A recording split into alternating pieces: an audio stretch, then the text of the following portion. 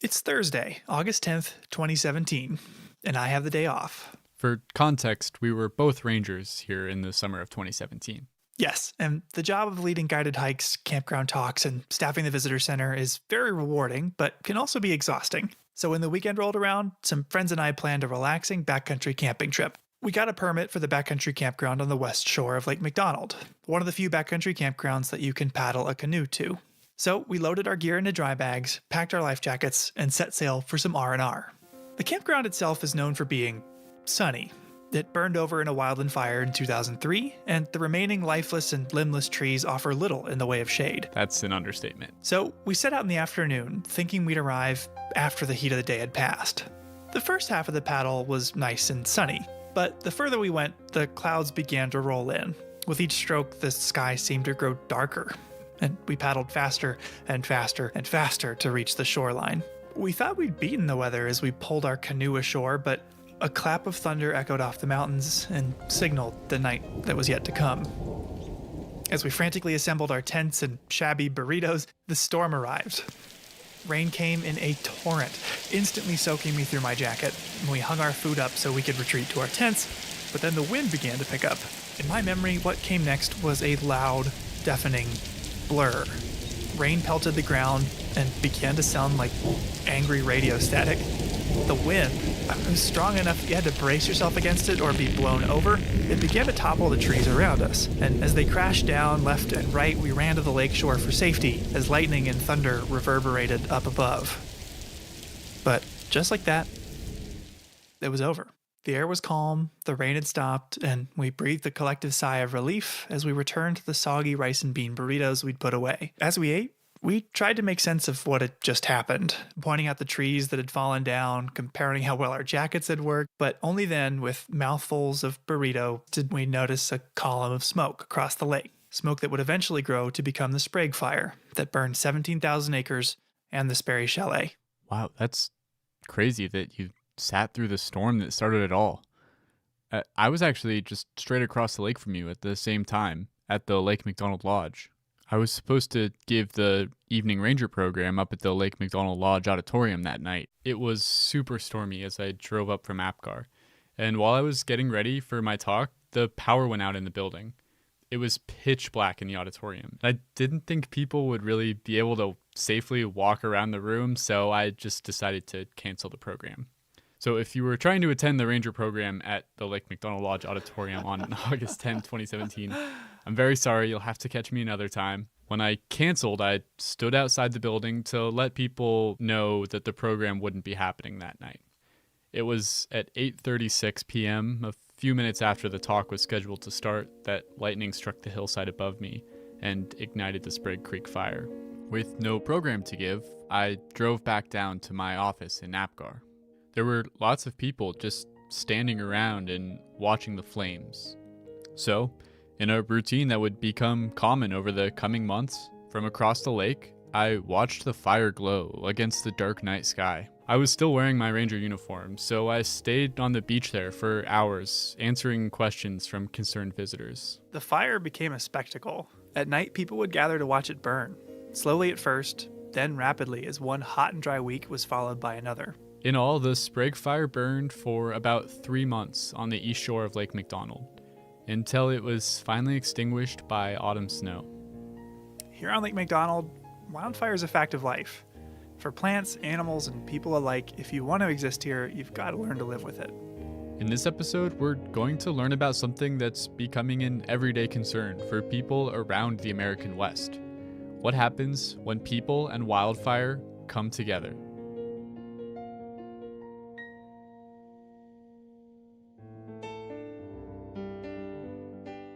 Welcome to Headwaters, a Glacier National Park podcast, brought to you by the Glacier National Park Conservancy and produced on the traditional lands of many Native American tribes, including the Blackfeet, Kootenai, Salish, and Gillespie people.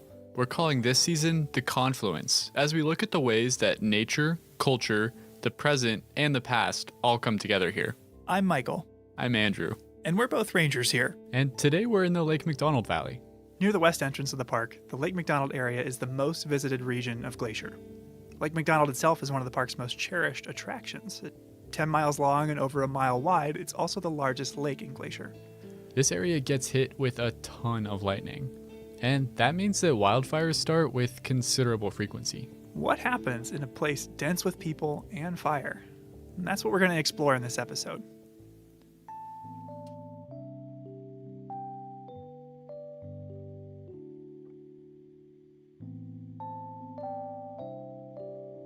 To start out, I wanted to talk to someone who knows the park as well as anyone, even better than most rangers. My name is Chris Peterson, and I am the editor of the Hungry Horse News.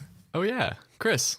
Hardly anything happens in Northwest Montana without Chris writing or at least knowing about it. Seems like he's been here forever. How long has Chris been around? Since 1998, which would make it, this will be my 23rd summer. I've seen his byline a lot, but he's a photographer too, right? Yeah, you're right. After graduating college, Chris started working for a small town daily newspaper in New York, where he started to pick up photography. Back in New York, at the Daily, you had to shoot your own photos. So my photos were terrible. I was an awful photographer. Didn't know what I was doing. And so I started shooting Buffalo Bills games. You know, at a Buffalo Bills game, there's like 85,000 people there, but there's also 120 photographers. So you could learn a lot just by watching the other guys. And after he really developed his photography skills, boy. he landed a new job. So that kind of set up my portfolio. And then the Hungry Horse News had put out an ad for a photographer, and I applied and I got the job. And the rest is kind of history, I guess. That's a big switch to go from photographing Bills games to bald eagles. Yeah, it's a big adjustment, but he took to it. But part of covering news in the West is wildfire, something Chris didn't have any experience with from his time in New York. Oh, well, in New York, there aren't, big fires, yeah, but they were all houses or, tire dumps. But it didn't take him long to get experience. His second summer, he covered the West Flat Top Fire. 2 years after that, the Moose Fire, then the Anaconda Fire. So I'd cut my teeth. All of which led up to 2003. You had a couple seasons of experience then covering summer fires. What was the feeling going into the summer of 2003? In retrospect, we probably should have known that we were going to have a big fire year. But I can remember in June, just people just having fun because it didn't rain. June typically is one of the wettest months, if not the wettest month in the park. It didn't rain. So everyone was having, everyone's camping and fishing and floating and, the park is just full of people. And the fire danger rating has been moved up and is now high. But by July, fires began to crop up. In fact, on July 17th, after a morning storm, 6 fires were spotted in the park. Wow, that's a lot. Yeah, more fires than the park sees in some whole years, just in one morning. The next day, Numa Ridge Lookout spotted the Wedge Canyon fire in the North Fork, which within 2 days had grown to 4,000 acres, and due to the number of homes in the area, was the #1 priority fire in the nation. Wow. So what was Chris doing at the time? we were out running around taking photos of them. Drove up and looked at Wedge Canyon, and man, it was ripping across the ridge one day. So we knew, unless it rained, that things were probably going to get worse, not better. I don't think we thought they'd get as bad as they did. At the same time the Wedge Canyon fire was burning in the North Fork, a fire was burning in the heart of the Upper McDonald Creek Valley, the Trapper Fire. The fire at the heart of our story was, at the time, so remote that it was seen as a low priority. Park employees like Chris Baker, the lookout stationed on Swift Current Mountain, described what it looked like. She wrote an article after the fire all about it. Here, can you read the first part? Okay. When I arrived back at Swift Current, Flat Top Mountain was puffing here and there, but the smokes just weren't that impressive. The lightning storm had planted its seeds, but nothing much was showing yet. So for a while, Trapper was underwhelming? Yeah, it was. But that obviously didn't last forever. No, it did not. July 23rd comes along, changes everything. The forecast for the 23rd called for extreme winds, 30 miles an hour or more. Right, exactly. And so that's why we're at the loop on the 23rd. Now, if you've ever driven the Going to the Sun Road to Logan Pass from Lake McDonald, you may remember the loop as the single hairpin turn on the whole route. As the road turns back on itself, you've got 8 miles left till Logan Pass as you rise above the trees, getting a view of the McDonald Creek Valley, and Chris hoped the Trapper Fire. Okay, it's a pretty windy day. Let's get up there, see what's going on. Let's take a look at it. His instincts were right.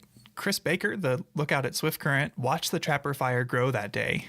And rather than have you read everything, Andrew, I had a friend read the rest of her quotes for us. There was no mistaking it when Trapper decided to make its move. I was looking right at it when it did. That wimpy white column suddenly grew tall, turned to brown, then black. Then it was wider and moving. And you could see that fire probably, I'm guessing, 5 miles away. And it's just starting to look like a tornado. If you can imagine a really big tornado in the sense that it's like this big circular cloud of black, and it just starts spinning, and you can see it, and it's coming closer and closer and closer. Wow, that's nothing like what I expected. And Chris was far from the only person at the loop watching this unfold. I mean, more and more people showed up, and we're just watching it, and there were other people there. Everyone's taking pictures. So there were reporters like Chris there, visitors had stopped to take pictures. There's even a corporate marketing team there. And one of the more memorable things was there was this couple of women in their 20s with like tank tops on, and they had a Red Bull pickup truck. You know, Red Bull, that energy drink, but it had like a big fake can on the back of the pickup truck. As the fire was coming closer and closer and everyone was taking photos, the Red Bull staff was running around with free samples. Okay, I think watching a fire race towards you is a situation where you definitely would not need the extra boost from an energy drink. Yeah, I think you're right. But with or without the Red Bull, Chris described the atmosphere being charged with anticipation and excitement. So we're taking pictures of her with the smoke and the fire and smoke and stuff in the background, and they're taking pictures, and it just kind of got into like almost a party type of atmosphere in the sense that here it comes, and it came like right to the edge of the, you know, the canyon.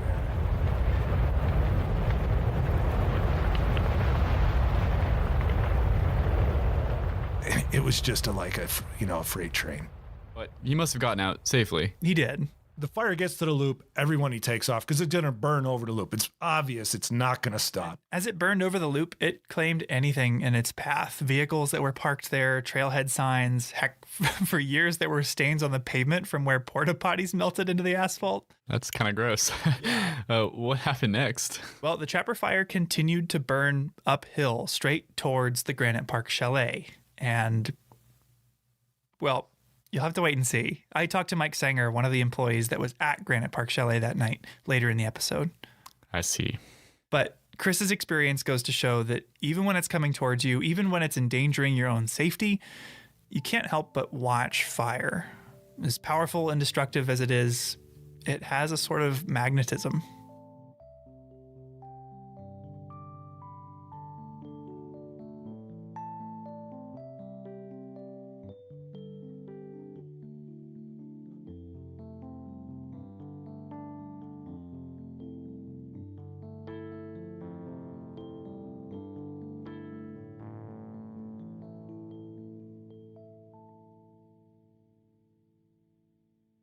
My name is Tony Kashola Sr. I'm a director for the Salish Kalispel Culture Committee for the Confederated Salish and Kootenai Tribes. People interacting with wildfire here is not a new phenomenon. In fact, it's been happening for thousands of years. To learn more, I decided to talk to Tony and Kashola Sr. about the role that fire plays in the traditional Salish way of life. We talked about how, from Tony's perspective, not enough people understand the significance and value of fire. This misunderstanding of our environment makes fire more dangerous. And he talked about how national parks are a place where we can learn to connect with the natural world. So Tony, if we have listeners from other parts of the country or the world who aren't familiar with the Salish people, what do they need to know about Salish history? According to the stories from our elders, the Salish speaking people have been in this area since the last ice age. My group, my band of Salish are the most eastern Salish speaking people here in Montana. And our Aboriginal territory consisted of about 22 million acres. And then came along in 1855 when more settlers and homesteaders moved into our area, a treaty was negotiated, and it took several days before the leaders of the tribe agreed to be put on a reservation. And so that's why we are where we're at today on our 1.3 million acre reservation here. So that's kind of in a nutshell from the past where we started and how we got to where we're at as Salish-speaking people. So I wanted to have you in today to talk about fire. What role does fire have in the Salish tradition? The Salish people, they would set fires to their favorite hunting areas, their favorite spots. When the weather was predictable, they would set fires, knowing that the fire would be put out as soon as the snow got here. So there was no fear of that being a wildfire. When they did that, they could go back in the springtime, and where they had set fire, they could see all the new growth coming up, the green grass, clearing the underbrush for the berries and for all the other foods that were necessary, both food and medicinal plants. It would clear it out. It was like doing work in a garden. You know, as you go in a garden, you clean out all the weeds. That's what they used fire for. Were there other advantages to setting fires? The other thing they used, it, of course, before they had horses and before they had rifles, you know, getting buffalo, hunting buffalo sometimes was very difficult on foot. So sometimes they'd look at certain areas and they'd see these areas and they'd use fire to bring the herd to certain places. And then once they get to these certain jumps, that they'd build these running lanes, and they used these cliffs for these buffalo jumps to go over there. So that was another way of using the fire. That's really interesting, using fire to manage vegetation and to drive buffalo over cliffs to hunt efficiently. It's a pretty amazing technique. How did traditional people actually manage these fires? It's just like our professionals today. We have professional fisheries, water people in those areas. Well, back then they had these people that were dedicated and assigned to fires. And they were the ones that were only ones that would set the fire, because they've studied fire, they've understood fire, and so they're the ones that were allowed to set these fires. And how did they actually start the fires? Where did the embers come from?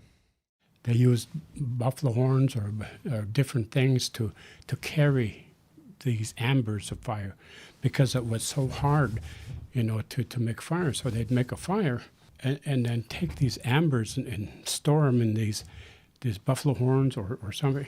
Then they'd have these fire starters, what they call them, fire starters. They'd gallop to these different places and they'd set fire. And like I said, only those people were allowed to do that. Why do you think so many people have negative feelings about fire? One, I think, is misunderstanding exactly what fire is, what it means, and what it could do. The other thing is fear. Naturally, it's frightening. I mean, you look at California today, how dry, how brushy some of those go up like matchsticks. And I think that's what people are afraid of, that because they don't understand fire, not knowing how our environment works, how the trees, how the animals, how the rain, how the fire, everything has a role in our ecosystem. And the people today don't understand that. You know, they don't understand how our ecosystem works. They need to know that fire is necessary. Fire must happen so that we don't get what we're getting in California today. What's the reason for this poor understanding of ecosystems? I think because of the value system that we created and the values that we think are more important now today, that our lives are put first rather than together with other things. You know, everything goes hand in hand. One of the things when I was growing up, my grandparents and my parents and all of my elders that have always taught me and always said, every living thing is an equal. You treat it as an equal. You don't think you're better. You don't dominate, because you dominate, you destroy. And that's what we have as human beings. We've dominated certain things, we've changed certain things, and we've destroyed that. And so I think a lot of that is misunderstood. And national parks are kind of a stronghold of what used to be. So national parks are places that continue to be very important, especially to me, especially to natives that understand what the park is, because it used to be this whole country. And there's still a need for parks. There's still a need for the areas like this, for our spirituality, for our well-being, for our minds. How many times have we, in our lives, have got so frustrated with our jobs, with the things that we do every day over and over, that we need these areas of solitude to go to, touch the ground again, to put your feet back on the ground and kind of soothe everything, that all that weight seems to lift and create something, a peace of mind that lets you move forward again. We need these places.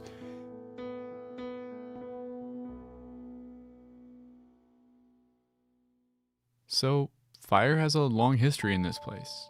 It can be a creative as well as a destructive force. And whether you like it or not, it's a factor that has to be considered in deciding how to manage this park. To learn more about what role wildland fire plays in the ecosystem here, I decided to talk to Dawn LaFleur. My name is Dawn LaFleur, and I am the vegetation management biologist for the park. What does a vegetation management biologist do? What does that entail? It basically manages the vegetation for the park. So that's anything from forest management, basically making sure we have healthy forest ecosystems, as well as maintaining native plant communities. So whenever we have disturbance, human-caused disturbance, we go in behind the disturbance and utilize native plant materials that we've collected and grown at our native plant nursery. So basically trying to manage the native vegetation as well as the invasive vegetation to maintain healthy ecosystems.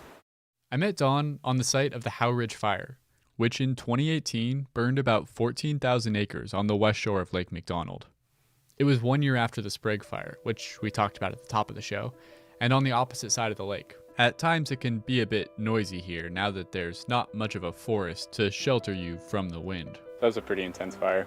It was very intense. It was very unusual. We had the extreme fire behavior happen at night and came down here very fast, very quickly, and burned very intensely.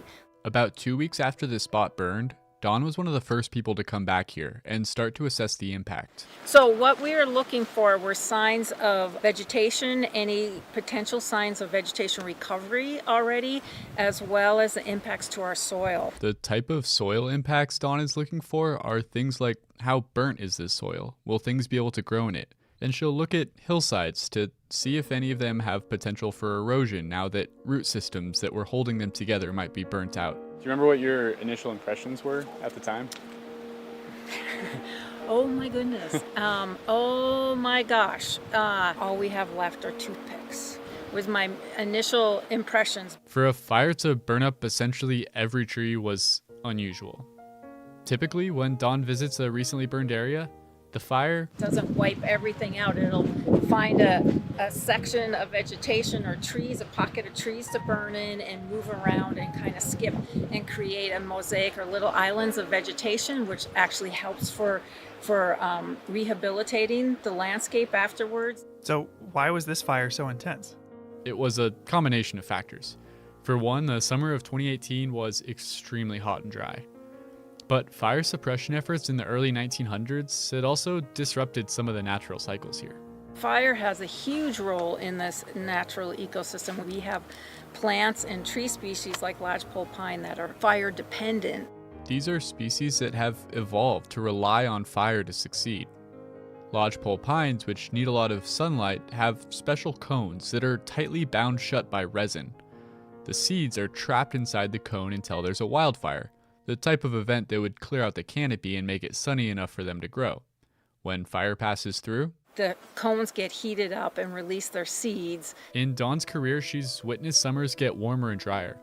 and the snowpack disappearing earlier in the spring, allowing soil and vegetation to dry out. These effects are changing the role that fire plays in the ecosystem. What it is climate change. We're getting drier and hotter sooner. And then the other thing we're seeing is with the extreme fire and not enough moisture in the spring, what takes advantage of those open niches after a fire are non-native plants, the opportunists. We're seeing a lot more non-native invasive plants coming into our burned areas than we have had in the past. But Dawn hasn't lost hope. She still has a clear and optimistic vision of how this area can recover. My hope would be in 5 years we should have conifers that are 3 to 4 foot tall. A good diversity of conifers. I would hope a lot of larch in here because they tend to be fire resistant. It'd be wonderful to see pockets. I don't expect it all across the landscape up here, but little pockets of moisture where we could see cedar hemlock coming back. And this would be completely green, and you've got woodpeckers utilizing the snags and everything. We would be standing here and we would have vegetation over our heads. Sounds lovely. Less. And as we get more vegetation established, that will outcompete, as we get an overstory, it'll outcompete these newly established invasives. So much more native plant diversity. Protecting plant diversity in Glacier National Park is a collective endeavor. Dawn can't do it alone. She asks that when people visit here, they take a moment to think about how their actions will affect the plant life around them. Stay on the trail. Definitely stay on the trail. Walk in the mud. Don't go around mud holes. And don't pick the flowers. Oh yeah, that's a big one. Please don't pick the flowers. The reason to walk through the mud is that if you go around, you'll widen the trail and disturb the vegetation around it. And we leave flowers where they are so everyone can enjoy them, and because they're part of the ecosystem here. Yeah, minimize your impact by just being respectful of the vegetation. The plant life in Glacier National Park evolved in the presence of fire and is adapted to frequent burning. Fire can be a source of renewal and even catalyze the processes of growth and change that make Glacier home to an incredible diversity of plant life, over 1,100 species. As climate change affects the behavior of wildfire and fire ceases to behave in the way plants are adapted to, its destructive tendencies can start to outweigh its constructive ones. It's something that scientists in Glacier like Dawn will continue to monitor. When a wildfire changes the makeup of a forest and what kind of species grow there, the effects aren't limited to just plant life. These changes to the vegetation are going to have consequences that ripple down the whole food chain, affecting everything from the bushy-tailed wood rat up to the moose and grizzly bear. Mule deer in particular are browsers, and so they rely really heavily on shrubs and other kind of nutrient-dense species. So that's Tegan Hayes. She's a wildlife biologist. Her master's thesis was about ungulate forage in wildfire-dominated landscapes. In other words, how deer food is affected by fire. One of the study areas was not far from where we're standing right now. Tegan explained to me that wildfire allows for species to get the nutrients they need in their home range or in their population range. And so for my research, when I was looking at mule deer don't really change their home ranges very much geographically. And so change is especially important for a species like that, where if you never allow disturbances to happen, then they will not be able to find the food they need. So, and that's the same for a lot of species in the park. In other words, mule deer need fire. It promotes the growth of shrubs that are the bulk of their diet. And they aren't keen to move around to find these plants. They need the fire to happen right within their home range. A deer population, in turn, is necessary to support grizzlies, mountain lions, and wolves. A whole thriving ecosystem, dependent on regular wildfire. I took Tegan to the Forest and Fire Nature Trail. Near the Camas Creek entrance to the park, this trail is a great spot to get an introduction to the fire ecology of Glacier National Park. Burnt in the 2001 Moose Fire, it's now home to a thriving lodgepole pine and aspen forest. So we are now in a young aspen stand. Of course, you have the nice rustle of the leaves, which aspen are named after, the quaking aspen. The vegetation, the shrubs in the understory are a bit taller. So there's a little more diversity here. Aspen is one of the habitat types that responds best after a fire. Aspens that burn down are able to resprout from underground roots. In no time, a recently burned stand of aspen will be a lush and suitable deer habitat. They tend to love aspen. Aspens provide a different kind of cover, and they provide a different suite of forage species, and they tend to stay kind of cooler and wetter for longer. So I think they offer that kind of that multitude of things where you have higher diversity of plants, you have longer blooming period often, or period where things are fresh and nutritious. They tend to provide pretty good security as well. As we move down the trail, Tegan pointed out a flower, which I was surprised to hear was a good food source. Oh, we've been seeing rose, which despite its prickles is also actually usually pretty sought after by ungulates too, so they'll nip just the ends off and avoid the worst of the prickles. Wildfire is kind of a contradictory thing here. On one hand, it's natural and totally necessary for many of the plants and animals. But on the other hand, climate change is making it much more common and severe. And regardless of whether it's good or bad, it's always tough to live with. Yeah, I mean, some of the most interesting and kind of disheartening research is when there's abnormally hot fires or more frequent fires than would normally be occurring in a forest, and they'll actually burn so hot that seedlings can't establish anymore, and so you can end up having what was once a forest become a grassland, or you'll see that the tree species that used to grow in an area are no longer suited to the climate or the climate that a disturbance has created. Still, she recognizes the importance of having natural fire on the landscape. Fire, because it's a hot and dry climate during some of the year, it's one of those natural disturbances that glacier and other mountainous places are adapted to, and so it's a necessity. Of course, what applies in a national park where there are no subdivisions full of houses will be different from a policy that makes sense in a more densely inhabited area. We can't always let fires burn due to all kinds of challenges, whether that's with human structures or infrastructure. So we're really right now just trying to find the balance between what the ideal situation is for fire and what the ideal situation is for living in this area. In places like Glacier National Park, where natural processes still dominate and where we try to minimize our intrusion into the web of life, fire will continue to play a part, and scientists like Dawn and Tegan will continue to try to understand it. In the Lake McDonald Valley, where humans and wildfire are both common, we need to learn to live with fire, to let it play its natural role, creating the rich, diverse, and thriving ecosystem that we come here to enjoy.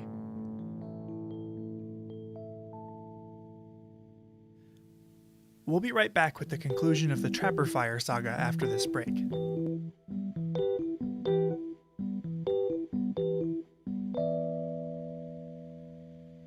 Each episode, we seem to cover at least one thing that, like this podcast, wouldn't be possible without the support of the Glacier National Park Conservancy. With the help of some friends over there, we got the number of Executive Director Doug Mitchell and decided to call him up out of the blue to ask about these projects. For this episode, we wanted to ask about Sperry Chalet.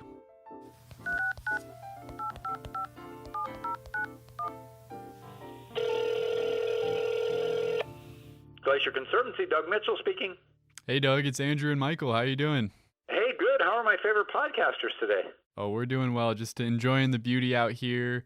Got to go up and check out the new Sperry Chalet, and it was phenomenal. It looked just like before, even down to the stonework. Yeah, it's really incredible what they were able to accomplish. I'm glad you brought up the stonework. I was talking to Zach Anderson of Anderson Masonry, and you know, his family were the original stonemason family. So if it looks the same, there's a reason, and the care they took to make sure that it looked the same way it did when it was originally built in 1913 is really rather remarkable. Yeah, and it's a great thing for people to check out while they're visiting and go see all the attention to detail and craft that went into it.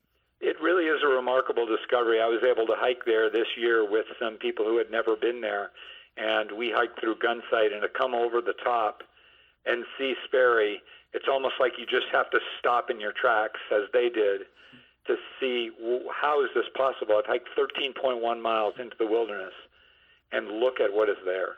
It really is something. Yeah, we wanted to talk to you about it because we know the Glacier National Park Conservancy, as the park's official nonprofit partner, played a huge role in helping restore the chalet. We were in the superintendent's office the very next morning at 10 a.m. after the fire burned Sperry, and by later that week we had taken our loaned credit card down to the hardware store here and bought the pieces of wood that held Sperry up over the winter, and it really was a remarkable public-private partnership that really made the improbable happen. Thanks for taking some time to talk to us. It's always great to hear from you, Doug. Always great to talk to you guys, and thanks again for all you're doing. Absolutely. Thanks for funding it. We'll talk to you soon. All right, cheers. Bye.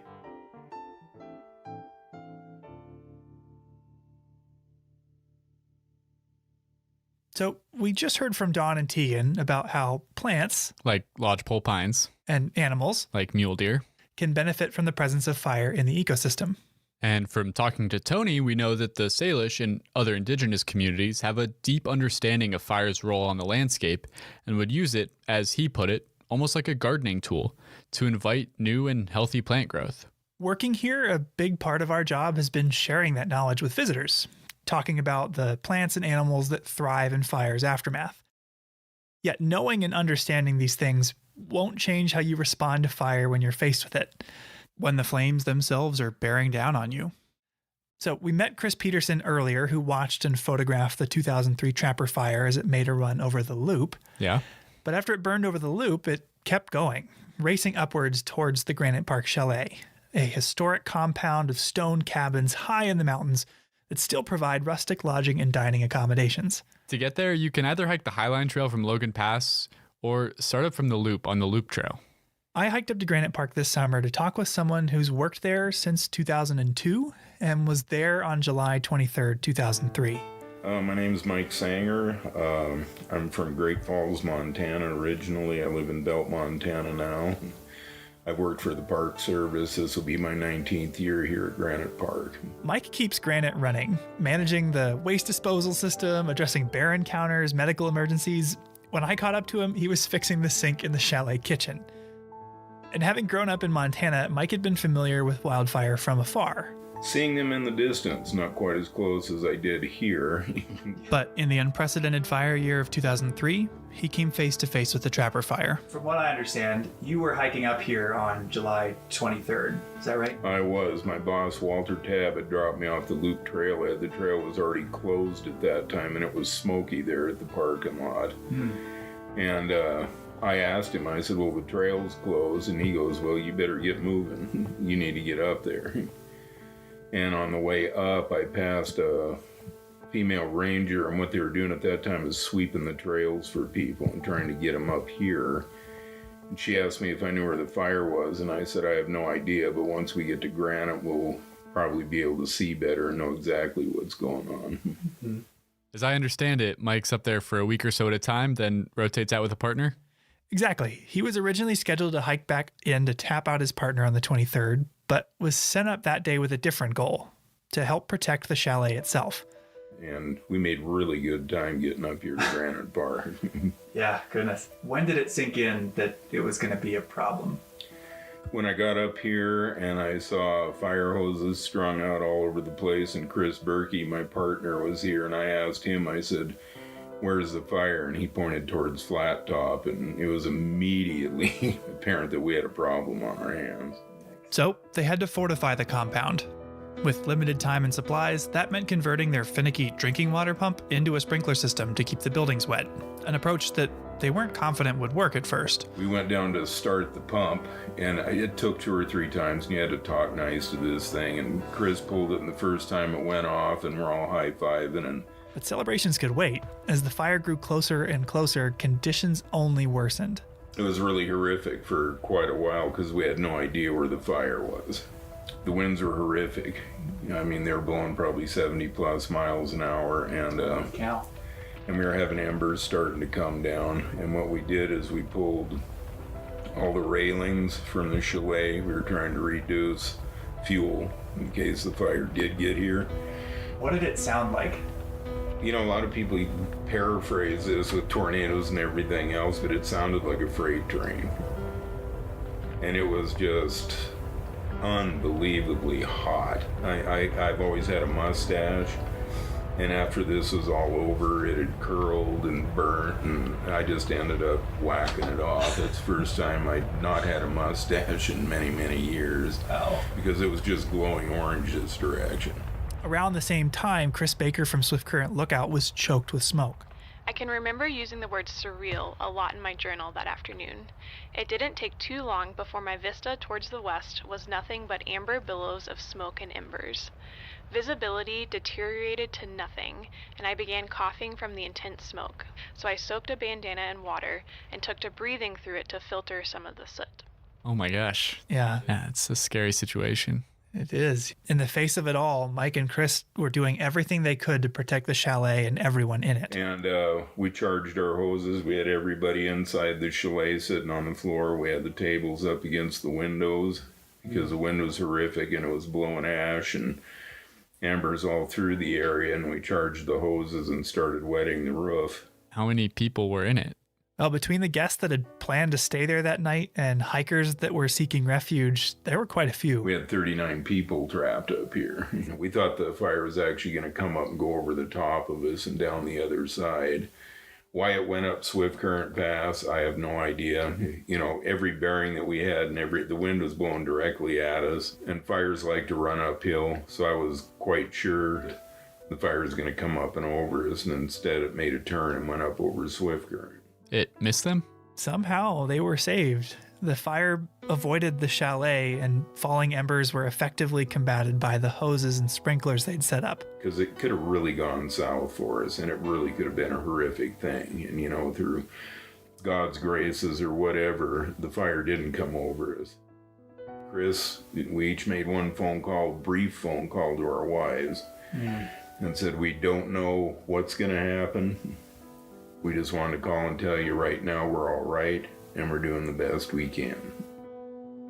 And while they didn't know what the next day would hold, they allowed themselves to breathe a small sigh of relief. Chris and I came in here. It'd been a long day for both of us. He was due to go out that day, and I'd hiked up or ran up here that day.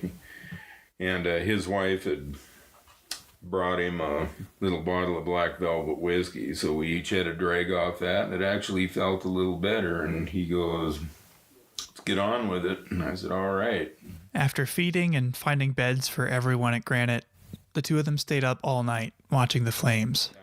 We'd take turns. There was a chair between this building and the chalet and one in front of the chalet, and about every hour we'd switch. Also up all night was Chris Baker, watching the flames from her vantage point at Swift Current Lookout, 1,000 feet above the chalet. Night fell, and finally I could see the fire appear through the smoke as 1,000 points of flame and torching trees. I remember just staring a lot in unbelief. Sleep wasn't even an option. This was history, and I was privileged to have a front row seat. It was a long night and a close call. Thankfully, no one was hurt, and the chalet was saved. Mike and his partner Chris Berkey were even honored by the Department of the Interior with Valor Awards for their heroism and bravery. But Mike's a humble guy. If you have the chance to meet him, you might hear him tell stories of that night. Sometimes the chalet even asks him to give a program about it to their guests. But you won't hear him bragging. He's seen firsthand the power of fire and worked in its aftermath every year since. But even then, that night standing guard after hours of fear and uncertainty, he could see a beauty in the flames. And the one thing that struck me is once it got dark and you could see the fire, you know, despite what was going on, it was actually kind of pretty to look at. And, you know, I don't mean to sound morbid or anything, but it was. It had its own kind of natural beauty to it. A month later, the Trapper fire had died down, and Chris Baker reflected on the fire as she hiked down from Swift Current Lookout for the last time of the year.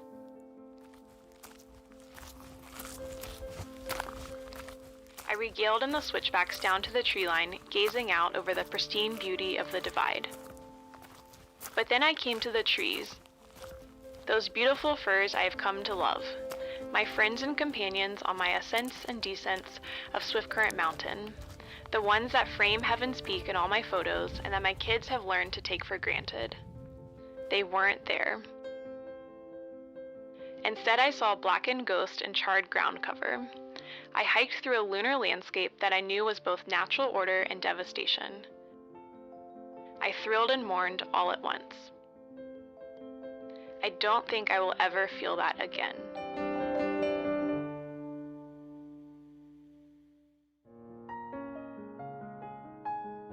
Our last story of the day is about the important role that fire plays for archaeologists here.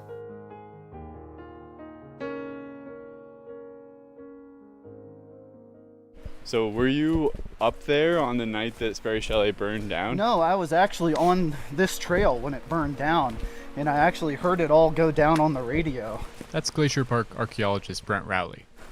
Which was kind of a crazy experience. I was actually just back there, probably a few hundred yards, and I heard this radio transmission that was like calling the incident management team on the radio and being like, you know, I need to give you a satellite phone call because we need to have like a conversation right now.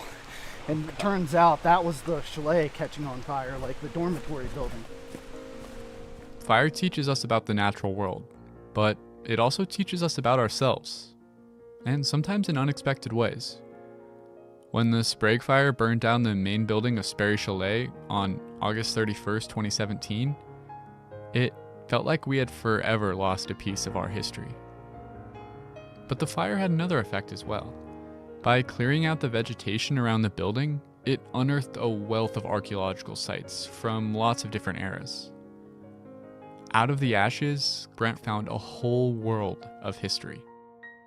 In a place like Glacier, the vegetation is so thick that you can't see the surface of the ground to find artifacts.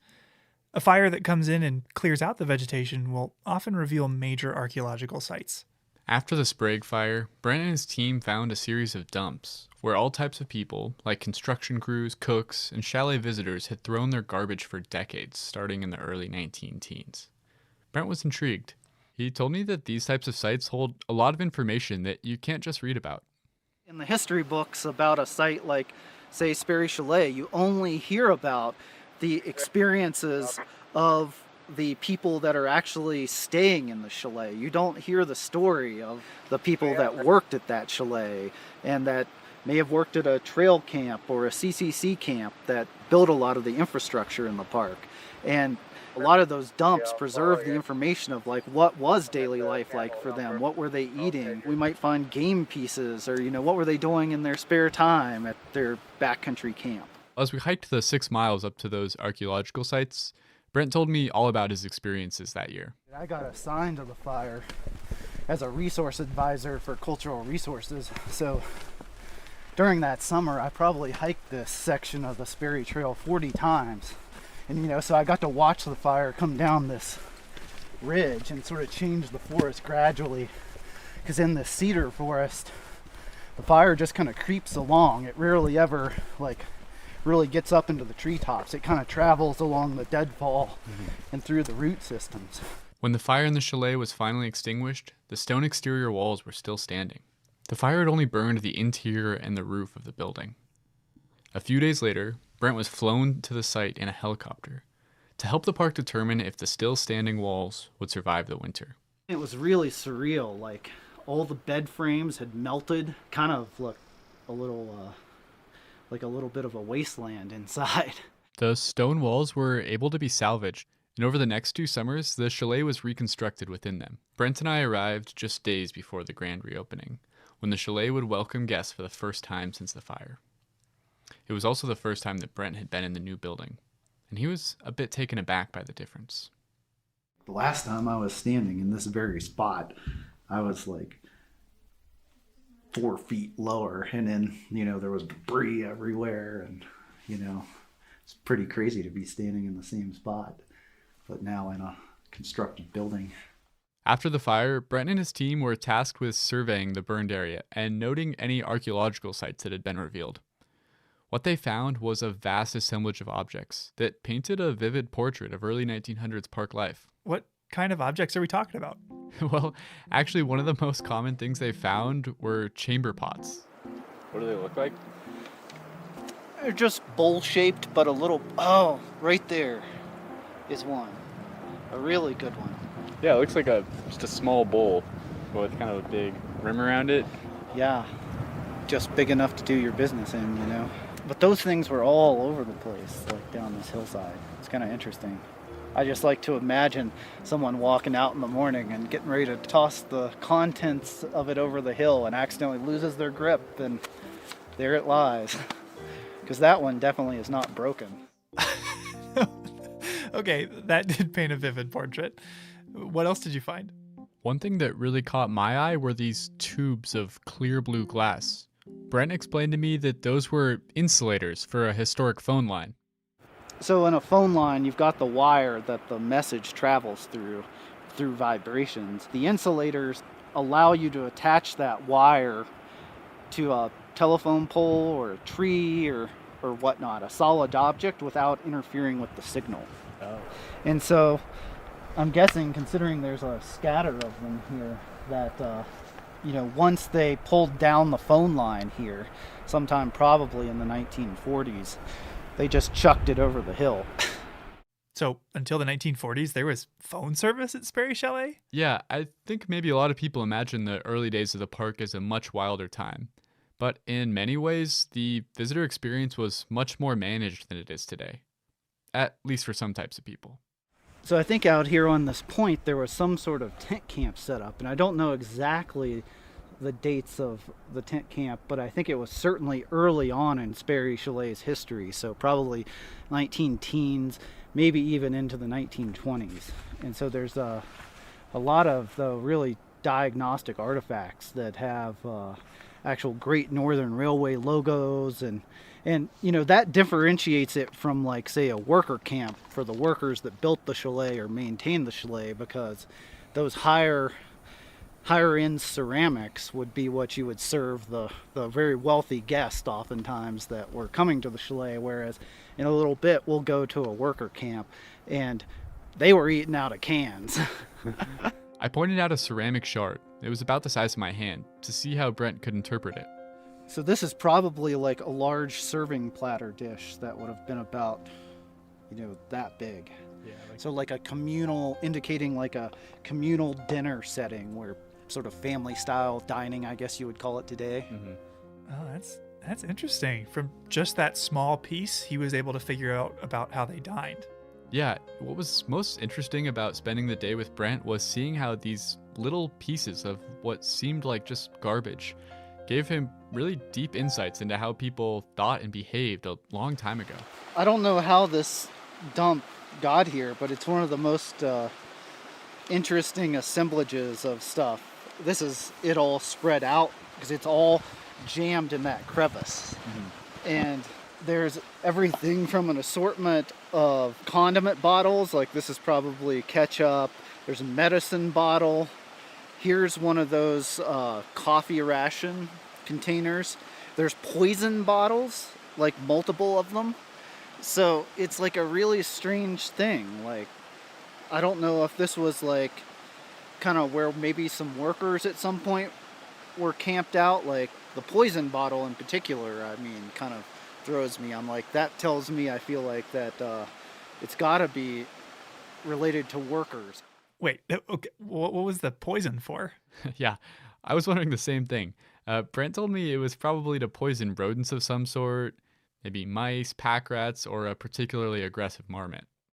How do they find all this stuff? There's a couple different ways these sites get discovered. This one, a firefighter showed it to me.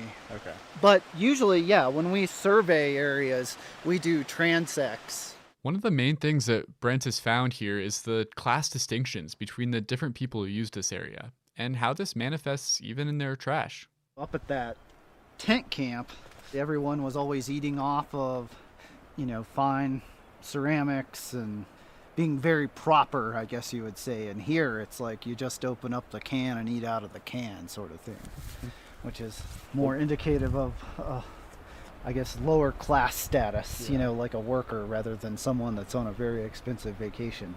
Do you know what would have been in these cans? Some of them. See, like a can like this where you can tell by the openings. Mm-hmm. So see, this had to be liquid. And in fact, I think this was probably a milk can. So they slit that one open. So when we record these can sites, we always record what type of openings they have, because it can tell you a lot about what was in them. Wow, so we can learn something from even just the way a can was opened. Exactly, there's so many levels to it. Brent even says that the way that trash is hidden can tell us what era it's from.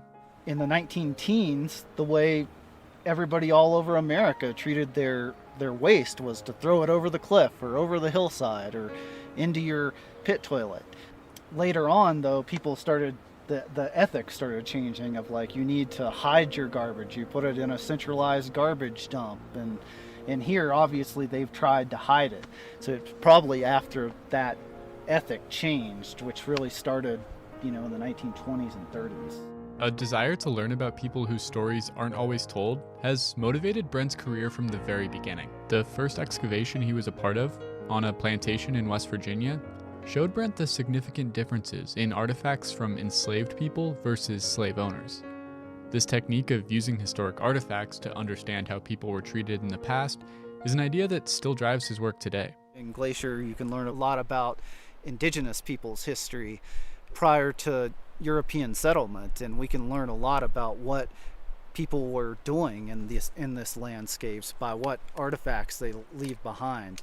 And those people were often, are often not included in the history books. And in fact, I hate the term prehistoric or prehistory, because it implies that indigenous people don't have history. It's just their history is documented in different ways, by oral history and also by the archaeological evidence that their ancestors left behind.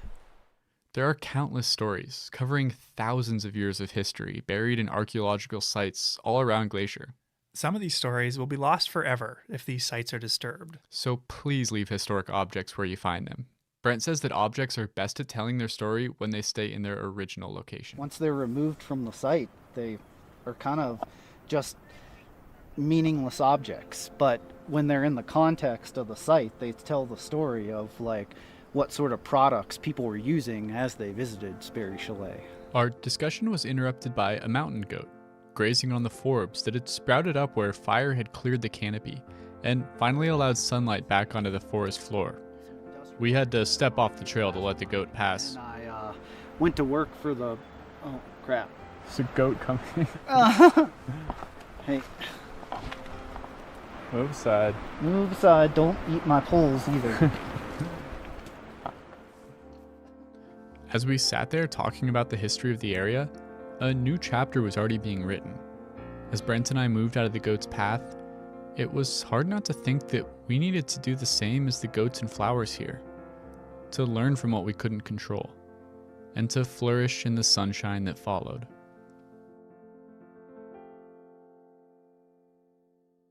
That's our show for today. If you're interested in learning more about the role and history of wildfire in Glacier, or about the Salish Kalispel Culture Committee, check out the links in our show notes. Thanks for listening.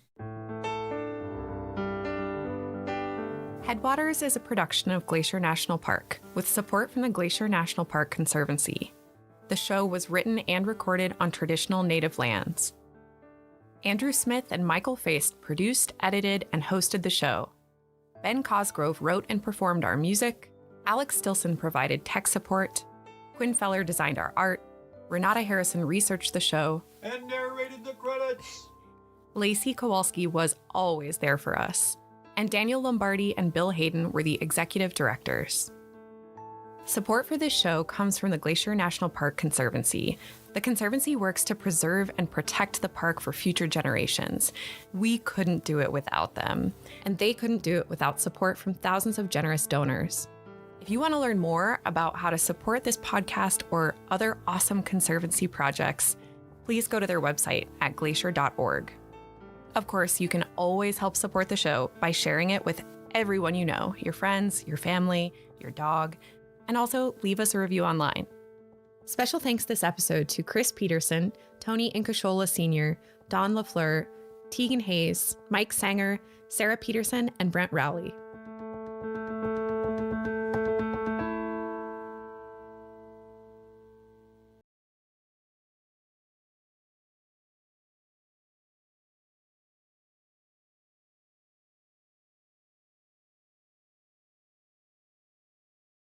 Visitors will come to Logan Pass during the short 2 to 3 month summer season.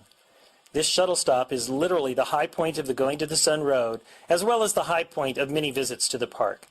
The pass sits along the Continental Divide at 6,646 feet and treats visitors to sweeping vistas of mountains and subalpine meadows full of colorful wildflowers. The rangers at the Logan Pass Visitor Center can assist with answers to questions about the area and information on plants, wildlife, and hikes. A bookstore is also located in the Visitor Center. From the back of the Visitor Center, a boardwalk crossing flowering meadows leads to Hidden Lake Overlook. Snow often remains on the trail well into summer. This 1.5-mile walk provides visitors with dramatic views of Mount Reynolds, Clements Mountain, and sparkling Hidden Lake. Hikers can continue another 1.5 miles down a steep trail to the lake where Bear Hat Mountain rises high above on the far side. Please remain on the boardwalk and trail. A careless human step will leave a huge impact to plants in this fragile environment. Some may only grow 1/2 inch in 5 years. Across from the Visitor Center on the other side of the Going to the Sun Road, visitors can experience one of Glacier's most popular hikes in the park on the Highline Trail. Hikers often share this trail with mountain goats, so please yield the right-of-way to these alpine residents. Although there are a few precipitous spots on the trail, don't let that discourage you from enjoying some of the most spectacular views in the park. Wildlife, including bighorn sheep, mountain goats, and an occasional bear may be seen, as well as smaller animals such as Columbian ground squirrels and hoary marmots. Feeding any wildlife, large or small, is strictly prohibited. While wildlife may seem tolerant of humans, respect their need for space and do not approach. For both your safety and the safety of the animals, if an animal moves towards you, please move away.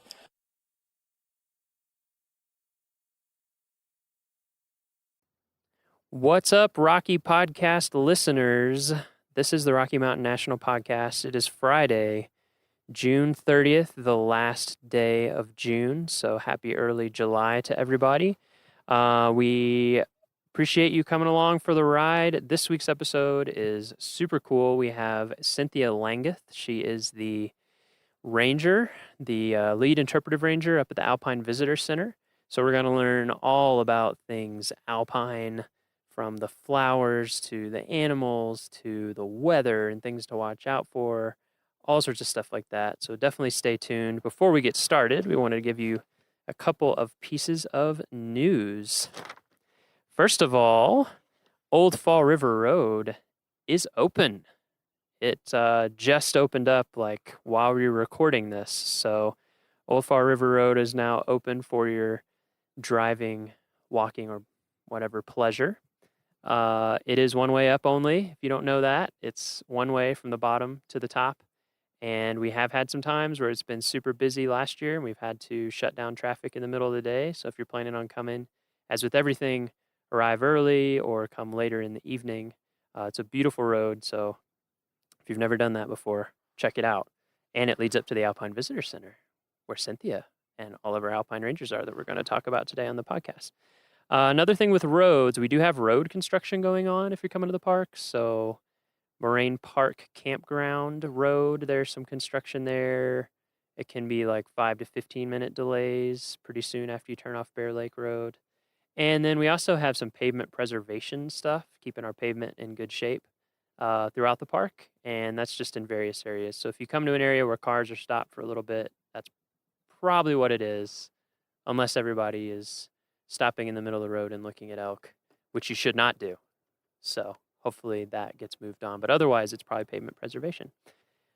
We've got a program coming up that we want to tell you about. It is Climbing Longs Peak. So this is going to be some of our climbing rangers that live and breathe Longs Peak every day as their job, talking about climbing Colorado's favorite 14er, Longs Peak. They're going to talk about climbing and hiking routes, lessons learned, how to prepare and manage for risks, and all the things that are involved if you're thinking about a climb.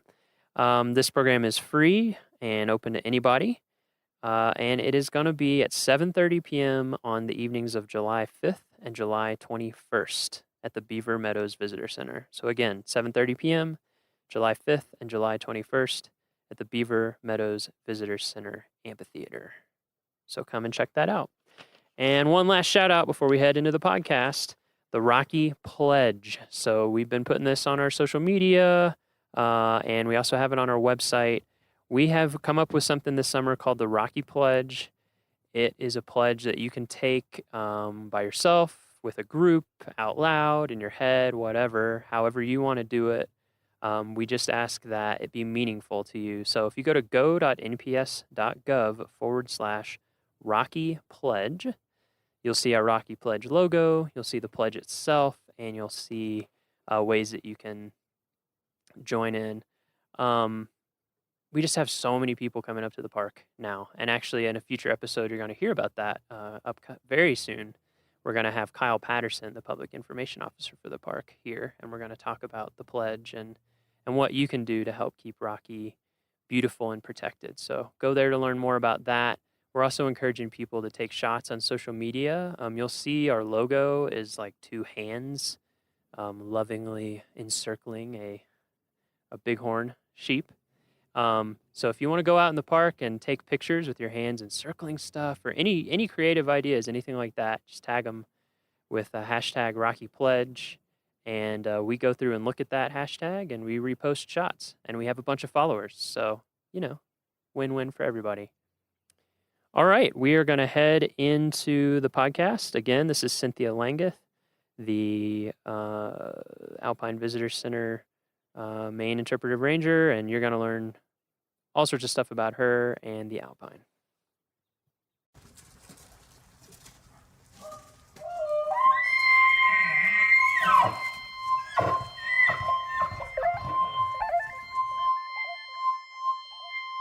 You need a Britney Spears mic. Yeah. That'd be awesome. Here, everyone put on these Britney Spears mics. Okay, so I will give you a little intro before the beginning of the podcast, so we won't have to go through your full name and everything. So we will start out. Yeah. Then you can monitor, listen in. I have to hear myself talk. I hear voices in my head, and it's mine. I hear my own voice in my head. We don't have an exact outline. That's okay. We just kind of freewheel. We can wing it. So we'll start with Cynthia.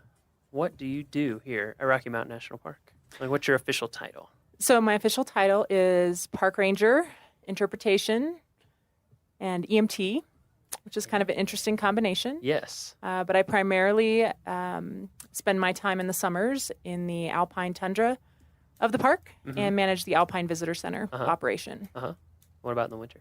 So in the winter, there's a lot of catch up from summer. Yeah. After hosting 3.5 million of your closest friends, it takes a little cleanup time. So in the winter, we do a lot of preparation for the summer, and I also get to lead snowshoe walks and full moon hikes in the winter, which is pretty awesome. Cool. Yeah. Well, maybe we'll come back and talk about that in a little bit. So, Alpine Visitor Center. Rocky's pretty famous for its alpine tundra. It is. Is it not? On the way driving up here, we saw lots and lots of people eager to see it. So I thought we'd start by just talking about alpine tundra, what it is, what makes it what it is, nature. It is because of what it is. So I guess first we could talk about tundra in general. So what is tundra in general? Yeah, so tundra is, I guess, a slightly more generic term that just describes ground that is free of trees.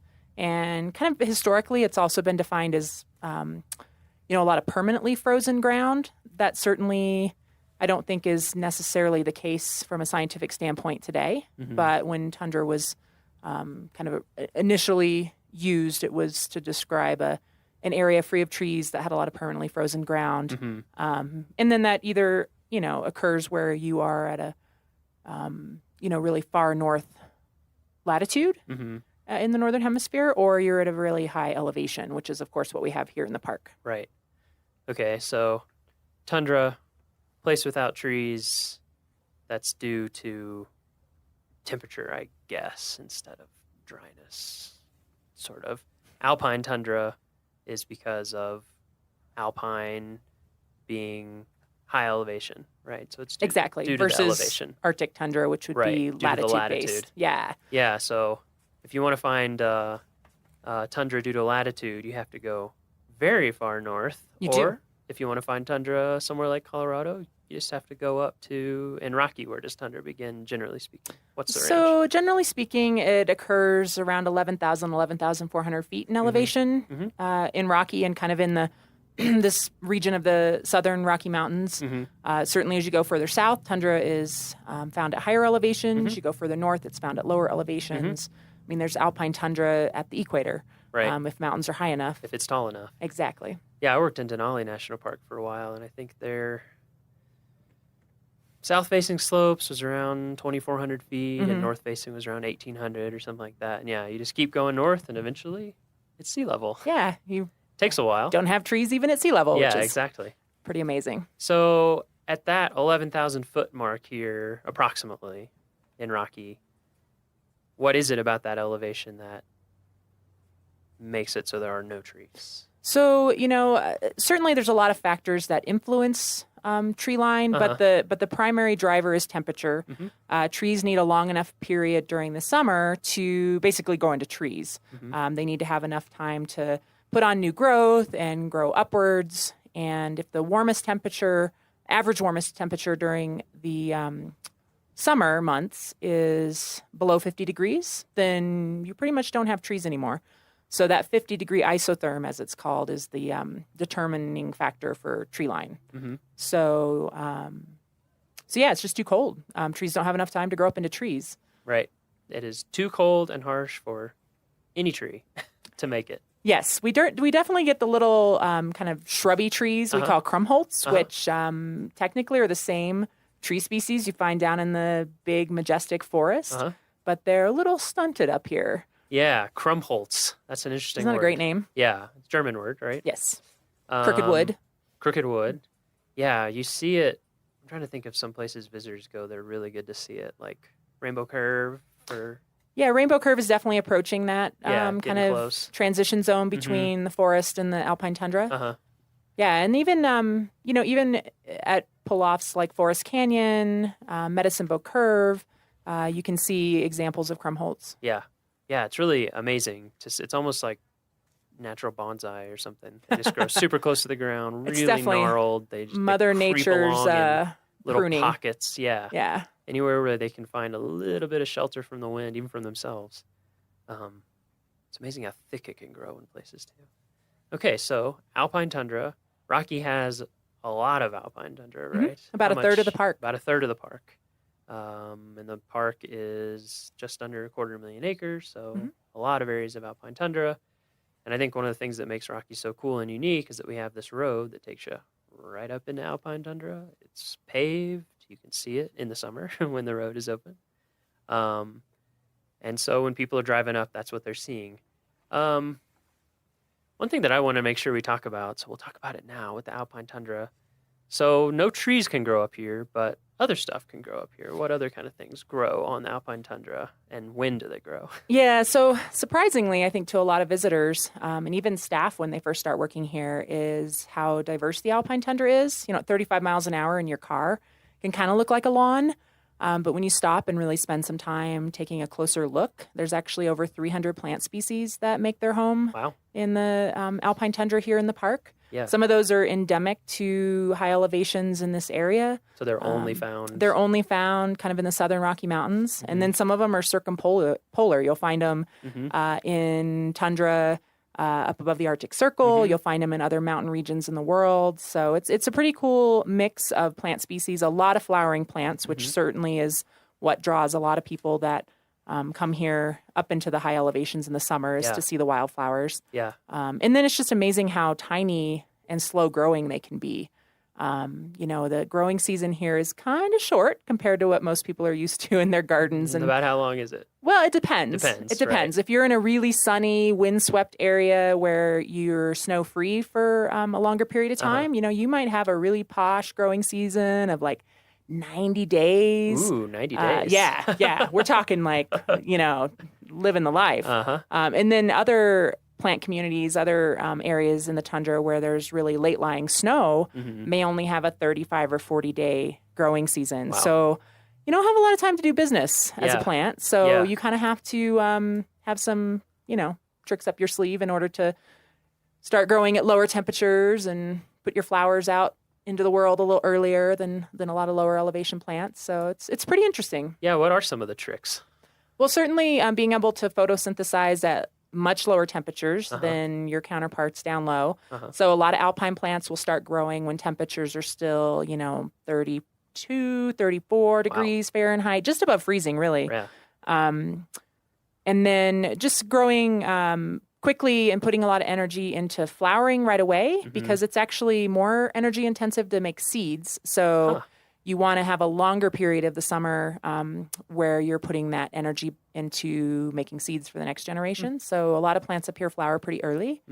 And then they have, hair and that's red one that I think is really pigments and waxy coatings and just all kinds of different adaptations depending on which plant you're talking about. Yeah. And it's just really cool to get to know the alpine plants a little more and, just really be surprised and I think impressed by how uniquely adapted life is up here. I mean, they've done studies where they've taken high elevation plants down to greenhouses and they drop dead. Really? They're like, life is too good. I just can't take it. Yeah. So it's kind of cool. It's kind of cool that some of these plants only can grow here in this what seems like impossible, harsh environment. Yeah, I remember, when I first started working up in Alaska and we would, be out and just to see all the different kinds of plants. And that was another thing, like you're saying, circumpolar or just tundra in general plants. I recognized so many plants here. Some of them are the same species, some of them are really close, even though it's so far away, which I thought was amazing. Yeah. Same thing with the hair and all those different adaptations. And I also think the diversity is amazing. I guess, is that because, like you're saying, conditions vary so much from place to place, and it is so on the limit of where it's possible to grow that just small changes in, like you're saying, snow freeness or sun exposure or moisture retention or soils, is that what drives that amazing amount of diversity that you can sometimes see? I think so. It's really interesting up here. You can walk just a short distance and transition from one very kind of specific plant community into another that's very different, from a super dry, rocky, windswept fell field into a more lush meadow. Another 100 yards down a trail, you might come to a wetland.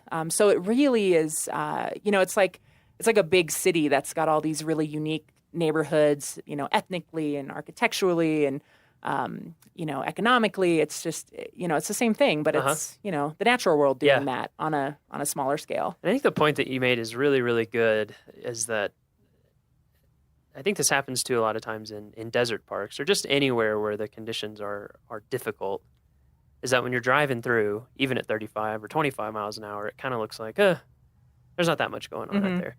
And then if you stop and you actually start walking some of our trails, which we can talk about, and you look closer, you realize, whoa, there's so much stuff. You almost have to get your nose down in the ground. If you ever see anybody with their nose in the ground and their butt in the air, they're probably smelling or just taking pictures of their flowers. We call them belly flowers because you have to get on your belly to actually appreciate them. Exactly. Yeah. This is one thing I want to make sure that we cover, is that I want to talk about our tundra protection areas that we have in the park and why those exist. And so let's talk about that first. So we have tundra protection zones in the park areas. Could you talk about that a little bit?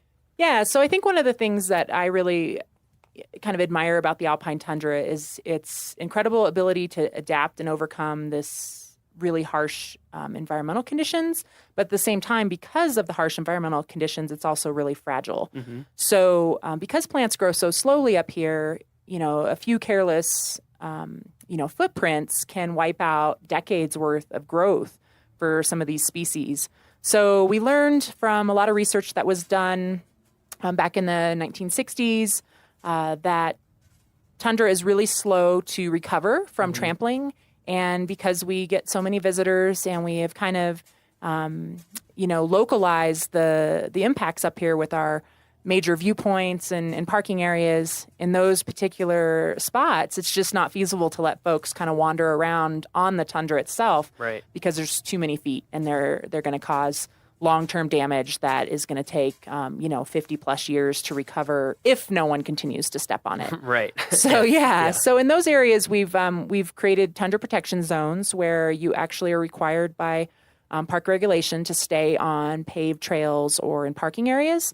And that's simply to limit the impacts of thousands of people, daily during our peak visitation months, Right. From really causing, almost irreversible damage to the tundra plant communities in those areas. So it's really important in those high visitation areas that folks are staying on those paved trails and really allowing the tundra to thrive. Yeah, I think that's something that surprises tons of people. Is like it takes a really long time for these tiny, tiny plants to grow. And yeah, when they get trampled, it can take so long for them to grow back. And Yeah, I mean, there's species that put on like 3 leaves in a year. yeah, that's amazing. And then next year they put on 3 more leaves, or they're like a dinner plate sized plant when they're, 50 years old. So you can wipe out quite a bit of growth just by accidentally grinding your foot when you're walking across the tundra. Yeah, that's amazing. So if people do want to be able to see and kind of walk through the tundra, get close to a lot of flowers, but not trample it and ruin it for the next 50 years and keep it beautiful for everybody, where are some places that you like to send people here to look and see everything up close firsthand? Yeah, well, there's definitely a lot of, smaller pull-offs along Trail Ridge Road up above tree line where, 2 or 3 cars can stop and people can get out. And then it's totally fine to walk on the tundra.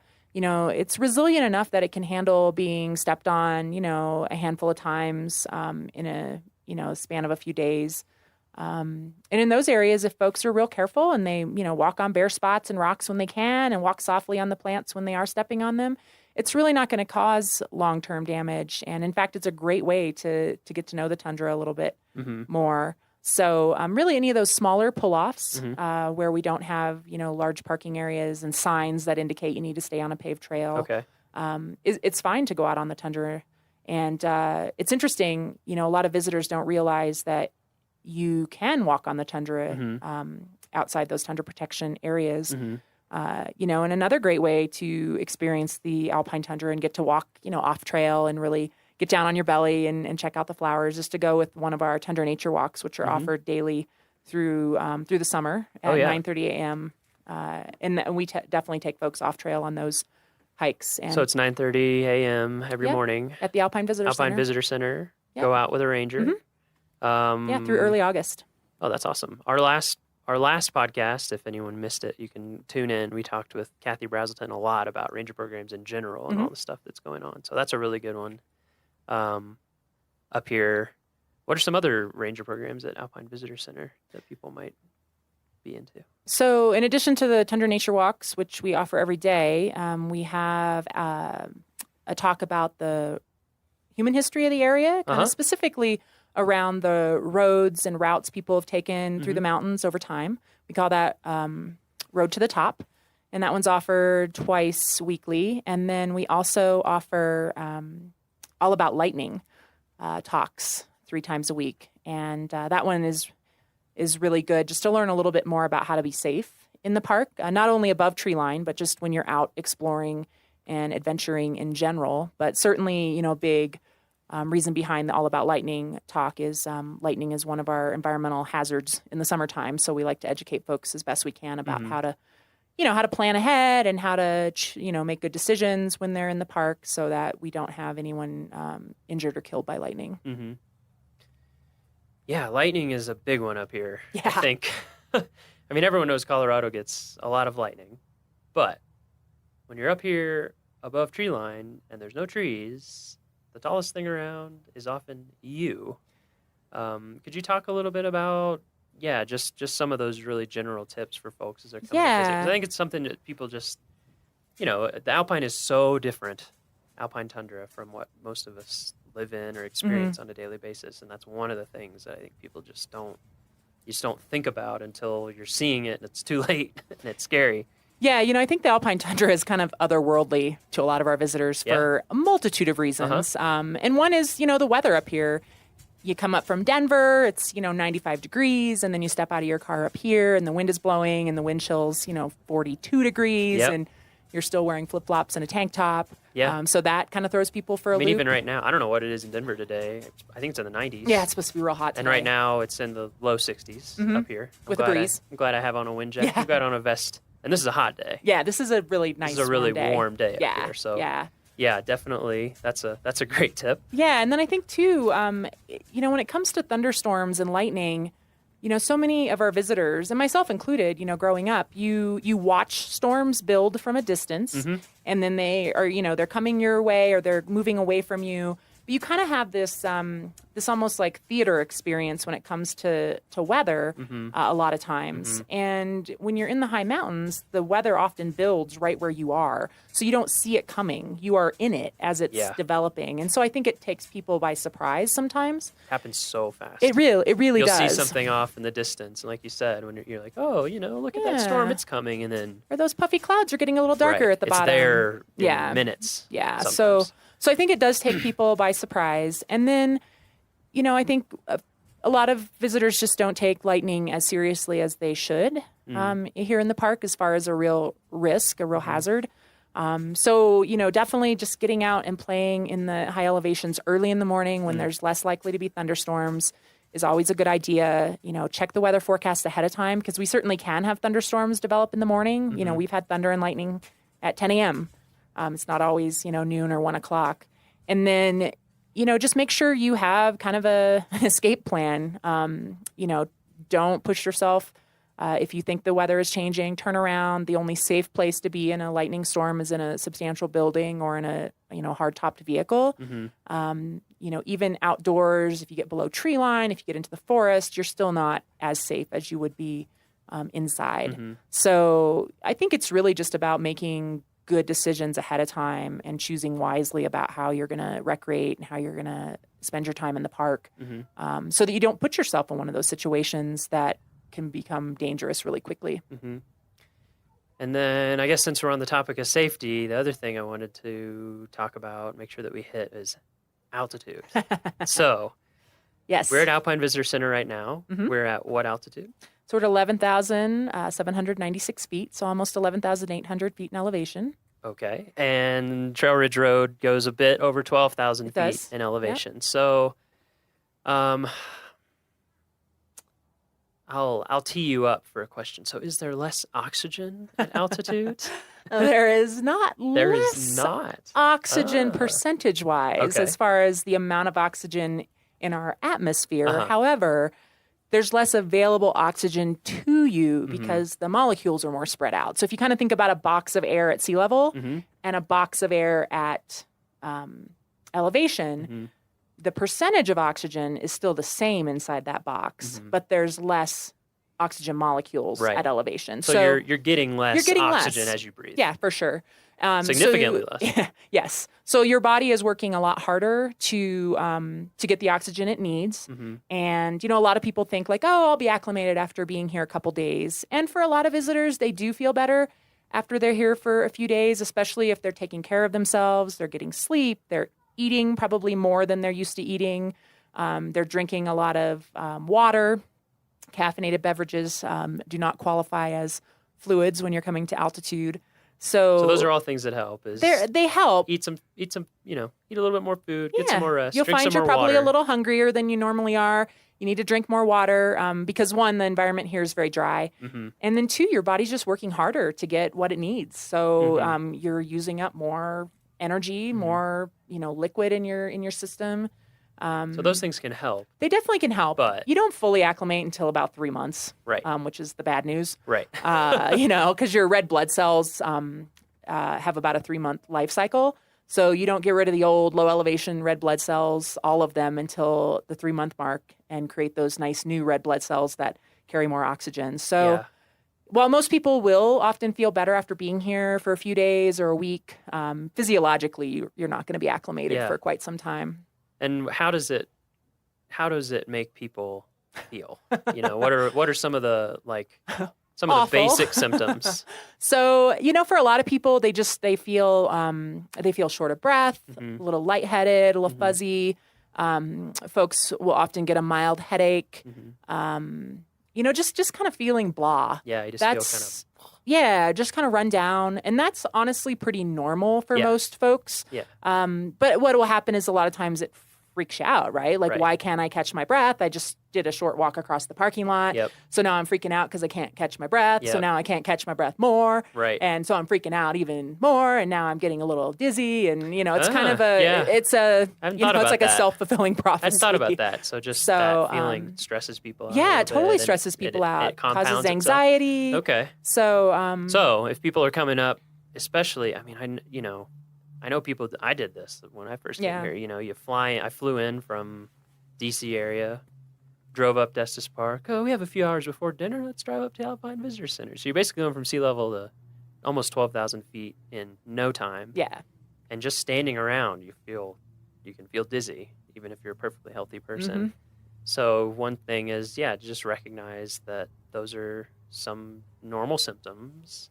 And then what if you're up here and that they do start to get, like if your headache starts to get really acute, bad, or really starts hurting, or you're just feeling crappy. Really bad headache. You can't catch your breath no matter what you do, no matter how long you rest.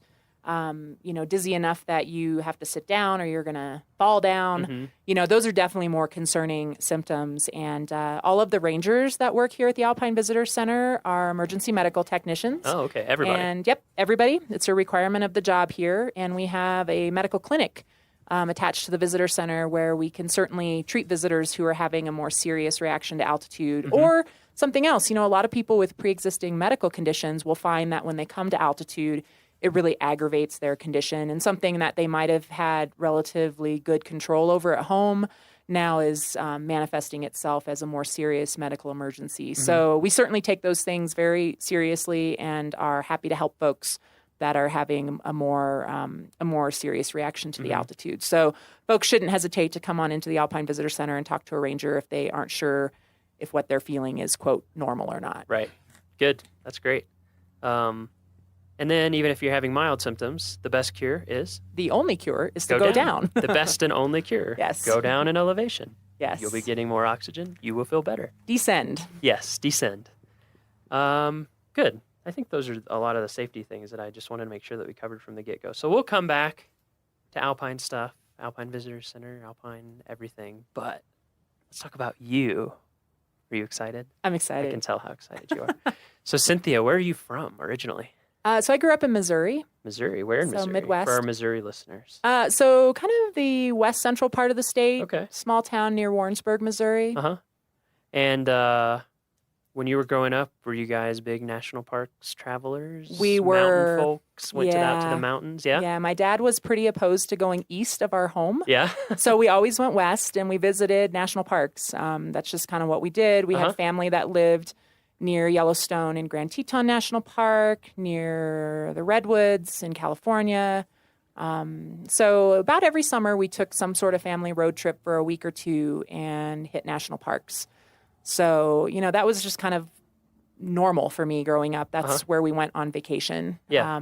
We were definitely, though, the park visitor that stopped at the visitor center and got a map and then stopped at the overlooks and took pictures, walked the little nature trail, and then moved on to the next national park. Okay. We weren't hikers. We weren't campers. Yeah. We never went to a ranger-led program, which I find kind of ironic since Yeah. I turned into a ranger that leads programs. Yeah. And I knew I wanted to be a park ranger by the time I was about 12, even though I Really? had no clue what they did. I just knew How they did you had know? to. Well, because they got to live and work in places like this, and that was good enough for me at that age. So, the older I got, I kind of figured out what park rangers actually did, Right. and But it at still first sounded it was cool. just you went to a lot of parks And I wanted to and you thought, be there that is cool. all the time. I want to be there more. Yeah, I think it was really the landscapes, the the aesthetics of Western landscapes that really hooked me, and that kind of spoke to me on a level even as a preteen and teenager that was really meaningful, and I knew I need to be in these places. So, Do you have any siblings? I do. I have an older brother.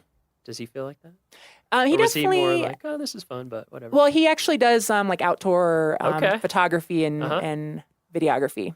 So we both kind of ended up in fields that could have been somewhat predicted by our upbringing. And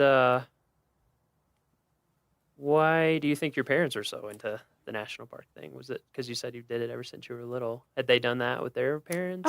My dad did. Okay. He grew up, well, kind of, to a certain extent. They traveled a lot to Florida, so he grew up going to the beach in the winter months. He lived in Michigan. And then my mom grew up on a farm in Nebraska, so kind of wide open spaces have always been special to her. And yeah, I think that was just kind of their thing. Yeah. And then I think a lot of it had to do too with where some of our close family lived and was situated as well. It was like if you go to Jackson, Wyoming, of course you're going to visit Grand Teton National Park and Yellowstone National Park, and that's where I had relatives and so I think they both just were really drawn to the same kind of Western landscapes. I remember them really being into photography. And what's the first park you remember visiting? The first park I remember visiting is probably the Redwoods in California. And I remember the big trees. And then I also remember falling in the ocean and thinking I was going to get sucked out to sea. And then my mom having to shake out my little pink pants in the parking lot and sitting in my underwear in the back seat of the car was very embarrassing. So. Okay, so that sealed it in That your memory. did. That's a very, vivid memory for me as a child. Were there any smaller parks or like less well-known parks that you remember going to that stick in your head? I remember Craters of the Moon. Oh, okay. In Idaho? Yeah, that one was really cool as a kid. The whole, lava fields, but then ice caves, was just really, really interesting. I remember like kind of, skating in my tennis shoes in the ice caves, in early June when it was pretty warm outside. Yeah, so hot. that was a really interesting. It's kind of site. southeast Idaho, is that correct? Yeah, southeast, south central. Craters of the Moon. Yep. For folks who don't know about that, I'm asking people these things because I'm trying to highlight some of the units that people might not know about other than Rocky. Yeah. And that's a really amazing, like you said, just bizarre place. Yeah, super just cool. Fields of volcanic rock and ice caves, and it's pretty remote. Really interesting. Yeah. That's a cool one. That's definitely one I remember. And then I remember as a teenager visiting Fort Laramie. That's National Historic Park. And I really liked that park. I was kind of into history at the time. Yeah. And just found kind of Western history really fascinating. And I thought Fort Laramie was really cool. Yeah, so that's down in southeast Wyoming, past Guernsey, which I'm sure many of our listeners are familiar with Guernsey. Just look it up, Fort Laramie. It's really neat how it's been as different buildings restored to different time periods, and they've done a lot of work restoring it. And unlike Rocky, which is a very busy park, it is not a super busy park. So you really have a lot of things to yourself. Yeah. And at Guernsey State Park near there's a visitor center created by the CCC with exhibits from the WPA, and it is like in original condition. Wow. Yeah, so all the exhibits you can go in there and see, and they're all hand calligraphy, painted. It's really incredible. It's almost like cool. it's almost like a WPA museum. And it's kind of, it's just in this little park, and the building is very park rustic type architecture, huge stones and timbers. Guernsey State Park. Yeah, Guernsey State Park. Yeah, shout out. We didn't hit that on our family a lot of road people trip, don't know about it. so- I don't know if they want me telling people about it or not, but now they know. Now they know. It's really worth seeing. So you knew you wanted to be a park ranger when you were 12. Mm-hmm. How did you go about making that dream a reality? So when I was looking into where to go to college, I definitely looked for programs that, were known in the kind of parks field, had parks and recreation majors, tourism majors, those sorts of things. So I, quickly kind of narrowed it down to just a handful of universities. And of course, dreamed big about going out of state, but then financial reality set in, and I ended up going to the University of Missouri, which has a good parks, recreation, and tourism program. And so I kind of went into it not knowing exactly what I would focus on, but pretty quickly realized kind of the interpretive educational side of things was what I was most interested in. And why did that interest you the most? I think I definitely was an extrovert in high school, loved drama and, kind of being in the thick of things all the time. And so that appealed to me, like being the educational ranger, being the one giving the programs, kind of, entertaining visitors to a certain extent. And just also learning about these places. I grew up in a rural area, and I just, I always loved just exploring the creeks and forests near where I grew up and trying to figure out how things in nature worked. So I think that was appealing too. Like that was my job, figuring out how things in nature worked and then explaining that to park visitors. So, yeah. Yeah, it was kind of similar. It's like, oh, I get to learn about all sorts of stuff and entertain people. Exactly. Be the center of attention. This Sign is me up. awesome. This is fun. And you get to learn about so many different things, which I think is and you're is really, always really learning, cool. because there's You have to. You never are going to know everything. Yeah, So it's like constant. this constant, like, oh, wow, that's really interesting. Yeah. So you went there. What was your first park? It didn't have to be park service, but park job of some kind. Did you do like internship? I did. So I actually worked at a state historic site in Missouri one summer, giving tours of a lodge, a historic home. Bothwell Lodge State Historic Site near Sedalia, Missouri. Bothwell. Yeah. So Look it up. that was a cool experience. Yeah. And then I actually got an internship in the National Park Service because I always knew that, growing up in Missouri, I wanted to move out west. So I don't think my family or my friends ever expected me to stay in Missouri. So I was pretty excited when I got a internship at Rocky Mountain National Park between my junior and senior year. That was your first in college. internship? Was here? It was here, which is funny because this wasn't one of the parks we visited a lot as a kid. I think I'd come here once with my parents when I was maybe like 13 or 14. Yeah. And I remember thinking it was beautiful, but it wasn't one of the landscapes that was kind of burned into my memory as a kid growing up. Yeah. Like Grand Tetons and Grand Canyon and, Southwest Utah. Right. Was kind of burned into my memory more. Yeah.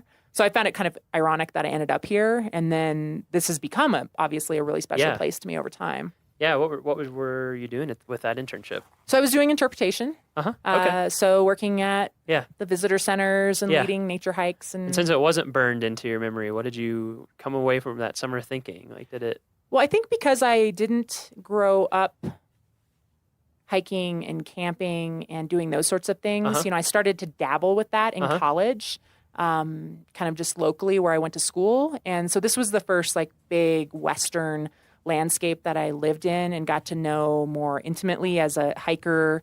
I climbed Long's Peak that first summer, which was, at the time, like the hardest thing I had physically ever done. Sure. Kind of blew my mind. Yeah. And just kind of, I think, built a lot of confidence in myself as an outdoors person, being capable of hiking and camping. Like I planned a backpacking trip to the Grand Canyon after working here that summer for a bunch of my friends who none of us had ever backpacked before. So it was kind of an epic fail in some ways, but also really awesome. Okay. That's how you learn. Exactly. Yeah, it was kind of the same way. I was in Boy Scouts, but didn't do like backpacking or that kind of stuff. And then, I had an internship in Yellowstone one summer and just got after it. Started backpacking and hiking and learning through great success and great failure. Shivering nights and where you forgot something important or exactly. Those things like a sleeping pad. Yeah, like a sleeping pad. Oh, it turns out they're not just to pad you; they're to keep you from being freezing cold. Yes. Yeah. That's interesting. That this was the first place that you came. Yeah. So, what about after that? What was your first Park Service job? Did it take actually, a while? Or? It didn't. Okay. The next summer after I graduated from college, I actually got a job back at Rocky Mountain National Park working at the entrance stations, collecting fees and selling passes. So that was my first, paid job in the park ranger uniform. And it was a great summer. It was super fun. I was fresh out of college, working with a lot of other folks fresh out of college. So it was kind of like summer camp. And it was, it was a really good experience. And then I was able to transition into more of an interpretive position the following summer here at Rocky Mountain National Park. And then I started popping around a little bit more to other national parks, which was kind of one of my goals when I was a seasonal park ranger. So I worked a summer in Olympic National Park. I love Olympic. Oh, man. Talk about an amazing backcountry park. Yeah, that's a crazy place. Just ocean to glaciers in no time. Yeah, Rainforest. 12 feet of rain to 12 inches of rain. Yeah, exactly. A year, yeah. really cool park. Yeah. And then I worked winters in Death Valley for 3 years, which I Also love amazing. the desert. You know, your comment earlier about Yeah. the desert and the alpine kind of having some similarities. Yeah. I definitely have always Tons. seen that and felt that. And I think it's one of the reasons I'm drawn to both environments, both landscapes. Yeah. But yeah, Death Valley was incredible. Talk Yeah. about just, I don't know, just such a vast place that just, I guess for me, the desert, you either love it or you don't. Yeah, that seems to be the There's not a lot case. of in between, and I absolutely love the desert. So that was a really cool experience. Yeah, I do spending too. winters there. And I found that too because I also love alpine. I mean, that's one of the reasons why I was up in Alaska for a while, Mhm. and I went to Death Valley, I guess a little bit before I started working here, so a few years back, and to make their new map.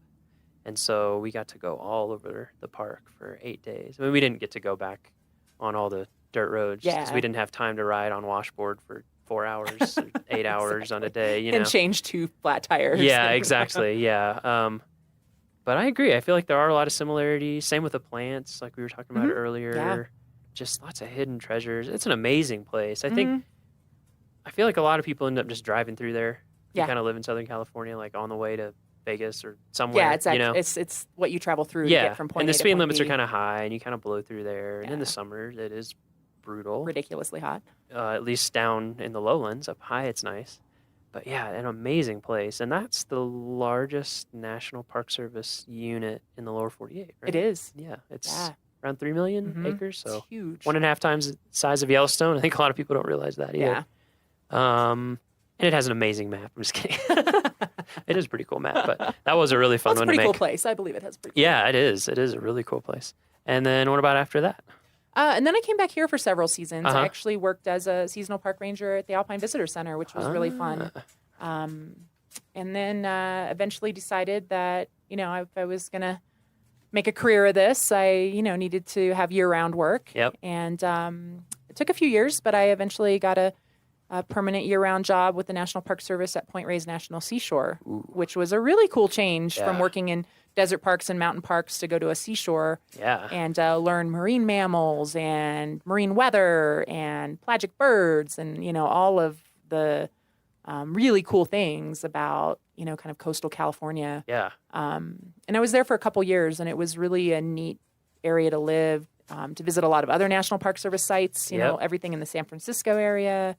It's amazing how close it is. Yeah. To San Francisco. Yeah. So much stuff.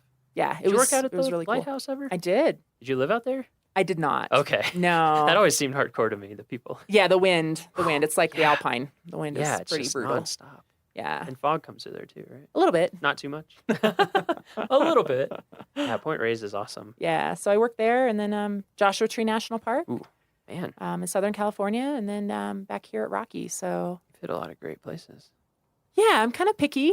I have to, you know, I have to be in a place that kind of feeds my soul. Yeah, it speaks to you, right? You know, I like to visit a lot Yeah. of, you know, everything in the National Park Service. I feel is, you know, valuable and important and Sure. inspirational and really cool to visit. But not all of the National Park Service sites are places I would want to work, just because I need Right. to be really Right. personally kind of excited about. Yeah, I think that's the place I important. When I was doing that job where I was making maps, I traveled to all kinds of sites from, like, you know, big parks Mhm. like this, down to tiny little Revolutionary War battlefields and everything in between. And it's you know, the people that were at those sites were excited about those sites. So I think Which is it's great. Yeah, it's like there's niches for lots of different people. And in fact, I think a lot of people end up in these little subcultures of the NPS, Mhm. which is what I've kind of learned. Like, I remember when I was down at some Civil War parks in the South, you know, they're like, yeah, the Cannonball Circuit, you know, it's like people who just, they love the Civil War. And I feel like especially in interpretation, like, you have to love. We have to love the stories you're telling. Yeah, you have to. Yeah. If you don't love it, you'll either get bored of it or whatever, and then it shows Yeah. for the visitors. You're not going to be as effective at actually Exactly. doing your job. Yeah. That's great that you're able to be in so many places that worked for you. And so since you've been back at Rocky, have you always been at the Alpine Visitor Center? You know, the first couple years I was back here, I was not up at the Alpine Visitor Center. Yeah. I was down on the east side of the park, Mhm. helping run the Sheep Lakes operation, Mhm. which is another really cool place in Rocky.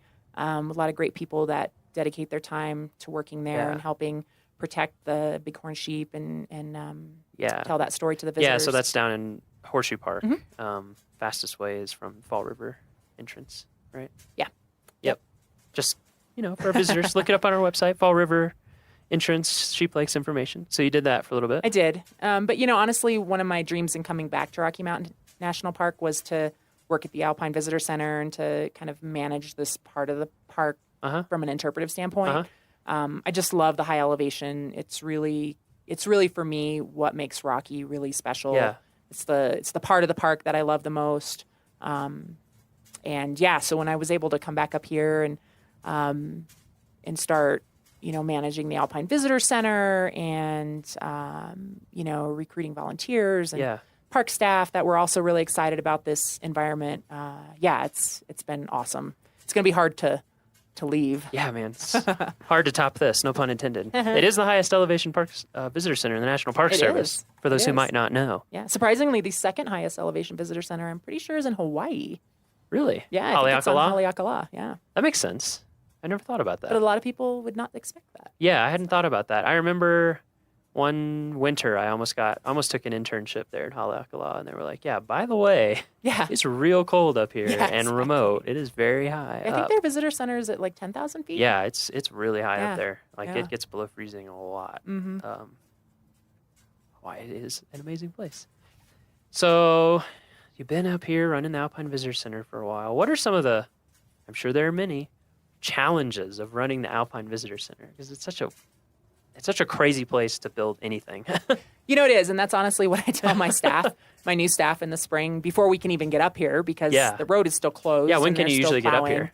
Usually late May. We Late May. shoot for Memorial Day weekend, but that more Right. times than not doesn't happen. It's So you usually, don't have long between when you can get here and when No. it opens to the public. No. Okay. It's kind of honestly a ridiculous place to have a building. Yeah. In the grand scheme of things, it's a little over the top.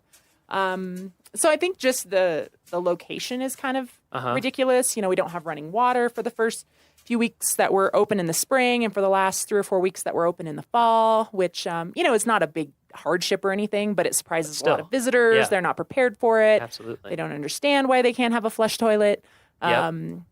So little things like that make it kind of challenging sometimes. The weather is totally squirrely, especially in the early season and late season.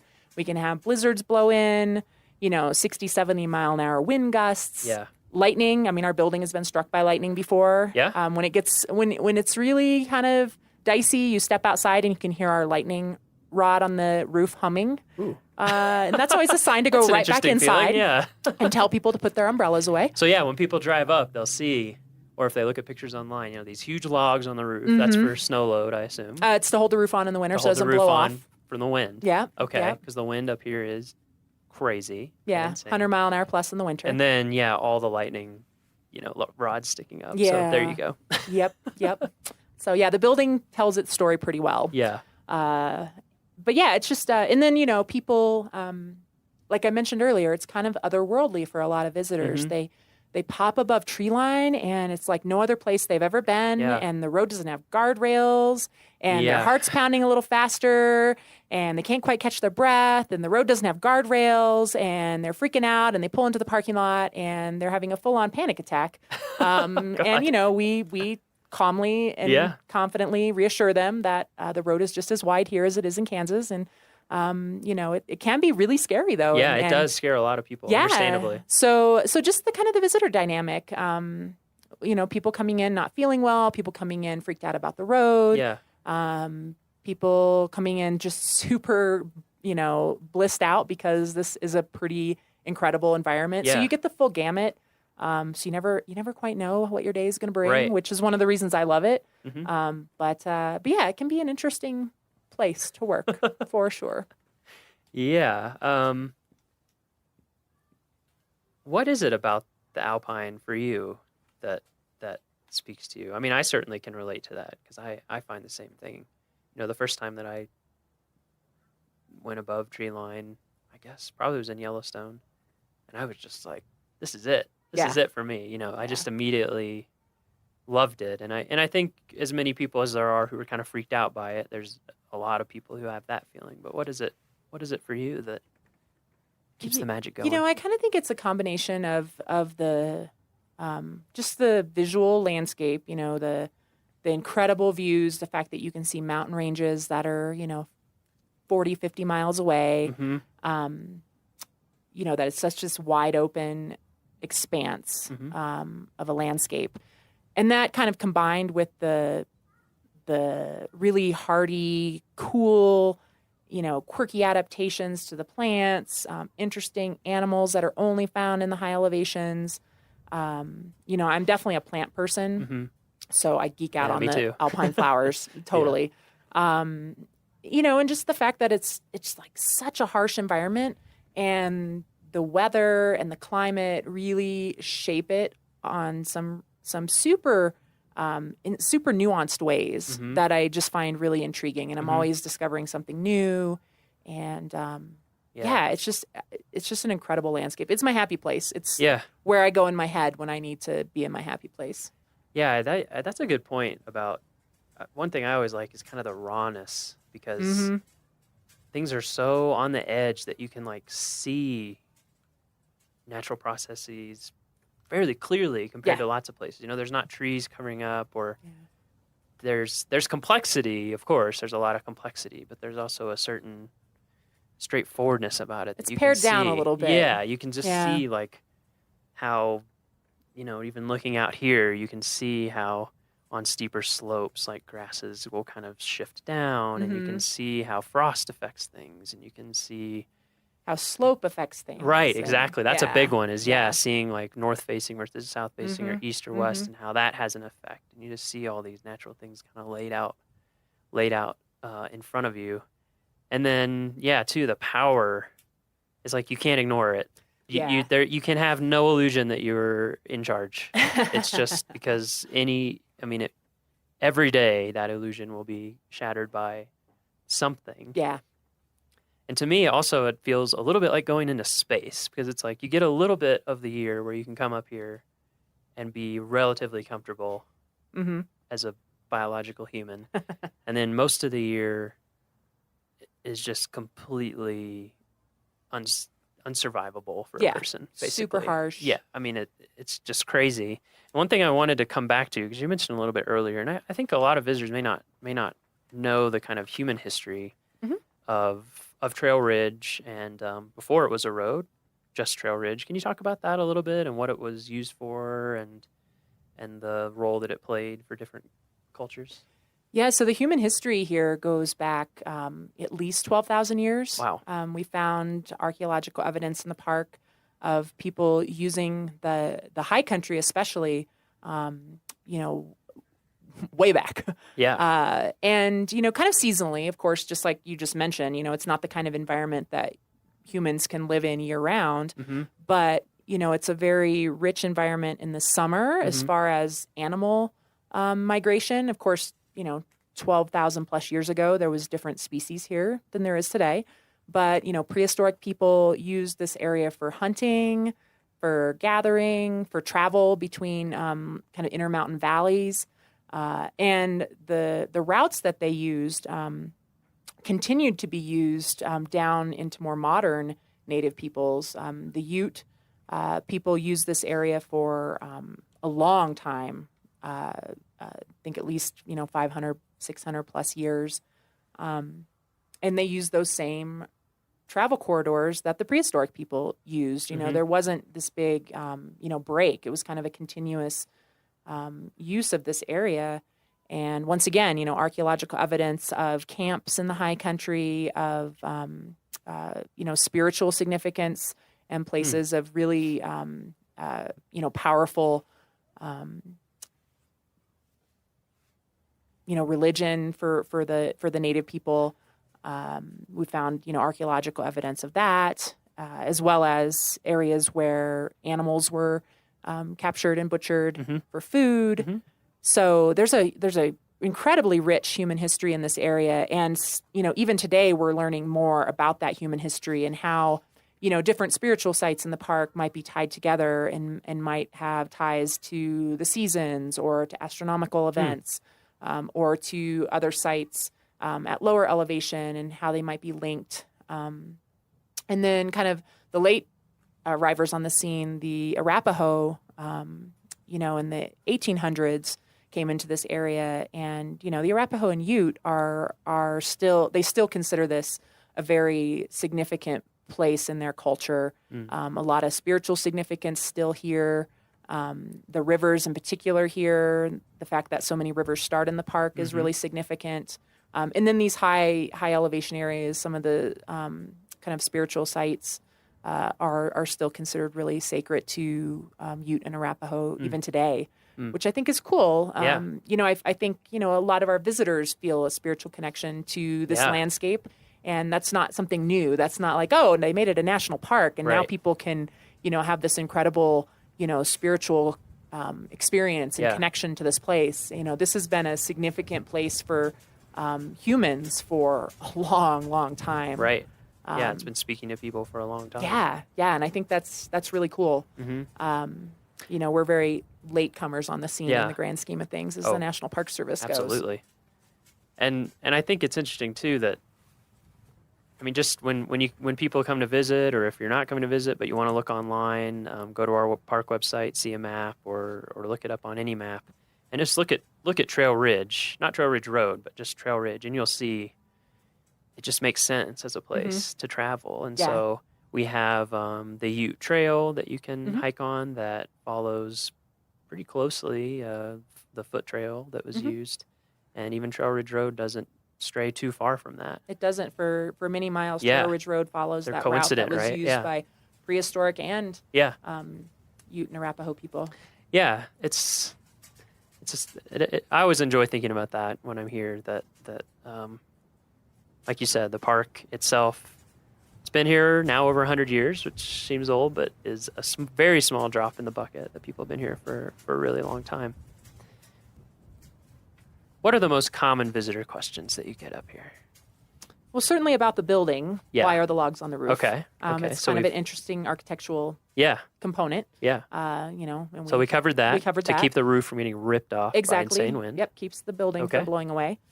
We get a lot of questions about the poles along the road. Oh, yeah, that's a good the one. Snow poles. Yeah. Yep. A lot of people think it's to measure the depth of snow, when in fact they are put there so that the plow drivers can find the road in the spring. Yeah. Which is pretty mind-boggling to think about. Yes, if we've been for the past few years posting pictures every spring when the road crew are up here. So go on our Facebook and scroll back a little bit into May and look at some of those pictures, and you'll see why the snow poles exist. You cannot see the road. So that's what those are for. Yes, that's what those are for.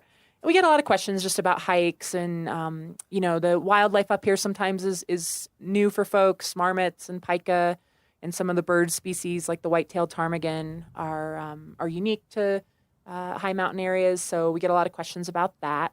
And then because people have traveled, from the low elevations of the park to get here, they'll make note of things along the way, and we'll get questions about the dead trees that people see from the insect outbreaks that we've had in the last couple decades due to warming temperatures and longer summers and warmer, shorter winters.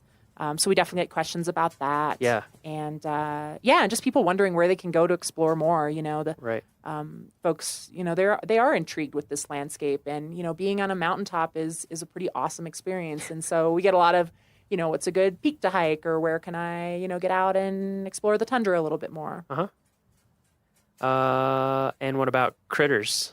What are the critters people wonder about? Well, people definitely wonder about the marmots, the yellow-bellied marmots. Even though they're not exclusively found in the alpine tundra, people seem to notice them and see them more up here. So people wonder, what was that animal? Was it a beaver? They'll wonder what it was doing. Yeah. And then the pika, of course, the American pika, which is, at least in this part of the world, pretty much a high elevation animal. Yeah. And an animal we're definitely really watching. We mentioned how this is such a harsh environment. It's kind of like life on the edge. And, because things are so fine-tuned to the environment up here, changes in the environment definitely can have significant ramifications for some of these species. And the pika, because they're so well adapted to cold, but not so much to warm in the summers. And then they of course, can't be too cold in the winters. We're concerned about changes in snowpack affecting them in the winter, and then warmer temperatures in the summer affecting whether or not they can gather enough food to make it through the winter. Right. So people ask about the pika, and it's a good opportunity to talk a little bit about some of the research that's ongoing in the park and some of the things we're learning about this environment as it does change with the changes that are happening in our climate. Yeah, any changes to averages you can start to see pretty quickly up here a lot of time. I mean, on the decade scale, which is enough for people to be able to actually notice. Even people who visited here or worked here for a long time. Well, even something as simple as a snowfield. We get a lot of questions about the snowfield right here from the Alpine Visitor Center that we're looking at. And, we used to consider it a permanent snowfield because in the history of the park, at least, no one had ever seen it melt. And then I believe it melted for the first time completely in 2003. It was gone. And it doesn't melt every year now, but, I wouldn't consider it a permanent snowfield anymore. Right. And so, that's one of those changes that people who have visited, over the years might witness themselves. So it's not always a change that a scientist has to do in-depth research to determine. Sometimes it's as simple as noticing that, wow, I've never seen that snowfield as small as it is, or wasn't there always snow here in late August? And this year there's not. What's going on? So the Alpine Tundra definitely, has a lot of, I think, important lessons about changes that are happening and then what that might mean for the future. So we'll end with 2 questions. Okay. Second to last question, penultimate, whatever the word is. If you could give, we've covered a lot of tips about safety, where you can see things, animals, questions, things like that. So kind of apart from that, more general, if you could give people one piece of advice or just something to keep in mind as they come to Rocky, they come to the Alpine, maybe come to the Alpine Visitor Center, what would it be?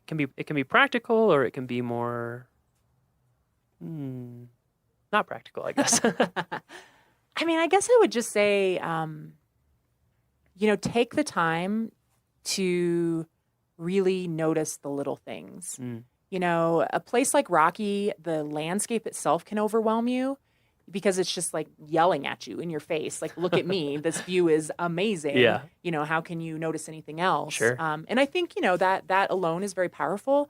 But I think when folks kind of zoom in on a more micro scale, they can really discover some true treasures, whether it's noticing how an animal is behaving or noticing that teeny tiny, alpine flower at their feet that they almost stepped on because they were enjoying the view. Or just noticing, something down at lower elevations with, a rotting log in the forest and what's growing around it. Sometimes those little things, I think, sometimes can layer on top of the overwhelming landscape pieces of a place like Rocky Mountain National Park and just add an incredible richness to your experience. So take the time to notice the little things, whatever that might mean wherever you are in the park. That's great. Take the time to notice the little things. And finally, so your first internship was at Rocky. You worked here before, you worked here now. What does Rocky mean to you? Hard question. Wow. Tough question. That's a hard question. What does Rocky mean to me? Kathy had a hard time with it too. Probably everybody will, but I'm going to ask everybody anyway.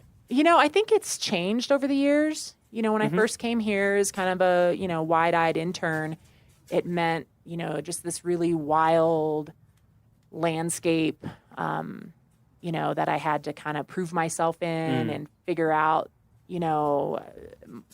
how to be confident and capable in. And I think now, having worked here for a long time and having explored a lot of other Western landscapes as an adult, backpacking and, really, really getting to know places. I think now I see it more as a place to introduce people. Like, it's not as wild to me now that I've spent time in other places that are, bigger acreage wise and less visited people wise and, maybe a little more remote. Like, I don't feel kind of that sense of real kind of wildness and almost an edge of danger to it as I did when I first came here. So now I see it as like a really cool place to introduce other people to like wildness. So I kind of see it as like the baby pool for our visitors, and I see a lot of our visitors experiencing it that way. Yeah. This is the first place they've really hiked very much, and this is the first place they figured out how to pee in the woods, and how to use a water filter. Sure. And so I kind of see it now for visitors. It's what it was to me. A long time ago. Right. It was the place I kind of like got my wilderness legs under me and really learned to love wild places and exploring them on a more intimate level. Yeah, I think that's a great point. I think about that a lot with Rocky and with a lot of national parks in general, is that there's a lot of public land other than national parks, and a lot of it is really remote and out there with little to no visitor services, certainly no paved road that goes up to 12,000 feet. But this is a place where you can come with your family, or you can come regardless of your experience level, and see what the Southern Rockies can be, what Alpine can be. And then when you look at a map and you see all this stuff that is so hard to get to, you can have a personal appreciation and connection for it, and understand the importance of it. I think that's a great point. Yeah. Well, thank you so much for talking to us. You this are has very been welcome. super fun. Yeah. And anytime I can talk about the high mountains, I'm happy. Yeah, exactly. When people come up to Alpine Visitor Center, maybe you'll see Cynthia. If you do, say hi. Yeah, stop in and say hi. And we hope we'll see you soon.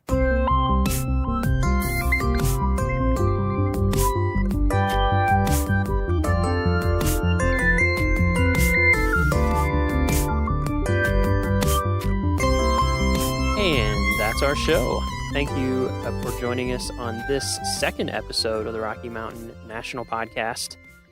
We have got a ton of great episodes in the works. We've been scheduling things left and right. So, again, our public information officer, we're actually going to ride one of our shuttle buses up to Bear Lake and walk around Bear Lake and talk about the Rocky Pledge, talk about just general tips for seeing the park, and learn what a public information officer does at a park. It's actually a really, really interesting job, and Kyle has a ton of cool experience to share with you.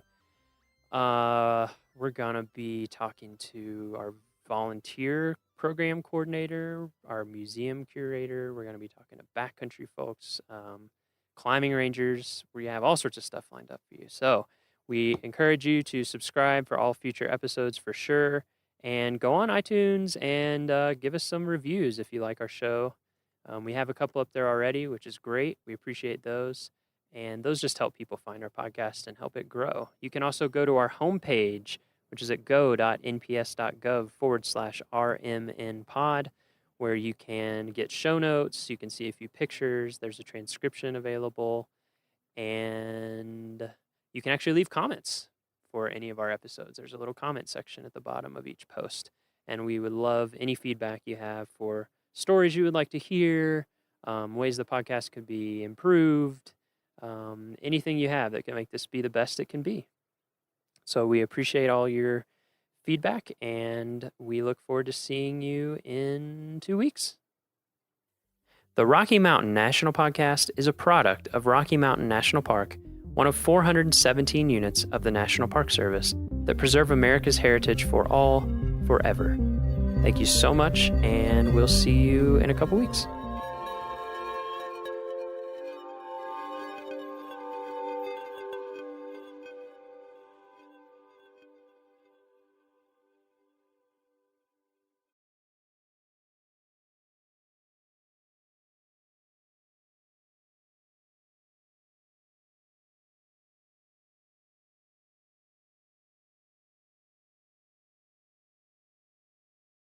Many visitors, when they come to Yellowstone National Park, don't realize that they're in one of the world's largest active volcanoes.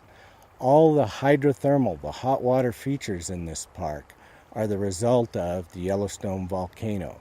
The volcano gives us much of our elevation we have in this area, because it heats the ground. That ground is less dense, so we have a high volcanic plateau here of 8,000 feet. It has supplied many of the rocks and the soils that are in this area, so the vegetation is responsive to the Yellowstone volcano, and of course the animals are responsive to the vegetation. The simplest, perhaps most eloquent way to describe it is the heart of Yellowstone. Yellowstone would not exist without the presence of the volcano.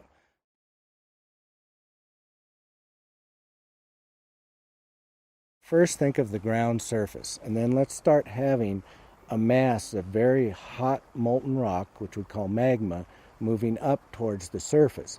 As it moves up, it starts to break the overlying rock, and those breaks basically are earthquakes. So in the area on the ground surface above the molten rock which is moving up, there will be hundreds to thousands of earthquakes per day, and those earthquakes will probably be in the 4.5 magnitude range or larger. The other thing that occurs as this gets close to the surface, the ground starts to deform. It actually gets bent. So in the area of the earthquakes, you should also see significant ground deformation. Sometimes up to a yard a year may occur preceding an eruption. Also, we would expect to see changes in the hot water features, the geysers and hot springs, as this molten rock gets near the surface, and we would expect to see changes in the geothermal gases that come from the ground. Now, do we have earthquake swarms in the park? Definitely. Do we have ground deformation? Definitely. Does the hydrothermal system change? Every day. But are those signs of an impending eruption? No. All these things have to be coincident in the same area and very concentrated, a greater magnitude, and many more of them than we currently see. So having an earthquake swarm near Norris and ground deformation in the White Lake area and changes in the thermal system in Mammoth, they're all part of the normal vital signs of this volcano, and there has been nothing that has been indicated that there is an impending eruption.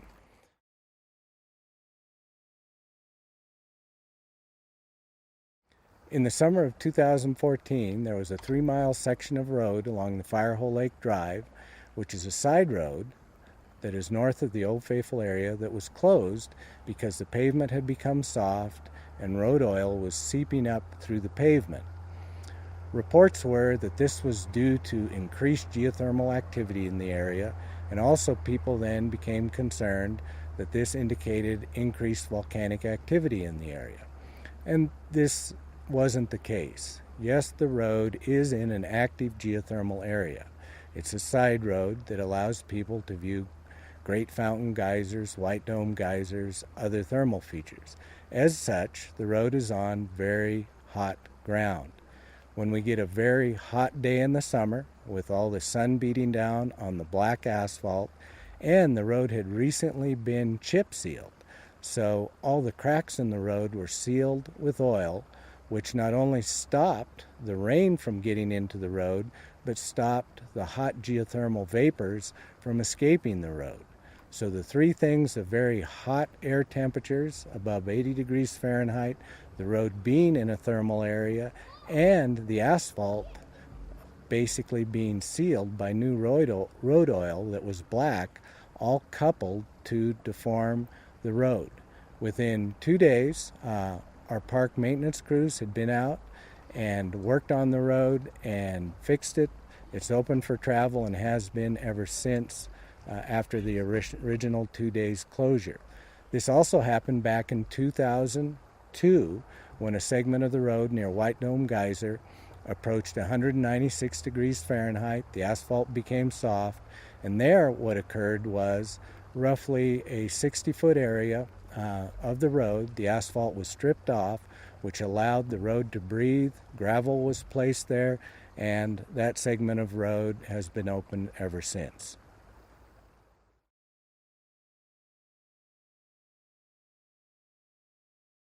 First, let's describe what a super eruption is. It's just a very, very large eruption. an eruption of at least 240 cubic miles of molten material, and usually that molten material is forcefully vented into the atmosphere. It's not just one large explosion, but through time, there's a lot of molten material vented into the atmosphere. In Yellowstone's past, there have been 2 super eruptions, one at 2.1 million years ago that was about 600 cubic miles of molten material, and one 640,000 years ago that was 240 cubic miles. To put that in comparison, the eruption of Mount St. Helens was about 0.1 cubic miles. So the super eruptions are very large. They do change basically world climate, temperatures, everything else due to the volcanic ashes and gases that are expelled. Do we know if there will ever be another super eruption of Yellowstone? No, we don't. The volcano experts who study Yellowstone, the volcanologists, do not know if there will be another super eruption of Yellowstone. Is volcanic activity and volcanic eruptions, are they in Yellowstone's future? Definitely. But the most probable eruptions are much smaller than these super eruptions. Now, by smaller, we may mean they might be as large as a Mount St. Helens sort of eruption, or even much smaller than that. Maybe an individual vent that puts out a very nice Hawaiian-type basalt flow. A very robust monitoring network is in place in Yellowstone National Park that monitors earthquakes, monitors ground deformation, monitors stress and strain within the earth, and all these data are online real time through the Yellowstone Volcano Observatory. So none of those data, which are publicly available, have ever indicated to the experts that there's even a potentially small impending eruption.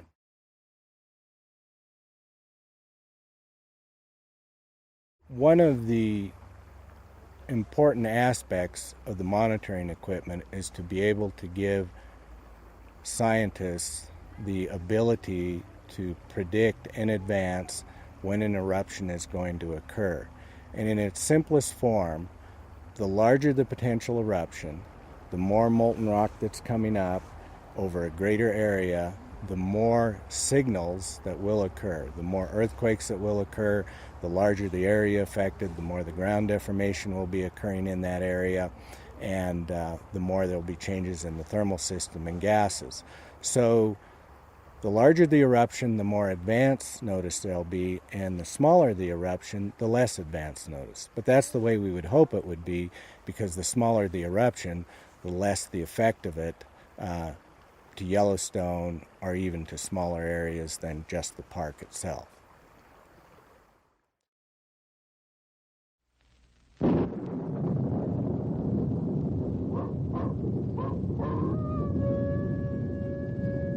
Ranger Bill, warrior of the woodland.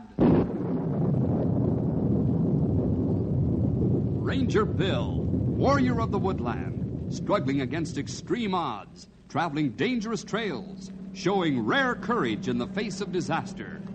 In the air.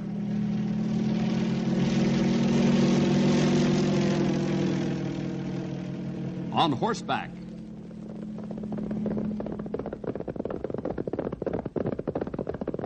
Or in a screaming squad car.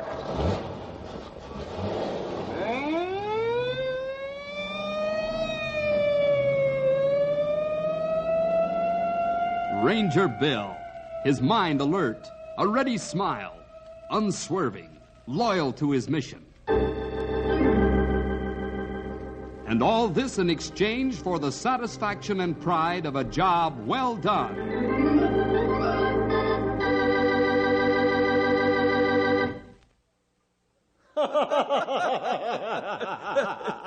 These brave men who risk their very existences sailing out for the new world.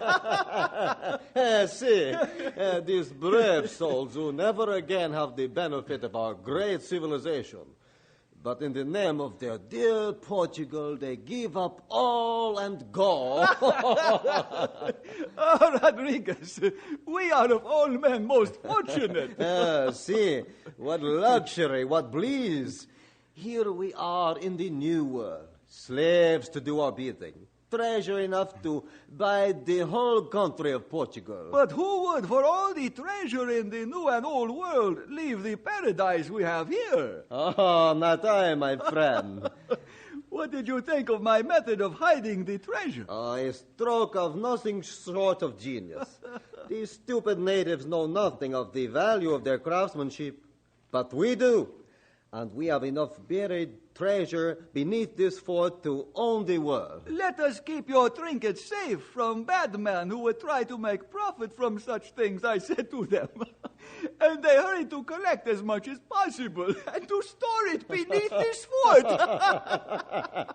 I have never seen so much gold in my life. I did not know there was so much. And now it is ours. Oh, my friend, your joviality supplants your manners. My glass is empty. Your glass or the bottle? Allow me to get another. And on second thought, why have we all these servants running about the fort if not to use them?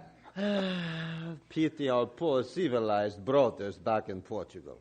They must toil. We simply command. They must fetch and carry. We simply command. They must exert themselves. We simply live. Slave! Is there anyone out there? Take your eyes off them for 1 minute and they are off somewhere sleeping. I shall see what they are about.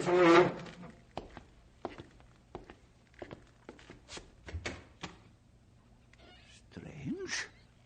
There does not seem to be anyone about anywhere. Oh?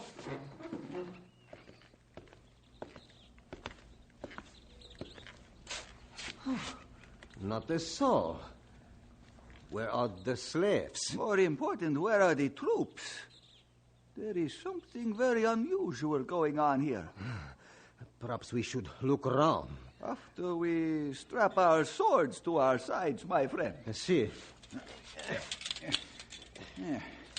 I could understand the slaves trying to sit down on their work, but the troops... Let's look and see if we can determine what is going on. It is as though we are the only ones alive in the whole world. Oh, the celebrating of our good fortune has fired your imagination. There is some rational explanation for this disappearance of everyone. The fort, it seems somehow forsaken, even by God. See, it has been forsaken by 1,000 natives and 3,000 troops. We are here, alone. But why? That I cannot answer, my friend. What is it?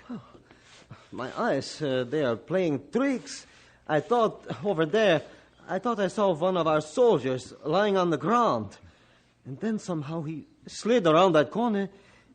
It is the unusualness of the situation in which we find ourselves. But look, there in the dirt by the corner. There are the marks left by his feet as he slid. No, it could not be. What? What is it, Rodriguez? Oh, the natives, our slaves, they have... What is it? Tell me! My side hit... A dart! The kind the natives use. See, the kind they use on us. Yes. Where are you? Why do not you show yourselves? Come out in the open that we may fight. I am waiting. Is there none of you who would match swords with me? Come out, I say.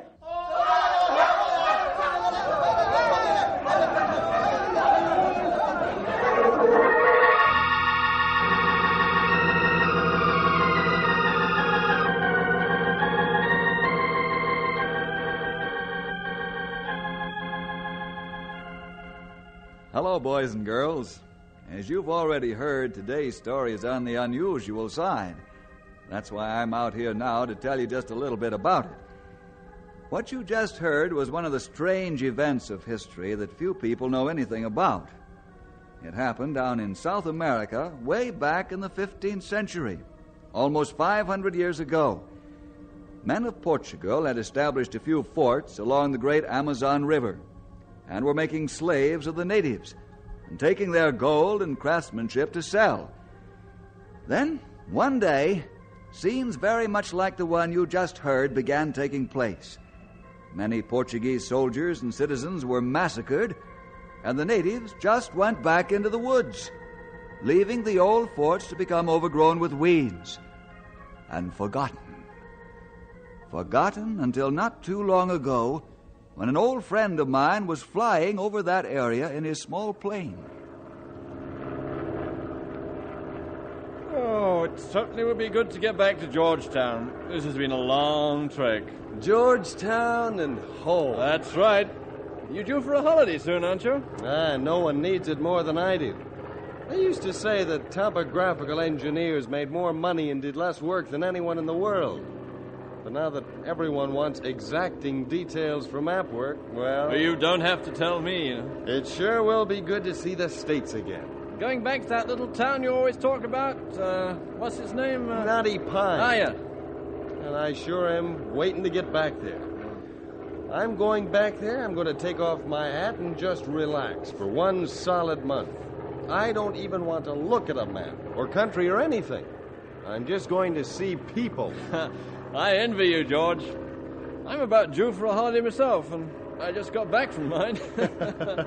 How soon do you think we'll go to... before we get to Georgetown? Well, I don't know for certain. I'm taking this new way. I hope it's going to be faster. It means flying over a great deal of unpopulated country, though, you know. Well, the plane is in good shape. Besides, if my eyes don't deceive me, there are little villages all through that country down there. I see a fire every now and then, and once in a while a hut. Well, that's all well and good.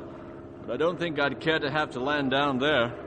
No telling how civilized those native tribes are, you know. I guess that's a point, all right. Now, the sooner we get to... Hey! What is it? Look down there. Do you see what I see? The Amazon River. It puts your Mississippi to shame. No, I don't mean that. Look, in a ways from it. About a mile. Do you see it down there? Oh, I see. I have a little trouble believing it. Looks like a fort or something of the kind. Let's go down there and get a better look. Okay, hang on. Here it comes. Ah, it is a fort. A bit run down, but nonetheless a fort. A huge thing. It must be about 100 years old. Any idea how it got there? None. Unless... Unless what? Well, I'm not sure about this. But it seems to me I remember reading somewhere that just about the time the North American continent was being opened up, the Portuguese were starting operations down here in South America. Along the Amazon, if I'm not mistaken. That would make that fort somewhere around 500 years old. If she's a Portuguese fort, I suppose it would. Well, let's swing back around. I'd like to get some pictures of that. Well, all right, but this is probably making my shortcut twice as long as the usual way.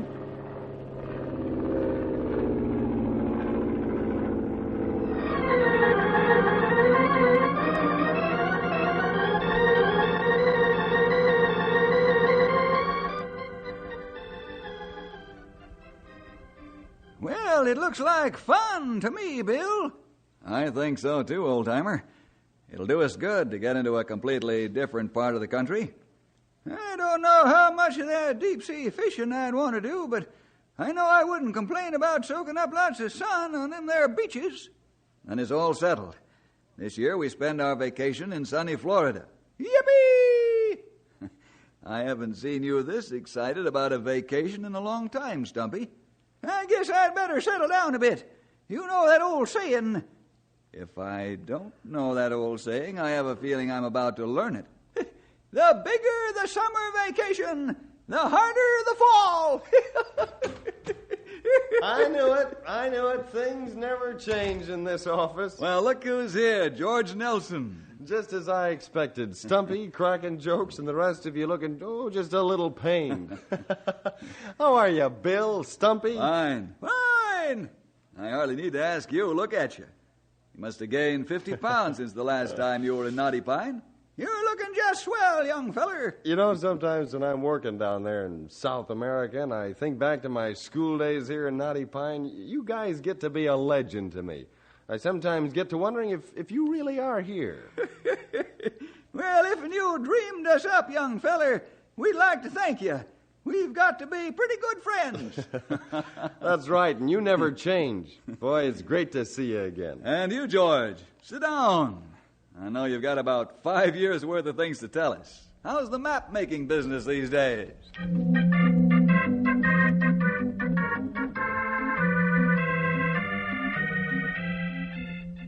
And that about brings us up to this moment.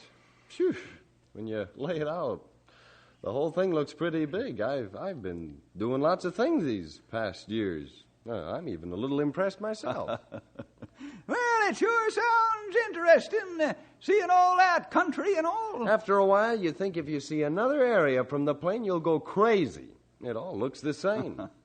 I hope you don't draw up your maps to all look alike. You know what I mean. The scenic attractions are few and far between, actually. It's mostly just trees and mountains. I'm just glad to see people for once. I'm sure you are. Yeah? What is it, George? Oh, a fleeting thought, Bill. We were talking about seeing interesting things, and boy, I sure thought of one really unusual sight I saw on my last flight before I came back here. What was it? I've got some pictures of it, Bill. Really unusual. Right down there in dense wooded country near the Amazon River. An old fort. A fort? That's right. From what I hear, the Portuguese built the things about 300 years ago. Is there anyone living there now? Oh, not that I could tell. Here, let me show you the pictures. Let's see. These were taken from the plane as we passed over it. Would you look at that? Whee! Looks almost haunted. It certainly is overrun with weeds and shrubbery. That's what makes me think that no one is living there now. Look in this picture here, Bill. Mm-hmm. Now, I didn't notice it when I took the shots, but see if this looks like anything to you. See, right down here in this corner. Almost looks like a skeleton. Maybe my imagination is a little excited by the looks of that fort. I thought so, too. And you know, there isn't a town within 10 miles of that place in any direction. Not even a native village. The whole place really intrigues me. I've had a hard time getting it off my mind ever since I saw it. It does have that effect on a feller. I mean, it's even got me wondering what's really there in all them old stones. I'll have to join the club, too. Sure would be fun to explore that old fort, wouldn't it? Bill. Yes, old-timer? I was just thinking, I don't really see where sitting on some beach down in Florida would be so much fun. I get plenty of good sunshine all year right out here. Uh-huh. And I suppose I could put off deep-sea fishing for a while. I mean, after all... Wait a minute. Do I read you fellas right? Are you deciding to go down to South America and find that old fort? Our vacation rolls around in exactly 3 days, George. And I'm on vacation right now. Good. I was hoping we'd have somebody who knew the country down there. Listen, there isn't anybody who knows the country around where we're headed for. Is it settled? Are we going? We're going to have to pack a little different kind of bag than we planned. But this looks like it'll be some vacation.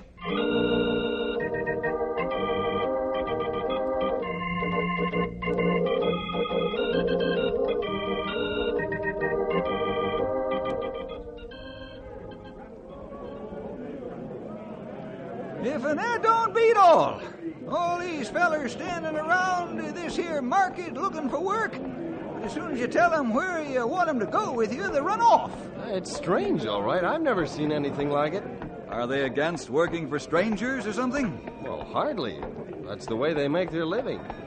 I can't figure out what the trouble is. They seem to have something against that old fort we want to see. I didn't think anyone had ever heard of it before I saw it from the plane. Well, it seems that... Pardon me. You gentlemen looking for fine guide? That's right. Yeah, we are. I, Cassadell. I find guide. You may be, but your tune might come out a little different when you hear where we want to go. White-haired father, hard to hear. Cassadell not sing. He means that you might not be so anxious to act as our guide when you find out where it is we want to go. Cassadell no. And you're still willing to go with us? You have many gun? Well, we have enough to go around. Cassadell go. Go as far as legs will allow. Cassadell, what is this all about? Why is it that none of the others will accompany us to the old Portuguese fort? Oh, it long story. Passed down from fathers long ago. I tell you whole story on way. Maybe you want turn back when you hear. If that's the case, why are you willing to go out with us at all? Oh, that easy. You pay Cassadell for time he give you.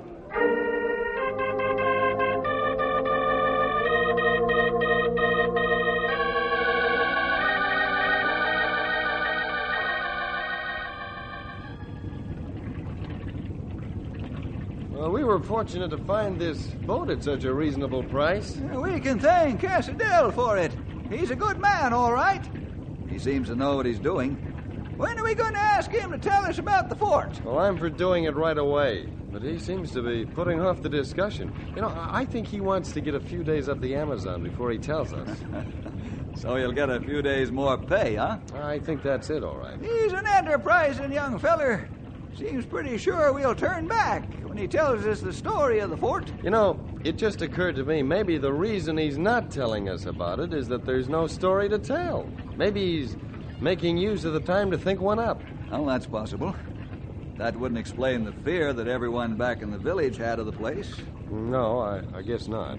Well, I, for one, am about to bust if I don't find out soon. Let's go back to where he's driving this here boat and have a look. I'm about as anxious as anyone.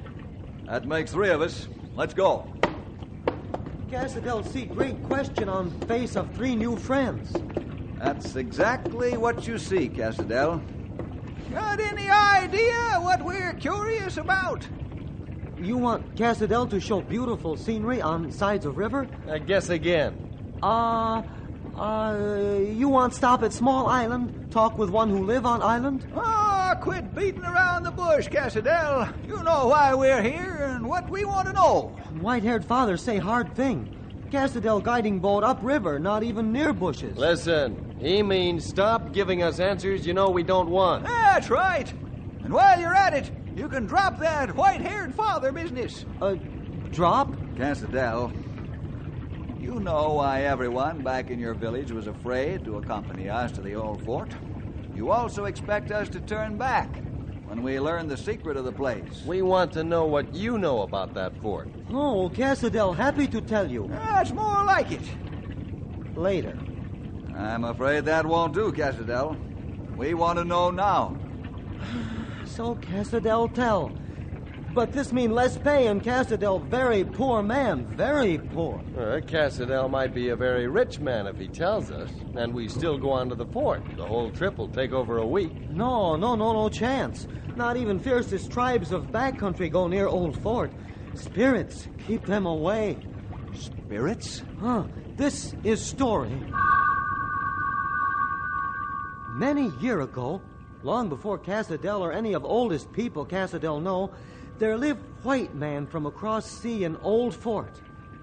He very bad to my people. He make them work for him for no pay. He take everything they have. He beat them. He take much gold and things from them. Hide it away for himself in fort. One day, my people tire of serving, tire of beatings, tire of having nothing for selves. They kill all white men in fort and go back into forests. White man very bad. His spirits still live in old fort. He still keep gold for self. He still beat and kill anyone who come near to fort. That's why everyone in village afraid to go to fort. And that's why Cassadell now turn boat around and go back to village. Wait a minute, Cassadell. Don't turn back, not yet. But now you know story. That's right. Now we know the story. So far, I ain't heard any reason to stay away from the fort. Neither have I. But spirit guarding gold.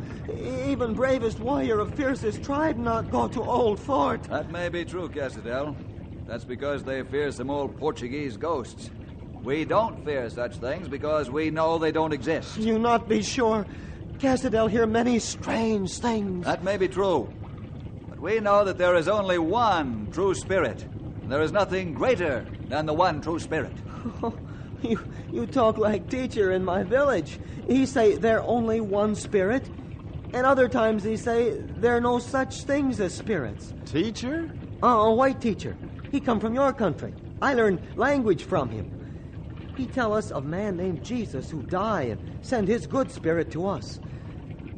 But old fort guarded by spirits of bad men.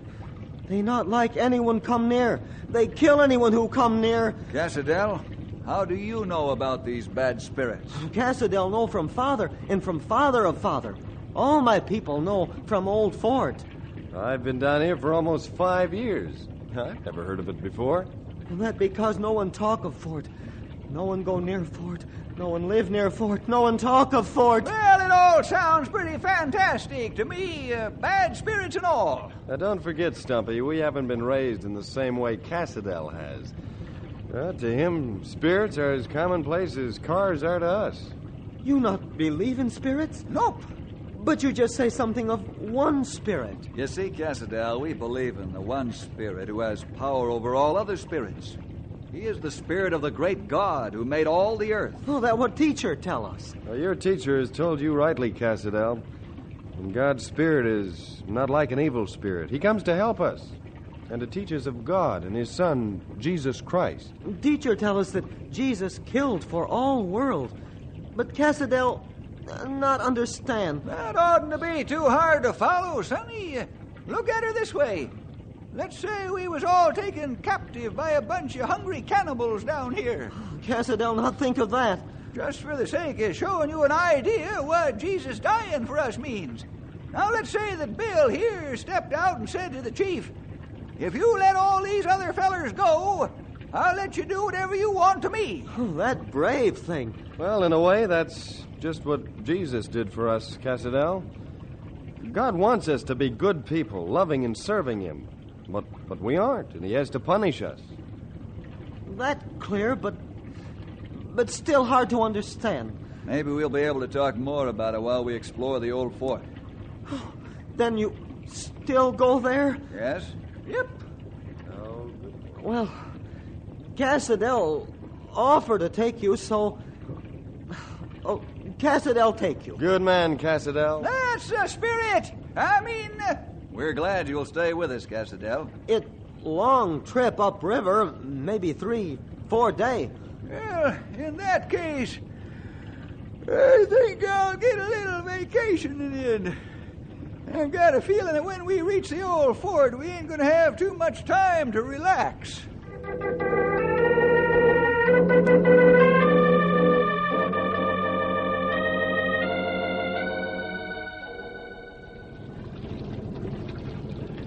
Okay, Cassadell, cut the motor.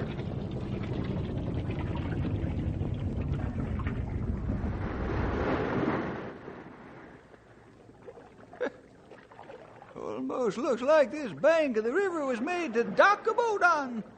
Probably was a long time ago. It's kept the same general contour. Now, as near as I can figure, the old fort ought to be approximately 1 mile straight south from this point. Well, if a map maker is sure, so am I. Let's set out. Are you sure you want to go to fort? Cassadell, sure it not good idea. No, take it easy, sonny. You just stick with us and everything will be all right. But signs along bank, they tell of danger. Signs? See? There and over there. Are you talking about them pretty red flowers along the bank? Oh, they not flowers, white-haired father. They warnings. Red cotton ball mean death to anyone who go farther. Who put those warnings there, Cassadell? Nearby tribes. They come no near to Fort and River and put up cotton ball warnings all along bank. You know, George, this little excursion gets more interesting by the hour. Legends, ghosts, even treasure. I'm really getting anxious to see that old fort. I was thinking the same thing. Let's go.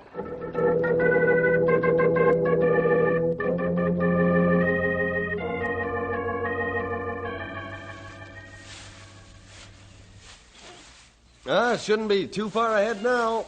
How are you making out, Cassadell? Cassadel's legs very wobbly, but able to walk. We'll be sitting down soon. I'm sure there are benches and things like that inside the fort. Cassadell, not sure he wants to sit down once we're there. Might set in... Oh! What's the matter? Look, under bush over there, a hand. Great horny toads. Looks like the whole skeleton is under there. That's what it is, all right. And I'd say by the looks of it that it's been out here a long time. We turn back now? I don't see why. This might be one of those Portuguese soldiers who was massacred when the slaves rebelled. You think that skeleton is that old, Bill? I don't know for certain. I don't see any reason why we should turn back. Neither do I. Let's keep going. Say, we've been looking at the ground too much, fellers. Look up ahead. What? It's the old fort. Look at the size of it. I had no idea it was so large. Big fort. Hold many evil spirits. Soon we all look like man of bones here.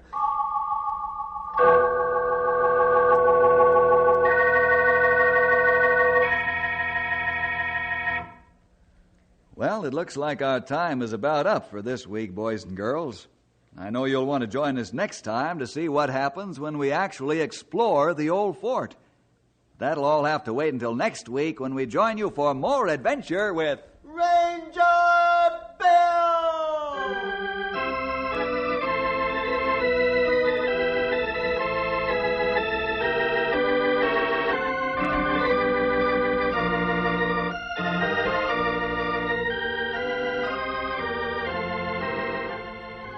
Ranger Bill is produced in the radio studios of the Moody Bible Institute in Chicago.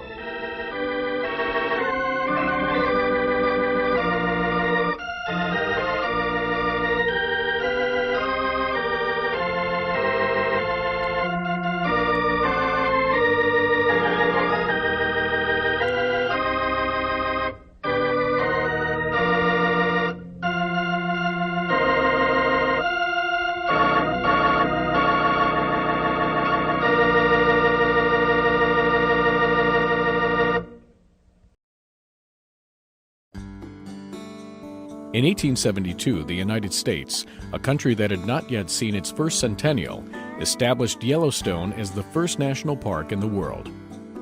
President Ulysses S. Grant signed Yellowstone into existence, and a new concept was born.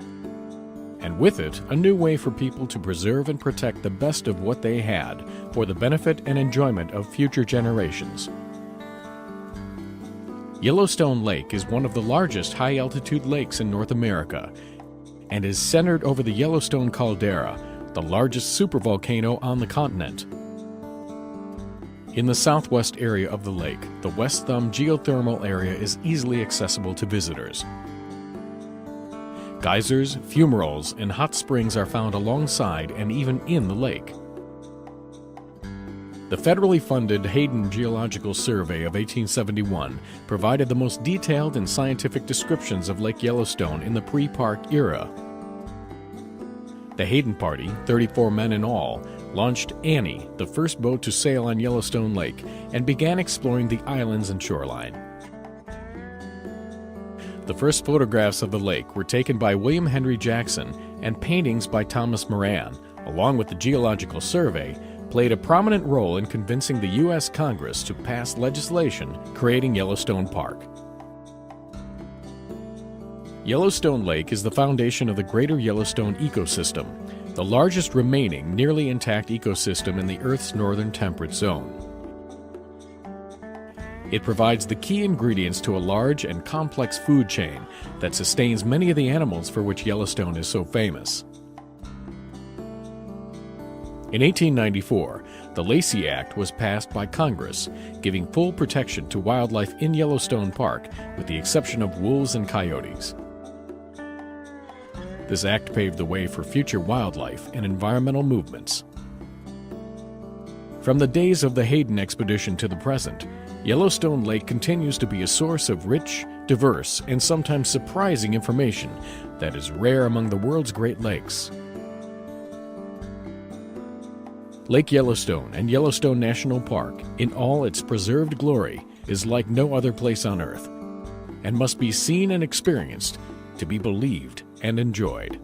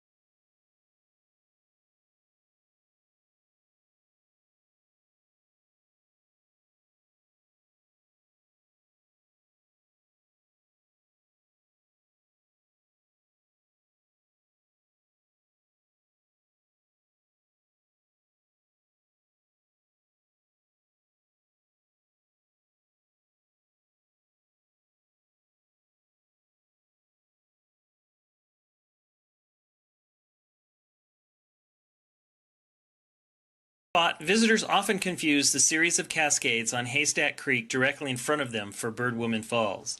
But Birdwoman Falls is actually the 492-foot drop across the valley between Mount Oberlin on the left and Mount Cannon on the right. Notice the broad U-shaped bowl above the waterfall, and then look down to the valley to the right and notice the same broad U shape. Both features are the results of glaciers. Ice Age glaciers that flowed down the valleys here ground and carved the landscape. The Lake McDonald Valley shows the familiar rounded bottom of a valley that was created by a glacier. Ice up to 3,000 feet thick filled this area as recently as 12,000 years ago. Smaller glaciers tucked high into the mountains ground away and created bowl-like depressions called cirques and hanging valleys like you see immediately above Birdwoman Falls. A hanging valley is created when one of the smaller glaciers meets one of the larger valley glaciers. It can't carve as quickly as its massive cousin, and so creates a smaller hanging valley up on the mountain. Look for these features throughout the park. Often, since they generally end in a cliff, hanging valleys have impressive waterfalls pouring out of them. Birdwoman Falls was once fed by an active glacier in the cirque above, but today there is merely a snowfield to feed the waterfall. In especially dry years, Birdwoman Falls dries up by fall. Classic radio from MBN. It's the Sugar Creek Gang. Fables of Faith.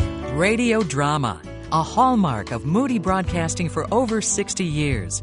Join us now as we take you back to another classic in MBN radio history.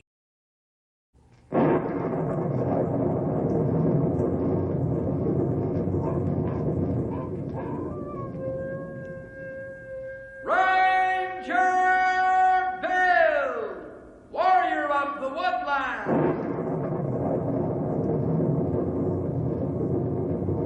Ranger Bill, warrior of the woodland, struggling against extreme odds, traveling dangerous trails, fighting the many enemies of nature. This is the job of the guardian of the forest, Ranger Bill. Pouring rain, freezing cold, blistering heat, snow, floods, bears, rattlesnakes, mountain lions. Yes, all this in exchange for the satisfaction and pride of a job well done.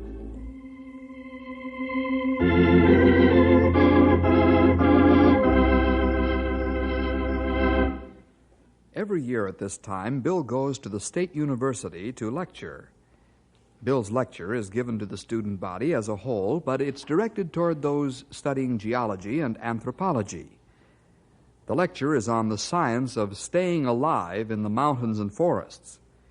You see, many of the students go into the mountains and forests to gather material firsthand under the leadership of competent guides and with the rangers constantly checking on their well-being.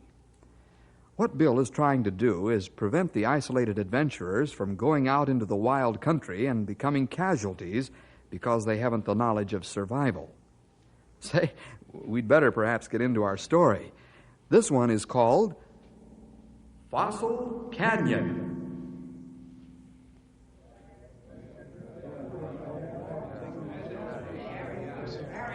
We're ready to begin the second hour of your lecture, Bill. That's fine, Dean Sands.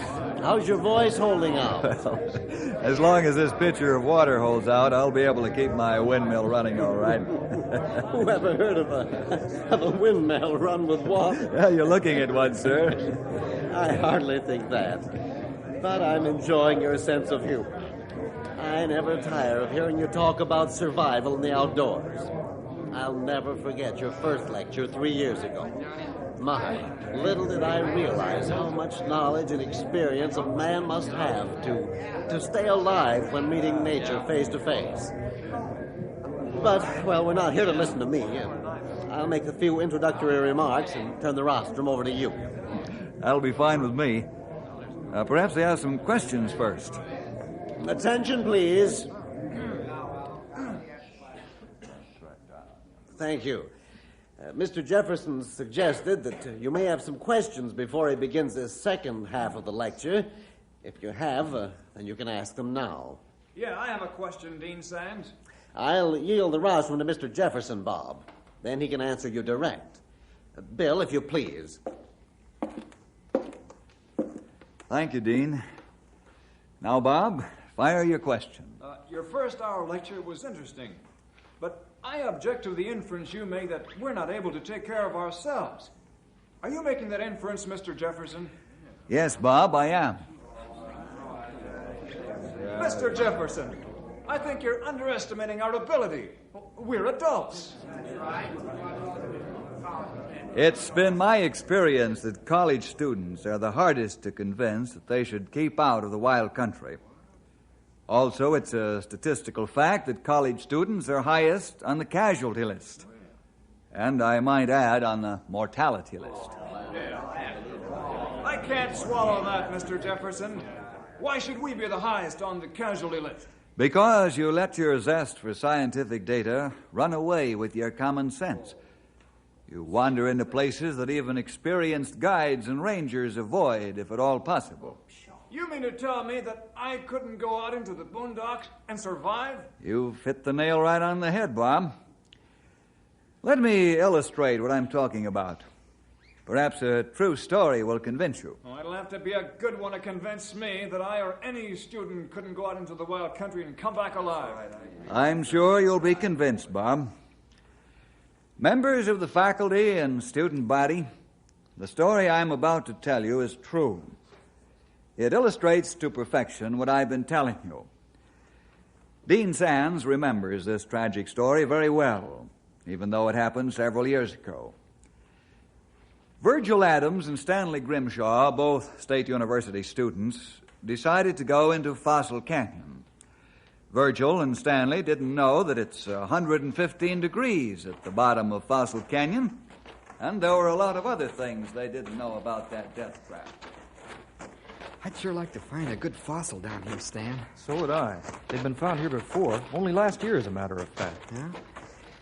Professor Glomkin would give us a good boost toward our degree if we made a real find. I'll say you would, Verge. Yeah. I'm going to make as good a collection of all the fossils I can find, even if we don't stumble onto the big one. So am I. I'd rather find a good specimen prehistoric age. Hey, we're only halfway down to the bottom of the canyon. Let's step it up and get down there before it begins to get dark. Then we can do some work. Yeah, that's what I was thinking. Let's go.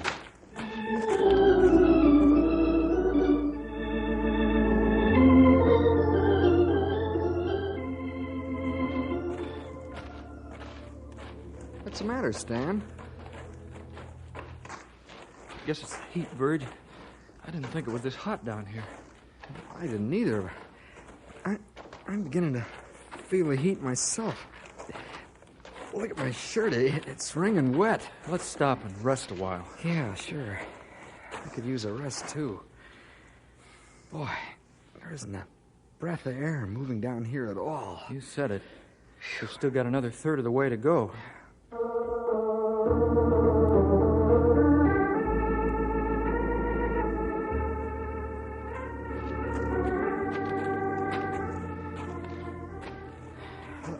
Let's stop.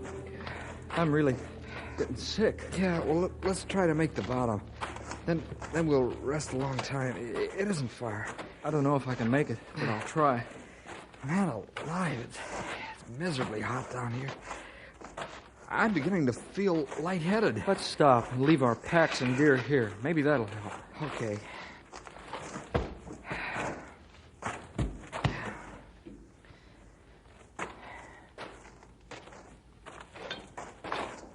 Feel any better, Stan? No. You? No. Hey, Stan, let's try to cross the canyon and get in the shade. This sun is terrific. Go ahead. I'll follow you if I can.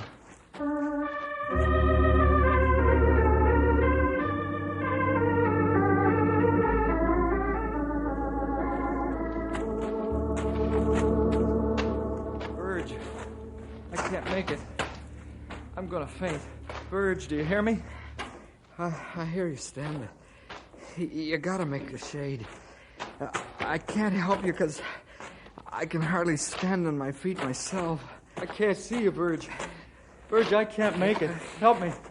Don't leave me out here in the heat and sun. Oh. Stan, try to get up. You hear me? I'll try to help you. Where are you, Stan? Stan, I can't see you. Water. I gotta get water.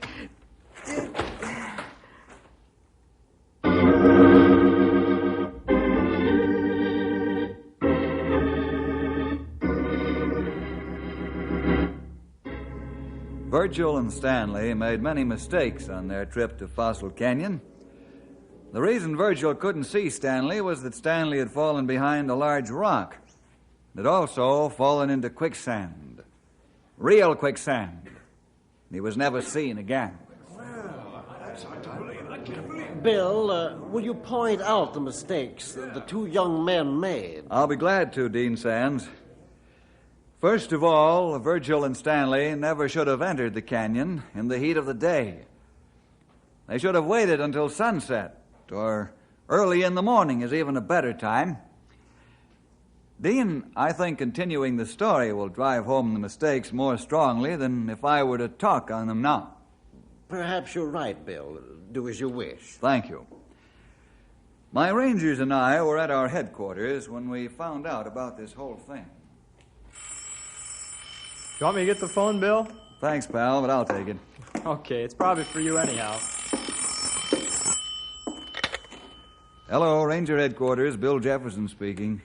Mr. Jefferson, this is Dean Sands over at State University. Oh, yes, Dean. How are you? Physically, I'm fine, Mr. Jefferson. Mentally, I'm worried. Oh, is that right? What's on your mind? One of our students, Virgil Adams, is missing. He hasn't returned as scheduled. When was he supposed to be back, Dean? Yesterday morning. Well, perhaps he'd been delayed somewhere and couldn't get word to you. You've spoken more truth than fiction, my friend. What do you mean? Well, his classmates say that he told them he was going to Fossil Canyon. Fossil Canyon? What's the matter, Mr. Jefferson? Why, we just brought out the remains of a human being from Fossil Canyon 3 days ago. The week before that, we lugged out another. This could be tragic. I'm glad I called you. Will you please check the canyon for Virgil Adams? We most certainly will. I'll call you as soon as we know something definite.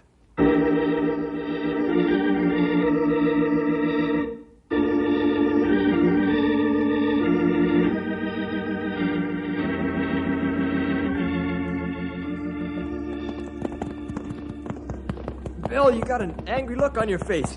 I get scared when you get that gleam in your eye like you've got now. I am angry, pal. I'm going to get a letter off to Colonel Anders when we get back. A good, strong letter. Will it be about Fossil Canyon? Yeah. Something's got to be done about that place. What, I don't know. Stumpy, how many times have you been down there? Well, not any more than I have to, Sonny. The only time I go into that miserable hole is to bring out greenhorn tenderfeet lashed to the back of a horse. No man in his right mind would go in there.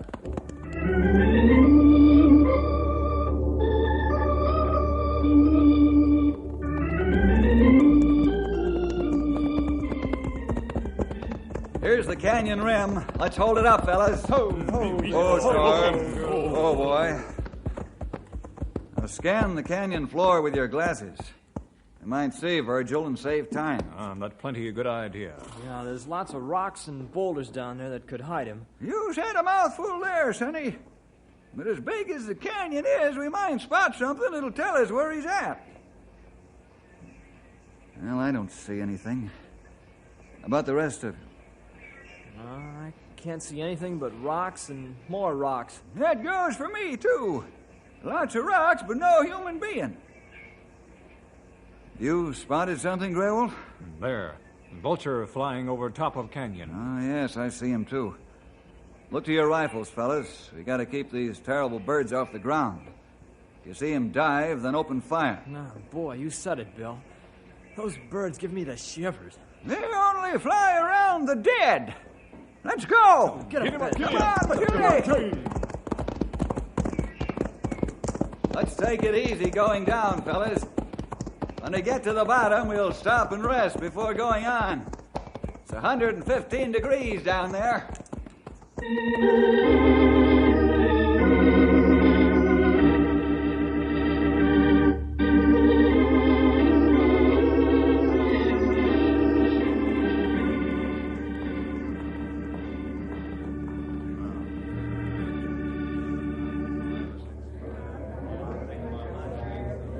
Bill, will you tell the student body what preparations you made before going down into that natural oven? Gladly, Dean Sands.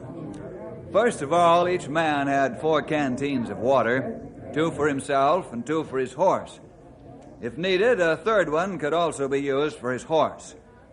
The horse is doing all the work and needs the water. If the horse collapses, the man's in a bad way.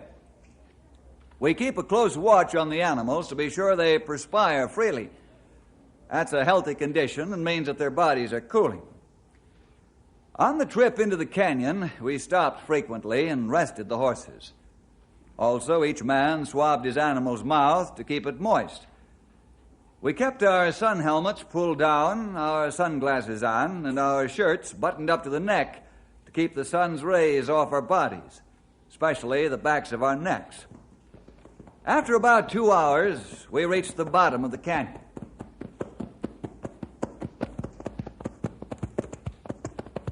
Oh, that's hot here. Yeah, man, alive. Real wet. This heat is murderous. That's putting it mildly, pal. Let's hold up, fellas. Okay, easy, boy. Oh, boy. Loosen the cinch straps and give the horses a chance to relax a bit before we go on. You better give them a small amount of water, too. Okay, Bill. You pour the water, Henry, and I'll hold this here bucket. All right, Stumpy.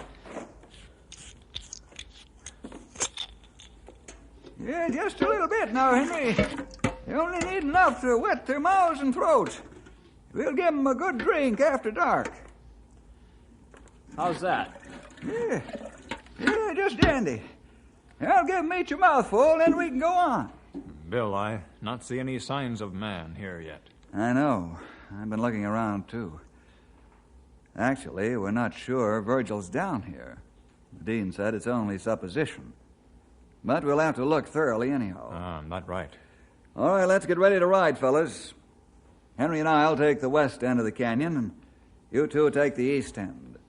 Give a yodel if you find anything. We do. All right, we'll Sonny. get right at it.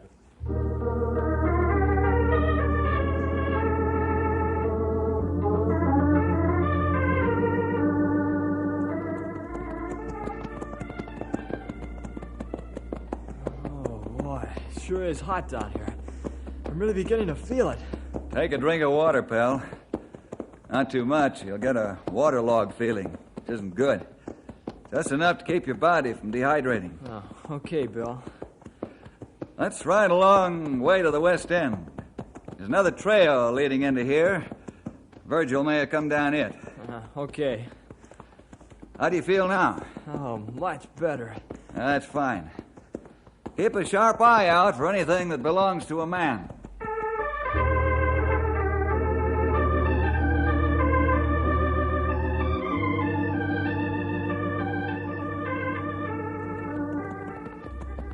We find nothing, old-timer.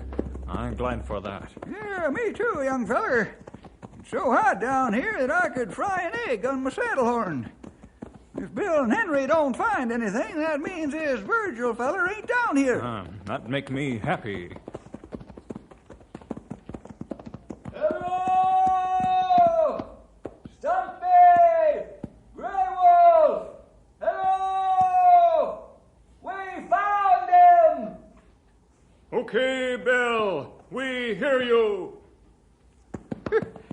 Guess we talked too soon, Grey Wolf. Not what I'm afraid of. We better ride and join Bill and Henry.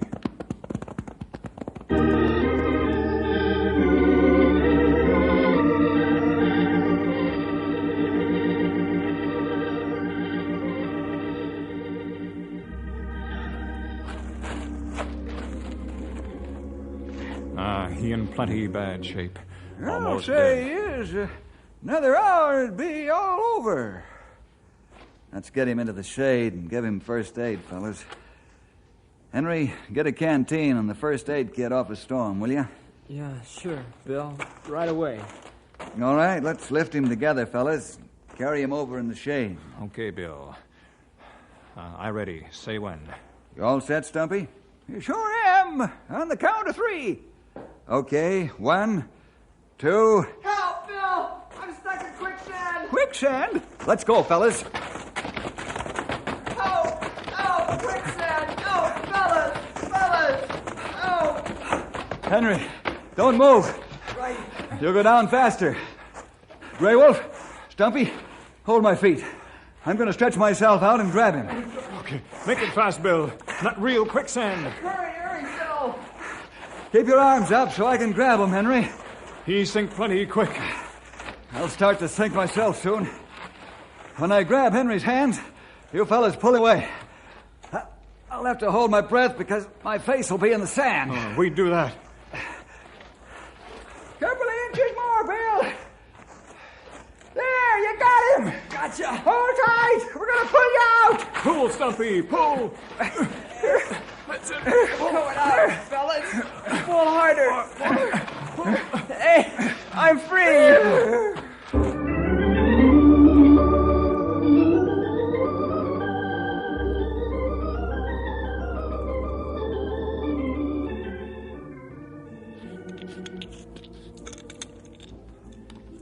How your face feel now, Bill?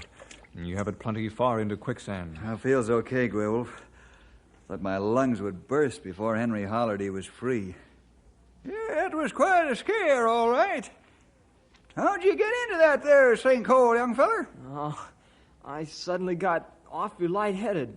Must have staggered into it. Boy, that was close. That's real quicksand. Well, thank the Lord that you're safe. I know somebody that wasn't as fortunate as Henry was. What are you talking about? I'm not talking about Virgil, fellas. Hey, you mean there was another man and he fell into the quicksand? Yeah. That's what I mean, pal. Boy, Who this? Well, how'd you find this out, young feller? Yeah. How come you didn't say something about it before? Yes, Bill. Well, I wasn't sure for a while. Both men wear the same size shoes. I thought that Virgil might have been doubling back on his own trail because he was delirious from the heat. Then I found definite trail signs that there were two men. That's very tragic. One of them died in quicksand. Yes, it is tragic, Grey Wolf. He must have wandered into the death pit. But we can't worry about him right now. We've got to get Virgil out of here and get him to Knotty Pine Hospital.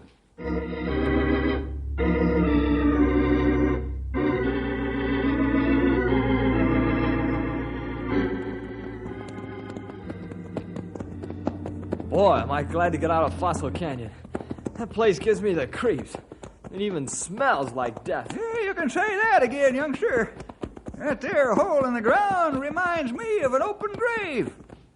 Hold it up here, fellas. Whoa, Storm. Oh, Matilda! Henry, unpack the radio. I'll help Grey Wolf and Stumpy lift Virgil off his storm. You not take Virgil out by horseback, Bill? No, Grey Wolf. I'm afraid the long ride might do him in. I'll have him picked up by helicopter.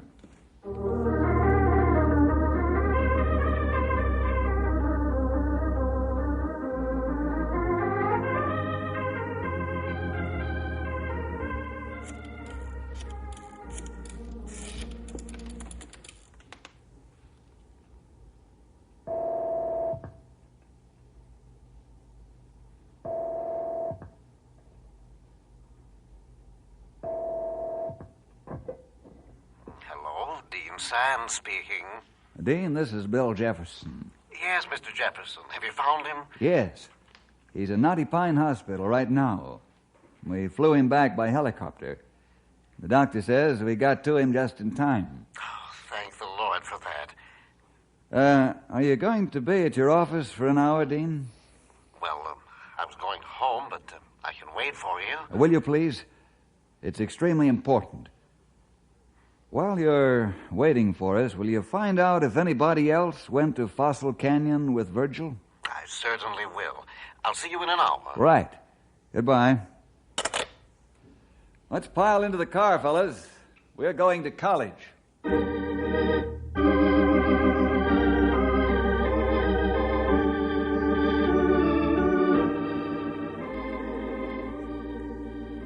That's the story up to date, Dean Sands.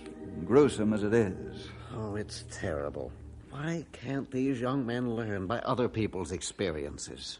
We didn't take time to check for more evidence as to the identity of the other man because I was primarily concerned with saving Virgil's life. Yes, I understand, Bill. I began checking carefully after you called, and I find that Stanley Grimshaw is missing. Oh? Whether or not he went with Virgil can't be determined.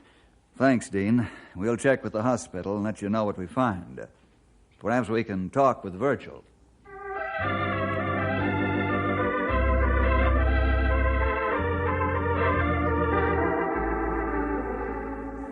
I'd like to talk with Virgil, Doctor. I'm sorry, Bill. I can't allow it. But I thought you said we got to Virgil just in time. I'm sorry I made a misleading statement, Bill. What I meant was that life was just about gone, and you found him before it was too late. He's suffering from shock, exposure, heat exhaustion, and sunstroke. I'm sorry, but you can't talk to him. Well, this is extremely important, Doctor. We're sure that another man lost his life in the canyon, but we don't know who this man is. I'd like to help you, Bill, but I've got to think of my patient first. Perhaps in a day or so you can question him. Okay, Doc. I know you would if you thought it was all right. Let's go out and talk to the students, fellas.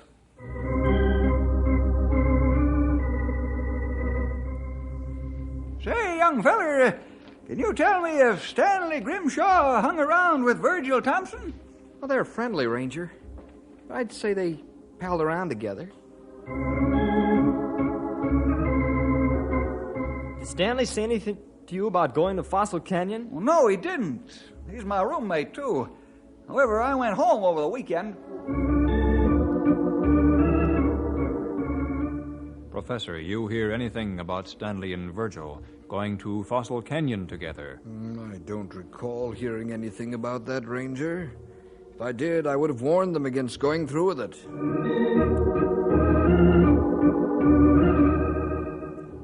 We're up a tree, Bill. Nobody knows a thing about those two. What now? Well, let's go back to the hospital, Henry. Perhaps we can talk to Virgil now. I'm sorry, Bill. Virgil's not responding the way he should. I'm afraid it'll be 3 days before he's out of the woods. Okay, Doc. But we can't wait 3 days. Fellas, let's saddle up and go out to the canyon and do our own sleuthing.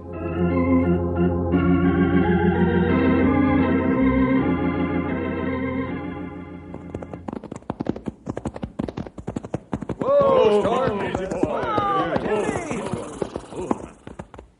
Well, Virgil and Person X had horses when they got here, fellas. That's right, Sonny. But they let the horses get away. Those two fellers are real tenderfeet. 2 men get off horses and walk down into canyon. Yeah, I wonder why they did that.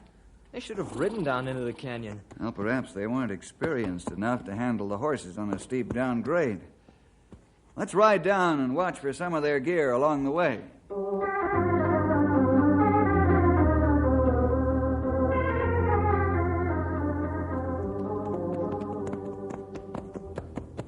There's plenty of trail sign along here. Shouldn't be hard to find some of the gear. You plenty right, Stumpy. Hey, look up ahead there. There's some gear alongside the trail. Come on, Get him, King. Come on, Matilda. Come on, boy. Whoa, Matilda. Oh, boy. I'll take this pack. Stumpy, you take the other. Henry, Grey Wolf, look through the other gear. Okay, we'll look through the... You hold it. I found something, I think. Yeah, what is it, Bill? Here's a notebook with a name in it. Stanley Grimshaw.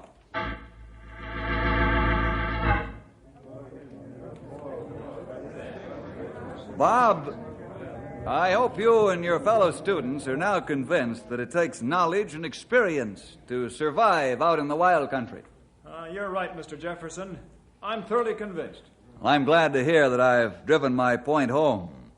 That's the sole purpose of this lecture.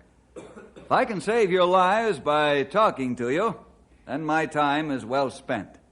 One more question, please. Go right ahead, Bob. How'd you close off the canyon? Well, we've put up a fence and a gate around both entrances to the canyon. On each gate is a sign.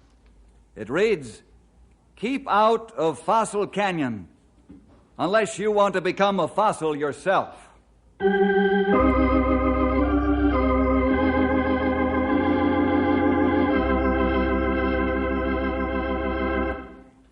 That's really sound advice, Bill. Certainly the students of State U should learn from their classmates' tragic experiences. I know that I wouldn't go into Fossil Canyon if I was paid to do it. See you next week for more adventure with Ranger Bill!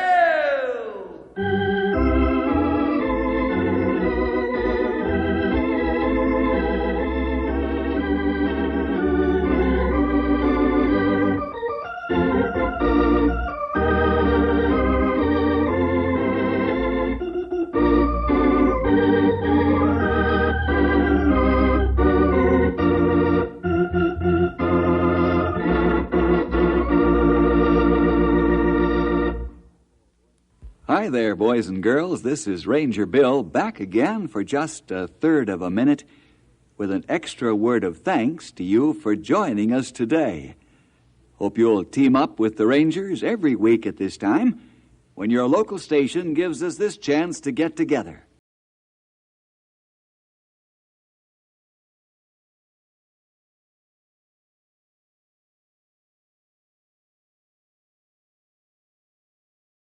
Wide sweeping curve about midway between the Loop and Logan Pass. Dramatic vistas of the Lake McDonald Valley and the high peaks of Mount Cannon, Oberlin, and Heavens Peak make this a great place to stop and take a break from driving. Scan the hillsides for goats and the occasional bighorn sheep, although the sheep are hard to spot since they blend into the surroundings so well. Often, however, mountain goats can be seen resting on the impossibly steep cliffs overhead. Binoculars or a spotting scope will help. As you look up the mountainside, you'll notice several huge avalanche paths. The lack of trees attests to the fact that tons of snow and ice roar down these paths every year. It presents a difficult challenge to the park road crews every spring as they begin the annual plowing operations to reopen the road. Some years the avalanches are small and the snowplows can make short work of them, but often the crews discover 30 to 40 feet of snow piled over the roadbed, and it can take a week or more to plow this one short section of road. Avalanches are a real danger to the road crew as well, and USGN's avalanche specialists work hand in hand with the park to assess and monitor the snowpack and advise the staff of conditions. Spotters on the crews stand guard to radio reports of any snow movement high on the slopes in time to warn workers below. When weather prevents adequate observation or when snow conditions are deemed unsafe, plowing is not permitted. Safety is paramount, even if it delays the opening of the road by a day or two.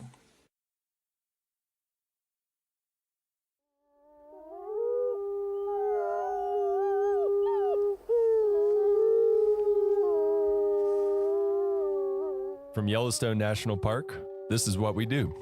I'm Brett Rayburn. And I'm Ashton Hooker. All right, Ashton, first of all, it's great to see you. How's it going? Good to see you too, Brett. I'm good. How are you? Good. I'm awesome. So I have a question for you. Okay. Have you ever hitchhiked before? You know what? I don't think I have, honestly. The way your face went, I thought you were about to tell me an epic hitchhiking story. No, I'm actually surprised I haven't done that, though. Well, I did some research in the superintendent's compendium, and hitchhiking is legal within Yellowstone National Park as long as you follow some certain rules. So one of those rules, which is in Section 5, Part 4.31, which I'm sure you read by heart, all the time, says that you can hitchhike as long as a sign isn't bigger than certain dimensions. Oh, Do wow. you know what the max dimensions for your hitchhiking sign would be? Wow, this is a very niche question. I honestly have no idea, but I'm just going to take a random guess. I'm going to say it can't be bigger than like 5 by 5 feet. So 5 feet. That's a really big sign. I was trying to, that's go a little bigger than I thought. That's huge. It's 2 feet by 2 feet. So you're going to have to trim. That's a more like usual size of sign. Yeah. So next time you're recruiting someone to pick you up for hitchhiking, it just needs to be under that 2 feet by 2 feet. Okay, and you should interesting. Be good. If you want to hold a 5-foot sign, those sign spinners, that might be your go-to.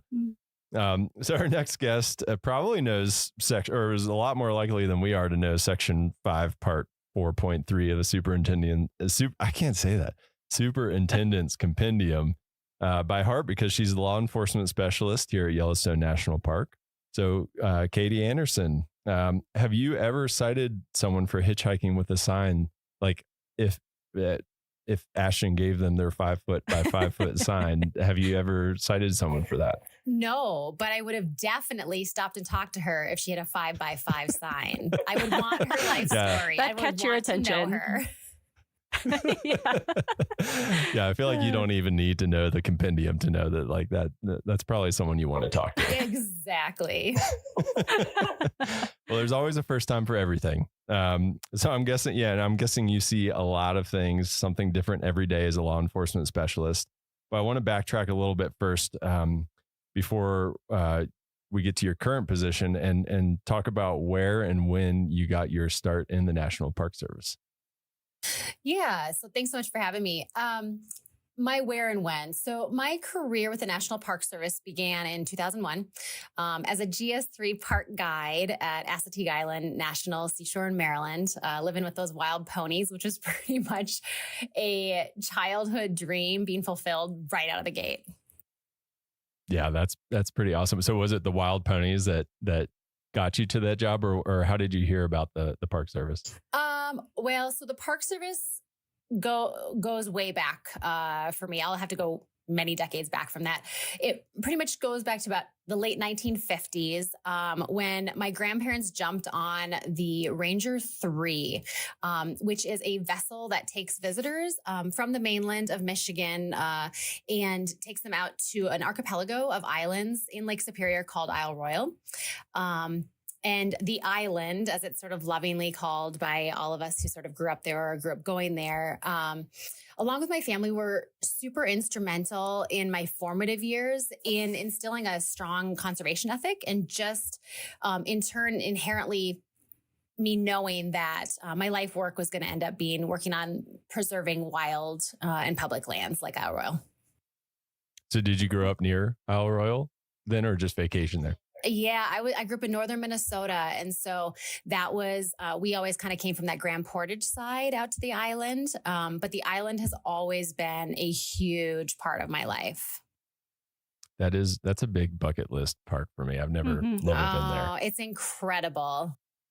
Have you been there, Ashton? No, actually, I just visited northern Minnesota last fall, but we were there just after the boat, like the ferries went out to Isle Royale. So we have to make another trip next time. Yeah. Definitely bucket list. Yeah. Yeah.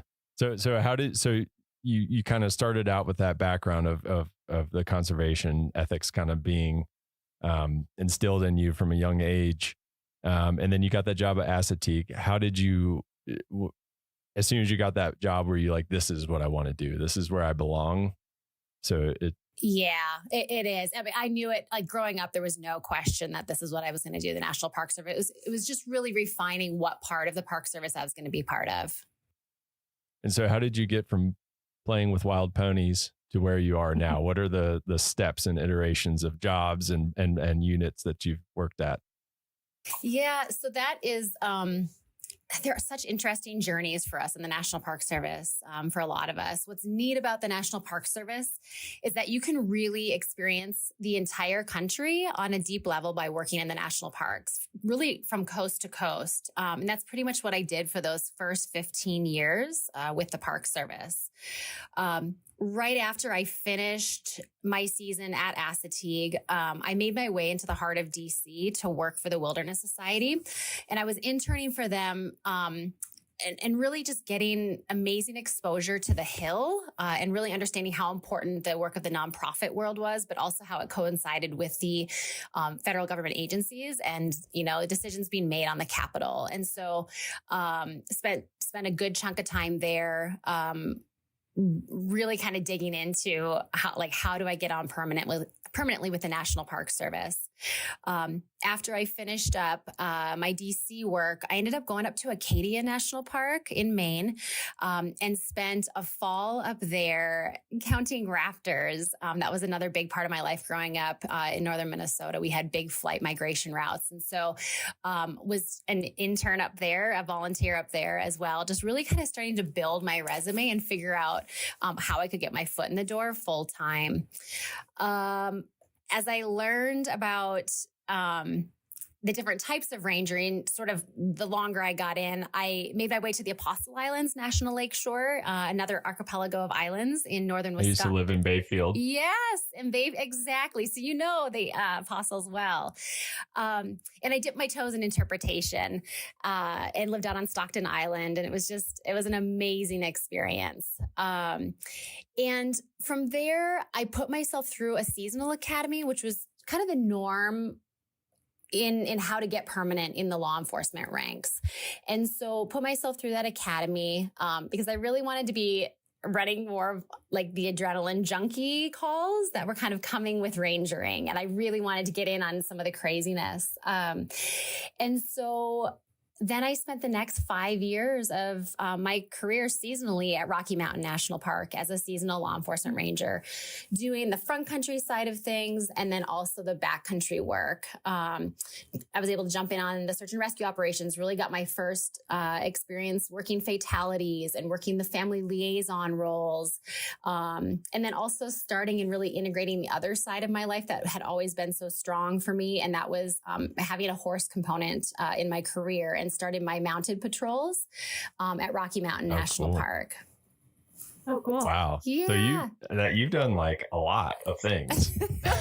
I have, and that was the seasonal days. And I'll make it brief on the permanents, but the permanents were really neat because that rocky experience. In my off season, I had been doing ski patrol work full time and had some avalanche background, and so Yellowstone picked me up permanently to be working on Sylvan Pass, and be doing avalanche control up there as well. So I sort of could bring a skill set of the rangering skills as well as sort of my other life loves into one job. And then ran down to Grand Canyon for 5 years and got some crazy experience down there. And that experience on the South Rim, being a South Rim ranger for about 5 years, really built the core of who I am as a person and ranger and supervisor at this point in time. And then returned to Yellowstone to the justice operation and the law enforcement office as the court liaison, and which I can say is now definitely one of the best jobs I've ever had. And into the role that I have now full time as a law enforcement specialist for Yellowstone National Park. That's awesome. And I guess we should mention to folks that you're joining us remotely from Glacier National Park. So you're on a detail currently at Glacier as well, right?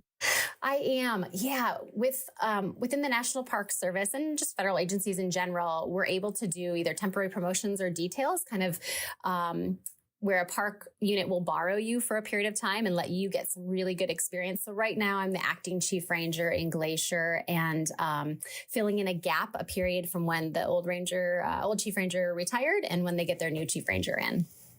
Yeah, that's an awesome opportunity to have some of those. Mm-hmm.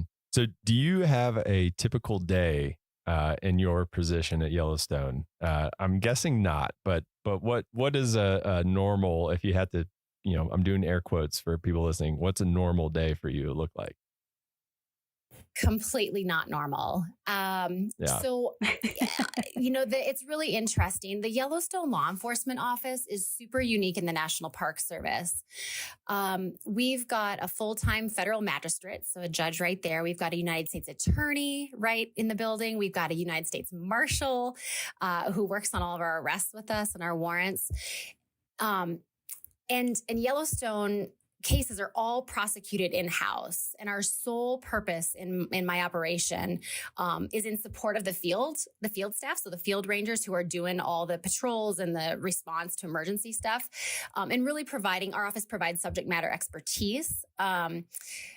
We assist with, search warrants and blood draw warrants on DUIs and filling out criminal complaints, and really just supporting our partnerships in and out of the house.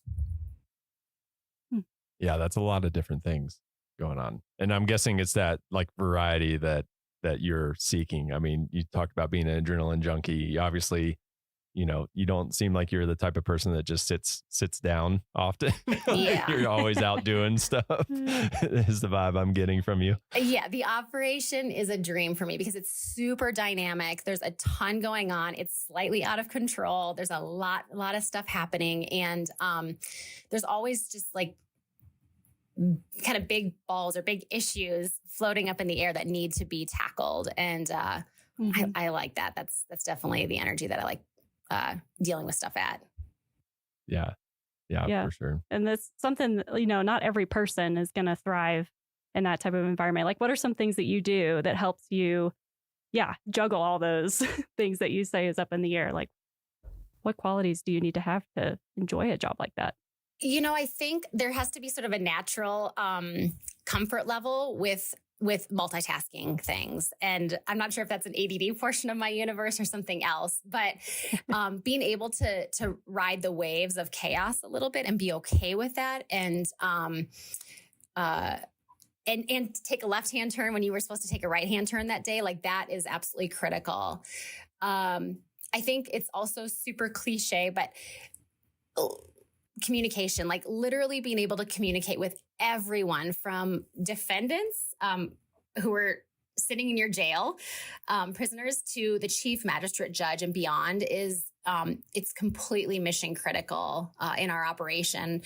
I'm sure 90+% of my day and my job as a law enforcement specialist is just building trust and bridges with the field and all of our partners through just so much. Like you cannot over communicate in this job. Sure.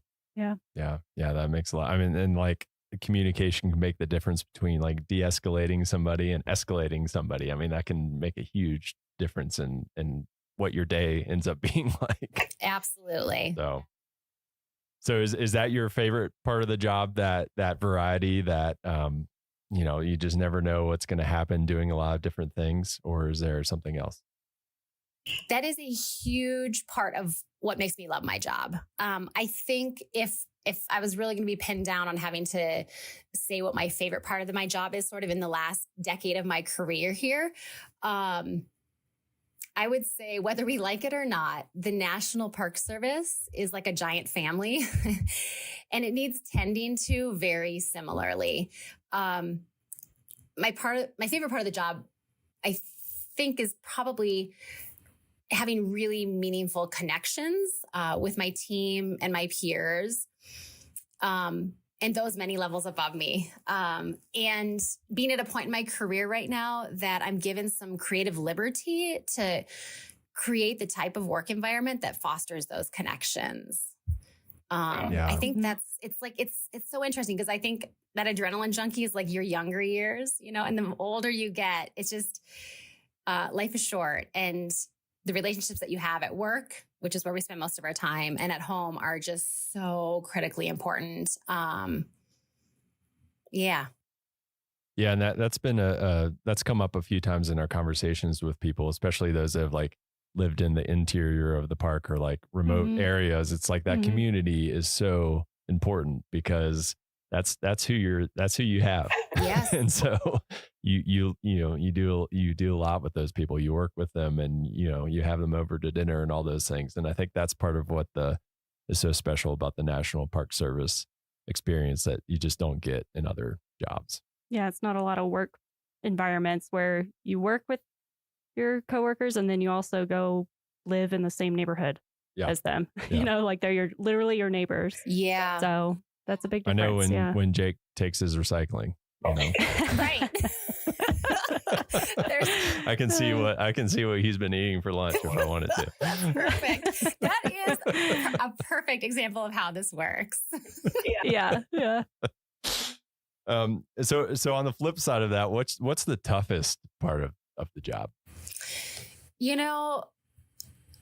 Similarly, I think I went the first 2/3 of my career here, I have gone full-blown energy. Like I've done things at 1,000% and really kind of gone full send on everything. But it takes a toll. Like this career is not for the faint of heart. We see a lot of the underbelly and the darker sides of society. And to have to deal, and we have to deal with the aftermath of all of that. It is us. We are exclusive jurisdiction here. We don't have other agencies coming in to sort of take the case from us. It lays in our hands. Yellowstone sees up, 2 to 3 million people in a really condensed portion of the year in the summer there annually. And all of those visitors and those of us living in the park bring our issues and problems and addictions with them and with us. And so it's really critical at this stage in my career, and we've seen the aftermath of not sort of dealing with some of that stuff and talking about it, that we actively process the cumulative work stress and the trauma. And thankfully, Yellowstone National Park is at the forefront of supporting their team with the Yellowstone Resiliency Project. And the National Park Service is building out some exceptional peer support, mind-body wellness type programs to support us proactively for a fulfilling career, but more importantly, for our well-being the day we retire and beyond. And so we're still coming out whole. And that has been a huge culture shift that has accelerated, I would say, in the last 3 years. And so the toughest part of my job is like the loss that we see through trauma and, undealt with issues. But also just the light in that is that I've got the opportunity right now with my own career to, like hyper focus on those things and be part of shifting a culture nationwide, really. Yeah, that's awesome to hear. I mean, especially, we all take our jobs home with us somewhat, but in your position, especially, I'd imagine that that's like one of those things that's really hard to not take home. And, I mean, that could really eat away at you if you don't take care of yourself when you're home with your family. Mm-hmm. Yeah, absolutely. Yeah, and you mentioned the Yellowstone Resiliency Project.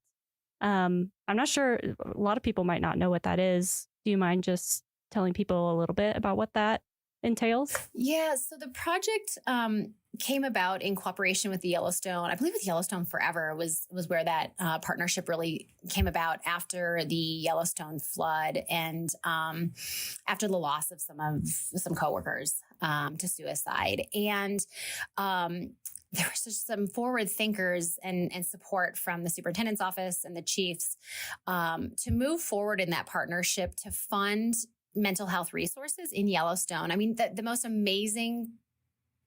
amazing parts about living in Yellowstone is its remoteness and its disconnect from the rest of the chaos of the world that's happening around us. But the downside to that is we have a hard time with resources and getting them. And so the Yellowstone Resiliency Project has funded bringing in healthcare providers for counseling and touch bases and just connections. So we're not kind of going through these big life events and sort of suffering on our own.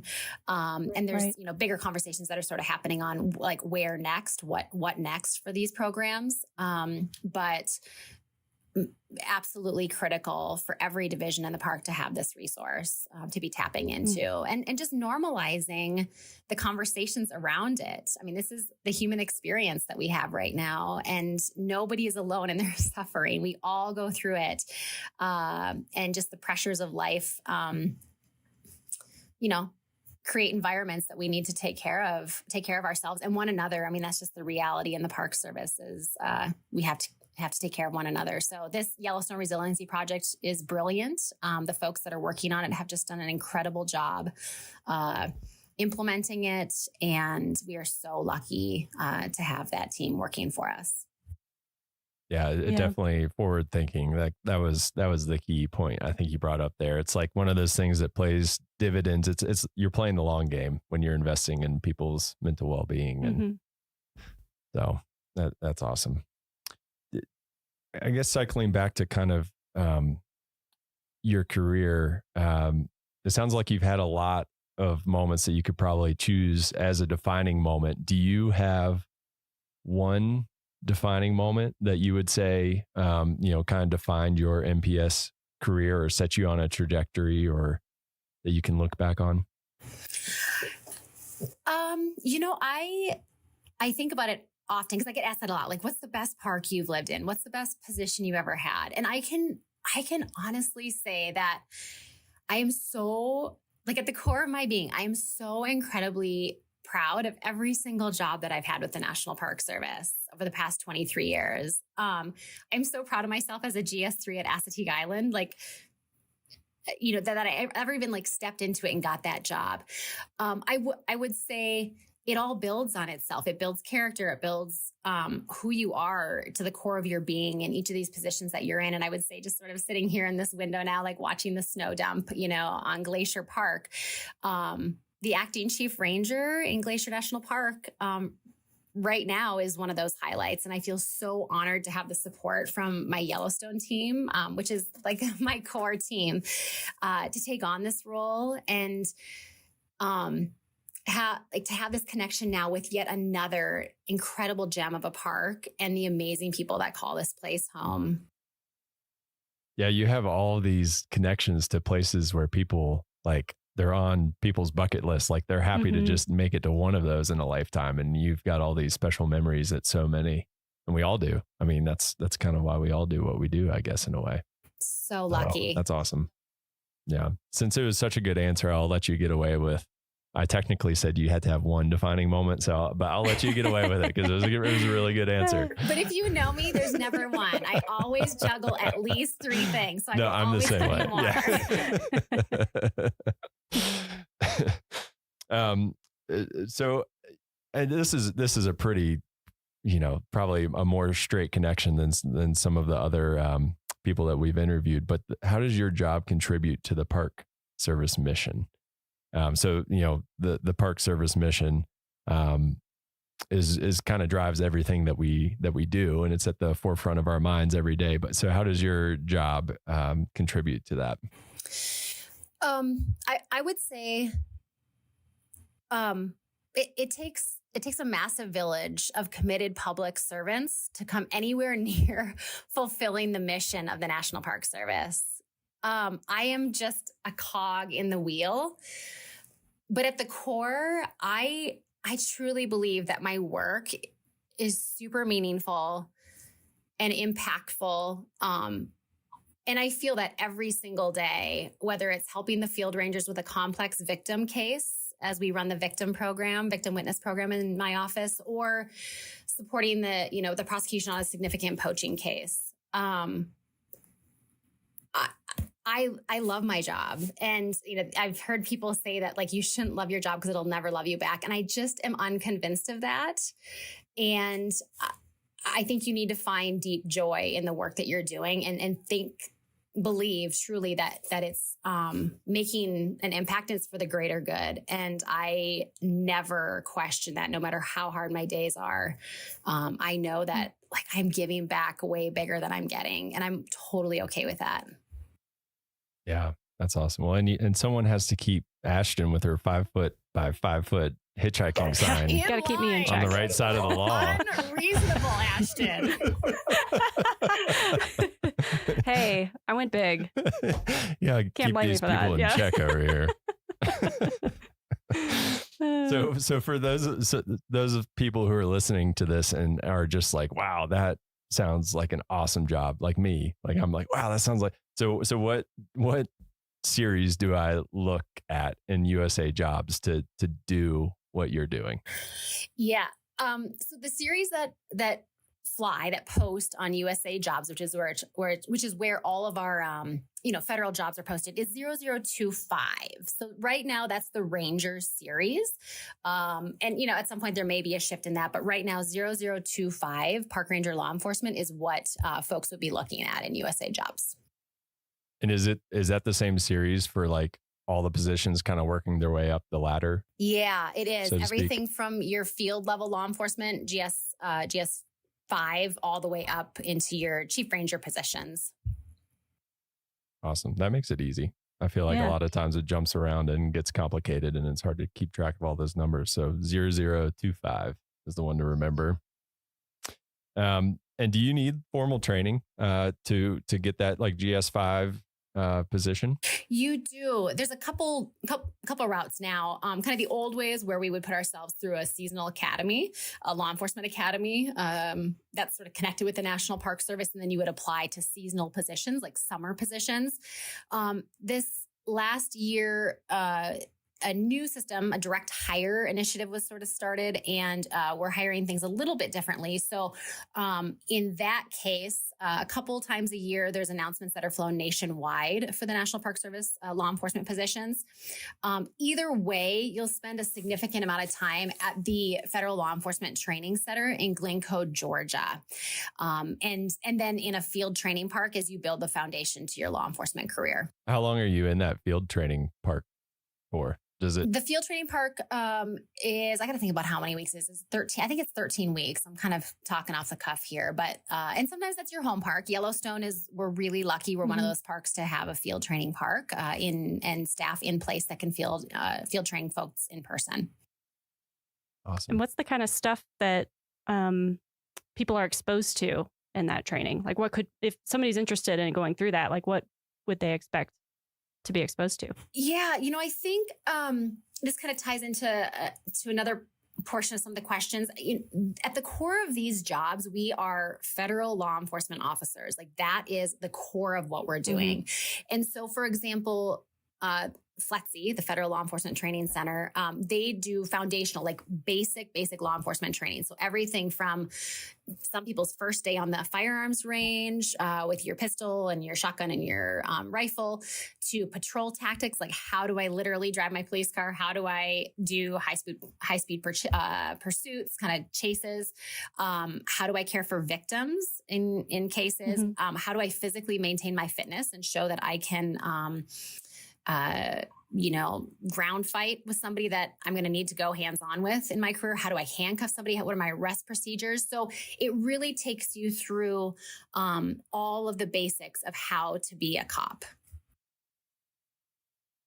Yeah. So it's like a good crash course then.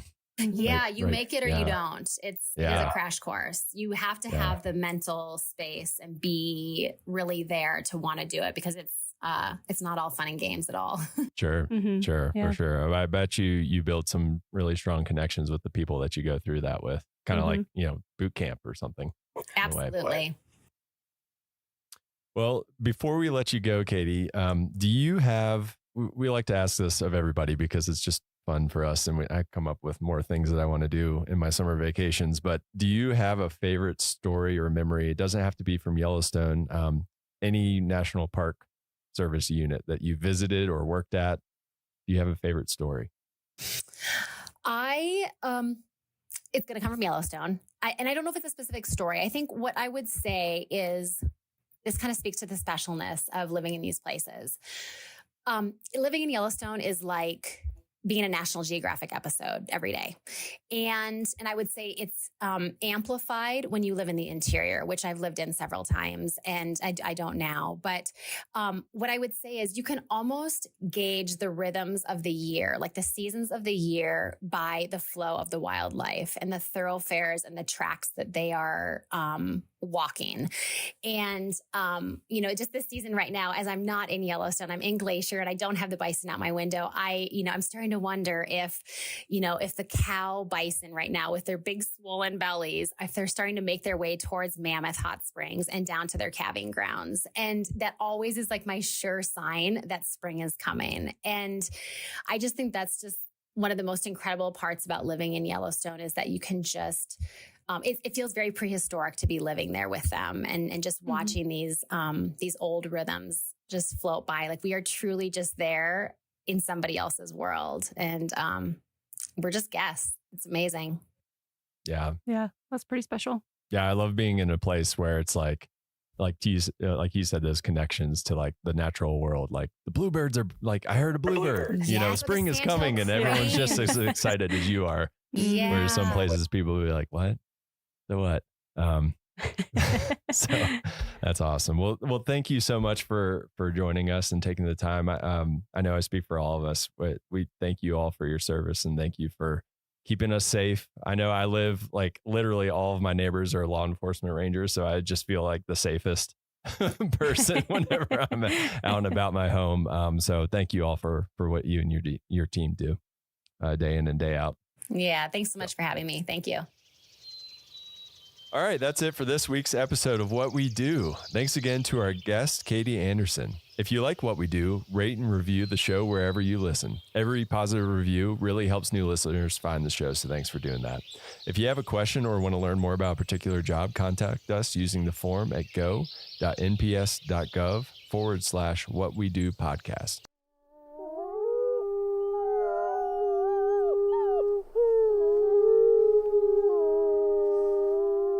From Yellowstone National Park, this is What We Do. I'm Jake Frank. And I'm Ashton Hooker.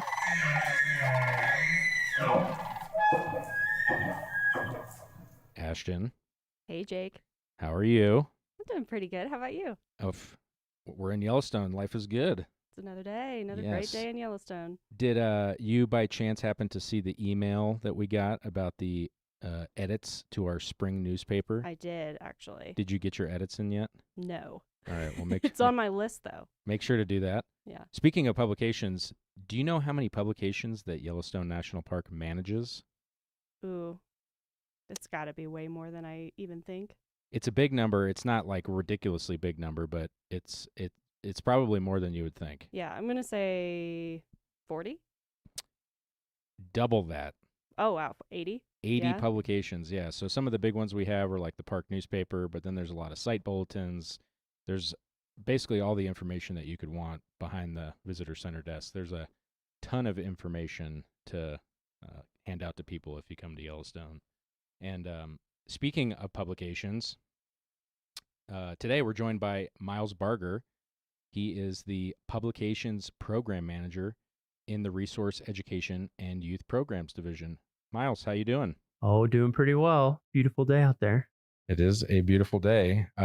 So for our listeners, some of you may recognize the name. Miles is actually one of our hosts, but you're on the other side of the microphone today. So how does that feel? Feels great. Multi-talented. Yes. Yeah. He's ambidextrous. There you go. You play offense and defense. That's right. Yeah. Special teams. Yes. So how did you start working in national parks? I was in college and I was looking for a summer job. I had been working near my parents' house in Kentucky. And then somehow through the magic of the internet, I realized that you could work in a national park in the summer to make minimum wage, which I think was like $5.25 back then. You're dating yourself. I know. Yeah, you could work in a national park and make minimum wage instead of being at home doing it. So I thought that's interesting. So I applied to, I don't think I applied to Glacier because you couldn't have a beard. At that time, whatever the concessioner was. What a terrible idea. I know. So I was like, well, I'm not doing that. But Yellowstone, I saw some jobs. So I applied for a job with the concessioner operating the hotels, which was Xanterra back then, as it is now. And I got a job cleaning cabins at Canyon before they had built all the huge lodges that are up there now. Oh, wow. It was all just cabins. And I towed a cart around from cabin to cabin and paused when a bison was sitting on the porch and I couldn't get in. It's like a forced break. And that was my first summer, and I haven't done anything but work in or around national parks since then. Gotcha. Wow. So, this podcast, we're focusing mainly on people who work in national parks. Yeah. But you mentioned that you worked for our concessionaire. So, I did. Yeah, just something to tell people that are listening is that in Yellowstone, we have about 750 roughly permanent and seasonal employees combined every year. But what's that number in Xanterra? It's like over 3,000, right? I actually was just looking at this number for one of our publications. It's about 3,200 seasonal concessionaire employees in the summer. So many more. Yeah, it's like 5 times more employees. Yeah. So for people who want to, if your main goal is to, like what you were, is to live in a cool place. Yeah. In addition to Park Service jobs, there's the Xanterra, there's Delaware North. If STGI runs our clinics, and then Yellowstone Forever. So it seems like all of those different entities. A lot of my jobs were with nonprofit partners. Like I worked for Alaska Geographic. Yeah. I worked for Denali Education Center, places like that where they're not a National Park Service job, but you're affiliated with the park, working with the park. Yeah. So how did you make the switch? How did you go from one to the other? I was working in Denali in Alaska, and I noticed that a lot of the people who worked there year round had master's degrees. So I thought maybe I should do that. Yeah. And I didn't have anything to do in the off season anyway. So I started applying for master's degrees programs in environmental studies / environmental science. Got in at University of Oregon, started doing my master's, I took some GIS classes because that seemed helpful. And also I'm a nerd and it seemed cool. And then there was a project called the Atlas of Yellowstone. And I said, oh, I know about Yellowstone. I worked there for a little while. And I got in on that. And then a job opened up in the Park Service being a cartographer for the Unigroup brochure program. Those are those glossy folded brochures you get when you go to the entrance of any national park. Mm-hmm. And so it was They're highly sought after. Highly sought after. Mm-hmm. Yeah. And it was the first time that job had opened in like 15 years, I think, was the last time someone had retired or moved on. And I applied figuring I wouldn't get it because it was a permanent, full-time, higher graded job. But I had the skills to pay the bills, I guess. It was just a very specialized area that I happened to have had a knack for. Yeah, right and place, I got that right job. time. Yeah. Right place, right time. Mhm. Exactly. Yeah. I'd done SCA internships. I'd worked at Yellowstone. I'd pieced together enough stuff over those seasons that combined with the cartography and design skills and writing, I could, make a pretty good case that I had the love for the game and the Mhm. skills and the knowledge about the Park Service and all of that, and ended up getting the job. So your first Park Service job, what was your first seasonal one? I should say that was in Alaska, or did you go from? I never had a Park Service job. You never had a season. So your first Park Service My job first was Park permanent. Service job was a GS-12 visual information or cartographer. Way to just like come out swinging. Yeah. Yeah, So- I definitely didn't think I would get the job. So. Yeah, and that's like really very awesome. That is, everybody that we interview, they'd have like a different backstory on how they started, and I would say, that is atypical. But Ashton, you kind of had a similar thing too, right? Like you didn't. Yeah. How did you get your start? I started in it was Geoscientists in Parks internship program. Now it's called Scientists in Parks internship program. And I got an internship here in Yellowstone for a summer. And then this position opened up shortly after. Yep. And applied thinking the same thing as Miles. I was like, I'm not going to get this job, but got lucky. Yeah. And now I'm here. Yeah. So I would like to say that, you guys are 2 in a million. Yeah. That's not the typical unusual. thing. Yeah. But it can't happen. And I think that's, just right place, right time, Mm-hmm. being willing to just get, the background that you need so that when the jobs present themselves. So you were a cartographer. Where was that? Harper's at? Ferry Harper's Center. Ferry. Okay. So it's the kind of graphic design center for the National Park Service. I would say that's becoming more distributed over time, but things were super spread out in DC, is my understanding, in like the 50s and 60s. And then there was a push to consolidate everything somewhere. And Senator Robert Byrd was very good at getting things built in West Virginia. And so, Harper's Ferry, West Virginia is literally as far east and close to DC as you could possibly be in West Virginia. So it's right on the corner. It's like the lowest elevation point in West Virginia. It's a beautiful spot. It's where the Shenandoah flows into the Potomac. Yeah, but I've sat on the confluence there and had lunch. It's very pretty. And so it's a building full of people who do.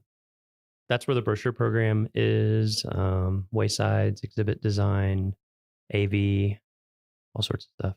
So between that job, your first Park Service job, and now the publications program manager, did you have some things in between, or did you go from I did. I was there as a cartographer for almost 4 years. And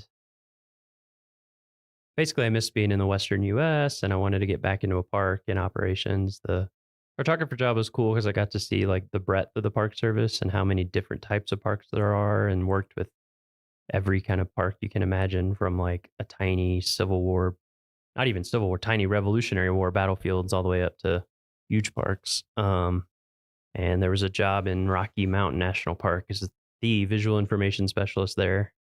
And I applied for that and got that job. So I moved to Estes Park and worked for Rocky for 5 years. And then this job came open and I applied for that.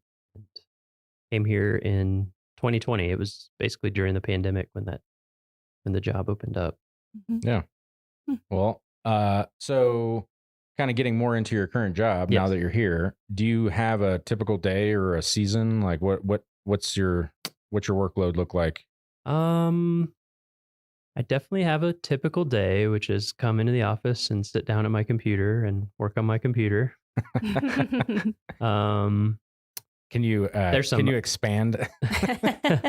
Yeah. So, being the publications program manager here, I'm in charge of not all the printed stuff, but the majority of printed things for visitors and for staff, like internal and even concessioners. We make stuff for them as well. There's approximately 100 products when you add up all the site bulletins, which are, the folded black and white things that you get at visitor centers. Oh, so I was off, Ashton. I said 80. So yeah, well, that's a lot. It's something. Maybe it's 80.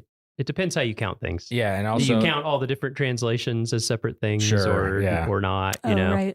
Yeah. It's a lot of things. So yeah, depending on what the time of year is, I work on those. I would say my seasonality is kind of the inverse of a lot of people in operations, which operations is like, the front line, people who interact with visitors and are busiest during the summer, which is obviously when we're busiest.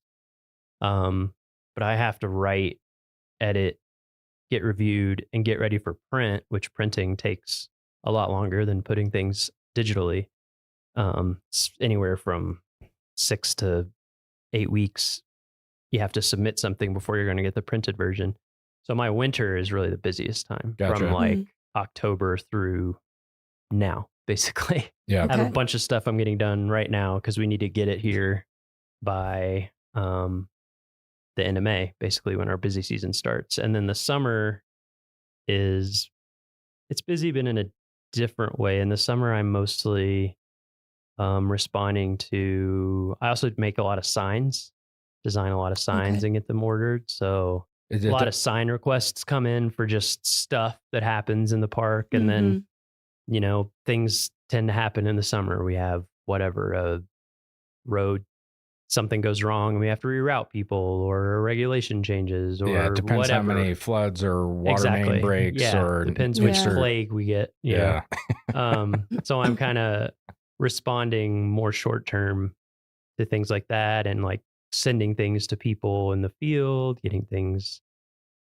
taking requests for publications that people need more of, and then going out more in the summer to like visit places, talk to people, kind of see what the needs are. So those are kind of my two main seasons. So with that, do you have like an important, like what, for people who are interested in this type of a job, like, is there a skill or something that you would consider that it serves you well? Yes. So I do design, but I also write almost everything as well inside of the design. And so I would say writing is a very key, writing and editing. Yeah. So in that sense, like being able to write well, being able to write in different tones and styles, depending on what you're making, like the newspaper visitor guide that you get at the entrance stations is very just visitor information focused, and it has a ton of stuff in it. So it has to be very concise. So that's one type of writing. It's like plain language guidelines, which is a government thing for basically saying not using huge words and keeping sentences pretty easily understandable. So that's one type of writing. But then like resources and issues, I'm more editing other people, but that's more in-depth scientific writing and kind of everything in between. So I'd say it's also nice to be able to write your own stuff, because when you're designing on paper, everything takes space, physical space on the page. And so a lot of the time you need to be able to edit for space as well. So it's nice to be able to go back and forth to make things fit, or like I'm OCD about columns being all the same lengths and things. So it's like, oh, I want to edit this to be like 7 words longer. Things like that. And then detail oriented. Exactly. Detail oriented. And then there's the design side of things. I think that's a tough one for me. There are skills you can learn, but I also think there's a certain je ne sais quoi that some people have and some people don't when it comes to design. But that's an important skill. And then there's all the technical stuff of like, we use Adobe products in design, Illustrator, things like that. But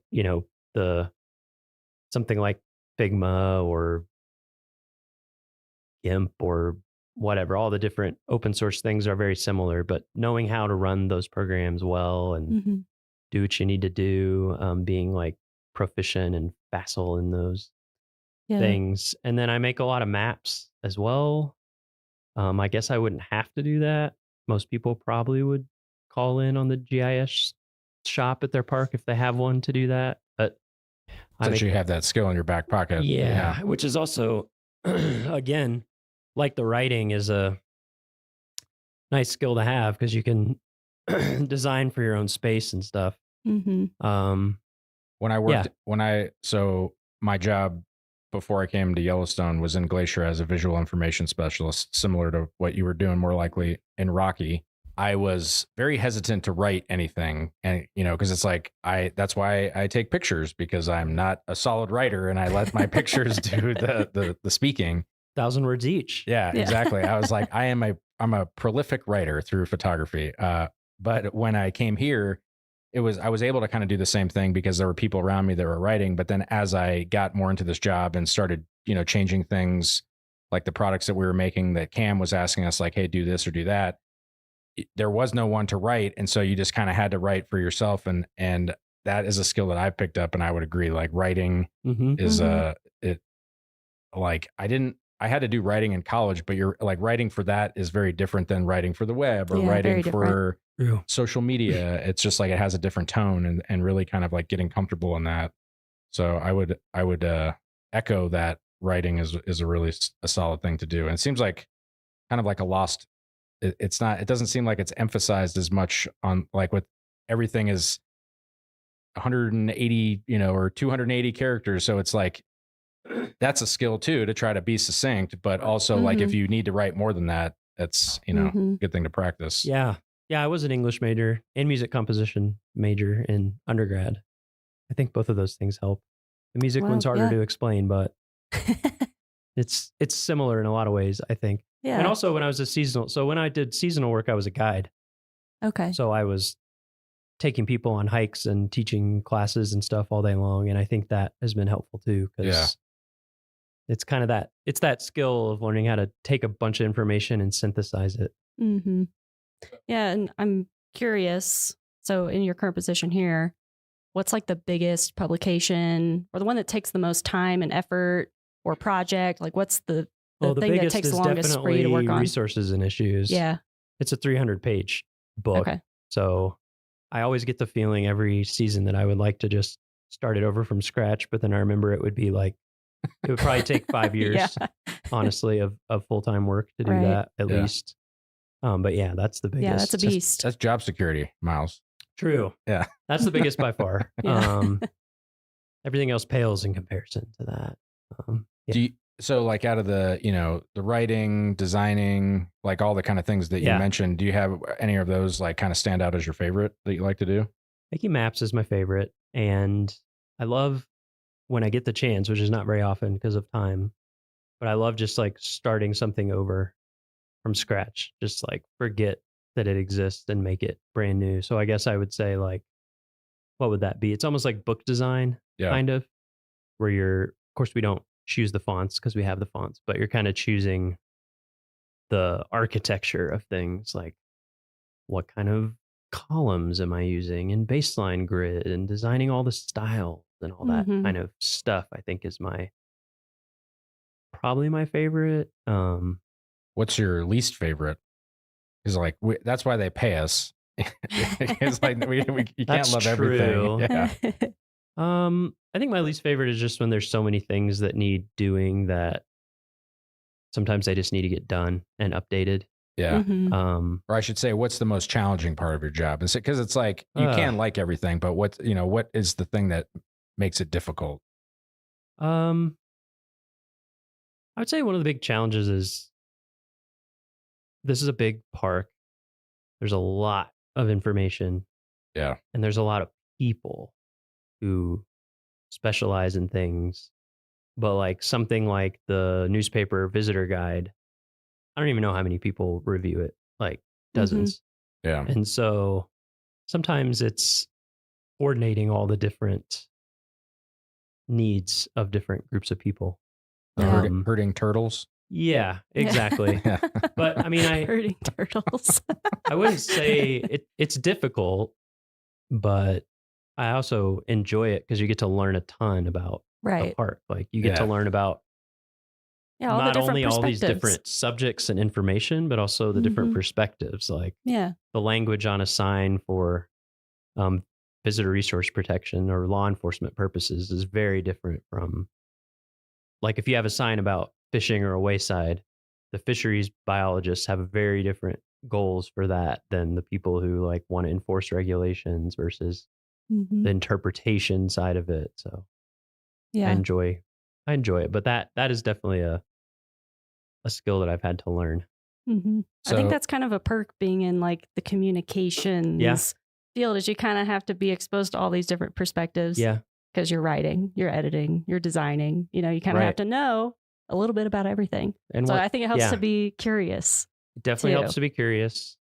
I also think that there's a lot of things about my job that I've had people say, like, how do you stand that? Or I'm making a thing and there's going to be 200,000 copies printed of it. Pressure of that. And to me, I'm like, whatever. So I think, but there's other people's jobs that seem super stressful to me. And they're like, oh, I love it. Yeah. It's just whatever you're used to, it seems like. Yeah. And like what you enjoy. So I would say that's one tip, is like find the things that you enjoy that other people don't.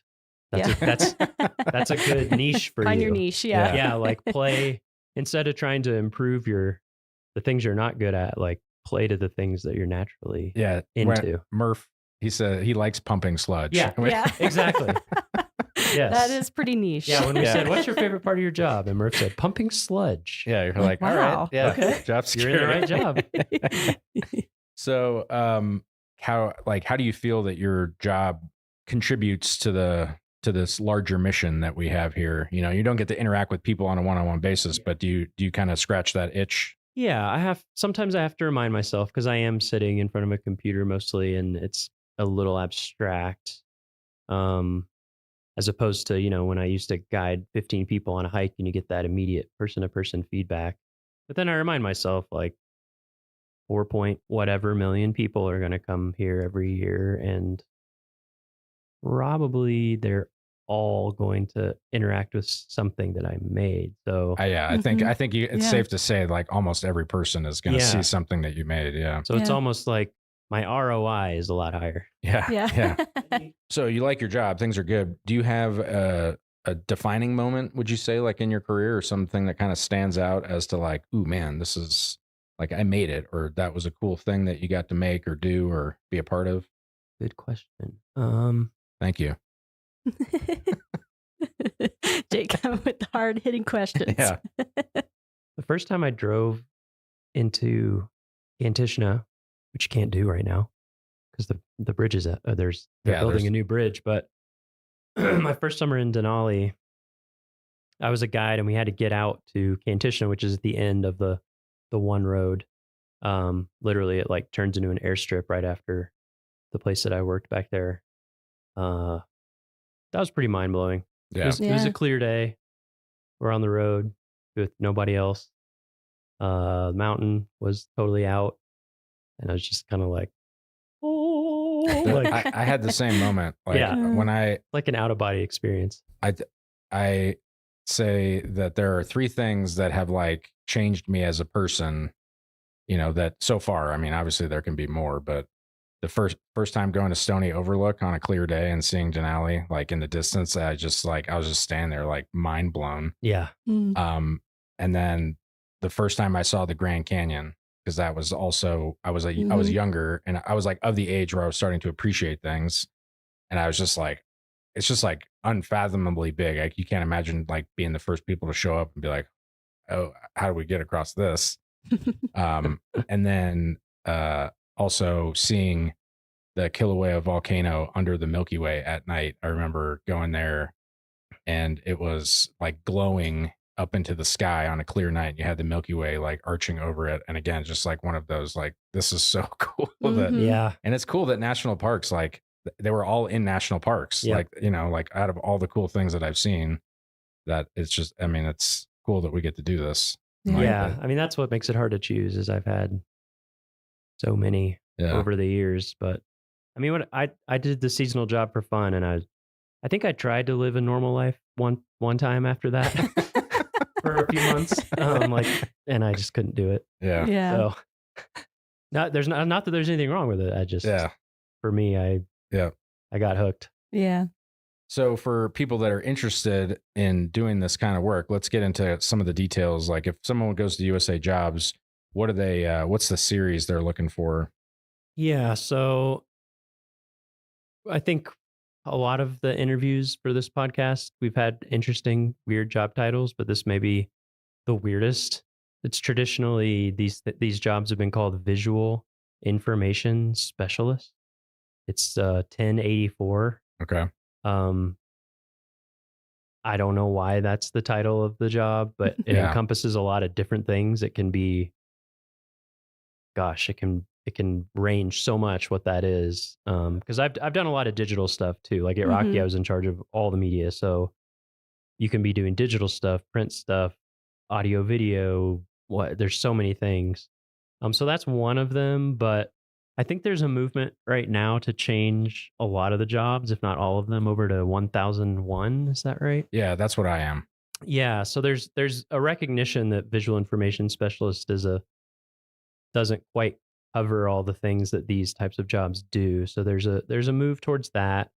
And then I would also say there's, as you guys know, there's public information, and a lot of times almost exact same type of job as my job is advertised under different public information things. There's also, like I said, there's subspecialties, like cartography, which in my mind is a subfield of design, or like writer editor, audio video production Specialist. That was a job I had too. Yeah. So I think look for 1084, 1001, but also when you're on USA Jobs, just search for terms that apply to what you're interested in terms of like audio video or editing or writing, and it's kind of all over the place. Yeah. And I don't think we've said this yet, but like on OPM, there's a list of all the jobs. So like if you go to the OPM website, it's like the 1000 series is all of the like arts. Right. So from like from 1001 to 1099, there's like a bunch of everything that we're mentioning kind of falls in there. And so it seems like if you're looking for it, you could set your alerts on a variety of those different keys, but it's good to know which ones specifically. If parks aren't flying them in a certain category, then doesn't make sense to, set an alert. Mm-hmm. You already mentioned all the training that you had, for the design and everything. Is there any other than the design aspect and knowing how to run these programs, like, is it required that you have a formal training, that you go to school for that? Or could you just like teach yourself how to do this? And you like, a lot of people grow up and know how to use Photoshop and stuff. I think you can teach yourself. Yeah. Yeah. I mean, a ton of it I taught myself. I think like you said, Ashton, curiosity is a big one, I think, for these positions. Yeah. Curiosity about different types of design work and audio, all that kind of stuff, but also subject matter. I did tons of personal projects, like I'd say I probably did more personal projects than work projects to get into this kind of stuff. Like whenever I was just seasonal, took a ton of photographs and had a blog and made books for friends and family that they didn't want that I thought were cool. Yeah. So it seems like you were interested in being creative and you just happened to find a job that it's just allowed you to do that. Yeah, it's just kind of who I am. Yeah. That's cool. Do you have any advice for people that, if they're looking to get into this career, just general advice? Make your own stuff. If you have some opportunity to, I definitely know people who've gotten into it who are seasonal or permanent in a different career field, and they are a photographer and they start working on their photography and they get really good at it, or they start writing stuff, or a lot of times I have projects that I need some help with from people out in the field who have that knowledge, and they can, it's not volunteering because they're doing their job, but and generally with parks, with federal, well, I shouldn't say federal, I just know Park Service, but you can spend up to 20% of your time on alternate things as long as and so definitely I did things like that, and others, people in like interpretation or other staff do that as well. You can contribute to projects. It's always hard for me to give advice because I just kind of It is a winding road. Yeah. I just kind of did what I was passionate about or interested in, and got lucky and it worked out. So it's hard for me to give it specific advice, but well, yeah, not so much like advice on like how, like what did you do that somebody else could replicate, but just like what are the things that are going to set people up for success. Yeah. And it seems like, you know, the things you just mentioned were, I also would say I have a lot of print knowledge. I don't know how much I would invest in that moving forward for people. But if there is something that you can learn that is a little less known or technical in a specific subfield, that can be helpful. Yeah. I would definitely say from now moving forward, people focusing on digital is really a good idea. Yeah. So not that we write much code or anything, but just like how websites work, thinking about user experience in addition to all the other things, apps, app design, and working with databases and things like that is very helpful.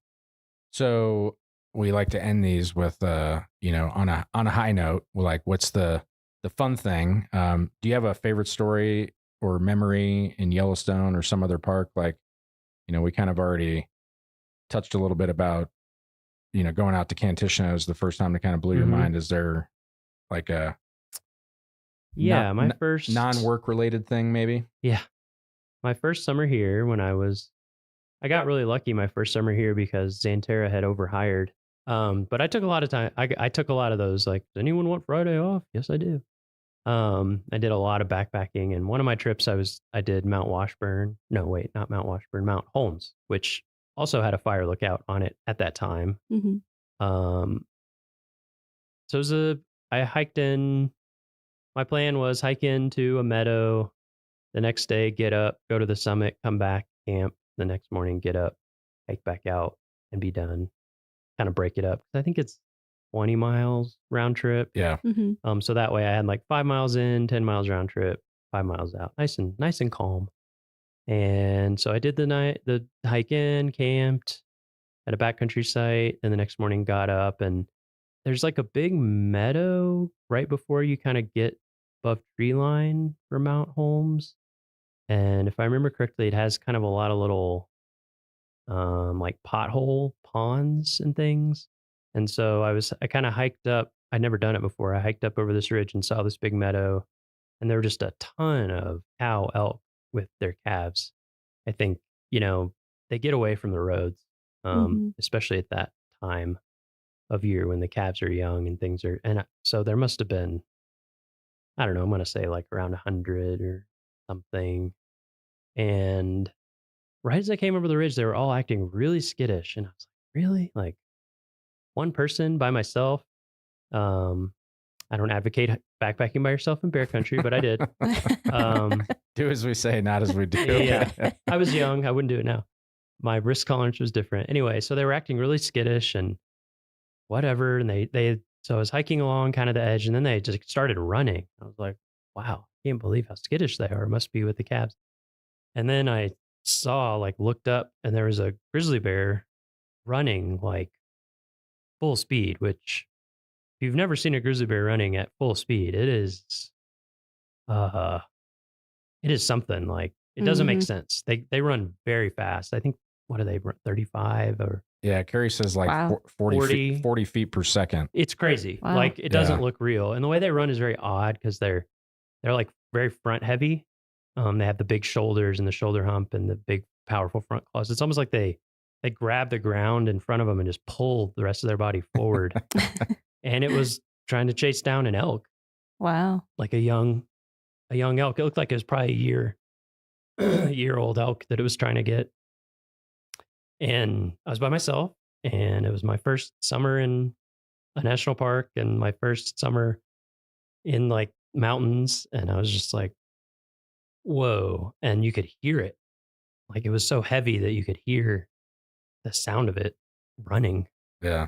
Wow. So I just kind of backed up against a tree, pulled my bear spray out, carry bear spray.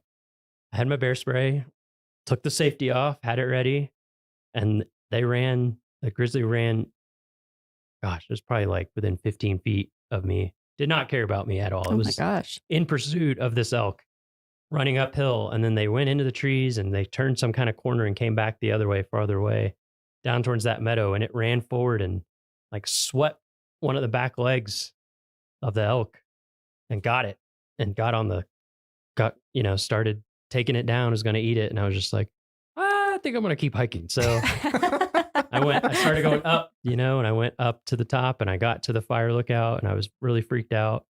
And then I was talking to the guy who manned the lookout back then, or the person at the lookout who worked up there all summer. And that's a remote one. You can't drive to it. You get resupplied by pack animals, I'm pretty sure. And I mentioned like what I'd just seen. And he was like, yeah, there's a guy got killed at Grizzly Lake a few years ago. And I was just like, don't say this to me. So I hung out for a little while and then I hiked all the way back down to my camp and I packed up all my stuff and I hiked out the whole way that night because I was just freaked out. Oh my gosh. But yeah, that was pretty amazing. We'll never forget that one. Yeah. Probably set me up well for risk management going forward. I was a lot more aware of what can happen, which is anything. Anything can happen, which is why it's exciting. And for people listening, just a friendly reminder that we encourage people to hike in groups. Yes. Make a lot of noise. Yes. Carry bear spray and know how to use it. That's how to proactively stay safe. Yes. Well, Miles, thank you for joining us today. It's been interesting catching up and hearing about your job and what you do and all that. My pleasure. Ashton, did you have any other final questions for Miles? No, I don't think so. Thanks for joining us, Miles. Anytime. Well, that's it for this week's episode of What We Do. Thanks again to our guest, Miles Barger. If you like what we do, rate and review the show wherever you listen, because every positive review helps new listeners find the show. If you have questions or you want to learn more about a particular job, contact us using the form at go.nps.gov/whatwedopodcast. Thanks for listening.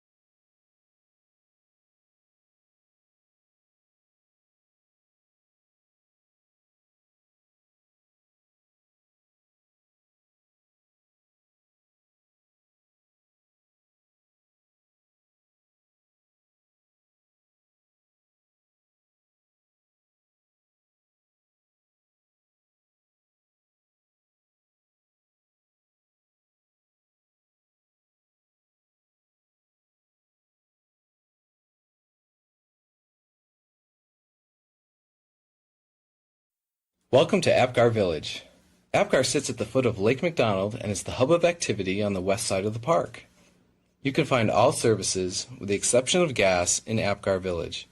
There are several gift and souvenir shops located in the village, and Eddie's Restaurant offers casual dining. Looking to spend a night? The Village Inn has cozy rooms overlooking picturesque Lake McDonald, and the Apgar Village Lodge offers cozy rooms and cabins. The Apgar Visitor Center and Backcountry Permit Office are also located here. Whether you are just here for a drive-through visit or are planning a multi-day backcountry adventure, friendly rangers provide visitors with hiking and trip planning information. Families will find the Discovery Cabin an enjoyable and educational place where kids can have hands-on experience learning about Glacier. Other family activities are available as well. Horseback rides along McDonald Creek and through pine-scented forests offer a chance to see areas not often seen by most visitors. Boats long have been a part of the Apgar scene. Early visitors boarded steam-powered boats for an 8-mile journey up the lake to Lake McDonald Lodge. Boating is still a popular activity on the lake, and boat rentals are available from Glacier Park Boat Company here at Apgar and in other locations around the park. If you have your own boat, a public boat launch is your access to this largest lake in the park.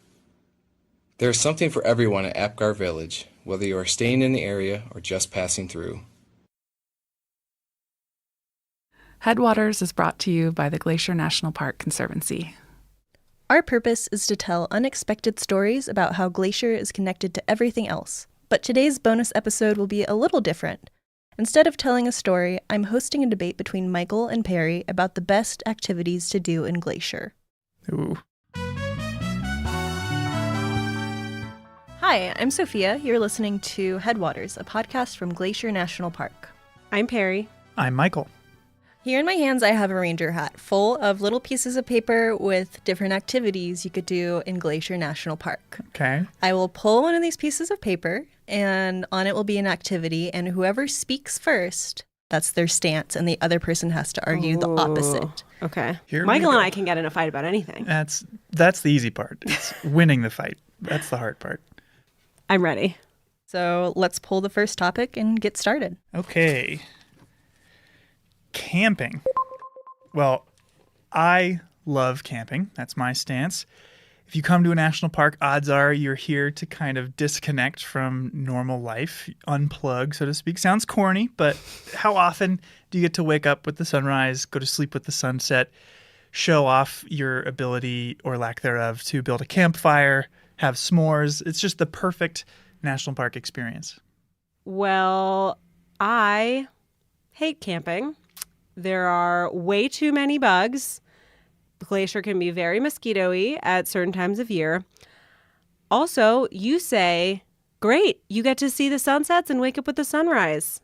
In Glacier in the summer, that is too late and too early. You're not getting enough sleep. And fundamentally, you're paying someone to sleep on the ground. Hard pass. I would give that one to Michael. I feel like bug spray's a thing. If I'm in my tent, I'm relatively safe from the bugs. I'm going to enjoy the great outdoors occasionally. I don't have to do it all the time. Okay. All right. Floating/tubing. Love it. Floating the stretch of Lower McDonald Creek from Apgar to West Glacier is right outside my house and really easy to do after work.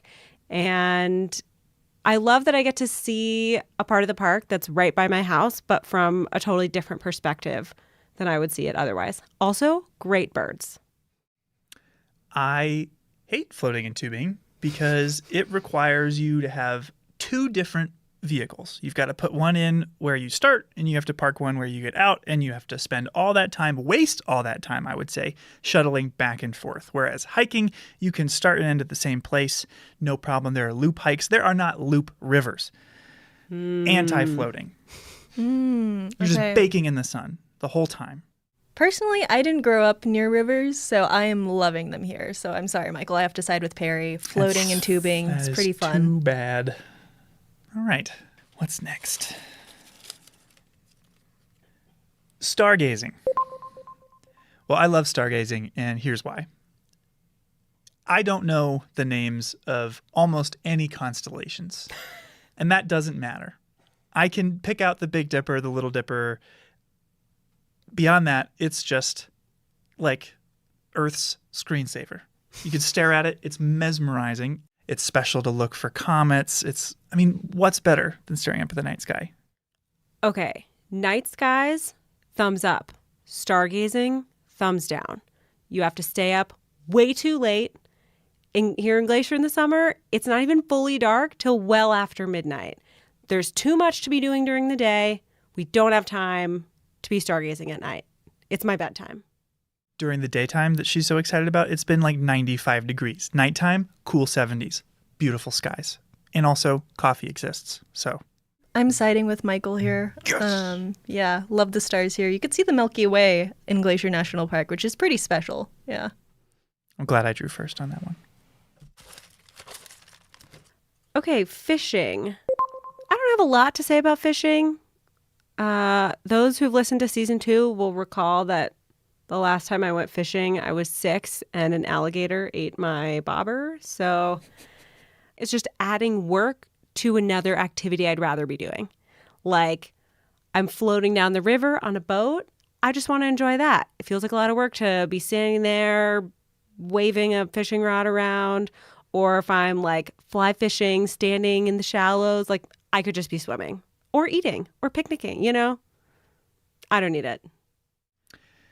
Well, I love fishing. It is one of the most meditative ways to gain a deep understanding of an ecosystem in Glacier. The park only encourages you to catch or touch one type of animal in the park, and it's fish.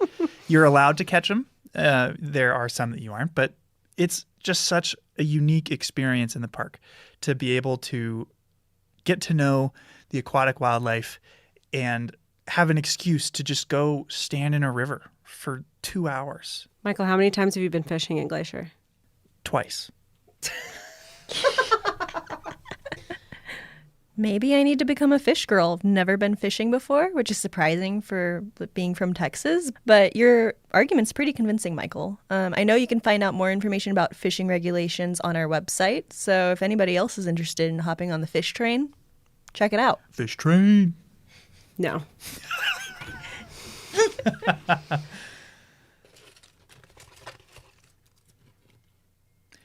Driving, going to the Sun Road. Big fan. Love it. I mean, it's like the ultimate experience here. It's the experience that put Glacier on the map for people to come visit. It's where I would say 90% of the pictures of the park come from, is from driving, going to the Sun, maybe 75. And that is because you get to witness 3 different distinct ecosystems in one 2-hour drive. You get to have incredible wildlife sightings from the safety of your vehicle. From bears to bighorn sheep, mountain goats, you get to drive to over 6,600 feet. What's not to love? Here's what's not to love: driving. What if you take a shuttle so you don't have to drive going to the Sun Road? You can see all those things, but you can spend way more time actually looking at them instead of having to spend all that thought and energy looking at the road, avoiding other cars and said bighorn sheep and mountain goats. And if you just sit on a shuttle and let someone else do the driving, you can appreciate the scenery. It's type 1 fun. There you go. Honestly, the shuttle sounds pretty nice to me. Or being a passenger, I would say. Yeah, I'm siding with Perry on this. All right, one more. Birding. Oh. I love birding. I love trying to figure out who they are, what they look like, who's singing. And you may not get to see a grizzly bear when you come here. I'm sure you won't see a mountain lion. A few of you might, but I never have. But almost everywhere you go in Glacier, you'll find birds. You can come at any time of year and see birds. And especially if you come in the spring, they're constantly singing and calling and just making this place richer and more beautiful. Well, here's my hot take on birding. I love birds. I mean, they are the soundtrack to our mental image of nature itself. But as you said, they are everywhere. I could see birds where I grew up in Ohio, and I can ID them and have a very similar experience. If I wanted to see a grizzly bear, I'd have to go to the zoo. So, birding in Glacier? It's fun to hear birds as you go out and hike, but it's not an activity in its own right. Birds are the background to experiences you could only have here and that people are coming from across the country to have because they can't have it at home. So that's my hot take on birding. I'm never taking you birding again. Honestly, Perry, your passion for birding speaks to me. There's hundreds of birds you could see here, and that's a very special experience. So I have to side with Perry here, Michael. Okay. I disagree, but it has been decided. It's okay. I won. You just accept it. I feel like we covered a lot, but there are so many other activities that we didn't talk about. What's another activity? I would say berry picking. Yeah. I love picking huckleberries. Classic. It's an iconic part of a glacier summer. Just wouldn't be the same without it. If you are trying to plan a trip to Glacier and interested in what sort of activities you can find here, check out our website at nps.gov/GLAC, and it can help you plan a great trip. We're hard at work on the next season of Headwaters. Stay tuned for bonus content like this and more episodes about your favorite national park. Headwaters is made possible with support from our nonprofit partner, the Glacier National Park Conservancy. We are so grateful for all that they do for us. Check them out at glacier.org. And if you have a moment to leave us a review in your podcast app, that helps us so much. Thanks for listening. You know what activity we missed? Podcasting. I mean, there are more activities here than we could cut up and put in a ranger hat. I like them all. Me too. Despite everything.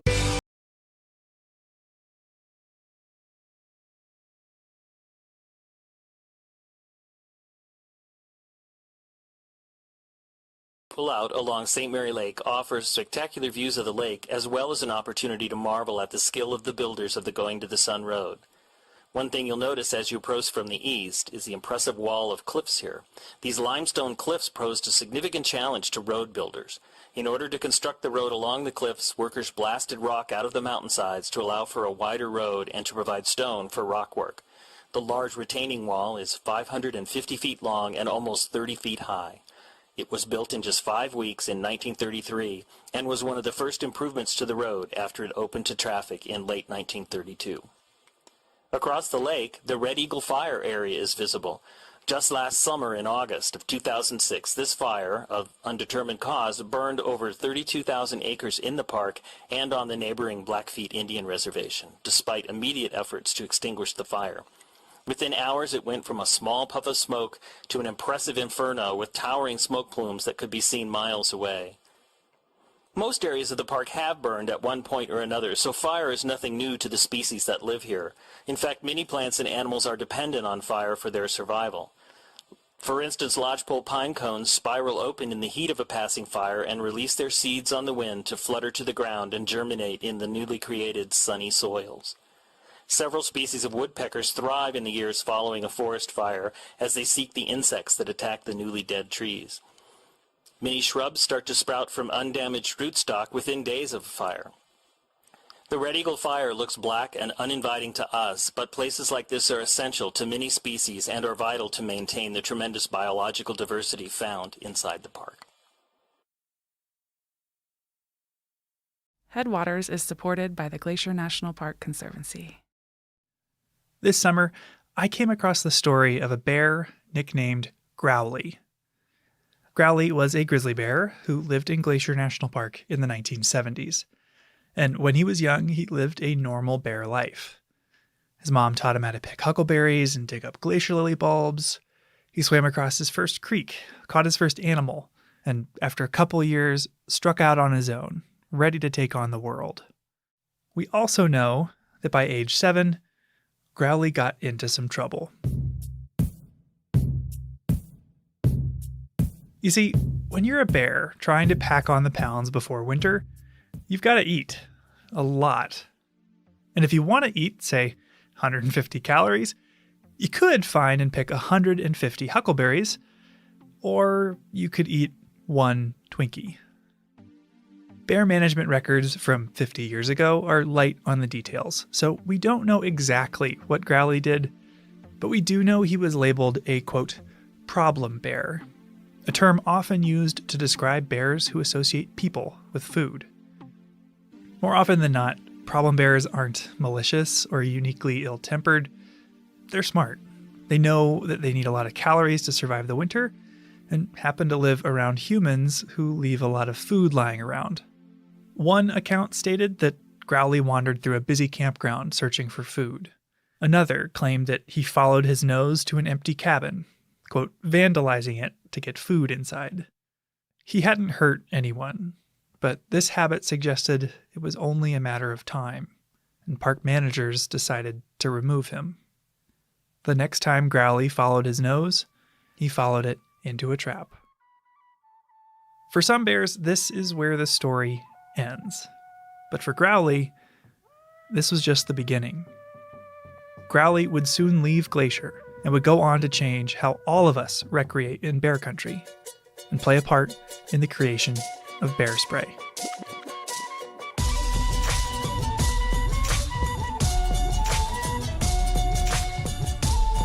So this is what helped save our lives. I'm gonna spray you. Yeah, she took 2 steps into the cloud and made a 90-degree turn and ran out of there. You're listening to Headwaters, a podcast about how Glacier National Park connects to everything else. And in this episode, we're talking about bear spray. I'm Michael. I'm Daniel. For people who might not be familiar, Daniel, what is bear spray? Bear spray it's basically a self-defense spray, like a pepper spray, a really strong pepper spray that you spray at a bear if you're being charged or attacked. Right, and it's become a central part of the visitor experience here in Glacier because we have one of the highest densities of grizzly bears anywhere in the lower 48 states.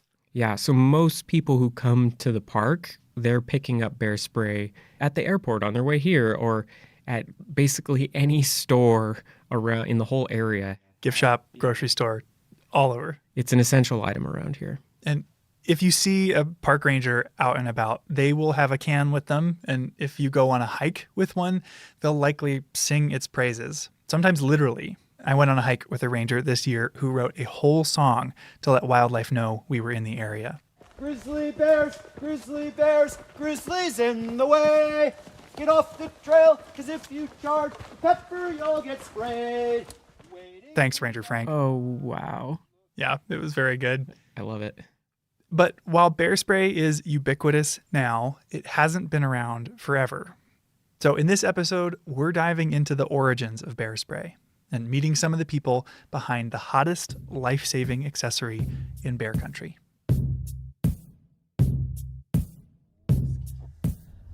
I think it's this red-roofed building. My first question for you then, Michael, is what actually is bear spray? What is it made of, and how do they make it? Right, how do they make this stuff? And that was my first question too, and it turns out we don't have to go far to find the answer because a lot of bear spray is made locally, right outside of Glacier. Where are we at? We are at the Counter Assault Bear Spray Factory in Kalispell in the Flathead Valley. Hello, I'm Michael. I'm looking for Randy. It's me. Nice to meet you, Randy. Thanks for having us. Come on in. Luckily for us, Randy Hunt, head of operations with the brand Counter Assault, invited us for a tour. And you manufacture everything right Yes. here in-house? Yeah, everything. So we bring our pepper oil in from, it's brought from the other side of the United States, actually grown in India, and is brought here, and we mix the pepper oil here into different solvents so that it's If you're wondering how to use bear spray, you should check out our St. Mary episode from our first season. There will be a link in the show notes for this episode. But with Randy, I got to learn what goes in the can. And the central ingredient, unsurprisingly, is pepper oil. And you said the pepper oil, you get it from the East Coast or other side of the country, and it's grown in India. That's one thing I didn't really grasp, was like you're getting it from actual, like cayenne peppers, or? They're a heat chili. So if you think of your jalapenos, they've got heat content in them, Scoville heat units. They're about 3,000 to 4,000 Scoville heat units in a jalapeno. Your habaneros run 150 to 350,000. We're running 3.2 million. They get the oil from peppers or chilies in the genus capsicum, which includes everything from pepperoncinis to cayenne peppers.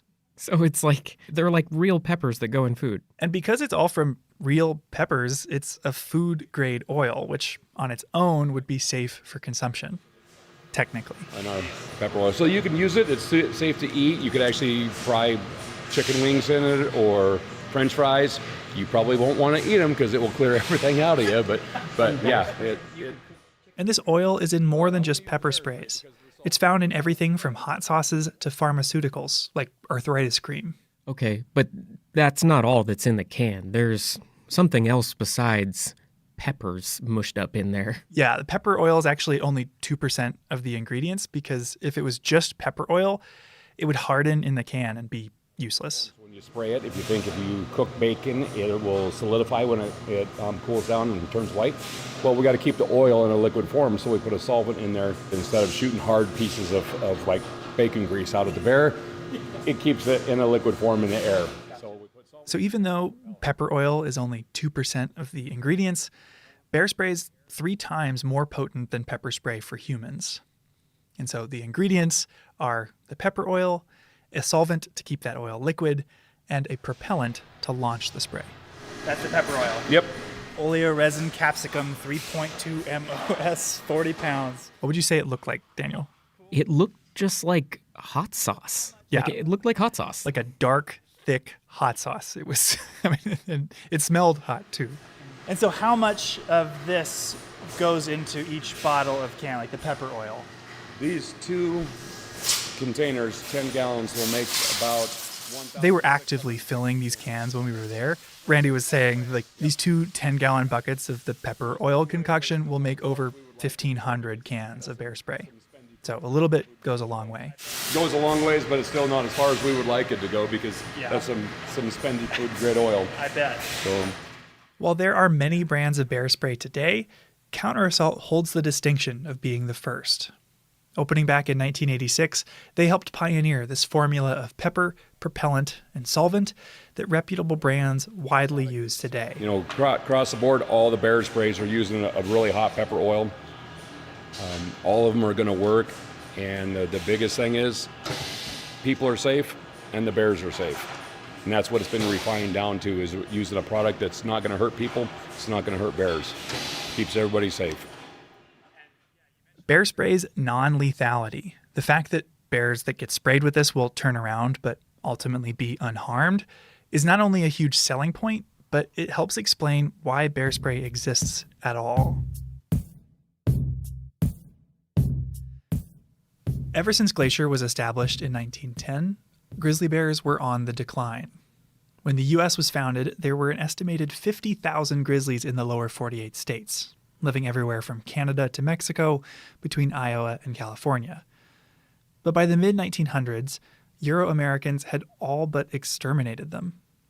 There were less than 1,000 grizzly bears left in the lower 48, largely isolated within large public lands in the West, like Glacier and Yellowstone.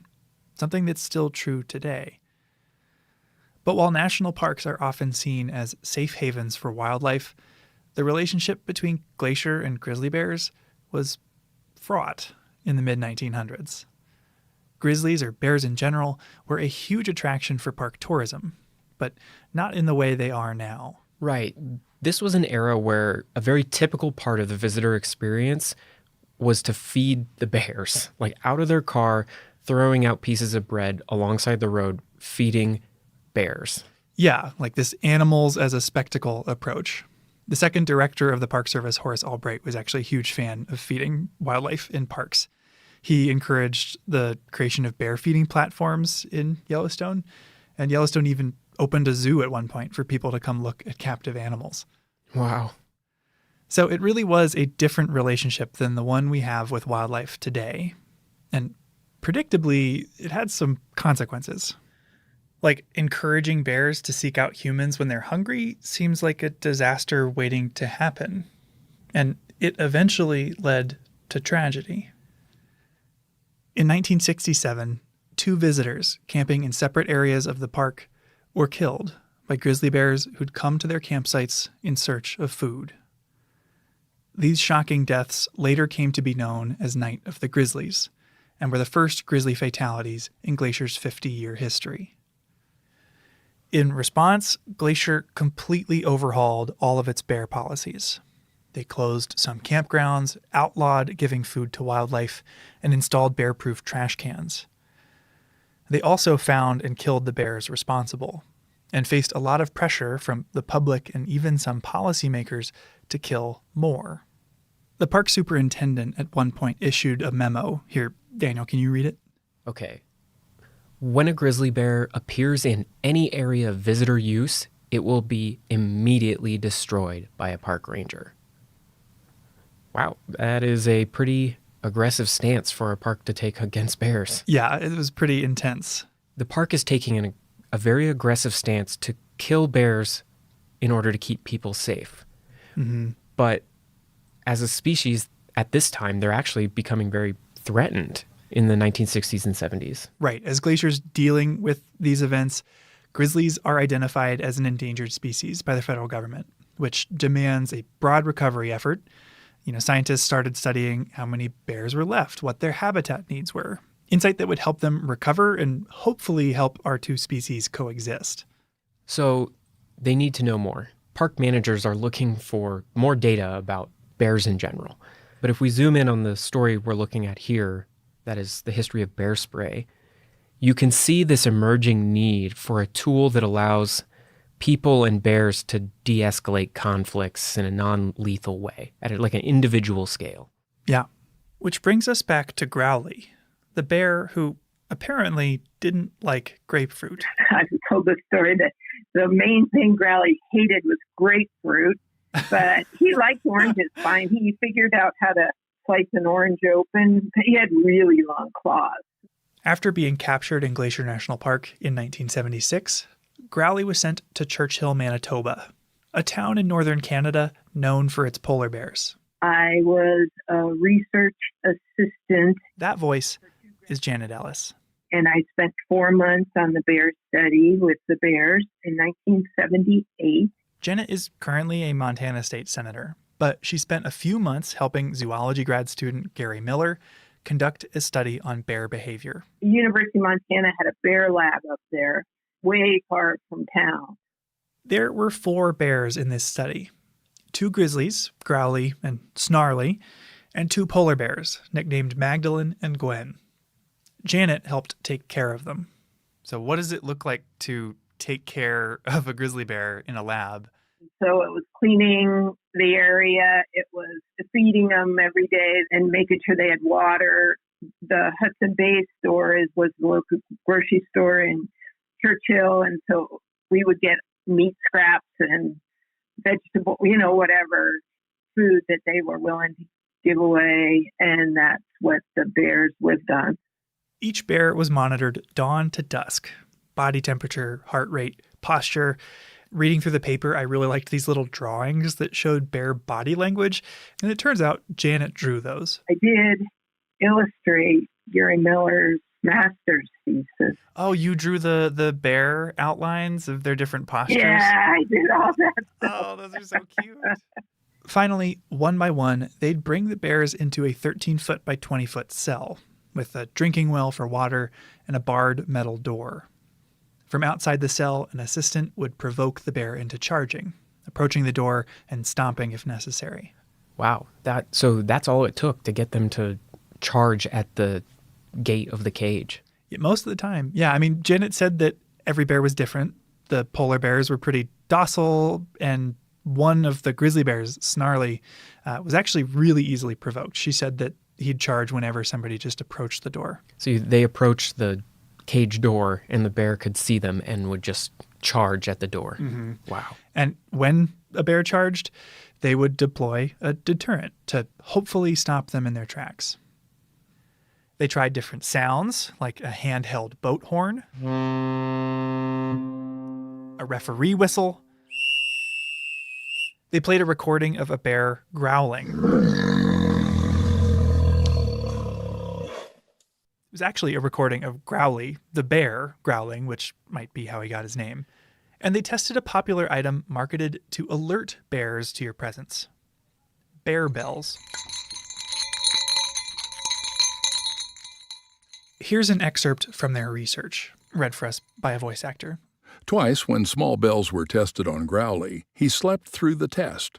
The bells were of the type that are sold to hikers in Glacier and Yellowstone national parks to warn bears of their approach. In these tests, the assistant stood at the door of the cell and rang the bells. Growly was not more than 6 meters away and never woke up. The idea that small bells will warn grizzlies before approaching clearly needs reevaluation. I've definitely heard a lot of bear bells on the trail here in Glacier, but the problem is I don't hear them until the person's like right next to me on the trail. So yeah, they're just not loud enough to really alert a bear. Yeah, I've heard that, the thing you're bothering the most by wearing bear bells is yourself. And it wasn't just sounds. They tried strobe lights, they waved a giant piece of plywood, and they sprayed bears with chemicals or irritants like onion juice and Windex. Oh, wow. And they also deployed a product called Halt, which was a pepper spray developed for postal workers who were getting bitten by a lot of dogs in the 50s. Wow, they were throwing everything at these bears. But before this, there really weren't that many choices. Yeah, I mean, it seems a little strange now that they'd be trying things like Windex, but there weren't non-lethal deterrents available at the time. So they were just seeing whatever would work. So after they try all this, what were the results? Well, sounds like the handheld boat horn worked pretty well, but only if they were extremely loud. And the boat horn also apparently didn't work in low temperatures. The bells and whistles didn't do much. The giant piece of plywood could stop a bear, but the effect didn't last very long. However, Halt, the postal worker pepper spray, worked really well. Each time it was tested, the bear charged until it was sprayed. The bear then turned and ran to the farthest corner of the cell, where it rubbed its eyes and blinked vigorously. In one case, Snarly went to the water well and washed his face with his paws. That's the only thing that would stop a charging bear. And that was true with grizzly bears and polar bears. I mean, they couldn't see, even if it was for a couple minutes, and they would just stop and it would freak them out. And so, yes, it was the only thing, because we had, like I mentioned, boat horns and the bells and all kinds of things. So it was a precursor. Thanks to Growly, Snarly, Magdalene, and Gwen, who endured around 20 tests each, the paper that came out of this study concluded with this line. The results of Halt dog repellent in the laboratory indicate that effective repellents can be developed.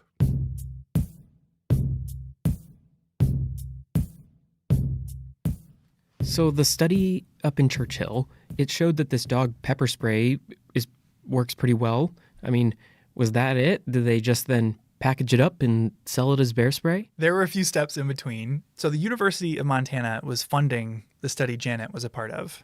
And with this conclusion that a deterrent could be developed, they started funding a follow-up study. I'm guessing that at University of Montana, they were using different bears? Yeah, this second study had a new set of bears, including one problem bear from Glacier that was labeled in the study as a roadside panhandler. Oh, wow. And these new bears were sent down to Fort Missoula. Who led this follow-up study? So the student that was working on this study was named Carrie Hunt. And it's funny, newspaper articles that you read about Carrie go out of their way to highlight that she is 5'1", 115 pounds. And just like the first study in Churchill, is provoking these 500-pound grizzlies into charging in order to test these deterrents. So this had the same premise as the first study? Yeah, very similar. A magazine actually interviewed Carrie about the experience. Hunt stepped to the barred door of the bear's cell. By stomping her feet, she provoked almost all the bears into charging. More than once, concrete dust flew from the hinges as a huge bear rammed the cell door. Even though the situation was controlled and there was no way I could get hurt, it was still frightening. The power and aggression of an angry, charging grizzly is overwhelming. If the bear charged, it received an application of the repellent being tested. A lot of the things they were testing were very similar to that first study. They did sounds, like in this case, rock music. They did Halt, that same dog spray. Everything from tear gas to rock music was tested, but only a commercial dog repellent spray had any significant effect. The spray's active ingredient was capsaicin, a derivative of red peppers. Ironically, the study was actually funded by a competitor to what we now know as bear spray, called Skunker. Guess what Skunker is? I'm guessing it smelled really bad. Yeah, it was a synthetic skunk spray. And turned out Skunker didn't work, and it just kind of made the bears sad. But I'm not surprised. They didn't leave the area. But Halt, once again, did work. The only problem was that's not how people have bear encounters in the wild. Sure. And this tiny can of pepper spray designed for a dog that's biting a postal worker, it doesn't shoot far enough. It's not strong enough. And so Carrie highlighted that, this is a really promising thing to follow up on, but it would need some refining. It needs some iterating to turn it into an effective bear deterrent for public use. So now there's 2 studies that are both showing that some kind of pepper spray is probably going to work pretty well to stop a charging bear. Yeah. But to work in the real world, it needs some modifications. Right. And this result started to trickle out into local Montanans that either were connected to the university in some way and found its way to a guy named Bill Pounds. After hearing Carrie's results, he reached out and offered to help refine it. And eventually that collaboration turned into Counter-Assault. Over the years, it's been refined. It's got different propellants. It's got different concentrations of the pepper. The IGB. One of the big things that they worked on was the delivery method, how the spray would leave the can. Yeah, you mentioned the spray. That was one thing I realized I hadn't mentioned because some of the earlier brands were shooting 6 feet in a pencil-thin stream like Wasp Killer. Right. So that stream, you're not going to hit a bear from 30 feet away in the eyes. Especially when you're in a panic yourself. I don't care who you are. You're going to be in a panic when a bear is charging at you. They wanted that shotgun pattern, as it's called, a fog pattern. That fog is going Okay, so this is part of the process we saw. They're taking a canister full of the ingredients and they're putting a spray nozzle on the top of it that shoots the bear spray out into a fog or a cone. Yeah, exactly. And through testing and conversations with bear biologists, they refined that fog into a spray that would last 7 seconds and shoot 30 feet. That fog is going to get in the sinuses. It's going to get in the eyes. They're going to inhale. It's going to get in all the mucous membranes, the lungs. That's what changes their senses, and they just stop. It's a shock to their system like it is ours. So you don't have that. There were some obstacles along the way before bear spray was widely adopted. There were fraudsters making weak knockoffs and some serious misunderstandings, like thinking you used it like bug spray, or that it was a spice rub you could buy at the grocery store. When I first heard about bear pepper spray, I rushed right down to Albertsons to see if that store stocked it. But alas, though I looked among the spices, the cooking oils, and even in the meat department, I found no bear pepper spray. That was from a newspaper article back in 1999. So it took a lot of education and messaging to get people to understand and carry bear spray. But what really got people on board was its track record. It was working. He and his family were in the sights of 3 bears recently, managed to get away. This is a newscast from Larry King where he's interviewing a guy who had to use bear spray here in Glacier. Sounds like Jack was lucky. What happened, Jack? What happened to you and the bears? Well, Saturday night, Larry, just Saturday night, my wife and I went to Grinnell Glacier in Glacier National Park. We lived here 20-something years. It's a favorite place to hike. So the story is about this group hiking the Grinnell Glacier Trail when a bear started following them. And after following them for a little while, started running at them. I waited to get about 30 feet and unloaded one blast. He kept coming. My wife stood about 10 feet right in my face. I just went bam, right in his face and ran away again. Bear spray stopped it in its tracks. So this is what helped save our lives. A lot of stories like this come up when you Google bear spray, including this line. Thanks to God, a friend, and pepper spray, I'm still here. That quote comes from a bear attack survivor who would go on to found his own bear spray company called UDAP, which is based in Butte, Montana. Testimonials like these have slowly won people over, and even folks who doubted a pepper spray could work as well as a firearm. You know, like I said, I was retired military. I'm a gun guy. It's fine. But these guys are like, well, I need my gun. Okay, well, you're still trying to hit something if it's a charge that you've got a kill zone that's, you know, maybe grapefruit sized that you have to try to get a bullet through. Well, you may not be able to do that. And I don't care. I carry weapons, but I carry bear spray when I go in the woods. And because of this effective track record, Glacier suggests all visitors to the park carry bear spray. Montana Fish, Wildlife, and Parks recommends all hunters carry it too. So how many cans do you put out from here in a year or a month, you know?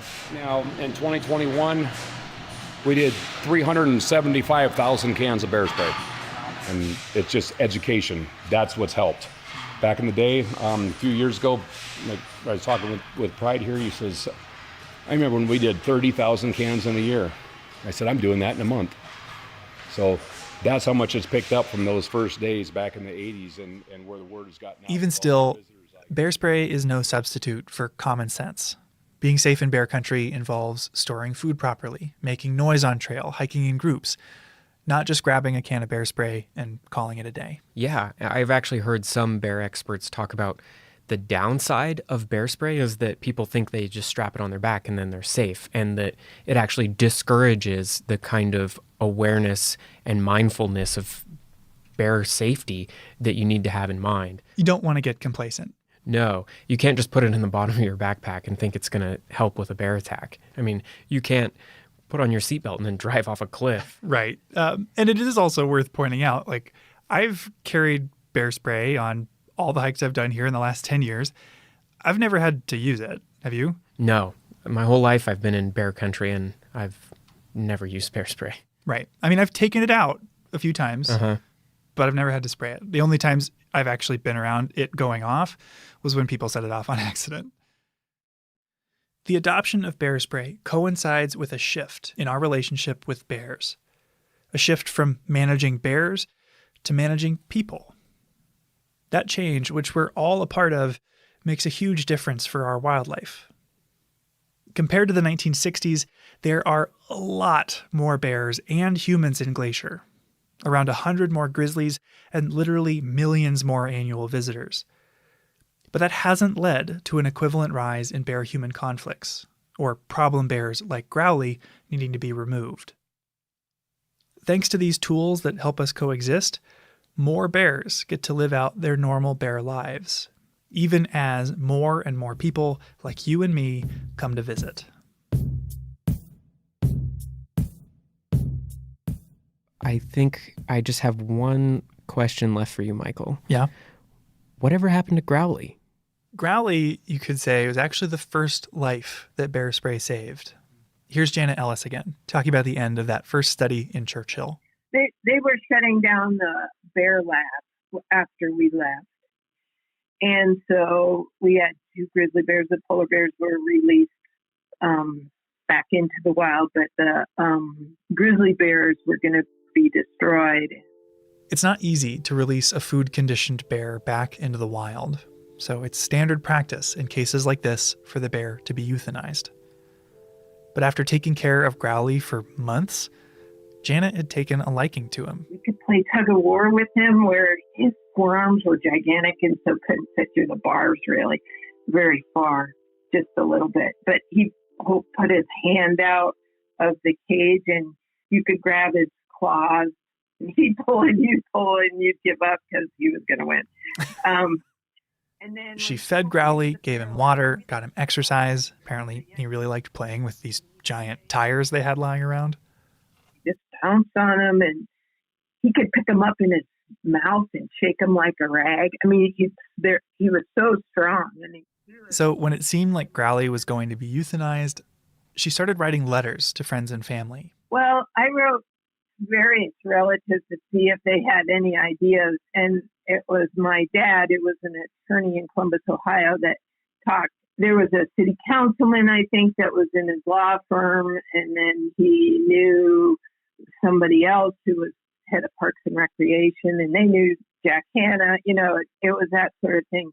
Through her dad's network, Janet reached Jack Hanna, the director of the Columbus Zoo And coincidentally, the guy you heard Larry King interviewing earlier, because years later he used bear spray on the Grinnell Glacier Trail. Anyway, they asked Jack, if we can raise enough money to feed Growly for a year, would you take him? And he said yes. So they raised enough money, I know, for him to be fed for a year and then also to pay for the transport down. The only problem was Janet had to take him there herself. Growly wouldn't fit on a plane, and there wasn't even a road out of Churchill. So you have to get on a train. We had a big culvert trap. Have you seen? Well, you know it. Yeah, the giant metal cylinders. But this was for polar bears, so it was really big. And then we rented a 3/4 ton pickup and drove from there. After a 30-hour train ride, Janet loaded Growly's culvert trap, this big metal cylinder, into the bed of a pickup truck and drove another 25 hours to the Columbus Zoo. Apparently, Growly was pretty cooperative. He was in a culvert trap in the back. I could see him when I was driving. He was looking forward, and, that's where the grate was, so he could watch. And he hadn't been outside in 2 years at least. So he was really interested in what was going on. But he didn't really rock the truck. Like anyone on a road trip, Growly needed food and water along the way. Janet could slip him food through the grate, but she had to get help with water. But when you stopped at a gas station, you did need to water him. When I had to water my bear, in the pickup to explain why you needed a hose at a gas station. That's the thing that's most entertaining. But ultimately, Growly was a great road trip companion, and the drive went off without a hitch. So after a few days of travel, Growly was introduced to his new home at the zoo. They had trees and, boulders, and he wanted a day bed. He just rearranged the whole thing, and they had to put wire around the trees so he wouldn't destroy them. Yeah, he had his own opinion on redecorating his new home. I grew up in Columbus and spent a lot of time as a kid at the Columbus Zoo. So there's a real chance Growly was the first bear I ever met. And I might have run into Janet there too. My son, he's 28 now, but he remembers Growly because we would go to every time we went to Columbus, we would go to the Columbus Zoo. Grizzly bears are formidable neighbors, not to be taken lightly. And in the 20th century, their future was uncertain. Some Americans argued they should be destroyed entirely, that our two species could not coexist. But tools like bear spray have proven that wrong. Today, we have access to an easy and effective tool to diffuse bear encounters that doesn't harm the bear. And while no deterrent is a guarantee, Growly showed us that bear spray works. Seeing him at the zoo, I didn't know about the cabins he vandalized, or the summer he spent in Canada enduring boat horns, onion juice, and pepper spray. I doubt anyone there, other than Janet, knew the whole story. But I did know that it was special to see a grizzly bear. And thanks, in part, to Growly, you don't have to go to a zoo to do that.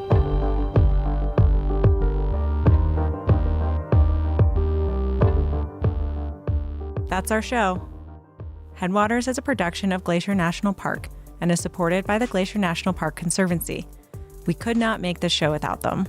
You can learn more about what they do at glacier.org. Headwaters is made possible with help from Lacey Kowalski, Melissa Slottick, and so many people throughout the Glacier community, especially the natural and cultural resource teams.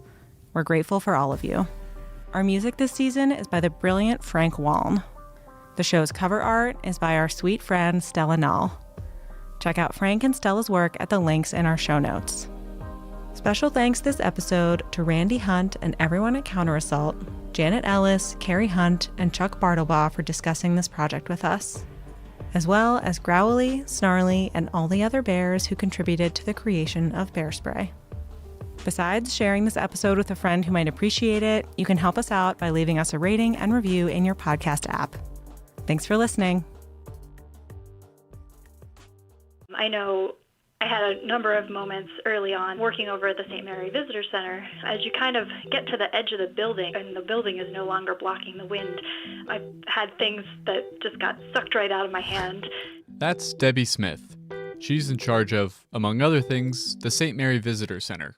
You know, it's also funny, we'll often get these high wind warnings. I think it was for 40 to 50 mile an hour gusts and maybe even as high as 85. And I've told people that don't live around here that that's our weather forecast, and they're like, oh no, that can't possibly be right. You know, you couldn't possibly have wind that high, but we do. How does wind affect people's experience when they're visiting the St. Mary area?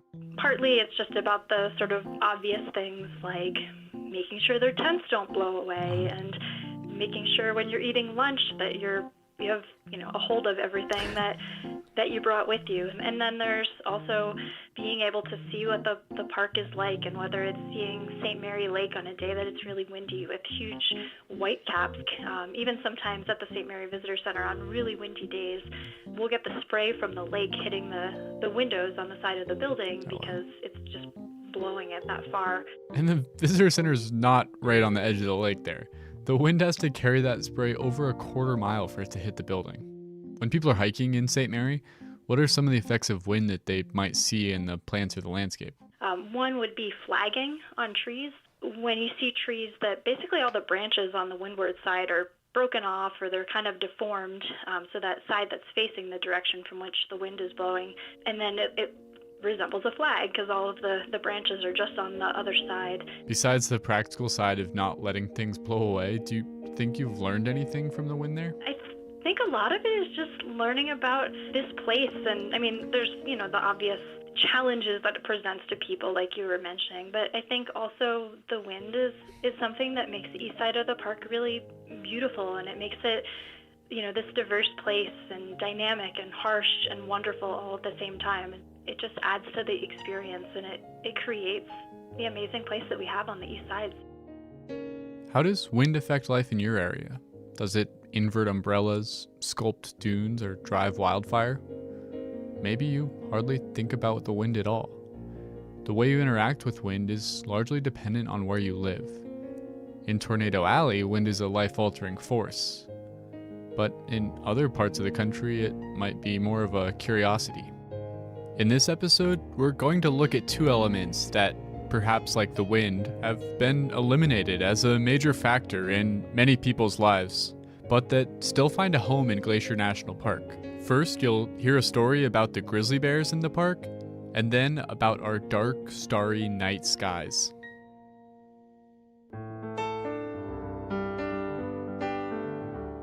Welcome to Headwaters, a Glacier National Park podcast, brought to you by the Glacier National Park Conservancy and produced on the traditional lands of many Native American tribes, including the Blackfeet, Kootenai, Salish, and Kalispé people. We're calling this season The Confluence, as we look at the ways that nature, culture, the present, and the past all come together here. I'm Andrew. I'm Michael. And we're both rangers here. In this episode, we'll be in the St. Mary Valley. St. Mary Lake is the second largest lake here and home to some of the most breathtaking scenery anywhere in the park. I mean, the view from Wild Goose Island overlook is even on Montana State driver's licenses. It's so beautiful. Really? It is? Yeah, I mean, look at your own. It's like the shimmering thing in the background that they Oh, yeah. There it is, Wild Goose Island. So we're headed to St. Mary because it is a great place to look for experiences that, over time, have grown harder and harder to find anywhere else. Yeah, Glacier is in many ways the last best place for experiences that the rest of the world may once have taken for granted, but have since faded away. Today, we're going to focus on two of those experiences. One that it helps to get up early for, and one that it helps to stay up late. Yes, something for the early birds and the night owls. Now, one thing that makes Glacier special is that we are home to an abundant and diverse range of wildlife. We have 71 species of mammal, 276 different birds, 6 amphibians, and even 3 reptiles live here. And I'm curious what your experience has been, Andrew, but as an interpretive ranger, it seemed like half of the questions I got from visitors were logistical, like where should I hike, is this campground open, etc. And the other half was about wildlife. Do you have moose here? Yes. Where can I see a mountain goat? That sort of thing. Definitely. You could make someone's whole trip by just pointing a spotting scope at a herd of bighorn sheep. But that excitement for wildlife encounters can go both ways, because some people are thrilled at the prospect, but others are actually scared. Glacier's home to predators like mountain lions and wolves, but the critters most people think about when they're here are bears. We have a lot of bears here. Both black and grizzly bears.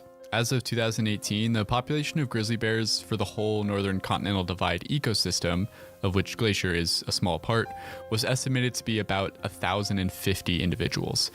Of these, about 250 to 300 would live in Glacier. Wow. Some bears are going to spend part of their lives in the park, part of their lives outside of the park. And the black bear population in Glacier was thought to be about 600.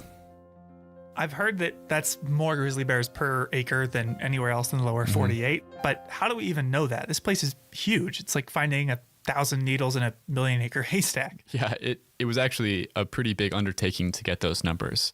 I actually talked to Tabitha Graves, the scientist who was involved with a lot of this research. Hi, I'm Tabitha Graves. I am with USGS. I'm a research ecologist. Not only is it a massive area to survey, you have to figure out how to distinguish individual bears so you don't just keep counting the same ones. And I know with birds, in these sort of situations, biologists will catch them and mark them with a leg band, some other animals with ear tags. Yeah, but capturing and marking hundreds of grizzly bears would be super expensive and time-consuming. Sounds very dangerous and would probably seriously disturb the animals. So the scientists used some really cool technological advances to measure the bear population in a different way. Back in 1998, my predecessor in my job, Kate Kendall, started doing research using genetics of bears.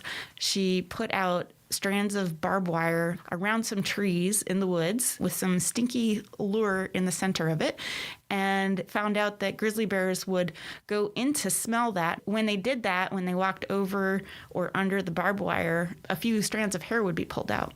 And in that hair, there's DNA in the hair follicle, and from that you can identify individual bears.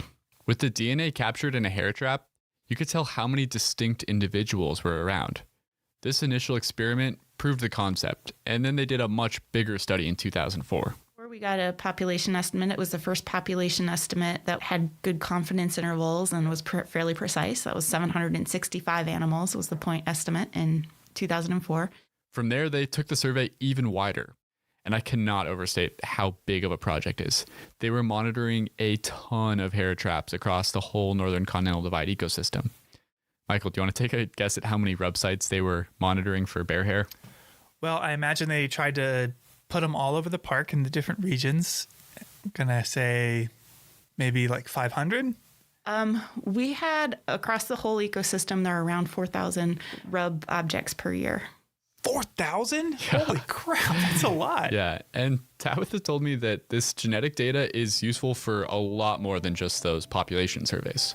That's the cool thing about having genetic data is that you can not only identify individual bears, but you can actually see who's related to who. For instance, they found that one male grizzly bear that had 101 descendants. So that included his offspring, his grand cubs, and his great-grand cubs. So how's the population doing now? It actually seems like it's still growing, even in Glacier National Park, which Tabitha said is good news. Well, we were actually surprised that the population was still growing in Glacier Park because the protections have been so strong here for so long. We thought it was possible that it would just be completely stable. Because bears have larger home ranges, it could be that changes that are going on the Blackfeet Reservation or the Whitefish Range are also influencing the number of bears here. Wow, that's amazing. But it makes it all the more frustrating that I haven't seen any in the park this summer. I saw one really early in the spring, but once summer started, I just haven't been able to find them. Have you been out looking for them? Yeah, I've driven all over. I did a ton of biking and day hiking. I've gone backpacking collectively for nearly 20 days so far, and no bears. Wow, that's pretty bad luck. So as a last-ditch effort, I thought I'd go to St. Mary. Along St. Mary Lake is a stretch of open meadows called Two Dog Flats, a place where in the past I've seen bears before. Yeah, me too. It's great habitat. And a common piece of wisdom is that if you want to see wildlife, it helps to get up early. So this morning I left the house around 5. Really early. Let's get this over with. That's especially true in the summer when it gets hot in the middle of the day. Wildlife like bears are going to be more active around dusk and dawn. Exactly. So with that in mind, I drove over to St. Mary from the west entrance, a nearly 2-hour drive, to make it there before sunrise. Before sunrise? Yep. You don't have the reputation of being No, I'm not very much of a morning person. There it is. But this was serious business. I can't have gone the whole summer without seeing a bear. Seriously. And that's a promising sign. I just drove through some bear poop. So I parked on a roadside pull-off, got out my binoculars, and scanned the horizon. And binoculars will definitely help. At a distance, it's pretty hard to tell the difference between black and grizzly bears. So there's 8 species of bears in the world, and brown bears, grizzly bears, Kodiak bears are all the same species. Grizzly bears and black bears are different species, and some of the differences between them are grizzly bears are more oriented towards digging. Black bears climb trees more. One of the most common misconceptions is that black bears are all black and that grizzly bears are all brown. The truth is we have brown black bears, black grizzly bears, and they're examples of both species that are cinnamon or blonde here in the park. So don't rely on the fur. Look for physical characteristics.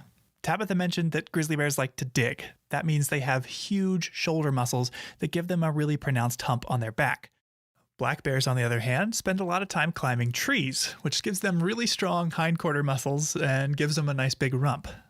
And there are other little things to look for too. Grizzly bears have longer claws, black bears have a straighter snout. But to use any of this information, you have to find a bear in the first place, which was something after an hour I had not managed to do. Well, the first thing I've seen that isn't a bush is a deer bounding through the field. You didn't find any bears there? No. How long did you wait? 3 hours. Oh, wow. I'm parked on top of a pile of bear poop. So I know that they come through here, but there's been nothing. But I didn't want to throw in the towel that easy.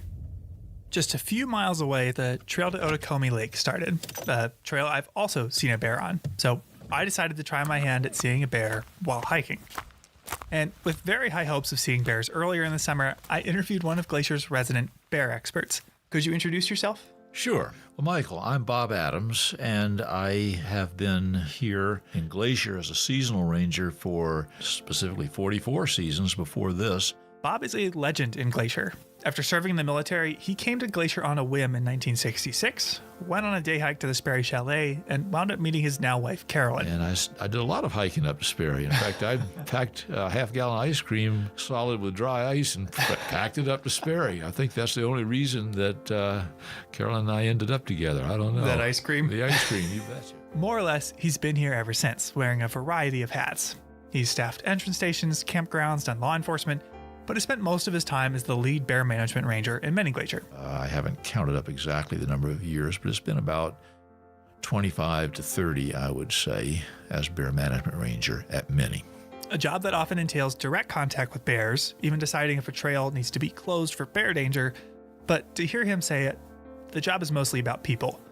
My emphasis is in meeting the public and trying to educate the public every day on the trail about bear safety, certainly, and safety around large animals, and safety in regard to other environmental hazards of the park. I figured he'd be the perfect person to ask about how to safely see a bear on trail. The ideal situation, in my estimation, for seeing a bear, black bear grizzly, is when it's way more than 100 yards away from you, up in a hillside or down in a valley. It's a pretty exciting experience to get that chance and have a few minutes to stop and look and get out your binoculars. Seeing wildlife from a safe distance is obviously the best scenario for all involved. Seeing animals up close can be a different story. Moose are very large animals, maybe 1,000, 1,100 pounds with a brain the size of a walnut. I mean, nothing could go wrong, I'm sure. So, anyway. If you're in its personal space, any animal, or person for that matter, will respond more dramatically. So, keeping wildlife at a distance is step one. In fact, park guidelines state that you should stay 25 yards from herbivores like deer and mountain goats, and 100 yards from predators like bears. Which is easier said than done. On a lot of trails in the park, it's pretty rare to be able to see anything, let alone a bear, from 100 yards away. Twists and turns in the trail mean trees and rocks can block your view. Exactly. And while it's never ideal to be up close and personal with a bear, the worst case scenario is to surprise one, something you can easily imagine happening around a blind corner. So the best thing to do while hiking is to regularly let them know you're there. To minimize the likelihood of encountering a bear or surprising a bear is to make noise when you travel. That means using your voice to call out. It's not conversation. People say, oh yeah, we're talking. We go, okay, sometimes your conversation carries quite a distance if the wind is blowing, but usually it does not. Coming through. Bears have an incredible sense of smell. They are believed to be able to smell things from over a mile away, but their sense of hearing is about as good as ours. I, in Glacier Park, am just obnoxiously known for my presence, I guess. Every 50 yards or so, I'll shout out, especially around a blind corner where there's high noise from wind or waterfall or stream nearby. You want bears to know you're in the area because bears' natural inclination is to move away from people. Even though they're accustomed to our presence, they have no interest in really getting up close and personal with us. So give them that opportunity.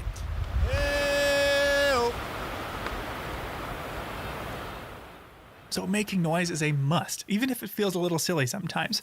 Making noise has helped me avoid surprising bears, but it won't always prevent you from running into them. You're right. Sometimes even if they know you're there, you might still see them. We get reports all the time, every summer, every week, in the visitor center. Oh, bear was coming toward me. It was charging me. It was lots of different things in their perception, but the bear usually is just walking toward them, and they are petrified, and you and I can understand how that might be if you've never been around a bear, maybe even in a zoo. Yeah. This is daunting.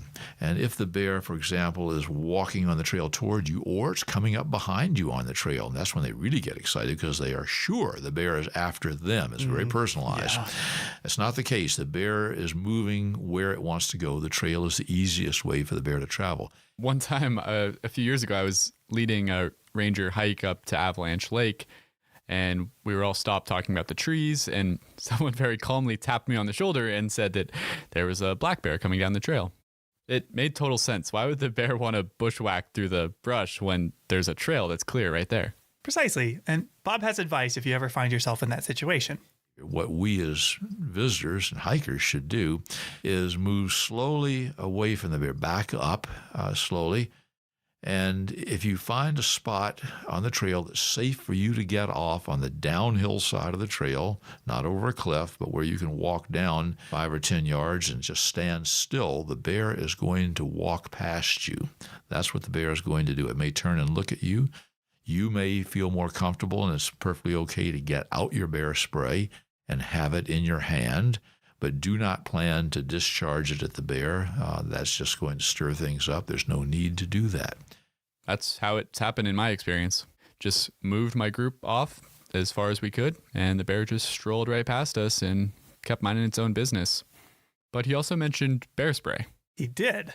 Bear spray is the #1 recommended deterrent for diffusing or preventing bear encounters. Easier to use and shown to be even more effective than firearms. But what is it? Well, it would be a dangerous mistake to think of it as a repellent, like mosquito repellent. You do not want to spray it on yourself. What it is a high volume, high concentration, high pressure can of what's essentially pepper spray. And having been on the wrong end of an accidental discharge, it is not fun to deal with personally. This stuff is very effective if used properly. Emphasis on if you use it properly. Because most people do not take the time to learn a couple of things about bear spray. One is when one should use it and how. So if you're visiting the park, you should get bear spray, but you should also head to a visitor center to learn how to discharge it. Yeah, during the summer, we would lead twice daily bear spray demonstrations at the Apgar Visitor Center, using a can of inert spray that doesn't have the pepper in it to show people the ropes. There are some basics like knowing you've got 5 to 7 seconds worth of spray in there and knowing where to aim. You just have to aim it correctly. You want to aim it down so that it hits the ground in front of the bear that's moving toward you, so it rolls up into the bear's face. You don't want to aim it straight at the bear's face because it comes out in a cone-shaped pattern. Half of that bear spray will go over the top of the bear's head. You don't want that. And you don't want to do this when the bear is 30 yards away or 20 yards away. It is not effective. Armed with that knowledge, you can prepare for an instance when it would be needed. If you surprise a bear which is the most likely scenario for getting hurt by a bear, especially a sow with cubs, coming around a blind corner, and you have not been making noise or whatever, it didn't work. You're at 20 yards from the bear or less, and suddenly that bear comes at you. That bear is moving 44, 45 feet a second. I mean, you don't have time to think about this. While you are aiming at the bear's chest and at its paws, you're going to discharge that spray. You can give it a short burst as soon as you get that out of your pack. Give it a half second or so if the bear is at 20 yards. Within a very short time, it's going to be on you. Discharge the whole thing in its face. I mean, just hold it down. With a face full of bear spray, that bear is going to scamper off in search of a quiet place to wait out its new whole head hangover. In a little while, they'll be just fine, and you'll be long gone. The stuff just works. You have to have that bear spray somewhere where you have actually gone through the physical motions of putting your hand on that spray and ripping the Velcro. You should be able to get that out in 1 to 2 seconds. It can be done, but you need to practice that. I have never once needed to use my bear spray, but even still, I had Bob's advice in the back of my head on the way to Otokomi Lake. Making plenty of noise, being observant, and keeping my bear spray handy. But I still hadn't seen any wildlife. That is, until I rounded the corner, got to the lake itself, where all of a sudden, just 20 feet from me, a fish jumped and splashed in the creek. Oh, come on. Kind of scared me, what? You knew what you were implying had happened. Okay, believe me, I was disappointed too. I ate lunch there for 30 minutes, eventually started down to the car with my proverbial tail between my legs. I didn't see any wildlife on the hike out either. Only a few other hikers going the other way. Well, don't beat yourself up too much. Yeah, well, something else Bob had said was reverberating in my head the whole hike out. No matter how badly I wanted to see a bear, most people are going to walk up any given trail at Mini Glacier or elsewhere in the park, and they're not going to see a bear, either a black bear or a grizzly bear. They just aren't. Just because they're more common here than elsewhere doesn't mean you're going to see one. And even if more times than not you don't see one, you always have to be prepared in case you do. Because normally, you see them when you least expect to. I see people stopped. Sure enough, I had given up all hope as I began my long drive back home. I mean, I'd been out for nearly 12 hours. But before I could even drive out of the St. Mary Valley, I noticed cars parked at a roadside pullout. Oh? And I thought back to one more thing Bob had mentioned. Bear jams. And a lot of them are just happy to see them from the roadside, which creates some other problems. Bear jams. And not jam like jelly, right? No. The piling in of cars along the road. And seeing a lot of cars parked in the road or at a pullout with no trailhead is usually a sign that somebody spotted an animal. And animal sightings are exciting, but these bear jams can be problematic. Preventing bears from even crossing the road to get to water because there are 30 to 40 cars parked solid. People essentially acting as a barrier between the bear and food or drinking water. Exactly. People out of the cars and advancing toward the bears. I mean, it's hard being a bear, I guess you could say. With a roadside bear sighting, if you're the one driving and you spot it and nobody else has seen it yet, what should you do? Well, I can tell you what you should do, perhaps, and I'll tell you what you're going to do. I know what you're going to do. You're going to stop, and you're going to call the kids to the window, and if it's no more than that, at least you're going to be there clicking from the car. And, of course, once you do that, other cars pile in, and then the thing goes pretty quickly to chaos, or it certainly can. What you should do is take a look, slow down, take a look, keep moving. That's what we'd like people to do. It never happens. But amazingly, that afternoon, everyone had pulled safely off the road into a large pull-off that didn't interfere with traffic in any way and had binoculars trained up the hillside where over 100 yards away, 2 grizzlies were foraging. Really? That's awesome. We came across someone else who had spotted him when he was further down the mountain. Yeah. Oh, that's huge, isn't it? I mean, it was the perfect bear encounter. They were enormous, for one. Like, the one bear was scarily huge. They were far away, and we weren't bothering them in the slightest. That's really good to hear. And people there were clearly absorbed by the experience. One couple set up a spotting scope to share with everyone so you could see them really clearly. And many were seeing a grizzly bear for the first time. I was looking, I thought it was going to be dark. Me Well, too. the back is dark. When he turns and the front is light. Yeah. But he really is. But as fun as it is to make sure I didn't add to the parking problem, after I got a good look and talked to a few people, I got back in my car and I kept driving. Now, I spent all day trying to find a grizzly, and I was mesmerized when I did, along with everyone else at that roadside pull-off. But as we hinted at earlier, seeing a grizzly bear hasn't always been that rare of an experience. Most people know that the range of the grizzly was vastly larger. I think it stretched back almost to the Mississippi River if you go back 300 years or so. Through 200 years of hunting and poaching, the grizzly population of the lower 48 was reduced by as much as 99% compared to 1800 levels.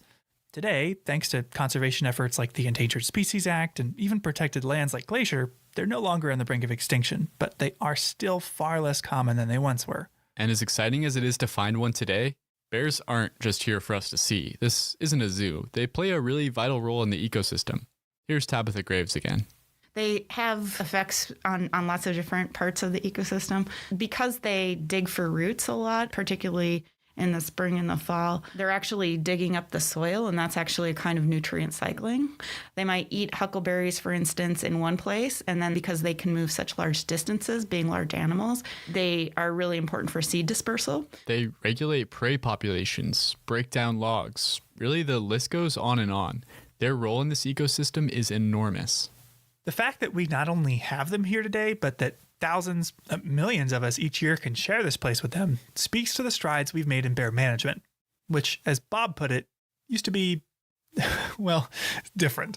Oh, bear management has changed quite a bit.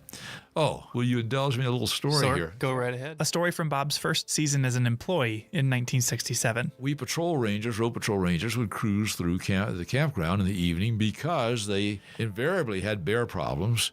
Because there were no bear-proof cans, garbage cans. They just had regular 50-gallon galvanized cans, and people left their gear, their stoves, their food, their ice chest out. So bears could get into these things and learned that they had food in them. You can find out where the bear is because you hear people shouting and banging on their pots and pans. Hey, bear, hey, hey, hey, bang, bang, bang, bang. So we know where the bear is, so we cruise up. And we had a really fun tool in those days. Crazy, we could have died using this, but we had a shaved-off wooden baseball bat behind the back seat. We'd jump out with a baseball bat and shout at the bear and run up and whack it in the butt. I'm not kidding you. With a baseball bat, black bear, when it's sitting there at the table, going through somebody's ice chest. Yeah. And wail on it, and that bear would take off like a rocket. And go up the nearest tree. And we'd say, okay, job done. We're moving on. Guess what? 15 minutes later, bear's down working the campground again. Now, that was bear management in 67. Holy cow. Yeah. No way. That's crazy. I lost it. But this technique of bear management is dangerous for more than just the ranger carrying the bat. Visitors were injured or killed by bears that started to see us as a source of food, and more bears had to be euthanized too for this behavior. Understandably, things are different now. We've definitely changed quite a bit. Bob covered a lot of ways that we can alter our behavior in bear country, but how can we affect bear behavior? Yeah, well, thanks to the research of Tabitha and a lot of other scientists, we understand bears a lot better today than we did during Bob's story 50 years ago.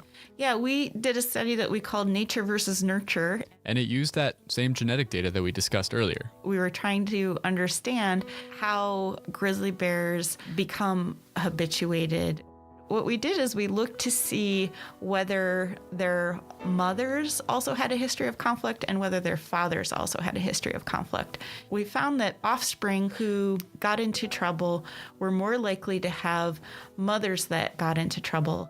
And this is consistent with what we know about bear life history. Young bears stay with their mothers for a couple years. So there's an opportunity for them to learn how to get into trouble, basically, or how to learn those associations of humans and food in their early years. Okay, so let me get this straight. Cubs with habituated fathers who get into food, etc., they don't become habituated, but the cubs that have habituated moms do? Exactly. And what this means is that since a bear's father doesn't raise it, its only contribution is genes, the behavior isn't inherited.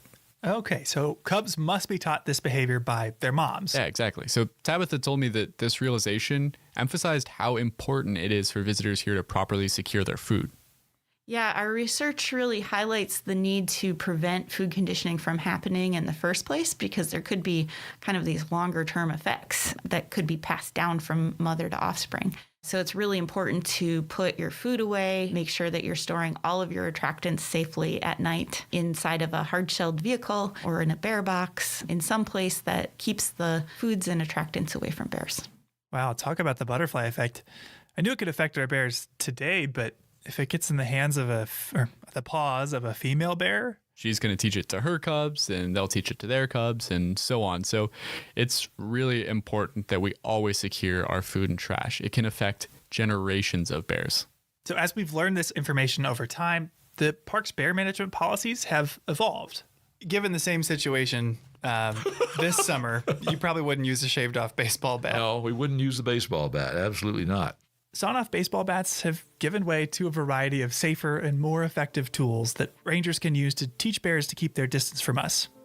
There's cracker rounds, beanbags, rubber bullets, and also infrastructure set up to know how and when to close trails or campgrounds to prevent encounters in the first place. But like Tabitha mentioned, the most important tool that has kept our wildlife as wild as can be in a place with 3 million visitors a year is food storage. All foods, all things that are associated with foods kept away at all times except mealtime. That's the mantra. And the result of all of this is that today in Glacier, you just don't see grizzlies in a dumpster. You don't see bears in the campground running off with bratwursts or breakfast pastries. You see them up on a hillside, foraging for huckleberries, chasing ground squirrels, sliding down snow. And that difference is important. Oh, that's huge.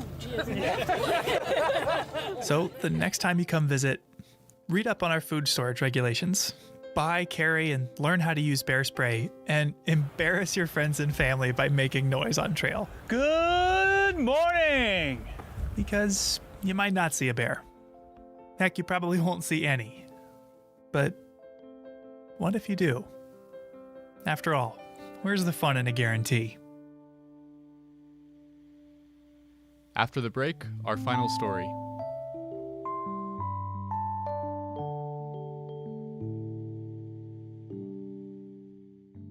Each episode, we seem to cover at least one thing that, like this podcast, wouldn't be possible without the support of the Glacier National Park Conservancy.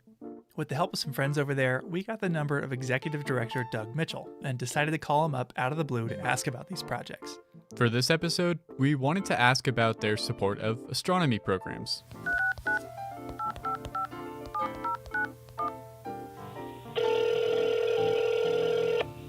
Glacier Conservancy, this is Doug. Hey Doug, it's Andrew and Michael here. The Mad Podcasters. How are we doing over there today? We're doing pretty good, but we've got an issue. We were hoping you could help us settle it. We've been arguing all day about whether the morning or the evening is better here in Glacier National Park. All right, well, Michael, make your case. Okay, so I think that the evening is better because there's nothing worse than having to get out of bed early in the morning, and it's a lot easier to stay up late. The sun doesn't even set, seems like, till 10 p.m. at some points in the summer, so that's why I think it's better to stay up late. All right, very good. Andrew, counterpoint? Well, I've got to say, the morning is the best time to be out in Glacier National Park. You get out early, the sky is all lit up with the sunrise. You really can just get going on your day and enjoy all the beautiful scenery. In the evening, it's cold, you're sleepy, can't see much. So, in my opinion, you got to get out early when you're in Glacier. Wrong. Michael, you are the winner. No doubt about it. For those of my age group, that is a Saturday Night Live ripoff. But we love the evenings here at the Glacier National Park Conservancy because there's so much programming that goes along with the night skies. So evening is the right answer. Woo! Told you. Well, I should have known Doug would come down on your side since the Glacier National Park Conservancy funds so many dark sky and astronomy programs in the park. Yeah, I'm going to be holding this over his head for the rest of the day. As you should, as you should. You are the king, long live the king. All right, well, thanks for the time, Doug. We'll talk to you later. Of course, thank you guys. Call anytime. Cheers. Yeah, bye.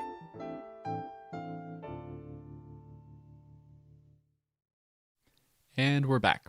One of the things I think is so unique about this place is that people have a chance to interact with wild animals that are in their natural habitats. It's an experience that would have been really common for our ancestors, but To most modern people, it's just really not part of life anymore. That's interesting to think about. For thousands of years now, knowing how to interact with large carnivores that could kill you would have been an essential skill. But at some point, it just stopped being part of most people's lives. Yeah, it's so interesting to think about these situations that were part of what it was to be a human for hundreds and hundreds of generations. So long that knowing how to respond to them is literally inscribed in our DNA. One of the amazing things about national parks, in my opinion, is that they connect us to universal ideas of what it means to be human. Visiting a place like Glacier National Park allows you to see and feel the same things that millions of other people have seen and felt here over thousands of years. I think another example of what you're talking about is looking at the night sky and the Milky Way. For millennia, the Milky Way was just what the night sky looked like. Humans that looked up at the night sky saw the stars and planets and galaxies. In fact, when our nation chose its flag, stars were used because no matter where you lived in the United States, the night sky was a universal experience. But since then, for most people, that experience has faded away. So I think you should check that out. Well, I have been wanting to go stargazing since the night skies are so well preserved here, but I'm not sure I can really get myself to stay up late enough. I mean, it's worth it. The park has an observatory even now, so there's more you can see. You won't regret the missed sleep. All right, I'll do it.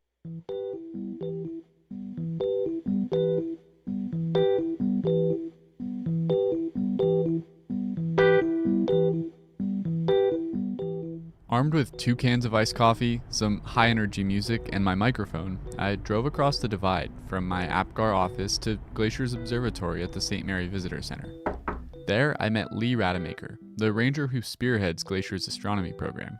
Hey Lee, good to see you. As he started up the observatory and aimed the telescope, I asked him some questions about Glacier's night sky program. First of all, what do we mean by dark skies? Dark skies are more than just a night sky. Dark skies are really about a sky that lacks light pollution. It's stray light that shines up into the sky that creates a sky glow, and they are getting rarer and rarer. Okay, so light pollution is extra light that is making the stars less and less visible? Yeah, that's right. And having dark skies is actually pretty important. So in the biologic realm, basically every single organism that lives on the surface of this planet has evolved with a day-night cycle. Our internal workings rely on that day-night cycle to reset the clock. And it's not just, things with eyes. Plants are also impacted by light pollution or by a lack of dark skies. All right, that makes sense. Plants and animals are used to dark nights. If light pollution makes the night brighter, it can throw things off. Yeah, but there are cultural impacts too. Culturally, dark skies are really important. Throughout time, societies around the world have relied on the skies to help tell stories, to help know when animal migrations are going to occur, know when seasons are coming. The skies really help them kind of predict the world around them. For Lee, the dark skies are one of the best parts of working in Glacier National Park. To me, dark skies are an opportunity to discover. It's an opportunity for things like mystery and awe. And sharing that sense of discovery with visitors is really rewarding. It's really kind of fun because a lot of people that come to the park have never had the opportunity to experience truly dark skies. They often are in a sense of disbelief about what they're actually seeing. And on more than one occasion, people have thought that we were tricking them when we were showing them Saturn through a telescope. They're just kind of blown away and in true disbelief. That's a really fun experience for me to be part of. Glacier National Park has made a massive effort to expand the opportunities for visitors to experience dark skies here, all of which culminated in Glacier, with Waterton Lakes National Park in Canada, being designated the world's first trans-boundary dark sky park. The process of becoming an international dark sky park was pretty extensive. The park started by hosting night sky interpretive programs. Then, a lighting inventory was conducted, looking for lights all around the park that unnecessarily shine up into the night sky. These lights were then replaced with less polluting and more efficient lights. And we were able to do that with the help of the Glacier National Park Conservancy. In the midst of this process, the building we find ourselves in right now, the Dusty Star Observatory, was constructed. We're inside a sky shed, PodMax, 12-foot dome observatory. So it's that kind of classic observatory shape that you've seen in pictures. And in the center of the building is a big steel pier, and sitting on top of the pier is the telescope mount. This mount controls where the telescope points. As a dark sky park, Glacier has a lot of astronomy programs for people to attend, mostly in the months of July and August at the Apgar and St. Mary Visitor Centers. And we have astronomers set up that can help people experience the night sky using telescopes, binoculars, and other, even just kind of, sitting out on a lawn chair and looking up and having an astronomer point different objects out to you that you might see with your naked eye. As we talked, the skies darkened, and by about 11:30, the Milky Way emerged, and stars began to carpet the entire sky above us. It was time for the fun part. Lee pointed the telescope at the planet Saturn. I should note that the telescope in the Dusty Star Observatory is a type called an astrograph, which is a fancy word for a telescope that you typically don't look through with your eye. And it focuses its light down through the back of the scope, where we have a camera that is able to project or send these images off to the computer. which is why you'll hear us referencing a screen rather than an eyepiece. I carefully watched as Lee aimed the telescope.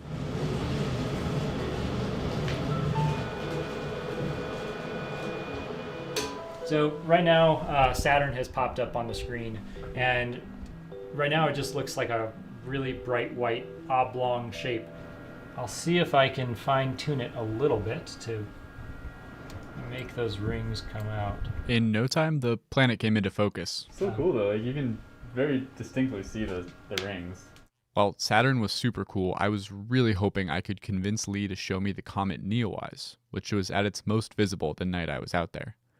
That particular comet only comes by about every 6,800 years. So it's really no exaggeration to say that seeing it in this telescope would be a once-in-a-lifetime opportunity.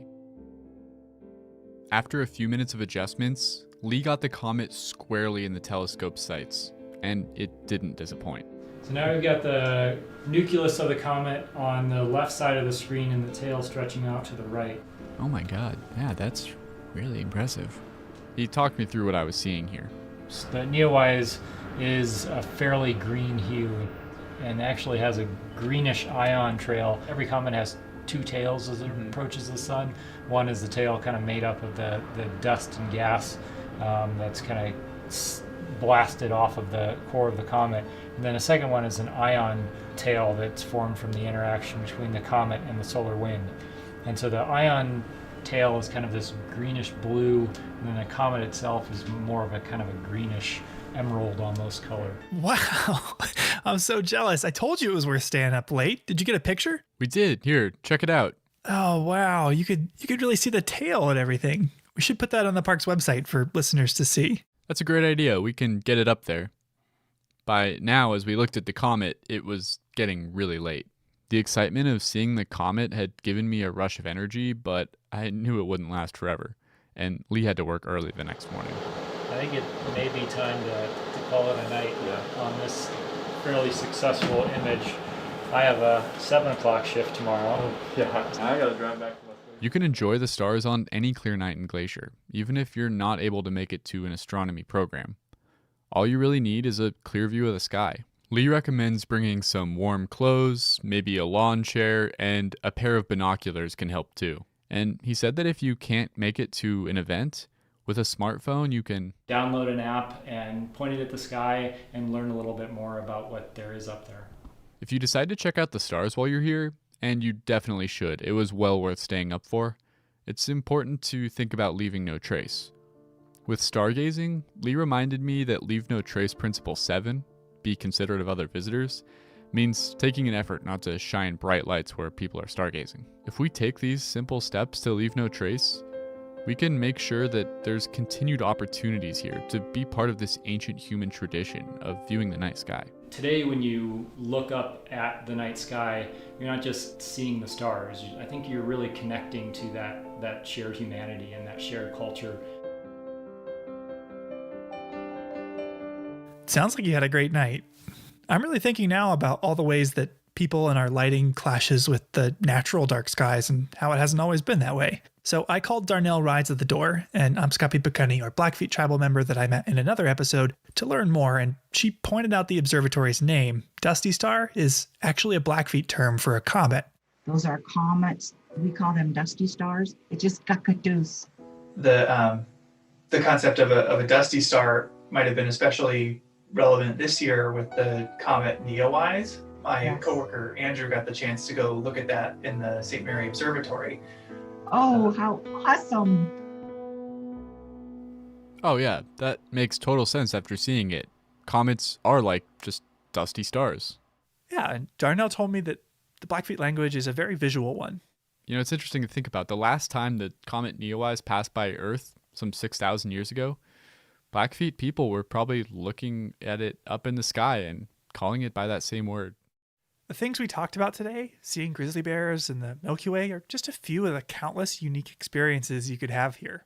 Yeah, you can also find here some of the last alpine glaciers in the contiguous U.S., endemic plants that occur nowhere else in the world, and opportunities for solitude and quiet that are becoming increasingly rare. I mean, heck, if you could prove there's a better place on Earth to pick huckleberries, I'll eat my shoe.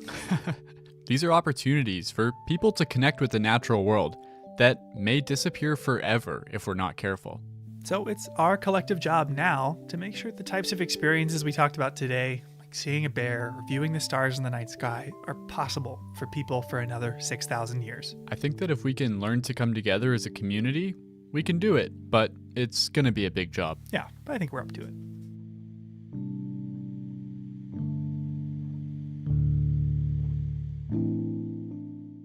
That's our show for today.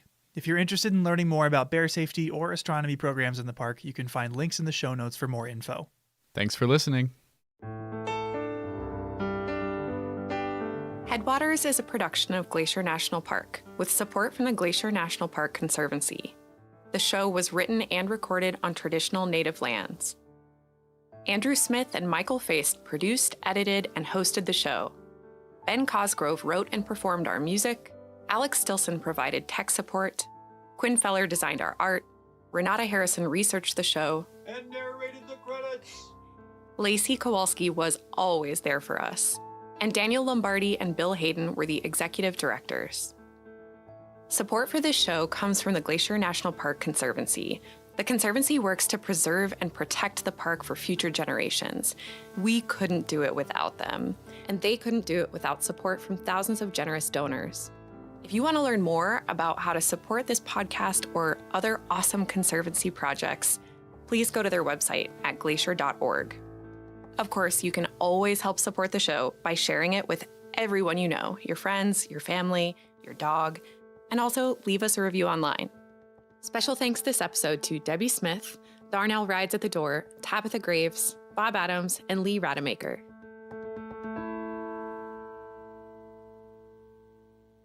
All right, Andrew. My first season working for Glacier, I was a receptionist at park headquarters. Okay. Lowest paid position in the park, mind you, answering questions people had via phone, email, and letter. Gotcha. Occasionally, we had people in person come to the front desk with a question. And one of the most challenging questions we ever got was, where is your World Heritage Site plaque? Our what? We are a World Heritage Site, recognized by the United Nations for protecting natural and cultural resources that are important to the whole world. And every World Heritage Site gets a plaque to commemorate this designation. Okay, I don't think I've ever noticed this before. Where was it? Well, that's the thing. Nobody knew. I told them I'd never heard of it, and neither had my coworker. So they described to us a 2-foot by 3-foot bronze plaque, and we started asking around. We asked our boss, who coordinates exhibits around the park. He didn't know. We asked facilities management. They didn't know. We asked the superintendent. Nope. We asked everyone in headquarters and started calling all over the park to see if anyone had any idea where it might be. And then it turned out it was in Canada. Oh, that explains it. Glacier National Park's northern boundary is the 49th parallel, also known as our border with Canada, and right across the border in Alberta is Waterton Lakes National Park. And the World Heritage Site plaque was displayed at a pavilion in Waterton. So I wanted to call up somebody who works there.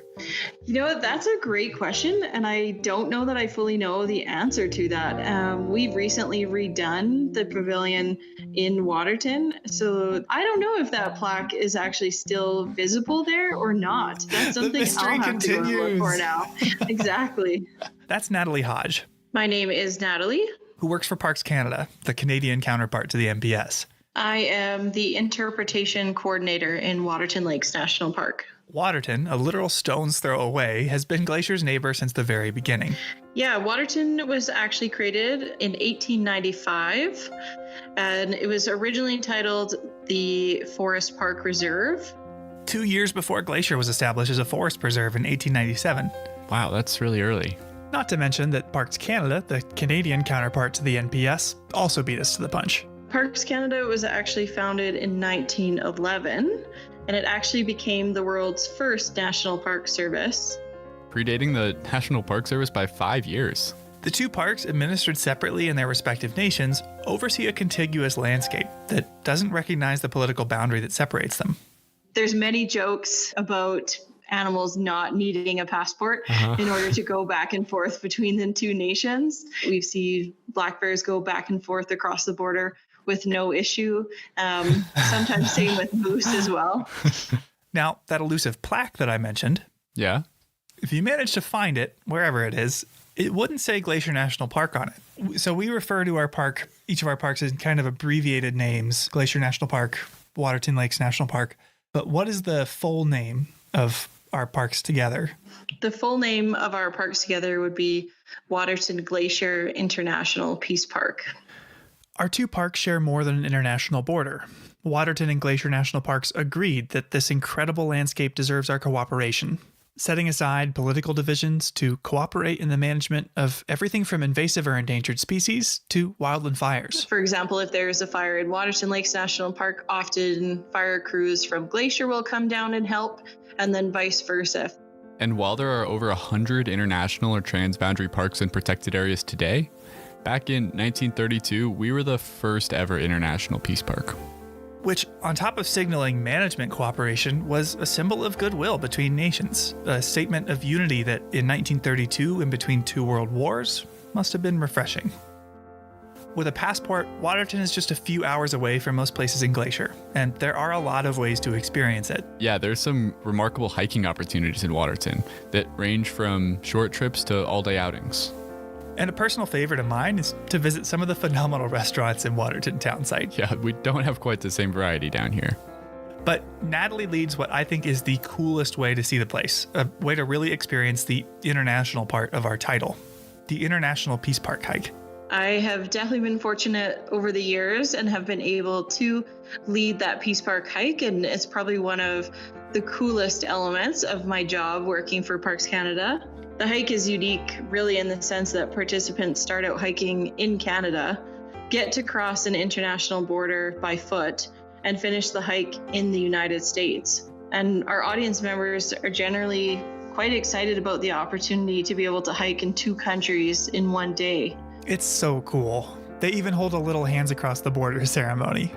And this is where participants line up on either side of the international border, and they shake hands as a sign of peace and goodwill with those across from them. And this is a long-standing tradition of the hike, and it's been ongoing since the creation of the hike in 1978.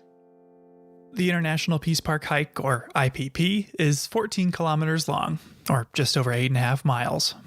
You essentially walk the length of Upper Waterton Lake to wind up back in Glacier, where you'll finally catch a ride on the International, a 200-passenger boat that's ferried people across Waterton Lake since 1928. Yeah, and from having taken that ride myself, it really stands out as one of the most unique experiences anywhere in either park. Yeah, I agree. Even just looking into the other country, let alone getting to hike or boat into it, is powerful. Now, again, you do need a passport to visit Waterton, and you need a reservation to ride the International or to join the IPP. But no matter what you do on your visit, seeing both sides of the border will only enrich your experience.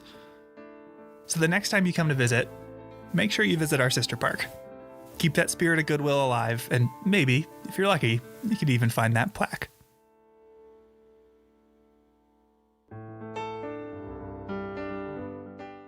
Welcome to Headwaters, a Glacier National Park podcast, brought to you by the Glacier National Park Conservancy and produced on the traditional lands of many Native American tribes, including the Blackfeet, Kootenai, Salish, and Gillespie people.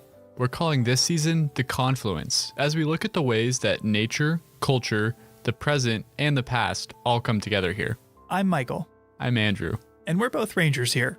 Now, we've mentioned so far that Glacier has a lot of titles. National Park, World Heritage Site. But today we're going to focus on just one of them, International Peace Park, an agreement between the NPS and Parks Canada to cooperatively manage our shared resources. And no place better represents the International Peace Park than Goat Haunt, one of the most remote and least visited regions of Glacier. Okay, real quick, what's with the name? Goat Haunt? Yeah, it's kind of an archaic term, but a haunt is a place where someone or something hangs out. So essentially, Goat Haunt is a place where the mountain goats like to hang. Oh, I see. Well, odds are, even if you've been to Glacier before, you probably haven't made it to Goat Haunt. And for good reason. Yeah, there are no roads leading to it. And the shortest hike to get there is 22 miles. Shortest hike from the US, that is. So you could either backpack for a few days south of the border, or you can drive to Canada. Yeah, Goat Haunt sits at the southern tip of Upper Waterton Lake, one of the largest lakes in either park, which stretches across the border into both Canada and the US. Meaning Goat Haunt is just about 3 miles from the Canadian border. Yeah, so people overwhelmingly access Goat Haunt from Waterton Lakes National Park. Well, now I understand where the name comes from. Waterton Lake, Waterton Lakes. Okay, whatever. Yeah, so some people get there on foot, like on that International Peace Park hike, but most people arrive to Goat Haunt by boat. Including even the rangers that work there. Yeah, talk about a commute. So in this episode, we'll be looking at what it means to be an international peace park, how it happened in the first place, and how it has affected those that live and work here. All right, Andrew, where is our border with Canada? I think it's about 20, 30 miles north of here as the crow flies. Yeah, well, could you be even more specific? Where is the border? It lies on the 49th parallel. Yeah, exactly. The 49th parallel was first proposed as a border by the Hudson's Bay Trading Company in 1714, which is a story for another day, but it was ultimately adopted by the US and British governments, because at the time, Canada was still under British rule. Now, British and American teams surveyed the border in the 1860s, with brief interruptions for the Civil War, and monuments were erected that cemented a border nearly 4,000 miles long. But did you know that that survey was actually wrong? Wait, really? Yeah. The border was first surveyed when we still thought the Earth was a sphere, but it's actually an oblate spheroid. What? Essentially, it's a sphere that bulges at the equator due to rotation. All that to say, the original line doesn't perfectly follow the 49th parallel. Really? No, it's close, but it's not exact. Spheroid and all, it does transect present-day Waterton Lakes and Glacier National Parks.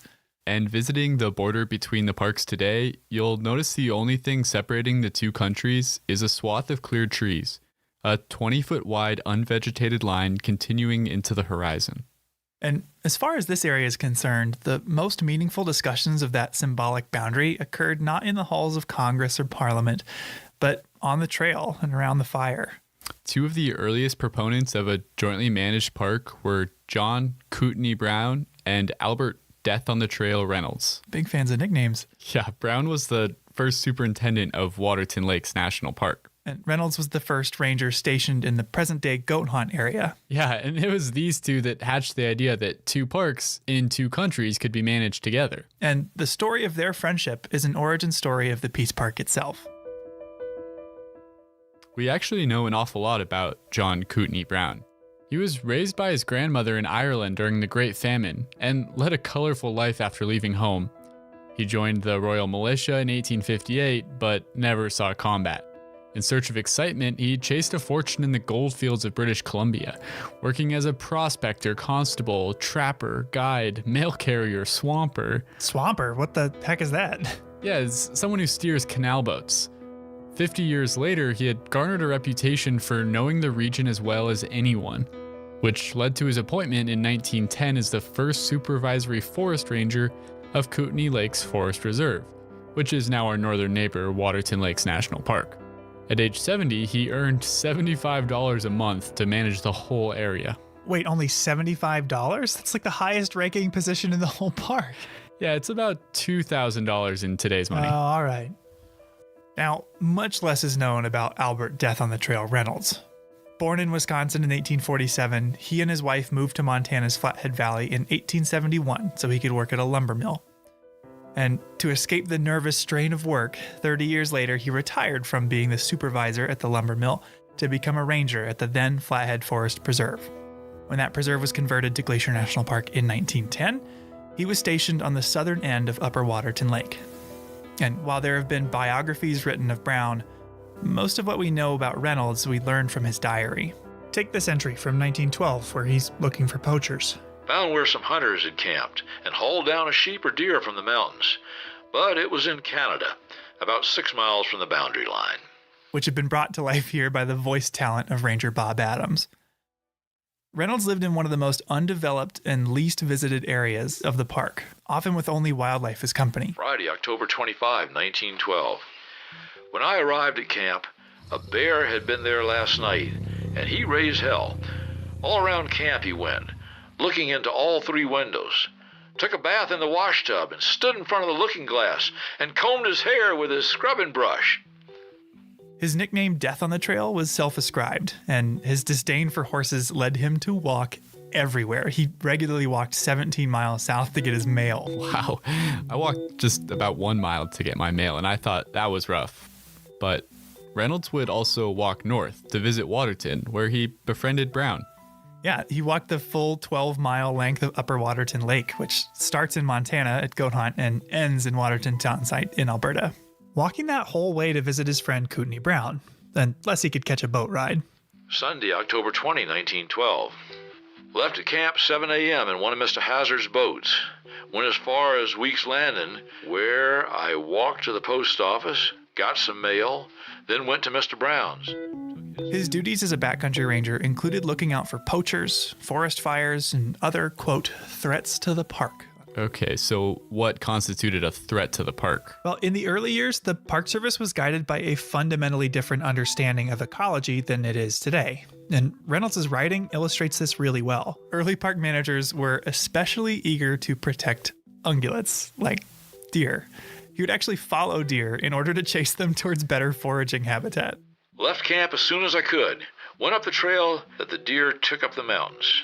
I located them up on a high bench, almost to the top of that mountain. I managed to get above them. There were about 40 of them. I got above them after a hard struggle. The snow was deep. He thought he could get them to go somewhere where they'd be happier and safer if he could only jump out and surprise them. Some went one way, while others took my trail and went down. Last of them that I saw was about 2 miles and still going. They're safe. I think if I did that in a uniform today, people would think I was totally crazy. And on top of chasing deer around, he would actively hunt and kill anything that could harm them. To kill coyotes, he even enlisted the help of his friend Brown, the superintendent of Waterton. I went to one of Mr. Brown's baits for coyotes, and I found that a coyote had been there this morning and had taken a meal out of it. I followed his tracks for nearly 2 miles, and he did not show any signs of the poison, so I left. Canadian poison is no good. In the years since, we've come to understand that predators like coyotes, wolves, and mountain lions play essential roles in the ecosystem.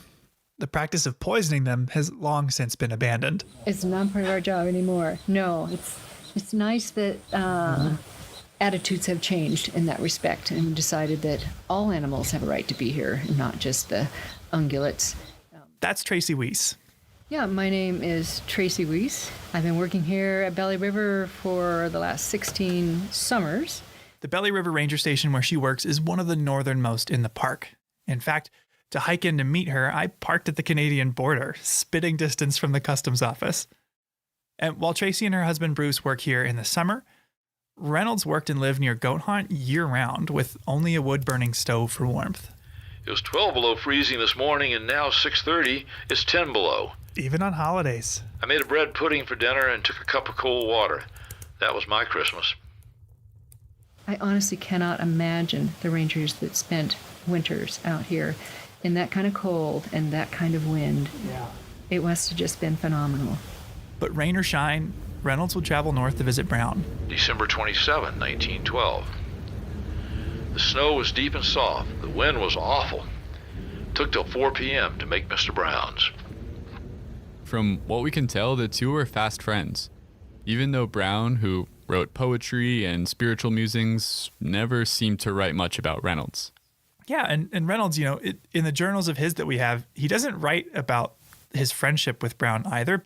His journals are really utilitarian, the simple summary of what he did that day, often signing off with the number of miles he had traveled.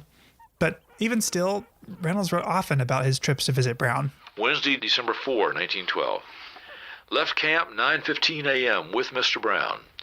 He went as far as Weeks Landing with me to see if I got safe over the river. I had to break ice about 100 feet before I got into the main stream, but I made it okay. They collaborated for work, they shared notes, they sought one another's advice, and they socialized. And as you know, Andrew, the winters here can be pretty drab. Yeah, cold, gray skies, socked in. Which, by all accounts, gave them plenty of time to discuss the philosophical facets of their jobs, like the artificiality of the lines separating the two parks they were sworn to protect. One person who met Brown and Reynolds was Samuel Middleton, an Anglican reverend in Canada. And after meeting the two rangers, he wrote about their discussions of the boundary. Emblematic of the trouble with dividing the two parks was Upper Waterton Lake, which lay partially in the United States and partially in Canada. Reynolds suggested that geology recognized no boundaries, and that as Waterton Lake lay in its glacial cirque, no man-made boundary could cleave its waters apart. It'd be better then to accept nature's creation by removing the boundary line and acknowledging one park, one lake, in its own territory. And Brown agreed. He said that since the lake could not be physically divided, it was senseless to divide its management. This was a powerful idea at the time. A subtle suggestion, through the lens of a landscape, that a political boundary could not divide us. This idea of theirs to jointly manage the two parks would not come to fruition in their lifetimes. Of all the days I ever saw, today has put the cap sheaf on them all. Talk about wind. It has been a corker. I had to face it every step of the way, 18 miles.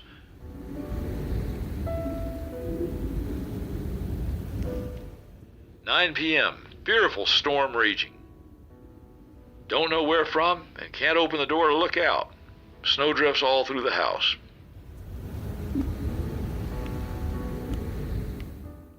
Reynolds was clearly an incredibly tough person with a fortitude that's hard to fathom today. Wednesday, January 15, 1913. Went up to the lake. Had to use my snowshoes. It has snowed hard all day. It was so soft, I sunk in above my knees on snowshoes. I reached home camp, found 6 feet of snow on the roof. I had to go up and shovel away from the stovepipe before I could build a fire. It took over 3 hours. Did not get it nearly all off. We'll finish in the morning. It was 10 below zero all day and snowing hard. Distance 6 miles and 1 frozen toe. But as tough as Reynolds was, the winter of 1913 began to catch up to him, and he caught a cold he couldn't shake.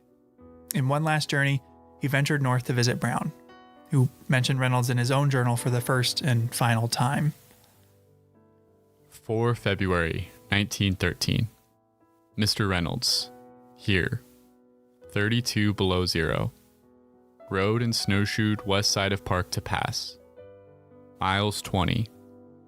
Reynolds very sick. Up all night with him. 4 days later, Reynolds died. And 3 years after that, Brown passed away as well. Over the course of the next 20 years, the parks remained under separate management. A new Waterton superintendent was appointed to replace Brown, as was a backcountry ranger to replace Reynolds. Visitors came, people enjoyed the parks, and life continued. But Reynolds and Brown's idea of an international park lived on, because in July of 1931, the local Canadian Rotary Club called a get-together of Montana and Alberta Rotarians to discuss for the first time the creation of an international peace park. And while Reynolds and Brown had entertained the notion, it had never before gained traction. In fact, this would be the first international peace park in the whole world. Yeah, and this new idea was drafted in a resolution by the newly inaugurated president of the local Rotary Club, Samuel H. Middleton. who just so happens to be the same guy we quoted earlier, who had interviewed Reynolds and Brown about their thoughts on the border. The very same. Now, it's worth noting that Middleton first came to Waterton in search of a summer camp for St. Paul's Indian School, of which he was the principal. One of many schools of its kind that sought to suppress native culture, taking kids from reservations away from their families to boarding schools where they were taught, more or less, how to be white. This policy was called at the time, "Kill the Indian, Save the Man." Yeah. But acknowledging his racist efforts towards indigenous people, he was an important advocate for the establishment of a peace park. A bill establishing the peace park passed the U.S. Congress in December, and it was echoed by the Canadian government the following year. The details of this new designation were not clear-cut, leaving park managers to decide how they would jointly oversee the two parks. Parks that have evolved a great deal in the years since. In his day as a backcountry ranger, Reynolds hardly ever saw anyone. But Tracy, the modern backcountry ranger working along the border, she says her main job is to work with people. I really see the main part of our job as educating people in the backcountry. Today, more people visit Waterton Glacier on an average summer day than the parks used to see in a whole year during Brown and Reynolds' time. But that hasn't changed why they're protected or why they're important. People that do come here, and they're more all the time, they're looking for something real. To go backpacking, to reconnect with nature. That's what these parks are all about. And I think every day that goes by, they're more important than they've been in the past.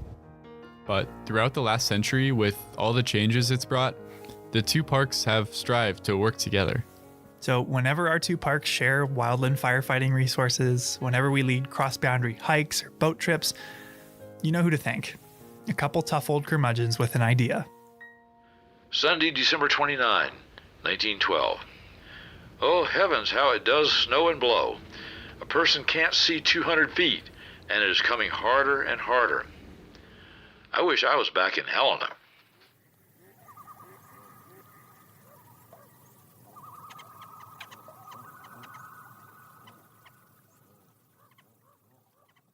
So, Michael, we've been talking about the International Peace Park today. What does Waterton Glacier International Peace Park mean to you?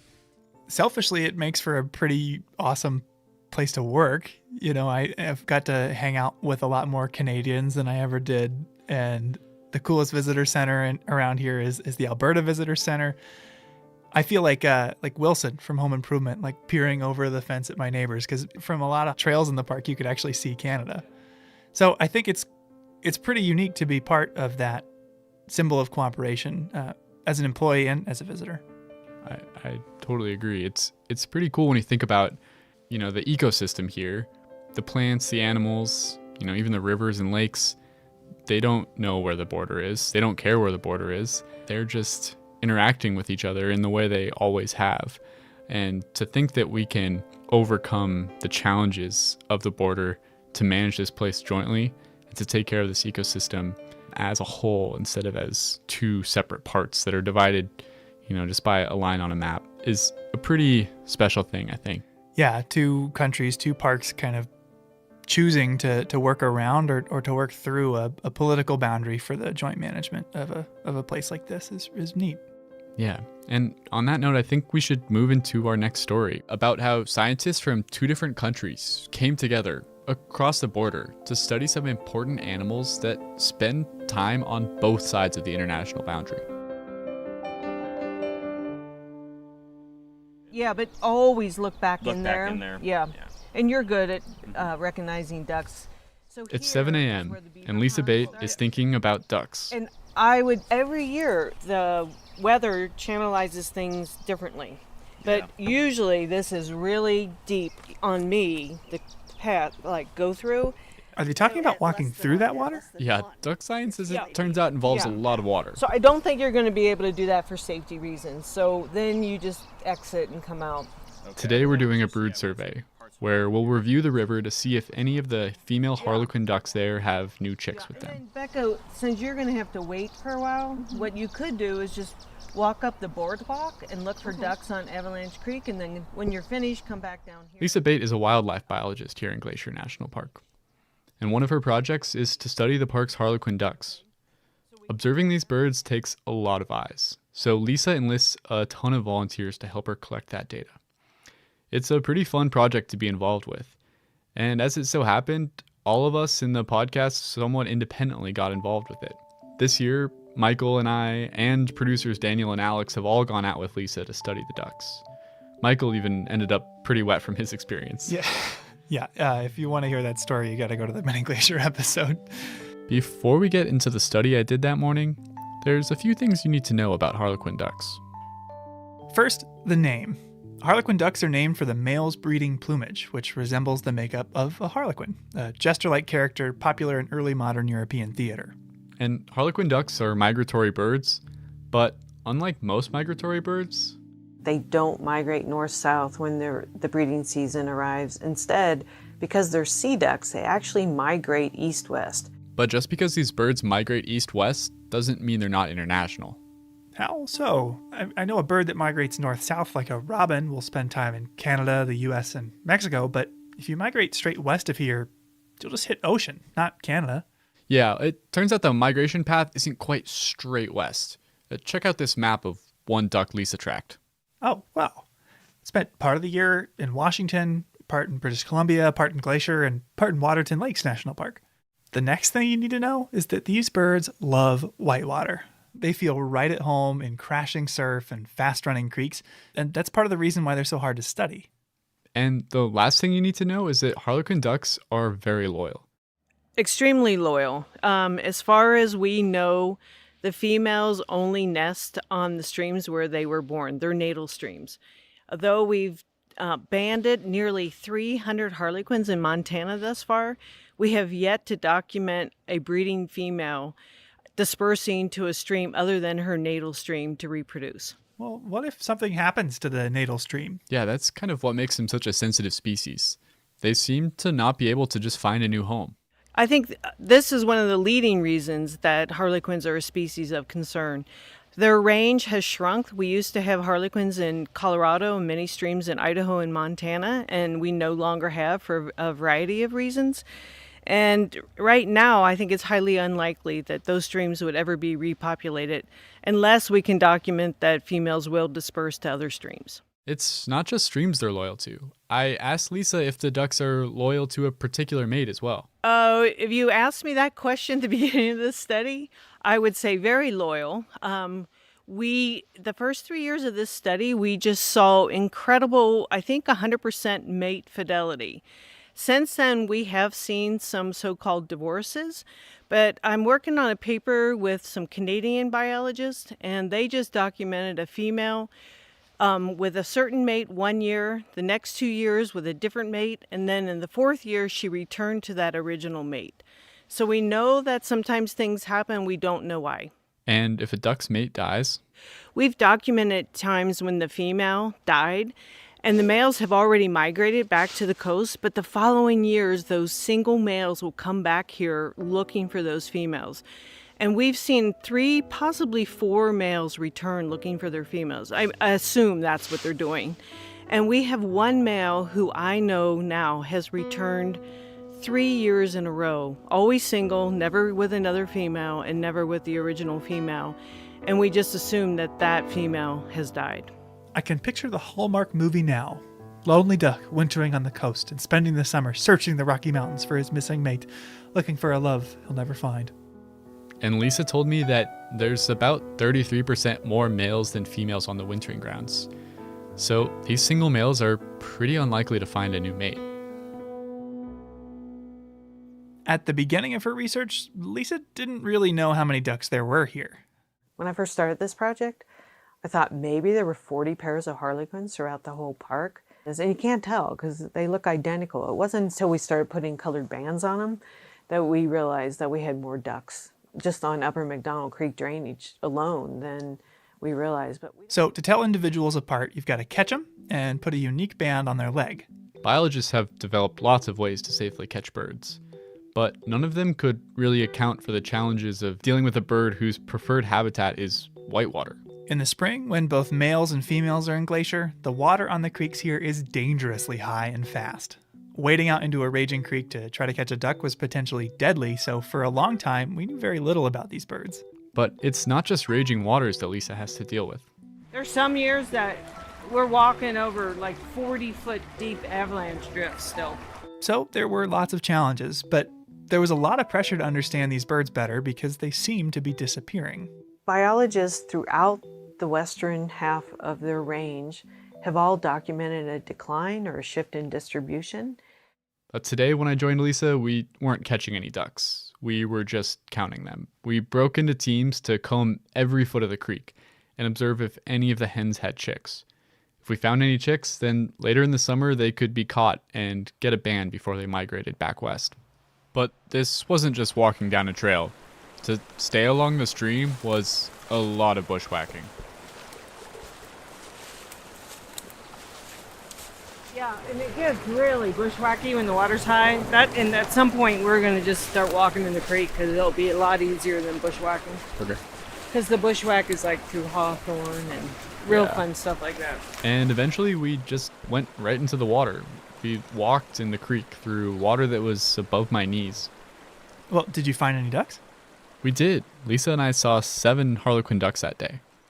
And we were able to collect data on other birds as well. We saw some American dippers and spotted sandpipers. The sandpipers had just had little babies, and they were about the size of a piece of popcorn. They were so tiny and fuzzy. Popped popcorn, though. Popped yes? popcorn, Okay. yeah. So we actually ended up seeing a lot more pipers and dippers than harlequins.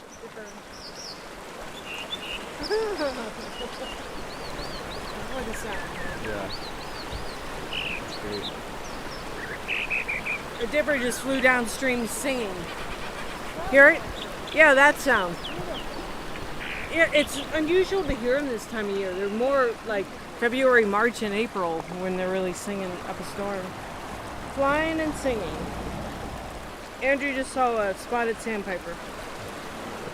As far as harlequin ducks, we had seen 5 single females so far.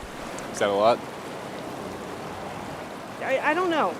It sort of depends on what they get down low. Yeah. Like I said, like a high count norm would be 12, so we still have a long ways to go. So how did this research get started in the first place?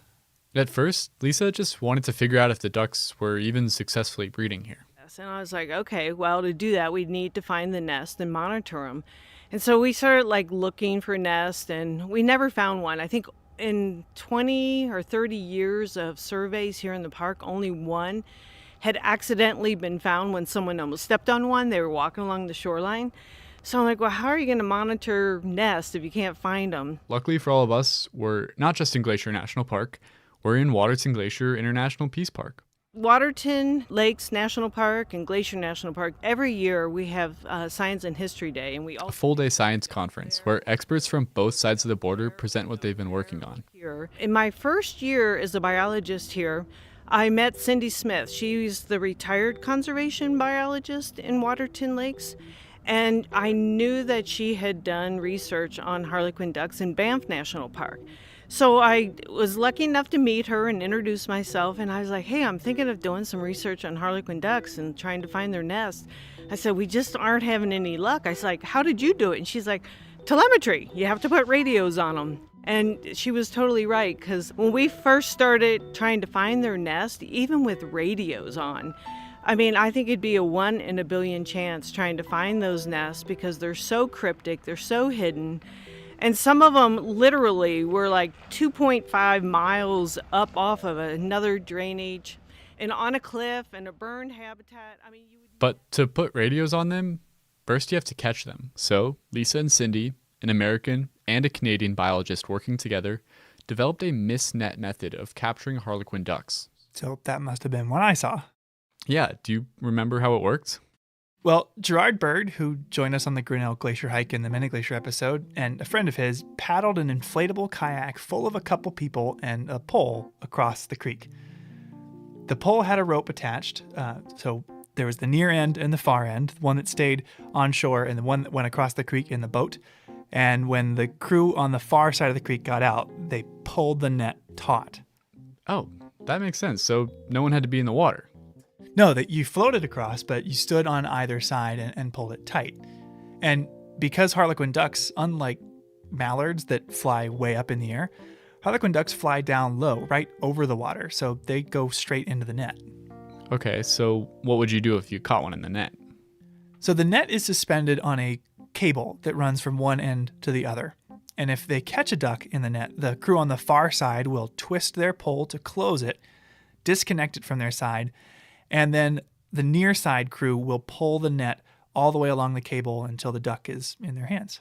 And then they can handle it on shore without having to get into the water. Yeah, precisely. So what was your job then? Oh, I had a really critical, a very important duck catching job. Oh, yeah? What was that?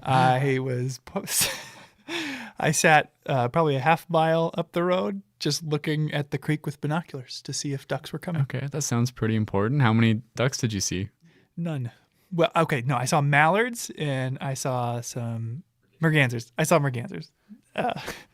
But no harlequins. They didn't come down the creek that day. Well, hopefully you still felt useful. I did for all the lofty ambitions I had of catching a duck that day. Lisa valued, all the effort we put in. Lisa reminded me that even if you don't find any ducks, knowing that they're not there is useful data for her too. People get disappointed when we don't see many ducks or zero ducks, and I always remind people that 0 is a real number too. It's a sad number, but it's an important number. And even though you didn't see any ducks that day, this method has been incredibly successful here. We have not had any serious injuries to any people, and we have not had any injuries or mortalities to any of the birds. And we have probably captured 250 birds now. Do Lisa and Cindy still work together? Yeah, they do. In fact, Lisa spoke really glowingly of their collaboration. Cindy Smith has been a mentor of mine for years. She's amazing, even though she's retired. As she told me, she's retired from bureaucracy, not biology. So I've worked with her on a number of publications, and she still mentors me on several projects. That's a real Peace Park success story. And the success isn't just with the science they've done. We're not just colleagues. She's become a very close friend. A friendship that's been able to thrive across the international border.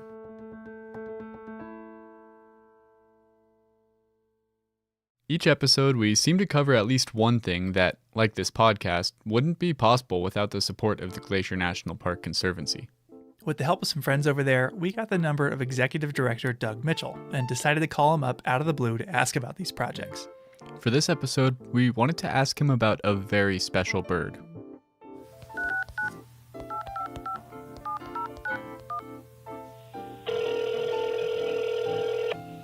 Glacier Conservancy, Doug Mitchell speaking. Hey, Doug, it's Michael and Andrew. Hey, fellas, how we doing today? We are doing great, but we have a question for you. Are you much of a birder? I am not much of a birder, but I am anxious to learn. Okay, well, we've got a great little bit of audio trivia for you. We're going to play a bird call and want to see if you can guess who that call might belong to. Okay, I'm up for it. I'm ready. All right, here we go.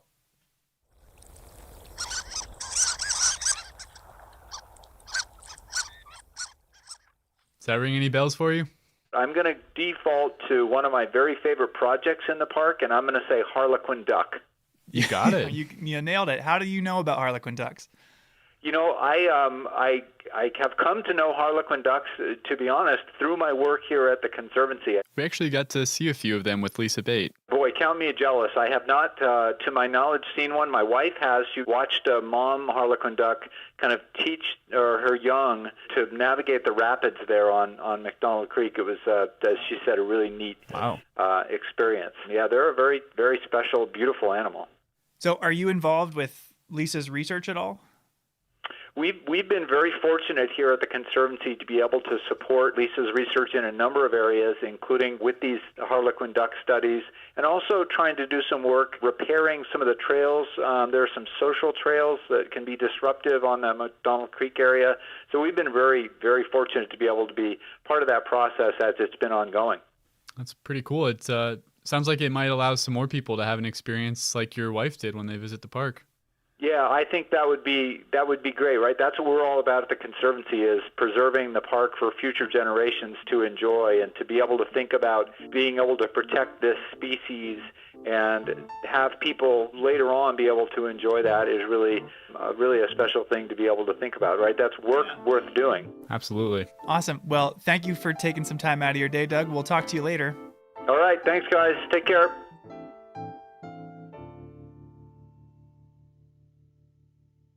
So, Andrew, neither of us grew up in Montana, right? That's correct. I actually grew up in Washington State. Yeah, and I grew up in Ohio. So the fact that we not only met, but became friends is something that just flat out never would have happened if it weren't for Glacier. Absolutely. Over the course of a year, this place serves as an intersection of people all over the world.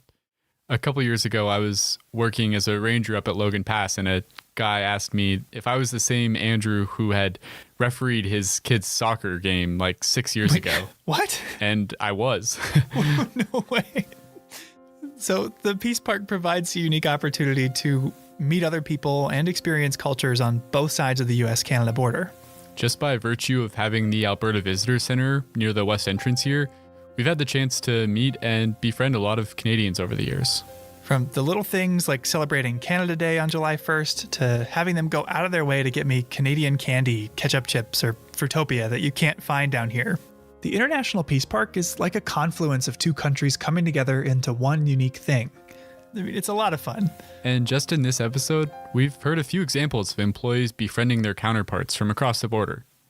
But I want to close us out today by meeting some folks that took the whole cross-border friendship thing to the next level. You know, I would say we got the full story from the Peace Park perspective. Meet Justin and Kim. Yeah, I'm Justin McEwen.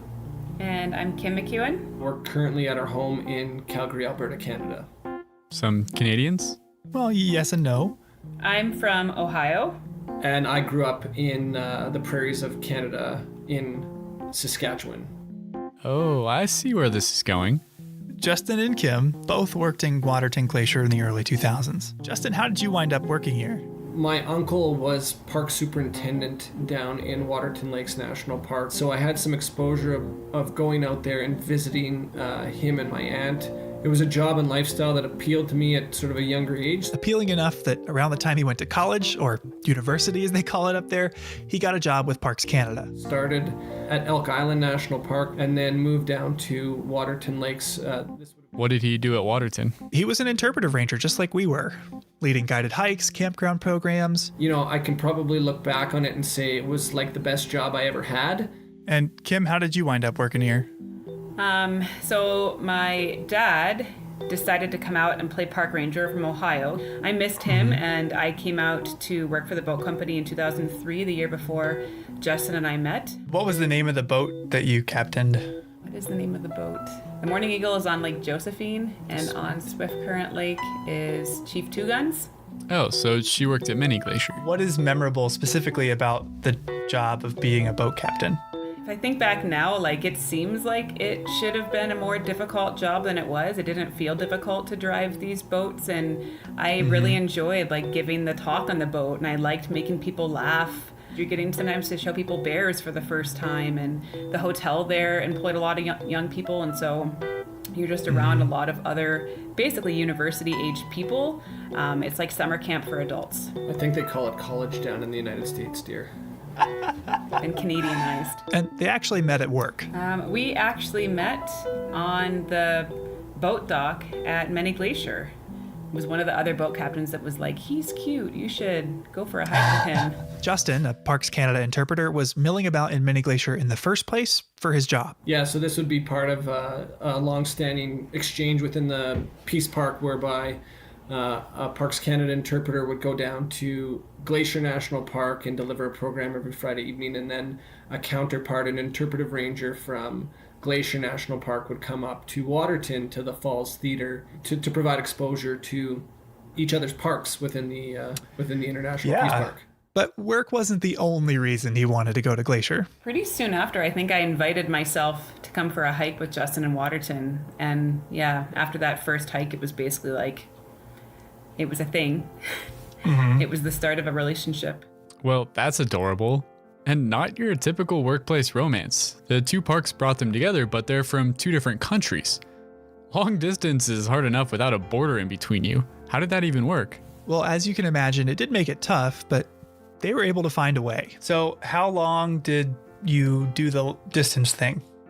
We dated cross-border for 7 years. Kim worked as a teacher on the Blackfeet Reservation living in East Glacier, and Justin could find year-round, off-and-on work in Waterton. Okay, that's only a few hours apart. So relatively close, but they still crossed the border a lot, to the point where Customs and Border Patrol got to know them by name. I'm wondering, when you started seeing each other, how normal in your brain was the idea of dating somebody from another country? It became quite normal. I mean, it definitely took a while, like figuring out the differences between the two countries in the early stages of dating. I remember at one point making Justin a little paper dictionary, translating Canada speak into America speak. And then Justin made me like his edition. So I think I had put things on there like, it's a beanie, but you call it a toque for a winter hat. And I don't remember that, to be honest, but I know yeah, you've so mentioned there were this before. lots of things like that. And eventually it just kind of melded into like, this is normal. Like my Ohio accent kind of became a Canadian accent, although in Canada for a long time, they still thought I talked like an American, but my American family would like make fun of me when I came home because I was speaking like a Canadian. Yeah. So they made it work for years. But as time wore on, crossing the border to see one another grew more and more cumbersome. We sort of recognized the fact that we were dealing with an international border, and it was really cramping our relationship style. Yes. And one way to remedy that would be to put a ring on it. And plans were afoot. You know, I realized like I wanted to ask this girl to marry me. Somebody was kind of getting impatient at some point in time. They're not thinking it was actually going to happen. So we went out on a hike some evening, sort of on the shoulder of Galway Mountain in Waterton. So it's up the Red Rock Road, and sort of found this little offshoot. It had a great view of the valley. You know, asked Kim to marry me, and obviously she said yes. So they found a local justice of the peace that liked hiking, and they hiked up Avian Ridge in Waterton with a few friends and got married. We have that date. That's our proper wedding anniversary, and we have that date stamped on the inside of our rings. And yeah. The following year, they had a full-blown ceremony in Waterton with family coming from all over. Although it was September in Alberta, so the weather was a bit of an adjustment for some. My grandmother actually came from Florida, and the wedding was in the fall, and she like moved to Florida because she does not like the cold, and my uncle as well, so he kind of had brought her. And I know that he had to go to the drugstore in Pincher Creek that morning and buy her long johns that she could wear under her dress clothes because she was too cold in Canada. It was like 50 or 60 degrees. It was a nice day as far as we're concerned, right? And I, for one, learned a thing or two about Canadian weddings. Yeah? Like what? So they ask a family member or close friend to preside over the event instead of a DJ or MC. And they have something called midnight lunch, essentially a full-blown late-night snack.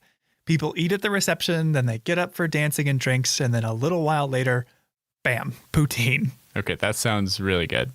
Yeah, but what Kim and Justin did the best, I think, was the dessert. We didn't have cake at our wedding, we had pie. We had like a variety of pies, but our wedding pie that we cut into was apple, Saskatoon, huckleberry, and it was apples to signify Ohio, and Saskatoon berries to signify Saskatchewan, and huckleberries to signify the Peace Park. And so that was the kind of pie that we cut into as like our ceremonial cake cutting. Oh, that's something else. Today, 16 years after they met at the boat dock in Many Glacier, Kim and Justin are raising a family together in Calgary. So not too far away. Right, close enough to visit.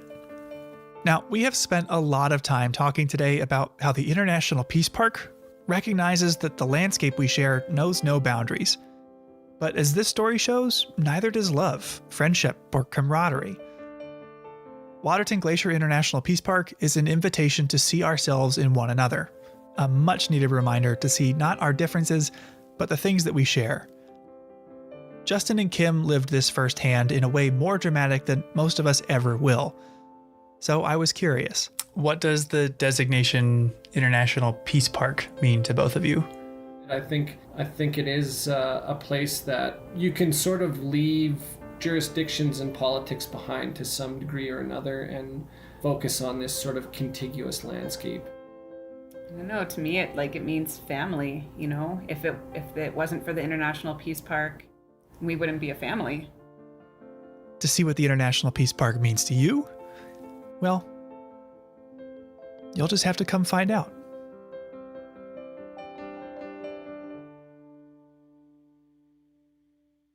That's our show. For more information on the International Peace Park, on Waterton or Harlequin ducks, check out the links in our show notes. Thanks for listening. Headwaters is a production of Glacier National Park, with support from the Glacier National Park Conservancy. The show was written and recorded on traditional native lands. Andrew Smith and Michael Feist produced, edited, and hosted the show. Ben Cosgrove wrote and performed our music. Alex Stilson provided tech support. Quinn Feller designed our art. Renata Harrison researched the show. And narrated the credits. Lacey Kowalski was always there for us. And Daniel Lombardi and Bill Hayden were the executive directors. Support for this show comes from the Glacier National Park Conservancy. The Conservancy works to preserve and protect the park for future generations. We couldn't do it without them, and they couldn't do it without support from thousands of generous donors.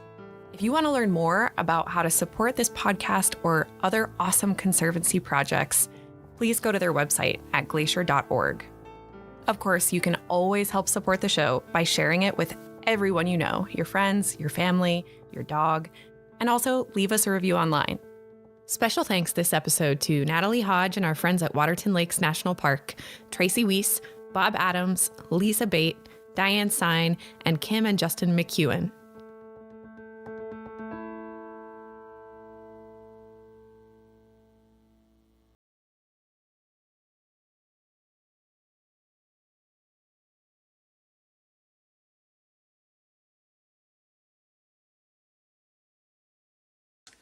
They're the very symbol of Glacier National Park, and there is almost no better place in the park to see them than at Oberlin Bend.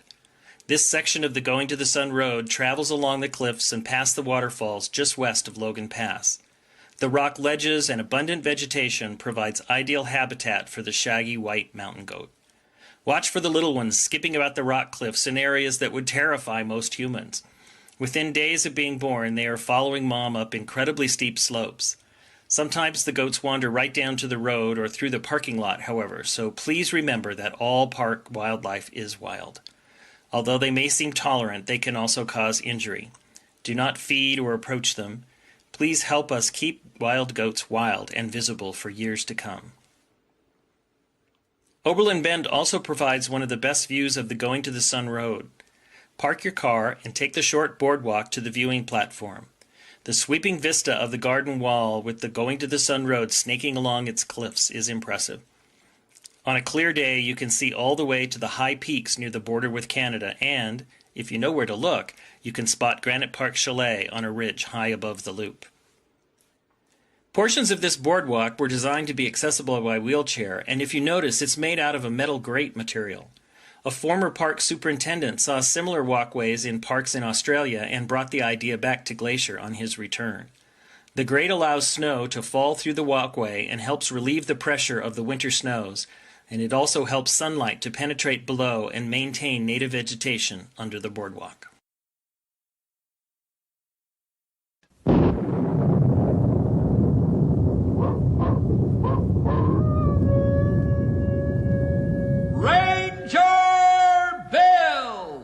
Warrior of the woodland!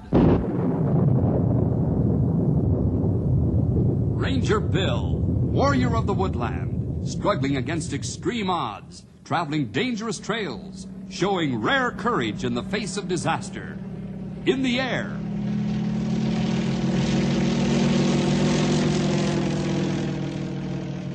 On horseback.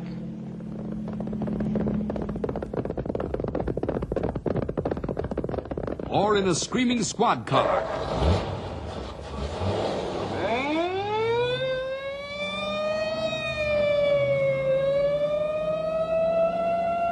Ranger Bill, his mind alert, a ready smile, unswerving, loyal to his mission.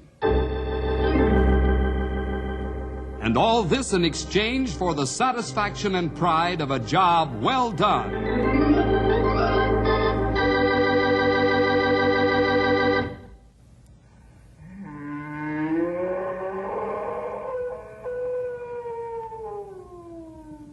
Hear that? Makes your hair stand on end, doesn't it? It's a mighty ghostly, scary sound, and that's a fact. Oh, by the way, I'm Ranger Bill, back again. Most of you know me by now. I've been the United States Forest Ranger out here in this part of the West for a long time now. My job is mostly conservation, taking care of our great natural resources, woods and waters, animals and birds. It's a wonderful job that I have, and I like it. Sometimes, though, it can be dangerous. That's all part of the day's work to a forest ranger. Our work deals with real people and real things, wild animals and trees and mountains. But once we had to deal with something that wasn't real, something that seemed to come from another world, something unseen, unknown, supernatural. That strange, wild, eerie wail you heard a moment ago was the signal for the uncanny adventure I call the Abominable Snowman. Shut that window. Here we are in a skyscraper, 40 stories above the street, and yet that traffic noise would drive you crazy. Shut the window, I say. Yes, Mr. Carstairs. Right away. That's better. Now a fellow can think. Let's see, where were we, Terhune? I was just about to read you more from the encyclopedia here about the Rocky Mountain bighorn sheep. Oh, yes, of course. Well, go on. What am I paying you for? Yes, sorry, sir. The bighorn sheep is thought by many experts to be the most difficult animal to shoot in all the ranks of big game. Ah, that's for me. Go on. Living as it does in the Rocky Mountains, above the timberline, and even in the area of perpetual snow, it is a real hardship to pursue. Snow country, eh? That's what it says, Mr. Carstairs. The immense animal with its huge curling horns nevertheless has an uncanny ability to run and jump on steep slopes, where even a man cannot possibly climb or crawl. Sounds better all the time. Keep reading. Possessed of keen eyesight and hearing, the animal can almost never be approached to within logical rifle shot. The slightest sound or movement, easily seen and heard in the bare open spaces above the timberline, is enough to send the bighorn sheep out of sight in an instant. Is that all? It says here that the animal is very rare, because it makes such a prized trophy that big game hunters value it above everything else. Big game hunters, eh? Who's the most famous big game hunter you ever heard of? Why, you, sir. Yes, me. Craig Carstairs, millionaire sportsman. That's what the newspapers call me. Why, I've shot every kind of big game animal there is. Rhinoceros, elephant, lion, and India tigers. I have the world's record of Kodiak bear, the world's record of African buffalo. I have them all, heads and horns all mounted, hanging on the walls of this penthouse apartment in New York. Yes, sir. But there's one I haven't got. And that is? The bighorn sheep. And that's the one I'm going to get.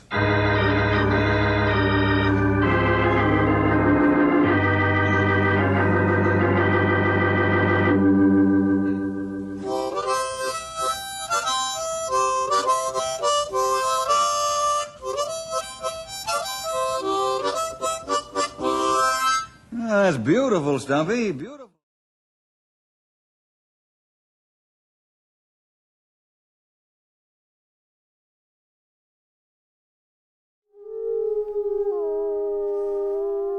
From Yellowstone National Park, this is what we do. I'm Jake Frank. And I'm Miles Barger.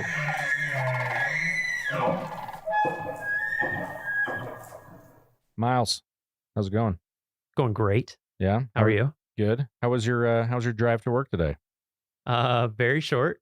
Yeah. How are the roads?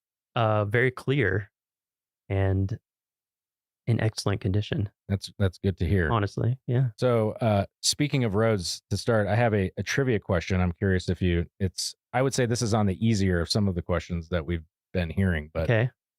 Do you know how many miles of road are in Yellowstone National Park? 475?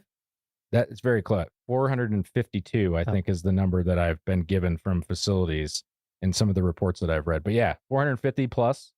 And that's roughly the distance between like DC and South Carolina, Charleston, as the crow flies.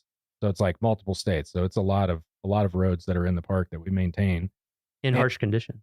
In harsh conditions, On a volcano, no big deal. Yeah, yeah, so, yeah. It's either burning the road away or it's frozen and under snow, Or both. or both. Yeah, for many.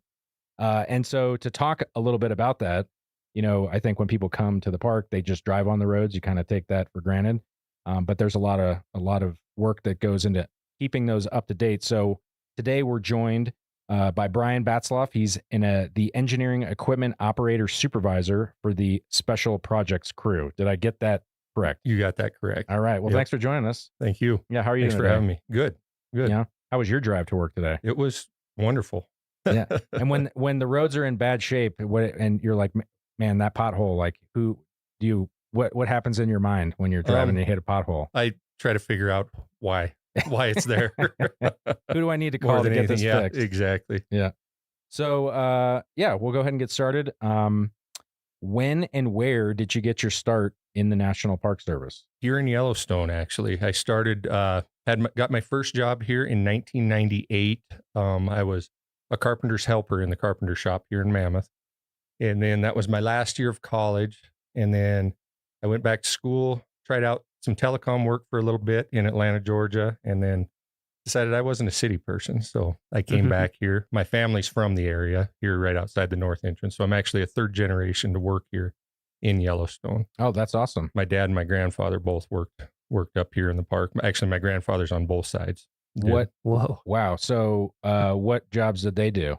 So my grandfather, ironically, he at one time held my position for a short time, which is, I didn't know that until recently when I was going through some of my dad's stuff, and I actually found his old nameplate from his door on there. So I have it in my office now. Oh, that's actually super cool. too.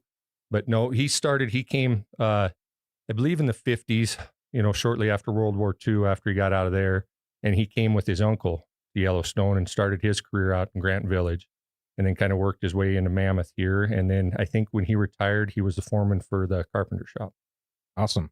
And you mentioned him working at Grant Village. You are on special projects. That's based out of Mammoth. Yep. Have you worked at other areas in the park? My first full-time position at Yellowstone was out at Old Faithful.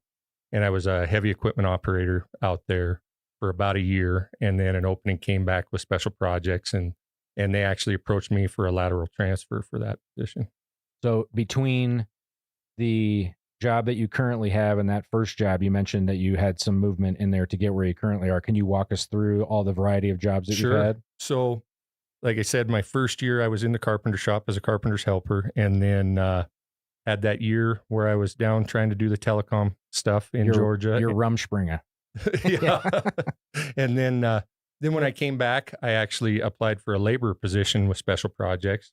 And when I got that job, I enjoyed the work. And so I just tried to take in as much as I could with the job and everything, and saw what I could do. And then my next position with them was a seasonal truck driver, motor vehicle operator for them. And then eventually when I was able to get on at Old Faithful as a heavy equipment operator, and then transferred into Mammoth, then worked my way up to be the work lead for special projects. And then here probably 3 years ago, I was hired as a supervisor for special projects. Awesome.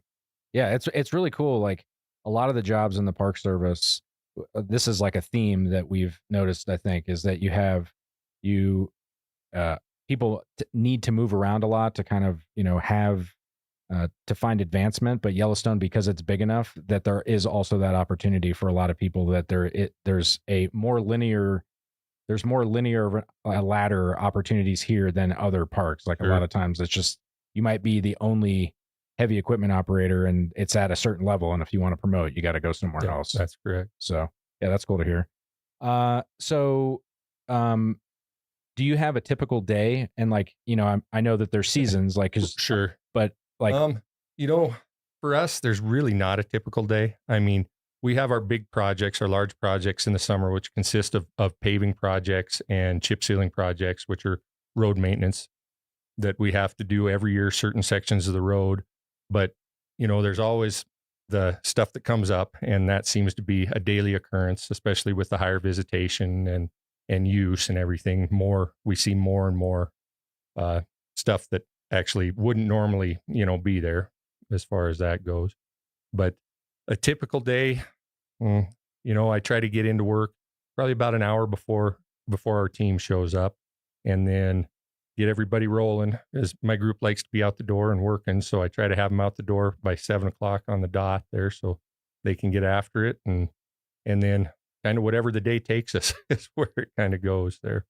So if not a typical day, do you have typical seasons of you mentioned a summer season. So like what sort of projects do you guys do in different times of the year? So like for the summer season, like I just mentioned, basically the chip seal and the paving projects. And unfortunately, it's the time where we hinder the most with the public and the visitors. But with the way our work is, it's depends on the weather. I mean, we can't work in the real cold temperatures. We can't do this work if there's a lot of moisture, so unfortunately, July, August is when we're the busiest, and we do create a lot of traffic problems out there in the park, but it is for the betterment so that they can have nice surfaces to see the park on. And then in the fall we start winding down a little bit, and we actually start gearing up for spring opening, for opening the park in the spring, because that is it takes us about 3 months to do all of our plowing. We start to open the park after snowmobiles in March, the first week of March. And we typically don't get done until about, usually it's Memorial Day weekend's what we shoot for, but the first week of June, a lot of years. Wow. And that's because we have to cover also the Beartooth Highway, which is outside the park, but it's 11,000, about 11,000 feet, I think, is the elevation up there. So there'll be snow 30, 40 feet deep up there in early June. So for somebody who's interested in, getting into this line of work, is there a skill set or something that that is the most important to have for like a lot of it's just you got to be willing to work hard, and put in the time, because our groups put in a lot of time. We use a lot of project money. So in the summertime, we have the ability to have overtime, and it takes the overtime to get these jobs done. But it'll be typical when we're on our projects. We'll work 12, 13, sometimes 14-hour days, 5 to 6 days a week if we need to, for 2 or 3 weeks at a time. And then, as we jump to the next project. So you've got to be willing to, put the time in and everything, but it pays off in the long run. So speaking of overtime, I know that your crew was responsible for when we had the flood in June 13th, 2022, you guys were basically the first responders, more or less, to the road that is now paved. Like It was an old dirt road.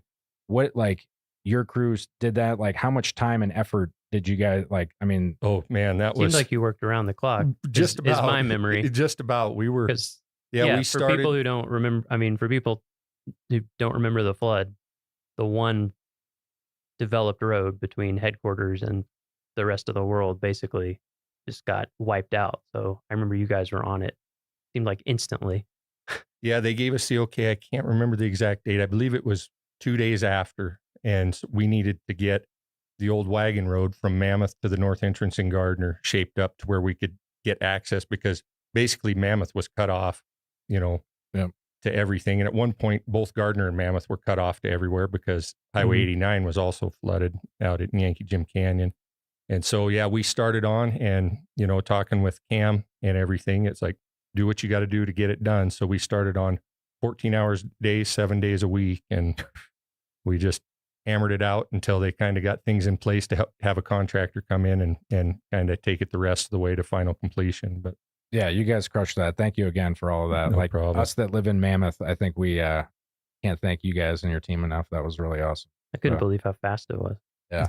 I mean, just if anyone had been on the OGR before that, it was basically like, if it rained a little bit, you couldn't ride a bike. It's ice. Yeah. I mean, it wasn't ice, but it was just the way the dirt is around here is just so slippery. And so to see it go from that to passable in a passenger car, you definitely wouldn't recognize it now. If you wouldn't realize what was under there before. It's amazing. For sure. Yeah. So, what's your favorite part of the job? Yeah. That's kind of a tough question. I mean, there's a lot of things. Of course, when you've worked here as long as I have, there's so many different things you could jump into. But I just like just, more of the challenge, of everything. And like I mentioned before, with the higher visitation. So that creates its own challenges, and to try to not ruin the visitor experience for everybody. So the challenges that go into planning the projects and making sure that everything's up and running, I think is probably what I enjoy the most of it. And it creates a lot of stress as well, but So yeah, like on the flip side, you have things that we all love about working in a national park. Are there any, like, what's your biggest challenge or the hardest part of your job?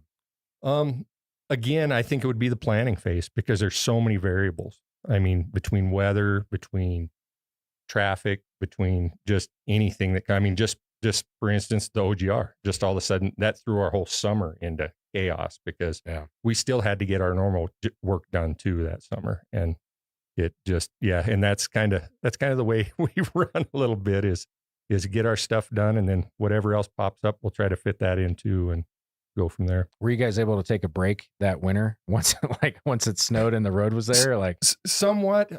We ended up having a fairly decent winter that winter also. So this winter has actually been kind of a blessing for us. Yes. Yeah. So, with the challenges, like, obviously if everything's great all the time, then there's no, reason to leave. But with challenges, like, even with those, what keeps you here? What keeps you in the green and gray? It goes back to the challenges. I mean, I like the challenge. I like to be able to push myself and push my team, and they like to be pushed, and me to be able to say that I went out and look at what we did for that project and be happy with what we did, and have people to come back and even tell us and compliment. I mean, just like you guys' compliments with us, here, that the pride that we have in our work is really.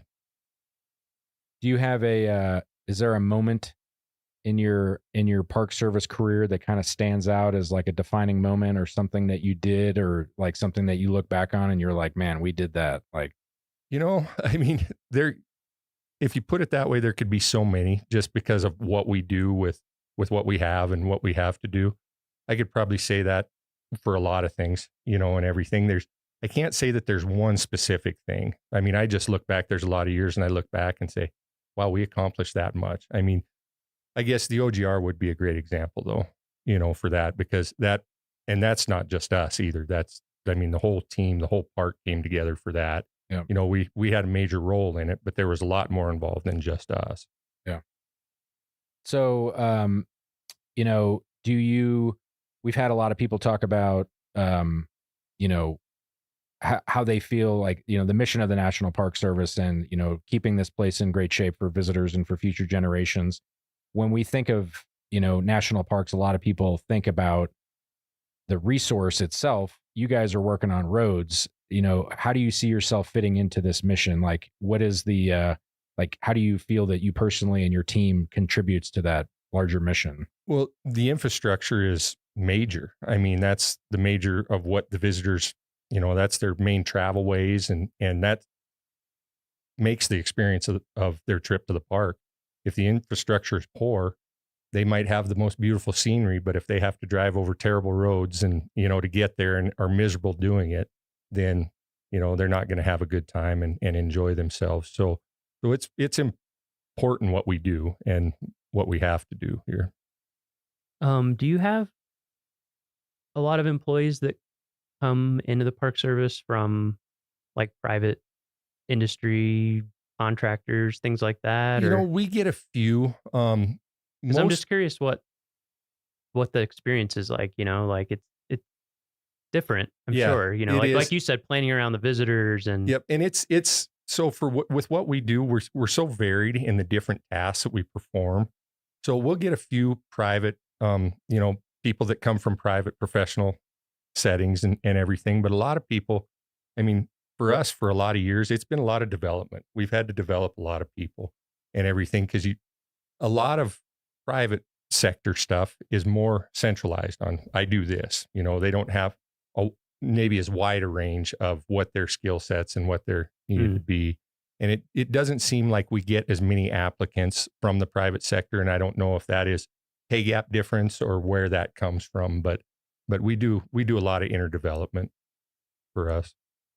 And so is there like a formal training, or, for somebody who is wanting to get into this, like how does one get into your line of work? So there is formal trainings out there. There's a lot of like tech schools and things like that will do the trainings, heavy equipment trainings, truck driving trainings for commercial driver's license and things like that. We don't require necessarily any formal training. We do have obviously the trainings that we do through the Park Service and that we do through our department, and everything to keep everything up. And the in-house trainings we do to develop our people is kind of the direction we go. But in order to get these jobs, obviously, you do have to have some experience, with the heavy equipment. You probably need a driver's license. And a driver's license, yes, obviously. And so we require all of our heavy equipment operators have to have a commercial driver's license, Class A Type 1. And so they have to be able to maintain one of those licenses to perform the duties. But other than that, for the most part, no formal training is necessarily required for it. Gotcha.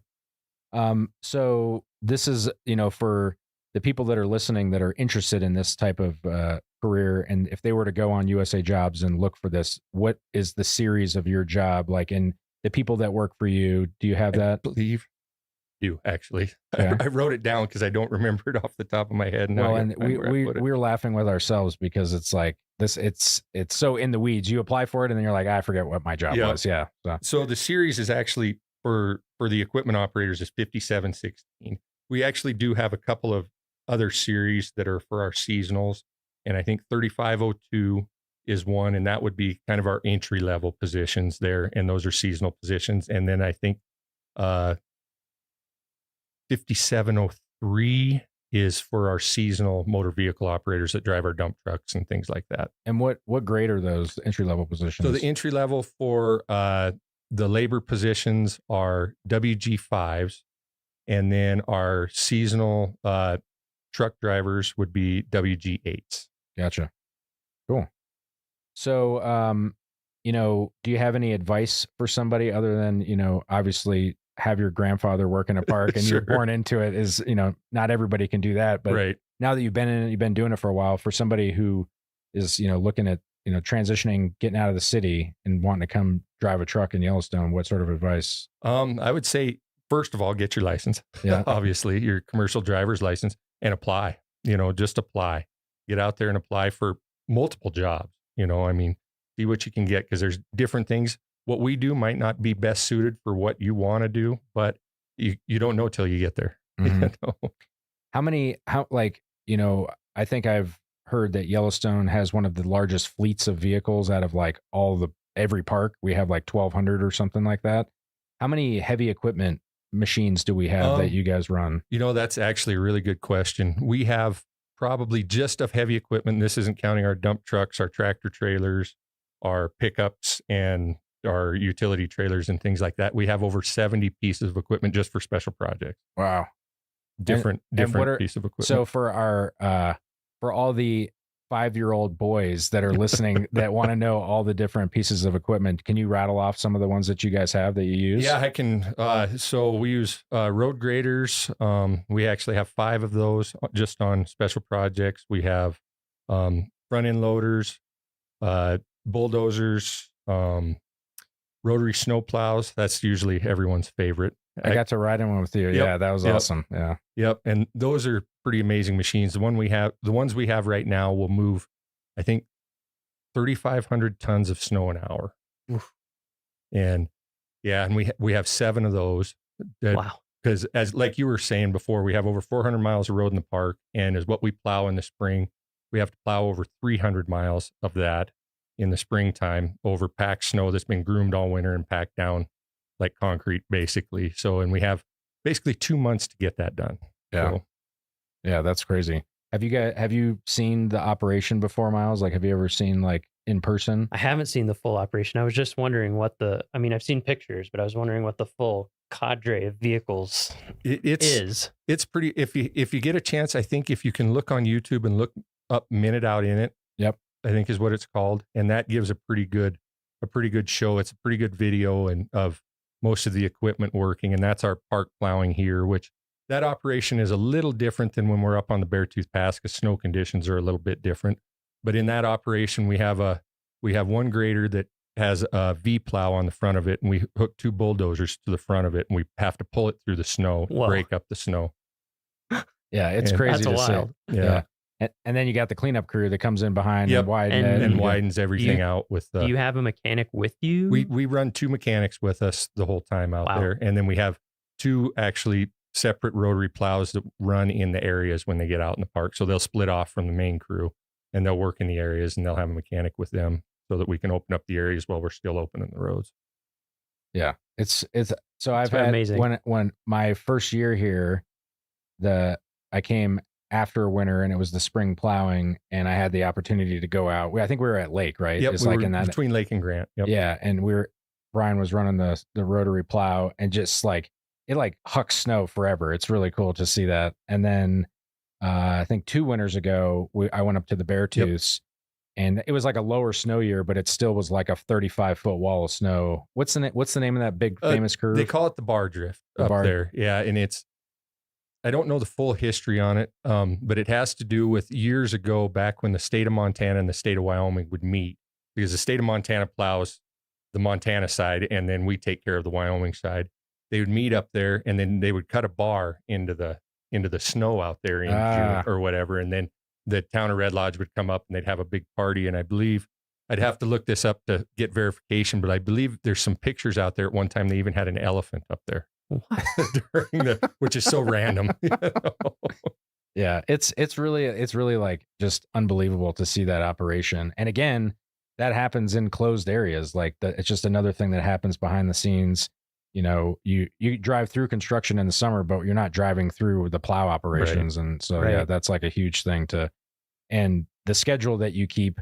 I used to work in Glacier. And they also have a road that requires crazy plowing, the Going to the Sun road, but they don't really put a time limit on it. It's kind of like it's open when we're done. Yeah. You guys are like cutthroat, like we got to hit these dates. These are when the things open. And we're pretty proud of that. We haven't missed for the park. We haven't missed an opening date since I've been plowing out here. And I think I've been plowing since 2007 or 2008. Yeah. Yeah. Knock on wood. Yeah. There we go. So, yeah.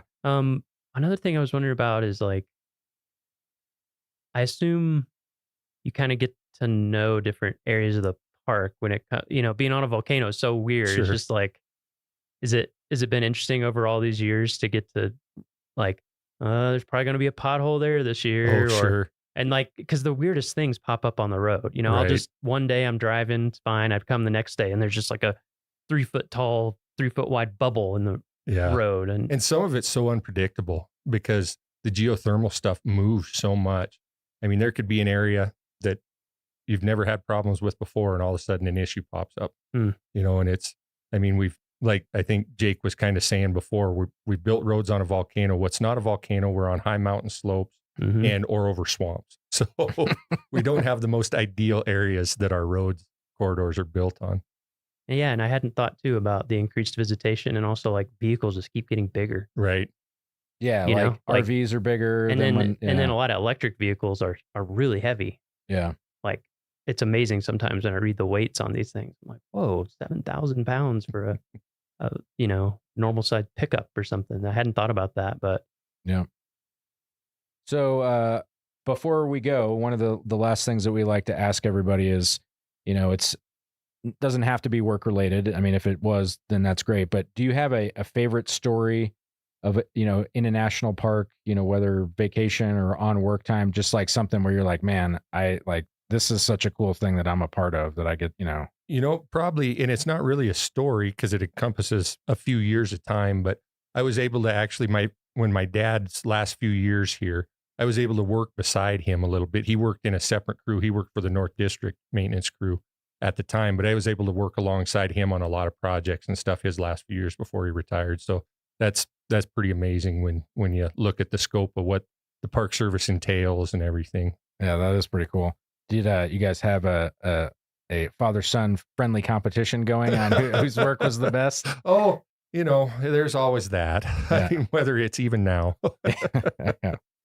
So, that was awesome. Thanks for joining us today. I don't know, Miles, do you have any other things you'd like to ask? No, I don't think so. Yeah. Well, thank you guys for having me. Yeah, thank you so much. And we appreciate, again, all the work that you guys do, and especially all the work that, hopefully you guys can relax this winter a little bit from the winter 2 winters ago and all that OGR stuff. So. Yeah. Well, thanks again. I appreciate the time and getting the word out there on what we do. Because we are kind of one of the behind the scenes type of people. They might see us out there and everything, but a lot of people don't know actually what we really do. So, yeah. Well, that's it for this week's episode of What We Do. Thanks again to our guest, Brian Batzloff. If you like what we do, rate and review the show wherever you listen, because every positive review helps new listeners find the show. If you have questions or you want to learn more about a particular job, contact us using the form at go.nps.gov/What We Do podcast. Thanks for listening.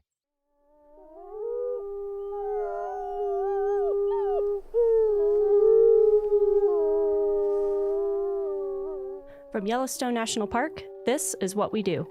I'm Ashton Hooker. And I'm Miles Barger.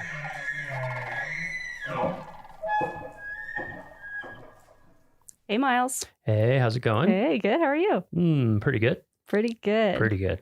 Well, thanks for joining. We are joined today by Brett DeYoung. Hello. Thanks, Brett. Who is the park's supervisory telecommunications specialist here in Yellowstone. So to kind of kick us off with this conversation about telecommunications, cell towers, computers, all the techie stuff that can be a little polarizing here in a park like Yellowstone. People like, remote places without any connectivity. We're going to get into all that, but I have a little trivia for you first. So let's see. We're talking about data. This is a big park, a lot of employees, a lot of computers, a lot of storage. How much storage do you think is supported on Yellowstone's network? You have to take a wild guess. I'll take a wild guess. 100 terabytes. You are actually spot on. Oh. That's amazing. I remember Mark's emails. Good job. So to put that into perspective, I was like, what does 100 terabytes actually mean? Mm-hmm. So correct me if I'm wrong. This was just some brief Googling. So 300,000 digital photos require 1 terabyte. So if you multiply that by 100, that is 30 million photos. That's a ton. That's a lot That's of a ton photos. of data and storage. Or 1 hour of 8K footage. Just kidding. Yeah. That's probably 8K not too 3D. far off. Yeah. But anyway, to get into this topic more, we have Brett DeYoung. Thanks for joining us, Brett. How are you doing? I'm doing good. Good. So starting us off, where did you get your start in the National Park Service? I started volunteering with the National Park Service. I came to Yellowstone right after graduating from Purdue, and I worked for the concessionaire, and I worked with the rangers at Old Faithful doing search and rescue and a number of other different things. Other jobs that I did for the concessionaire and risk management and fire safety. I worked with a fire marshal, and I worked with the safety office, and an engineering office. I worked with the facility maintenance division. So I knew most everybody pretty well after the 16 years that I'd worked for the concessionaire. And then one day I got a call from someone, and I applied for a job, and I walked across the street. And I asked them where the cafeteria was, because at the concessionaire, they fed us every day. And they told me I had to bring my own lunch. Oh, Oh, bummer. man. So I'm still working through that. Yeah, you're still learning how to, feed yourself 2006 every is when I day. came over. Did you, why did you first come out and start volunteering? Were you just an outdoors person before that, or? Yeah, I came out here like most people do, because they want to experience the outdoors and they want to live in it, and they want to, rather than taking a vacation, they want to walk out the door and do it on their time off. And so, yeah, I was just drawn to that. And it was a really close-knit community down at Old Faithful. Mm-hmm. And we ended up working winters and summers seasonally. And, we all worked closely with the rangers. So it was just nice to spend time and broaden our sphere. So. Mm-hmm. And what was it? Was there something about Yellowstone that drew you here, or was it just kind of, you just happened to Not come out much, here? really. Yeah. No. It was, I was graduating from college in 1989 at Purdue, and it was during a recession at the time, and I was gung ho to start paying off student loans. And I had a friend that kept saying, "I love, I've been working summers in Yellowstone, and you should come out." And I said, "Okay, let's come out for a summer." And I think you hear that story a lot. People get hooked. Got hooked. So and my wife came out eventually, not long after that, and we just made a home of it. Cool. It's such a big park, and there's so many opportunities. You can move all over the place laterally, and there's a lot to do here. That's a benefit of a great big park. So as a supervisory telecommunications specialist, do you have a typical day on the job? Is there even such a thing? Does it vary by season? What does that look like for you? Most days are typical. When you get into a supervisory position, you don't get out in the park as much. So there's a lot of office time, which is, can be the downside. The upside is that you work with you have a staff and they become your team, and that's fun too. And you kind of live through them in a lot of ways. But a typical day, we support Yellowstone's dispatch center, which is an 8-position dispatch center. It's FCC licensed.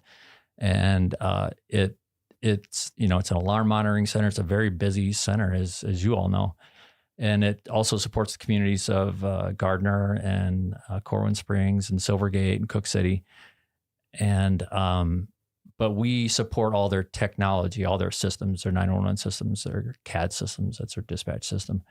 And it's very complex. So if I didn't get a call in the middle of the night from a dispatcher, then the first thing I do is when I get up at 4:45 in the morning is I look at my phone to see if there's any emails from any dispatchers, and maybe a radio system wasn't working correctly, or they weren't getting, when a 911 call came in, it didn't give the phone number or the address, or it was a, misroute or something like that. So I look for those first thing just to see what the day is going to be like. And if there's none of those, then I, like many employees, live outside, in outside communities. I live in Immigrant up in Paradise Valley. If anybody's watched the Yellowstone TV show, it's not like that, but it's very pretty. But I live, so it's an hour commute for me. And we have a rideshare program that we've been doing since 1991, where employees all ride together, and it's a great thing. So, and I've been the program manager of that since 2016, but so sometimes I'll drive the van and drive a bunch of my employees to work. And anyway, so typical day. Then we get here at 7. A lot of us work 10-hour shifts and get in at 7. And I go around, I work with all my staff. I see what the telephone people are up to, what the IT people are up to, what kind of challenges they have, what's on the agenda for the day, what the alarm shop's doing, what the radio shop's doing. And after I've caught up with all of them, then it's like a lot of other jobs. It's emails and contracts and phone calls and meetings. Gotcha. And so that day that you said you walked across the street to start working for the Park Service, obviously you didn't start out as like a supervisory telecommunications specialist. So can you tell us kind of your path from there to where you are now? Like, did you have other jobs in the meantime, or? Yeah, that was pretty linear. I came across the Dual Fire Alarm Systems project. I was working in the engineering department with Xanterra, and we had tackled some big fire alarm system deficits. We took care of big buildings with Xanterra, the concessionaire. We did the Old Faithful Inn, the Lake Hotel. Really important overnight occupancies where you can't have, you can't empty the building in the middle of the night because of a nuisance alarm. We did that sometimes.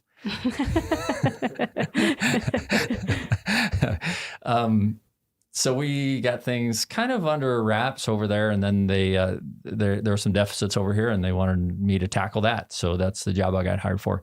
But then I became the alarm shop supervisor, and then my supervisor at the time that hired me, he went on to be the superintendent of American Samoa National Park. So then I detailed in his position, and eventually I got the position. So, nice. And he's now the superintendent of Death Valley. So he never liked the cold. Yeah, I was about to say, he's not the place to be if you don't like cold here in Yellowstone. But an interesting thing about him is he hiked every single trail in Yellowstone. Wow. And he was here 5 years. His name was Mike Reynolds, and he's still the superintendent of Death Valley. And then when he completed that project, he started hiking them backwards. Oh, wow. And then he left for American Samoa. Wow. So yeah, I haven't. That is an accomplishment. I'd like to do that, but it hasn't happened yet. So you kind of ran through all of them, but I'm just curious if you could restate all of the different systems that fall under telecommunications in the park, because I think people, I mean, sometimes I forget, I'm like, I think I'm covering all of them and I forget fire alarms or something like that. I forget sometimes too. Yeah, there's a lot. There's a lot. And then we're reminded. So the radio systems is a really important one, the land mobile radio system. We've got a big complex system, and that's what the rangers use to talk, and we send out pages. We still do pages for our advanced life support crews and EMTs. Law enforcement. There's resource protection people that are doing bear jams and animal jams and things like that. And it's just safety too for people working in the backcountry so they can communicate. So radio is a really important thing. We have telephones. We've got about 500 landlines and 180, 190 cell phone lines. So we manage all those contracts and all that hardware for that and the network that it takes to push it out there. The IT department, we've got a very complex network to get it out there. As you know, the chief information officer came out here one time from the Department of the Interior. He said the last mile is Mammoth. So everything we do to get that from Mammoth to the rest of the park is magic.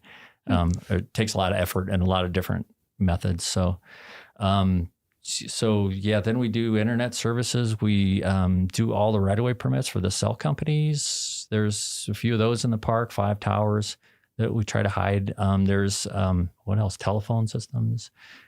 Alarm systems, you were saying. Alarm systems, fire alarm systems, security alarm systems, video security. And then all the dispatch, which is, like you said, said, dispatch support, very complex and very important. Yeah. And I hope I didn't leave anything off so any of my staff is disappointed. But yeah, we do all that and we try to keep it behind the scenes. So the visitors come and they see the resource and the animals and everything. And this goes unseen, but it's critical to keep them safe. And right. So, yeah. Yeah. So very important stuff behind the scenes that a lot of people, like you said, they visit and they would never know. Hopefully. What's going on. Yeah, hopefully. That's the goal. Well, and I think a lot of parks in different settings have a lot of these things.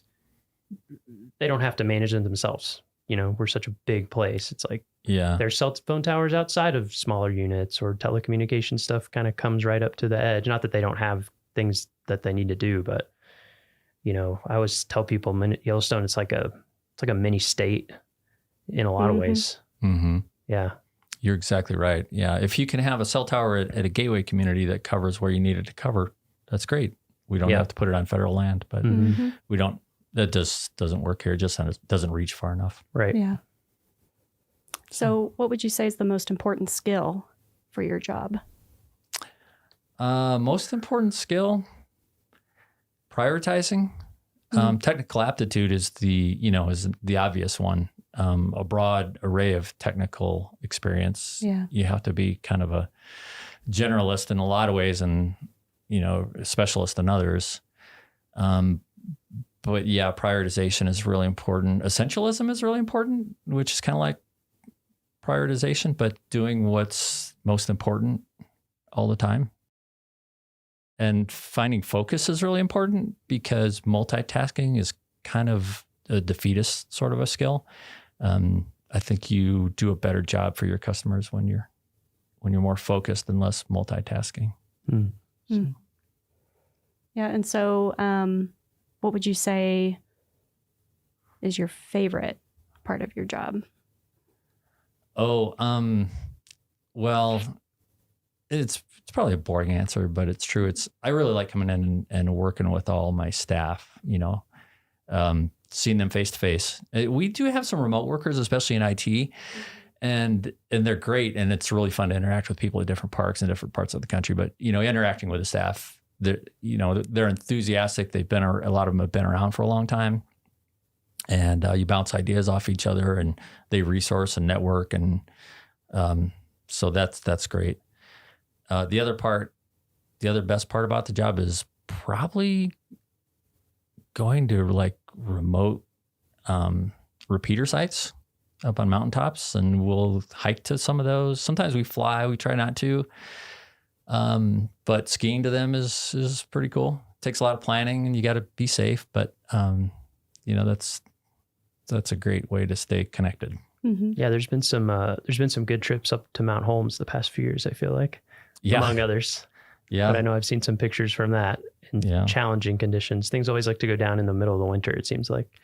Yeah, and we do everything we can to make sure that they're going to hold up for the winter. Do all that work in the summer, but occasionally they quit, so you have to travel. Yeah, we get some less than ideal weather in Yellowstone sometimes. Just we do. Sometimes. We certainly do. Sometimes you can't fly, so you have to take other methods to get there. Mm-hmm. And sometimes you just have to wait. And where are those located? We have 8 mountaintop repeaters. We have one on Druid Peak in the Lamar that you can't see. We have one on Henderson Mountain just outside of the park. We have one on Top Notch, which is in the park. We have one on Mount Washburn, which you can drive to for about 4 months of the year. That's quite a luxury. We have one just outside of the park on Survey Peak, in right on the edge of Grand Teton National Park in the Jebediah Smith Wilderness area, which is funny. You have to land the helicopter right on the park side because that's recommended wilderness, and Jebediah is actual wilderness, so no helicopters. So it's like an invisible line right on the peak. And then there's also Sheridan has one with a 1926 New Deal era fire lookout up there. Wow. That's really cool. And Mount Holmes, there's one on there. There's one on Purple Mountain. And the Mount Holmes one was inside a 1926 fire lookout, but it got struck by lightning and went down in a blaze. So let's see, did I miss any? Oh, Bunsen Peak also, which is just outside of Mammoth. Which people can hike up to if they want. They can? Yeah. And see that one. The Holmes one made me sad. That was the first one I'd ever hiked up to of the fire lookouts. Yeah. I was sad when that burned down. Yeah. Such a cool location. Sure was. And so you mentioned your favorite parts of the job. On the other side of that, what are some of the toughest things that you encounter in your position? The toughest things is when things crash. That's a real challenge. Those middle of the night calls, you have to wake up and be lucid and understand what the problem is and who your resources are, and get to the root of the problem pretty quickly. It always amazes me how quickly we can restore something that seems catastrophic. So that's really challenging. Other things, like we may have links go down for days and there's been 2 times in my career that we lost Mount Washburn, which is kind of a hub, and we didn't have any cell service at all. And there's a lot of medicals in Yellowstone. There's a lot of, heart attacks and life flights and things like that. And when someone can't call 911 from an interior location, that burden just falls on us really hard. And if you're in the middle of something else and that call comes in, you're just, there's really no backup for you. So you just have to be fully engaged. Last fall that happened, and there's only been a handful of times that it happened, but last fall it happened the night before I direct a running race north of Yellowstone. And so as the director, I was very busy and probably going to be up all night, but this happened in the middle of the night. So managing those 2 things was hard. So yeah, I can imagine emergencies like that can be very stressful. But exciting. Yeah, exciting and thankful that you're there to assist. But then it's good there's always an upside to a challenge, an opportunity with a challenge, but just having a phone full of resources and knowing that I can get a hold of, a power company representative in the middle of the night, a cell tower company representative in the middle of the night, and I can get these things back up with their help. Everywhere in America, the linemen are always out in the worst times, and they're kind of heroes when it comes to that sort of stuff. So that's the role we have to fill. Yeah. So even with those types of difficulties or challenges that you might encounter, what keeps you here? What keeps you working for the National Park Service? Why do you stick around? Oh, gosh, all kinds of things. I mean, just the whole mission of it. Oh, one of the biggest things is just that this is just still an intact ecosystem. And, all the predator-prey relationship, all the predators that are restored, and that's amazing. And I've been here 30 years and you don't get over that. So that's a thing. And then the people and, I don't know, I could go on and on. Yeah. Skiing's pretty good. Yeah. Maybe not this winter. I try not to talk about skiing too much because you guys only have so much time. Yeah. We'll have to hear some ski stories another time. But do you have in all your years being here in Yellowstone, working for the National Park Service, do you have a defining moment? Is there a moment that sticks out to you that you're like, yes, like that's why I work here, and it was super rewarding? Okay, here comes a ski story. Okay, perfect. We had Mount Holmes, and Miles, you reference this, but in 2011, Mount Holmes, the repeater antenna went down in December, and there was a big storm coming in. And the Mount Holmes repeater is also used by Montana State Patrol for Highway 191 outside of the park, where there's a lot of accidents. It's a dangerous road. It's a pretty important one. So, but we couldn't get a helicopter in because the storm front was coming in fast. So we decided we were going to ski it. So it was a team of 3. It was another guy, Dustin Seen. He was a radio tech with us. Now he's the superintendent of Bighorn National Monument and Bighorn Recreational Area and some other stuff. And Doug Krause, who's our Hel-Tech foreman. We put together that trip in December, which there isn't much daylight. And we thought we'd stay in the Winter Creek cabin on the way in. We opened up the door, and it was about a 1/2 inch deep in mouse poop. Ooh. So we said, nope. We're not going to do that. We thought we can push to the summit. So it was a real big effort. We got to the summit, and I got the cabin opened, and the storm was starting to pick up. And this is a 10,300 foot peak. It's a big effort. It took hours, and it's a long ski in too, right? I mean, it is a long ski. Yeah, it's a 10 miles. Yeah, one way, it's right? eight hard miles. Yeah. Yeah. So yeah, we got the cabin opened up. We got a temporary antenna installed, testing it out, and then we got that door closed. And the storm came in and just blew so hard all night. It just rattled that fire lookout all night.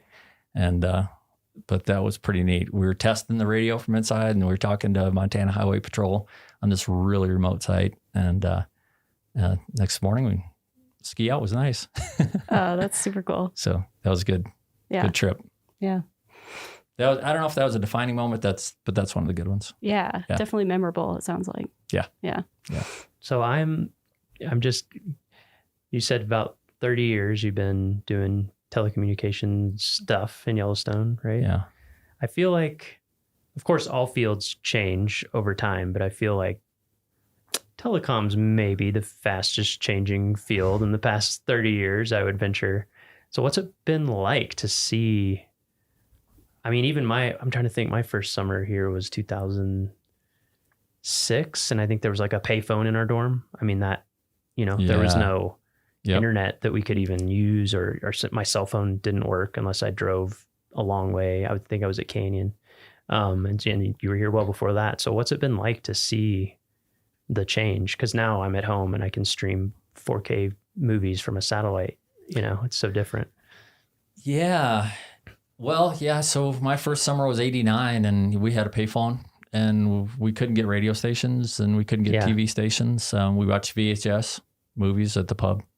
That was fun. But it has changed a lot, and that's always a topic of discussion. And whenever there's some sort of new proposal, we get a lot of comments. Mm-hmm. Yeah, I've noticed that people are very invested in the connectivity in Yellowstone. Yeah, so there's 2 different aspects to your question. There's the expectation of a wilderness experience or a historic experience as well. But then there's also keeping up with what the needs are. And then, we're also a government agency, so we're on a government network, and we have cybersecurity issues, and we have to protect those perimeters like vigilantly as much as any other government agency. Mm-hmm. Mm-hmm. So we're always protecting ourselves from threats, So that's the biggest agent of change these days. is keeping up with that and all the training and what we have to do for that. But everything in the middle between then and now, we've gone from, like you said, you had a cell phone, there was very few towers. Mm-hmm. We've added a few. We've definitely put a stop to more towers. But there was a point when Suzanne Lewis was the superintendent, and she said, I'm the only one who's going to have a cell phone.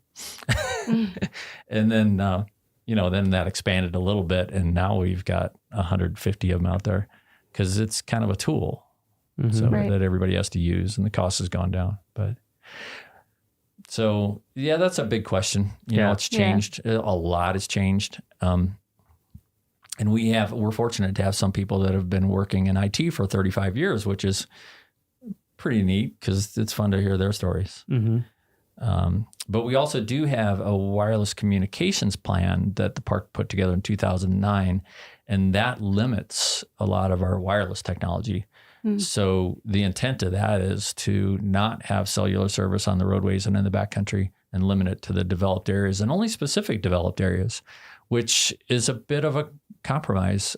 This is still one of those places in the lower 48, you can drive from Mammoth to Old Faithful and not have a cell signal for, 52, 53 miles? Mm-hmm. Yeah. Yeah, it's so interesting to see, especially with how ubiquitous internet connectivity has become everywhere. I think sometimes visitors come and they're just like, some people come specifically for that, and other people are just shocked. They're like, what? Yeah. What do you mean my Google Maps doesn't tell me where to go? Or like, where can I get Wi-Fi here? And there's one place, it's 3 hours away. Yeah. I get the visitor comments in both perspectives. Yeah, exactly, in both directions. Sometimes in the middle, but usually strongly one way or the other. Yeah. Mm-hmm. Yeah. So we're getting into the nitty gritty here. If somebody were to go on USA Jobs and want to apply, to work in telecommunications, what series would they be looking for? Well, the telecommunication series is the 0391. Electronics technician, which is our radio technicians and alarm technicians, are 0856. And the IT specialists are 2210 or 2210. And that's a really fast growing series because everything is connected by networks now. So radio's connected, telephone's connected by networks.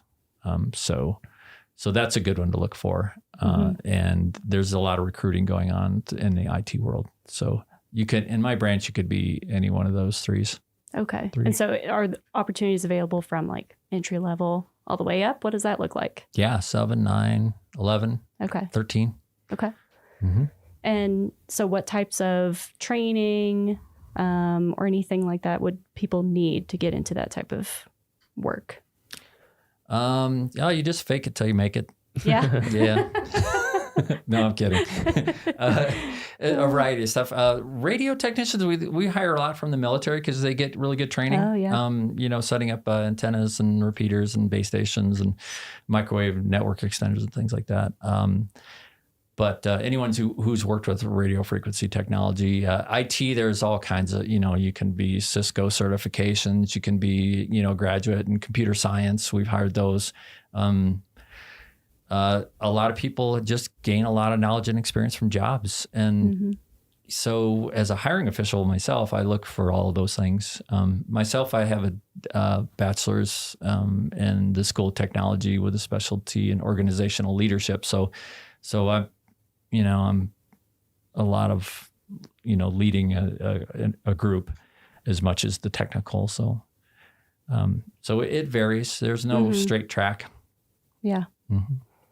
Yeah, you'll kind of find that in the Park Service as well. People kind of come from all kinds of backgrounds. Yeah. As well. So. Yeah. Yeah. I think knowledge and experience counts for more on a resume for this line of work than a degree does. But yeah, I don't know. We've hired some recent graduates too. So do you have any advice if people were interested in applying or, getting that experience? What advice would you give for them? Yellowstone, we feel like we're really specialists. A lot of small parks have one technology person and everything's thrown at them. but we're really, as far as the industry goes, we're generalists. Mm-hmm. So if you're in IT, if you're doing like system administration, also learn about networking and also learn about cybersecurity and learn about maybe coding, so branch out a little bit. And if you're, if you're into radios, also learn about networking so you can do radio over IP. So I would say that those are important things to do. If you want to work for us doing fire alarm systems, get like a NICET certification, National Institute for Certification in Engineering Technologies. And that tells me that you really know the codes, the fire codes in and out, and you're not going to build a system that's not going to work. So cool. Those are a few tips. Yeah, that's great. And so finally, the last question we like to ask everybody is just about your personal experience, any memorable experience you've had. It could be either in Yellowstone or any other national park, work or personal time. Do you have a moment that sticks out to you? Yeah, the 5 years I worked in the Bear Den ski shop at Snow Lodge. Yeah. That was the peak of my career, not of my pay, but it's often how it works. Yeah. Yeah. But it's been going up and down ever since. So yeah, that was great. We worked there the last year that it was open. It was the Snow Lodge then was nothing more than really, it looked like a roadside motel. It was cheap. Anybody could afford to stay there. The people that came to visit, they were all interesting. And the Bear Den ski shop was a log cabin with a wood stove right next to it. And that was great. They built a new hotel, the Snow Lodge Hotel, and the ski shop's in the gift shop now, and that's all still good. But those are good days back then. There was quite a community back then too. They were really strong skiers and outdoors people, and just a lot of fun. That sounds awesome. And many rangers worked in that ski shop too over the years before they moved over to the Park Service.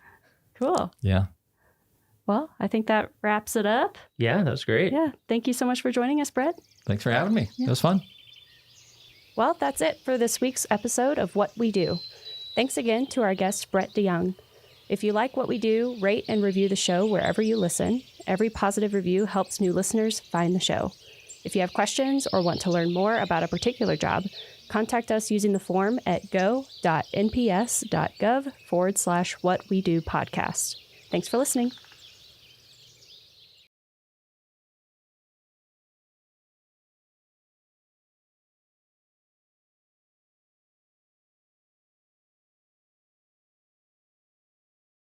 Lake was once the location of the Going to the Sun chalets. Built in 1915 by the Great Northern Railway as part of a network of hotels, chalets, and tent camps, the chalets sat high above the lake on the rocky promontory called Sun Point. Constructed in the Swiss chalet style, the beautiful rock and log buildings could accommodate up to 200 visitors a night. In the days before the construction of the Going to the Sun Road, transportation in the park was an adventure. Visitors arrived at the Going to the Sun chalets by boat or horse. In fact, the majority of the visitors to the network of hotels and chalets operated by the Great Northern rode horses, and these chalets served as a hub for horseback travel over Pegan Pass to get to Mini Glacier or over Gunsight Pass to the Lake McDonald Valley. The chalets were closed during World War II and sadly never reopened again. During the war, the buildings fell into disrepair and were finally razed in 1949 due to their dilapidated condition. You can still visit the site of the chalets, which is a short walk from the parking area. As you stand at the old location, imagine sitting on the balcony of this spectacular hotel, overlooking the amazing vista, sharing tales of the day's trail ride with new friends as you rest up for a hearty dinner in the dining room. Today, the Sun Point Nature Trail starts here and offers outstanding views of St. Mary Lake, the stunning mountains of St. Mary Valley, and into the high country towards Logan Pass. The trail winds through forests and meadows to Bering Falls, where the water cascades across a sheer cliff into a natural basin carved in the rock. Hikers can also connect this trail with the St. Mary Falls Trail, the Trail to Virginia Falls, or the Sunrift Gorge Trail, ending their hike at either the St. Mary Falls Trailhead shuttle stop or the Sunrift Gorge shuttle stop. Vehicles longer than 21 feet and wider than 8 feet are prohibited on the Going to the Sun Road beyond Sun Point. Oversized vehicle parking is available at Sunpoint, and drivers can connect to the shuttle system at this shuttle stop. In addition, a picnic area is located here.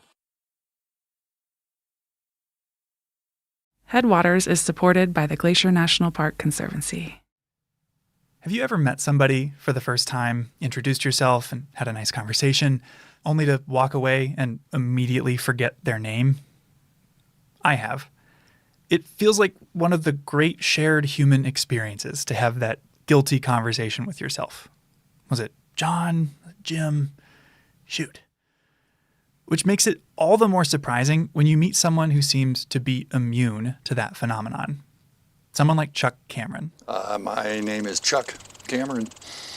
There's a squirrel. There's a little squirrel. All right, one more time without the squirrel. Without the squirrel. My name is Chuck Cameron, and I'm a wilderness ranger here in Glacier. Chuck has been a ranger at Glacier longer than I've been alive, and he's a bit of a local legend. Even so, after meeting me once for 30 seconds at a party during my first season here, he remembered my name months later, shook my hand, and was happy to see me. Which felt nice, because I'd heard Chuck's name a lot. He's the sort of person that everyone you meet knows and loves, and the incredible stories you hear about them don't seem to line up with the calm and mild-mannered person you've met. But while Chuck has led a long and storied career here in Glacier, the most surprising part of that career is that the park terminates him every fall. Well, kind of. A common question we get from visitors is, what does it take to be a park ranger? And while there is no one answer to that question, as there's no one type of park ranger, a good answer is, you've got to be willing to move every 6 months. 95% of Glacier's visitors come between May and October, so it makes sense that the park doesn't really need most of its staff in the wintertime. So to find a career in the NPS, a lot of people move across the country every 6 months, bouncing between summer and winter jobs. My friend just told me last week he's moved 48 times. And for most, the ultimate goal is to land one of the few competitive, permanent positions in the Park Service. I've always seen that as the path to an NPS career. But it wasn't Chuck's. And how long have you worked here in Glacier? This is my 42nd season.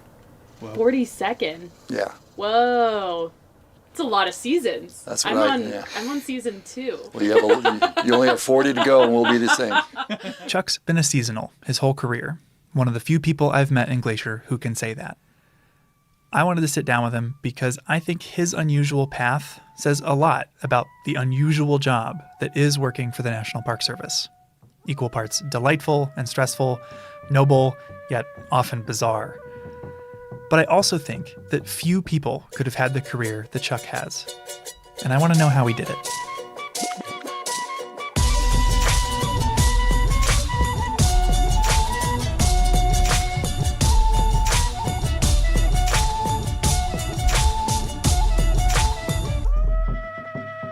You're listening to Headwaters, a show about how Glacier National Park connects with everything else. I'm Michael, and today I invited lifelong Glacier Ranger Chuck Cameron over for dinner. Yeah, let's go to the porch. Yeah.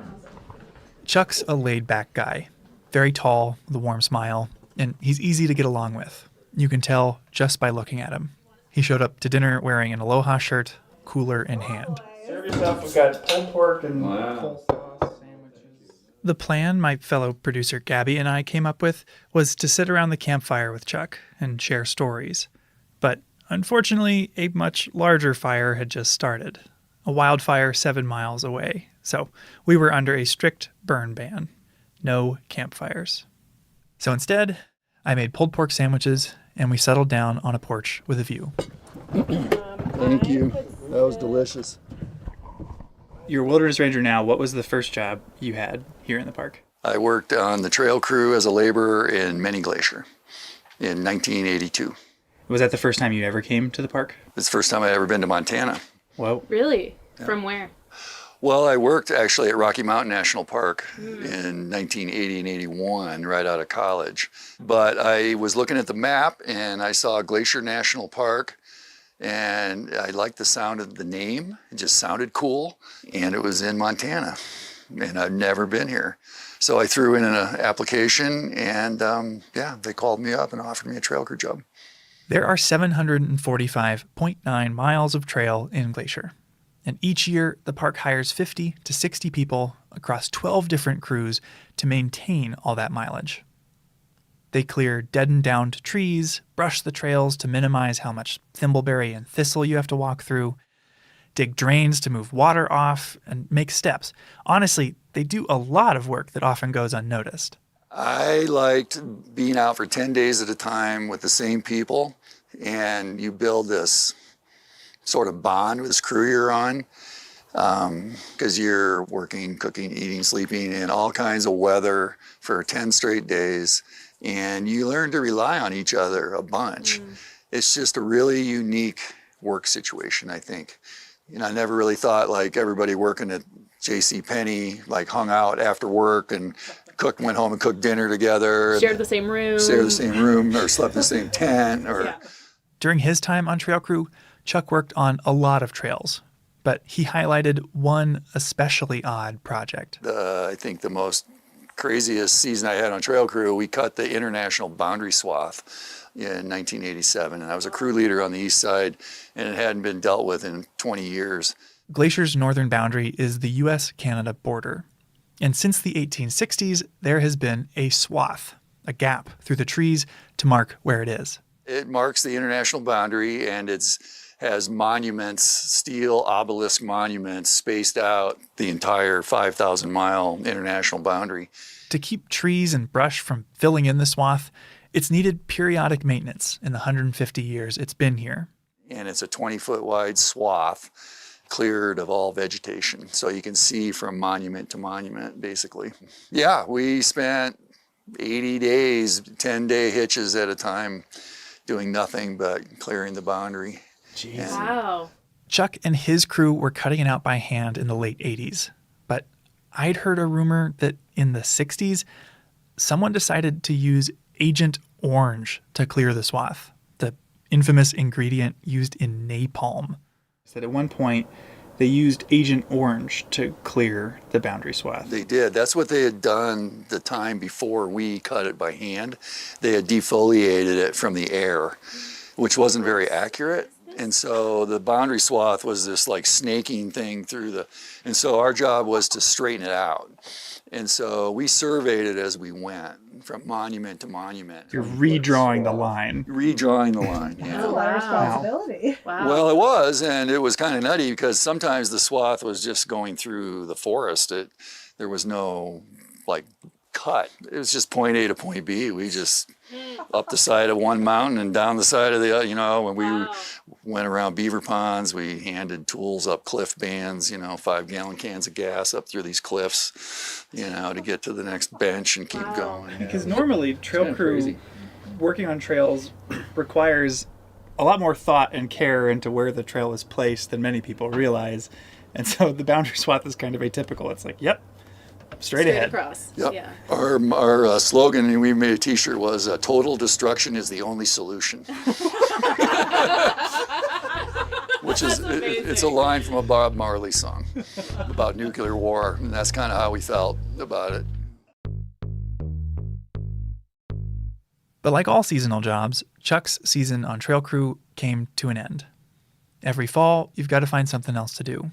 This is when a lot of folks crisscross the country to work in warmer southern parks. But those jobs are few and far between and pretty competitive. It's not really a sustainable solution for most people. But what do you spend your winters doing? How did you string together the other 6 months of the year? That worked out. I was really lucky in that regard because I got a job on Big Mountain and I worked on the ski patrol there for 26 years.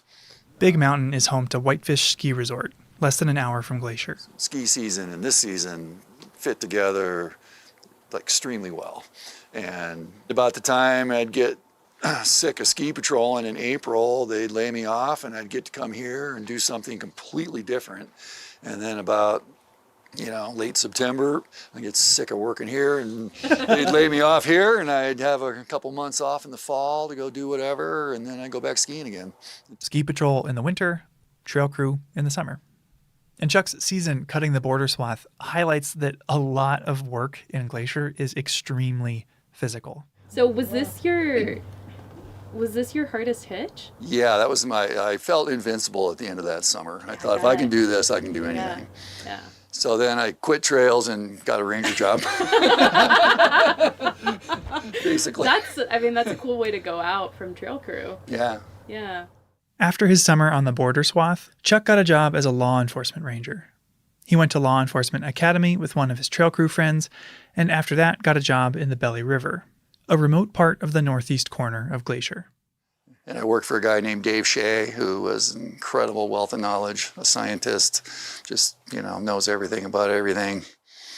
And yeah, great guy to work for, my first year in there. So that was awesome. He started here in 67, I think, or something. Was that intimidating to have your first ranger job kind of? No, it was great.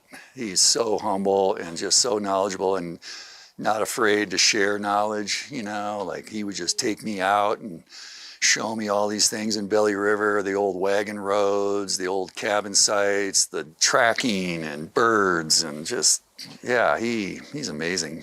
He just took me under his wing and I spent the whole summer with him. This is the sort of job I feel like most people picture when they imagine being a park ranger. We patrolled every day because that's why you're there. We were up one valley or the other, into the campgrounds, talking to all the visitors, checking permits, digging out fire rings, cleaning pit toilets, just making sure everything's still working. If you want to learn more about life as the Belly River Ranger, we interviewed Laura Funk, who has that job now, in our last episode. We'll have a link in the show notes. Laura learned from Chuck, and Chuck picked up the tools of the trade from his mentor that first summer. It was great. And then, unfortunately, at the end of that summer in 1988, we're sitting around behind the ranger station having dinner, and he said, I just want to tell everybody this is Vivi and my last summer here. I'm just like, what? I just got here. You can't leave. This is my first year. I want to keep working. I was going to plan on working with him for a long time. It was good for me. I got the lead ranger job in there, and spent the next 9 years in there. But it was hard for me to adjust from being trail crew, the kind of the renegades of the Park Service, right? You're kind of out there out of uniform doing whatever, digging in the dirt and then to a law enforcement ranger. Yeah. Wearing a uniform. In the uniform, in the campgrounds. People come to the ranger station when they're in trouble or need something. And so the typical day can be very atypical very quickly if somebody shows up at 8 o'clock at night. To hear Chuck tell it, there was a bit of a learning curve to becoming this new type of ranger. I was hiking back down from Helen Lake, I think, and I got to the foot of Elizabeth, and there was a beargrass flower in the trail, the whole stalk and the flower. And I thought, that's kind of weird. And I just walked by it, and then there was another one, and then another one, and another one, and I'm like, this is not natural. So I started picking them up, and I had this huge bouquet of beargrass flower stalks in my arms. I don't know that I could have carried 150 of them, but I had 100 of them, I'll bet, in my arms. Following the trail of beargrass flowers, Chuck found a Boy Scout troop at the nearby campground. You've had the entire trail time to just get angrier and everyone I picked up. A lot of work on trail crew is physical, but working with the public, keeping people in the park safe, can require a lot of empathy and patience. Chuck's known for his people skills today, but all skills take practice. So I walked in there, and I'm holding these things, and I didn't handle it very well because I was taking it personally, which is a huge mistake when you're a law enforcement ranger. You cannot, I learned that. This was a good lesson for me then. Don't take it personally. It's not about you. It's about, education, and, I've learned that. But then I'm like, does anybody know what these are? And this kid looks at me and he goes, yeah, that's beargrass. I said, yeah, and it used to be alive till all you guys killed it all. And I look over, and this kid has got his jackknife out, and he's carving his initials in the bench he was sitting on in the campground. And I'm like, can you knock it off? Can you quit doing that? And he looks at his buddy, and he goes, I don't think he likes us. Very astute. For ripping up 150 beargrass flowers, the troop leader got a $50 fine. Chuck's the first to say that he took that incident personally because he cares about the park and the Belly River. He was essentially its caretaker, after all. We saw some great northern lights over the years, the stars, the full moon. You know, it's magical sometimes. It really is. Yeah. Never got tired of it. It feels like kind of like romantic. Do you remember it that way? Did it feel that way, or was it sort of tougher and rougher than what we imagined? No, I think the anticipation was always really great. It's just like, wow, you know, first trip up to Elizabeth Lake or up to Helen or wherever you were going, and knowing nobody'd been in there maybe since October. You know, stuff like that just made it really adventurous. Yeah. What I liked about it. Yeah. But despite all the things that kept Chuck there for 9 summers, he couldn't stay in the Belly forever. All this to say, what pulled you out of the Belly? Life. So I was in there, I left there in 96, but I got married in 94. I had bought land in 89, and by that time in the mid-90s, I was starting to try to build a house, and my wife got pregnant. And so I was in Belly River with a pregnant wife trying to build a house outside of Whitefish, and it just wasn't working out that well. For context, the Belly River Ranger Station is a 3-hour drive and 6-mile hike from Whitefish. It was too hard to do that. And so I decided to leave after the summer of 96 and work on the house. And our son was born in January of 97. But my wife and I climbed Mount Merritt while she was pregnant with our son. So that was pretty cool. That is unbelievable. Yeah, I have a really good picture of us sitting on the summit of Mount Merritt. Now that he was closer to home, Chuck moved on to another position, bear crew.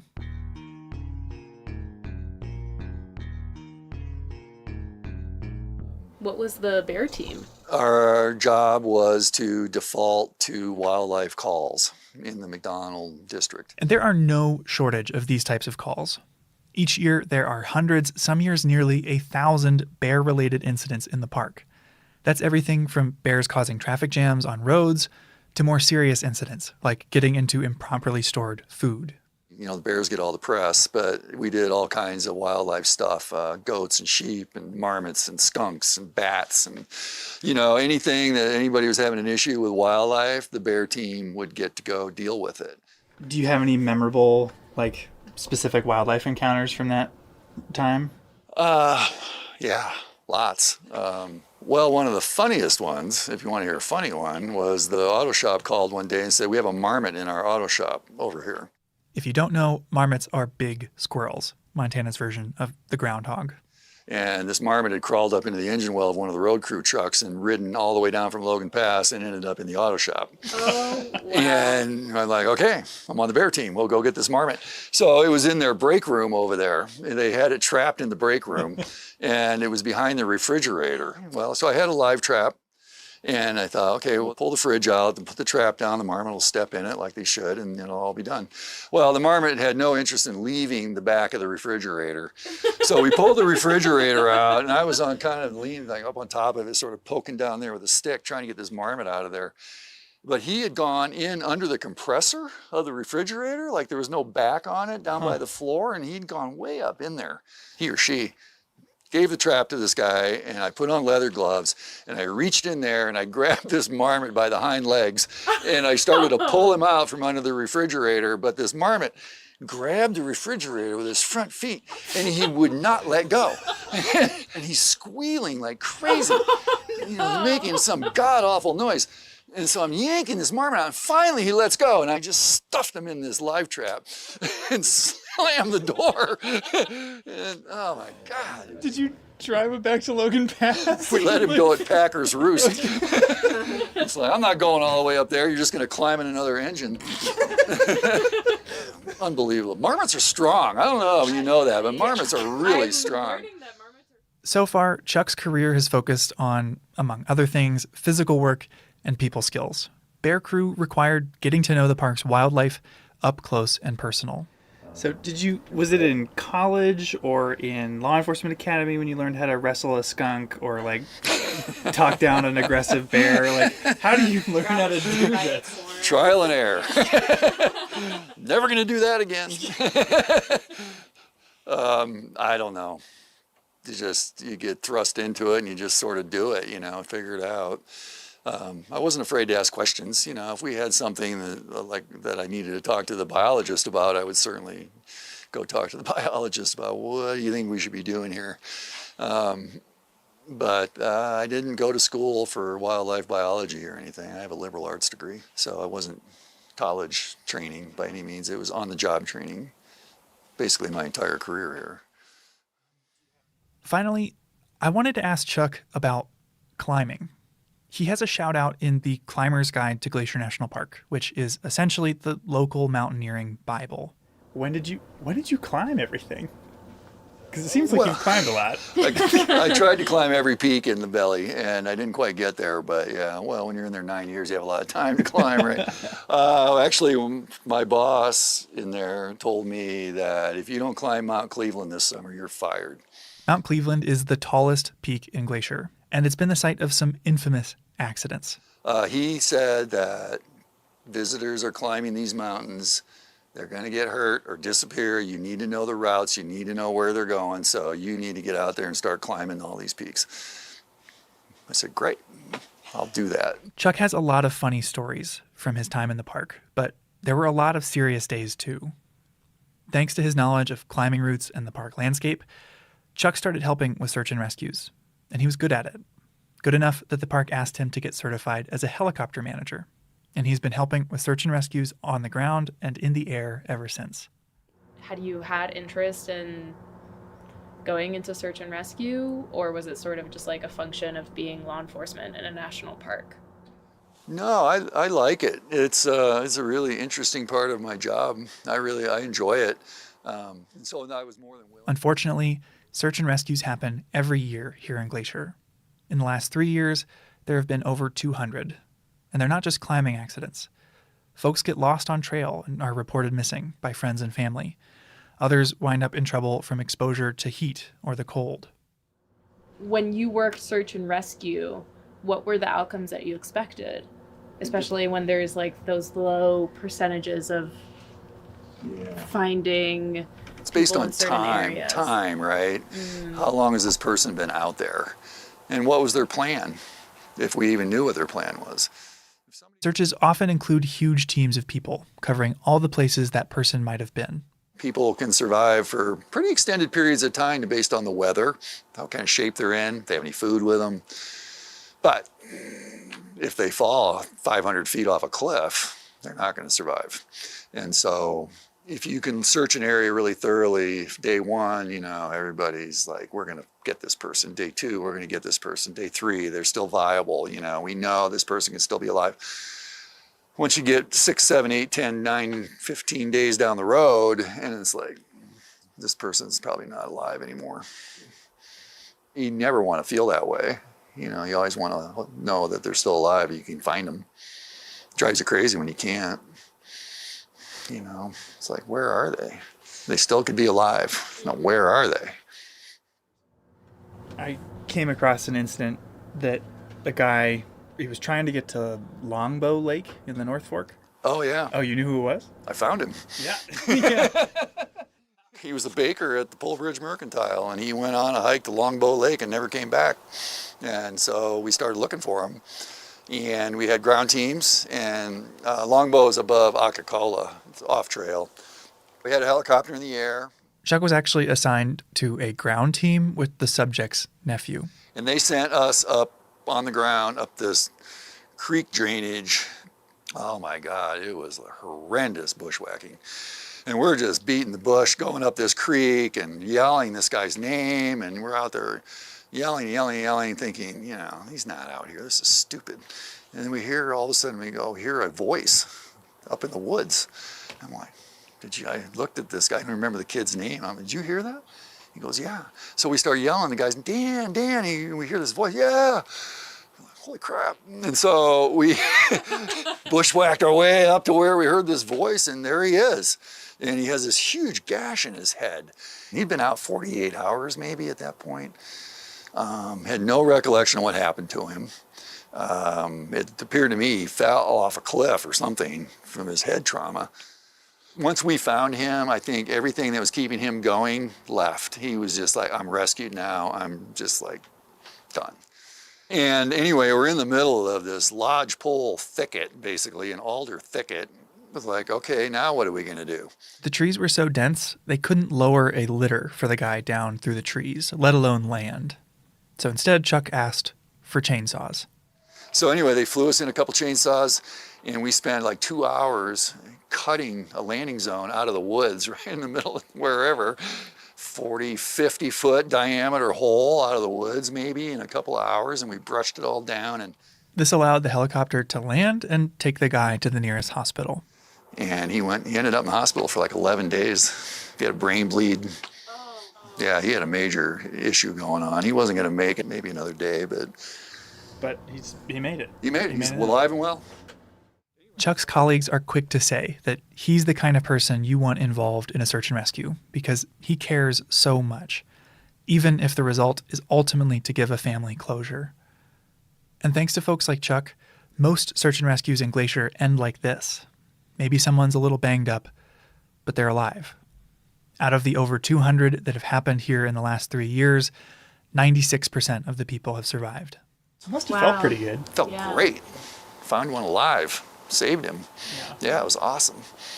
But I did miss the Willie Nelson concert on Big Mountain that night, though. Which I had tickets to. You saved a life, but you also missed a Willie Nelson concert. Missed Willie Nelson on Big Mountain. Through all of the search and rescues, the bear jams, and stubborn marmots, Chuck stayed seasonal. Made it easy for me. I didn't have to move. I built a house. I had a family going. I didn't have to find a job. I didn't have to think about what I was going to do at the end of the season, which is really stressful. And I lived that life for a while on trail crew.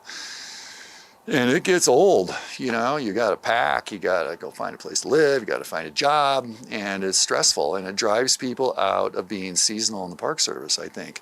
But for me, it was easy because I never had to move. I just drive east in the summer and north in the winter, you know, from my house, and it was no big deal. And while he dodged the difficulty of moving every 6 months by settling down in Whitefish, moving isn't the only hard part about these jobs. Seasonal positions usually don't provide full benefits. They don't come with a retirement plan.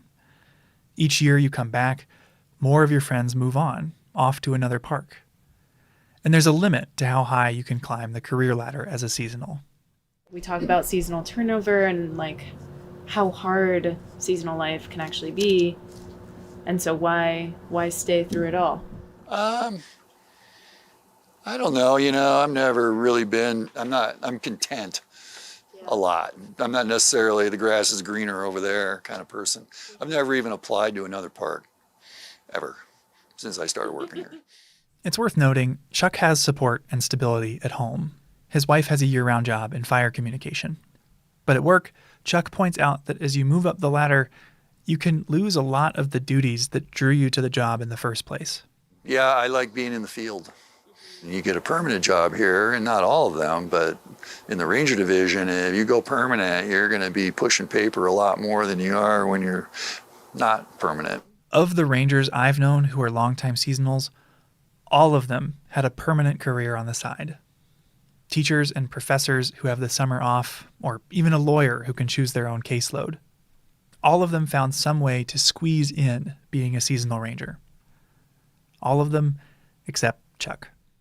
I tell people I made a career out of not having a career. Basically. I wouldn't trade it for anything, though. No regrets. You know, there's some great permanent jobs here, don't get me wrong, but there's just the way overloaded people working here, and it's just, you see it, you know, and I just never wanted to try that. Yeah. But I'd say if Chuck has a secret to how he stayed seasonal so long, it's how much he loves this place. And all of it, too. The scenery, the wildlife, the plants, and the people. I just like it here. I just like the whole persona of what Glacier is. Always have, from the minute I got here. And don't get me wrong, I've had some bad days here. You know, there's been some days where I'm just like, oh man, I got to get out of here, you know, but that just doesn't last long, you know. Yeah. We owe it to the park to take good care of it and do the best we can. I really firmly believe that. And so whether it's small world stuff or big world stuff, and there's big world stuff going on like climate change and all that, my world's very small world. You know, I pull weeds. You know, I clean out fire rings, I pick up trash, I educate visitors. That's a huge part of it, super important part, building advocates for the Park Service. If I can get somebody to like buy into the idea of the Park Service and advocating for it, you know, success. Well, I think that is a nice segue into the rumors I've been hearing about this maybe being your last season. Is that true? It is true, it's not a rumor. I'm wrapping it up. It's not called retiring when you're seasonal. What is it called? Quitting. They're going to try and hire me back, and I get to say no. Chuck loves Glacier, and it's clear Glacier loves him right back. He invited us to his retirement party, which happened a couple months after our interview, and we arrived to find every parking spot full, cars lining the road to the venue, and people from every stage of his career who'd shown up to celebrate. Here are just a few of the nice things they had to say about him. He's humble. He hates leading, but everybody looks up to him. He's trusted. He spends more nights out camping in the park than his colleagues half his age. He's a mentor, a moral compass, and he never forgets a name. And over again, we're going to miss him. Chuck's career captures what it's like to work for the Park Service, and he's been a role model for a lot of the people who work here today. Our last question for him, what comes next? You know, I've been stuck in the glacier rut for so long, I've never even been to the Cabinet Mountains, you know. There are all kinds of little mountain ranges around Montana. We got like 54 state parks. I've only been to like 3 of them. I just want to go look around and see what else is out there, you know, and maybe just have the time to do it and feel like doing it. I guess on the same question of reflection, was your career everything that you expected, or? I don't know that I had any expectations. I think it was just this new adventure to Montana. You know, we'll just go check it out, see what happens. Headwaters is a production of Glacier National Park and is supported by the Glacier National Park Conservancy. We could not make this show without them. You can learn more about what they do at glacier.org. Headwaters is made possible with help from Lacey Kowalski, Melissa Slottick, and so many people throughout the Glacier community, especially the natural and cultural resource teams. We're grateful for all of you. Our music this season is by the brilliant Frank Waln. The show's cover art is by our sweet friend Stella Nall. Check out Frank and Stella's work at the links in our show notes. Special thanks to Chuck Cameron and everyone who shared memories or stories of Chuck at his very fun retirement party. Besides sharing this episode with a friend who might appreciate it, you can help us out by leaving us a rating and review in your podcast app.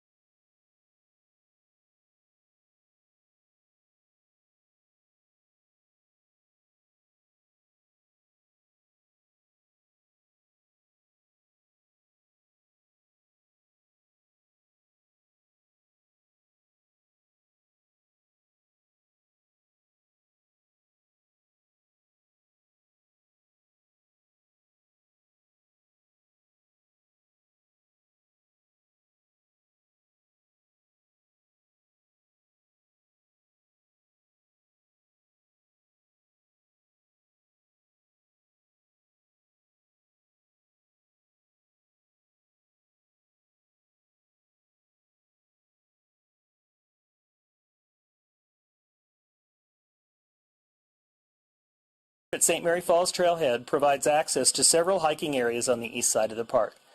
Visitors are encouraged to pick up a free copy of the Day Hikes in Glacier newspaper. The maps and trail information inside the paper will help visitors match their interests and abilities to the mini hikes in Glacier National Park. Here, the St. Mary Falls Trail, one of the more popular hikes in the park, is a 2.4-mile round trip which can be extended to 3.6 miles by continuing on to Virginia Falls. The hike offers a short and pleasant stroll down to the valley floor, crossing the stream below the roaring St. Mary Falls. After St. Mary Falls, the forest opens up a bit, and those continuing on to Virginia Falls will be treated with views of Little Chief and Dusty Star Mountains, as well as one of the best waterfalls Glacier has to offer. Please remember water-related accidents are the #1 cause of fatalities in the park. Use extreme caution near water and remain on the trail. Moss-covered rocks and wet logs can be extremely slippery, and falls into swift cold streams, rivers, and lakes have been tragic. Never walk, play, or climb on the slippery rocks and logs around this or any other stream in the park. Hello again, Rocky Rangers. 2 quick announcements before we get started with this week's episode. They might sound familiar because they're the same as last episode. We still have a big pavement preservation project going on in the park. That's going to be creating delays and closures over the next week and change. The biggest impact? Alpine Visitor Center and Old Fall River Road will be completely closed on Thursday, August 17th. Other impacts are too complicated to cover in detail here, trust me on that, but you can get the full deets on our website. Point your browser to nps.gov/ROMO. Look for alerts at the top of the page. If you're on a mobile device, it'll be hidden in our little menu. Find the alert related to pavement preservation and click more. It's been rain lately with heavy thunderstorms and even continuous rain rolling in every afternoon. It's raining right now. Always check the weather before your visit. Plan any hikes so that you are well below tree line before storms are set to arrive, and never leave the safety of a building or your car if thunderstorms are present. Lightning is serious business, so play it safe. And now for our episode. This week, we join Design Outside, a class of undergraduate graphic and industrial design majors from the University of Kansas who spent a week camping at Moraine Park and expanding their creativity outside of the classroom and studio. As you'll hear, the class had a big impact on the students, and it was super fun to talk to them, to hear all the different types of projects that they'd come up with over the week, how the week impacted their design process now and potentially in the future, what it was like to camp for the first time for some of them, and to get to geek out about design stuff, because that's what I do all day usually. We hope this podcast inspires you also to camp, to explore Rocky, and to create beautiful things. Let's rock.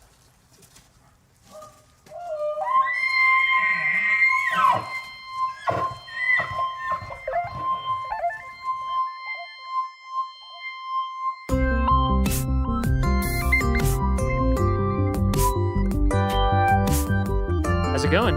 Good. How's your week been? Very good out here. Thank you very much. Yeah, you're welcome. So, how about you introduce yourself?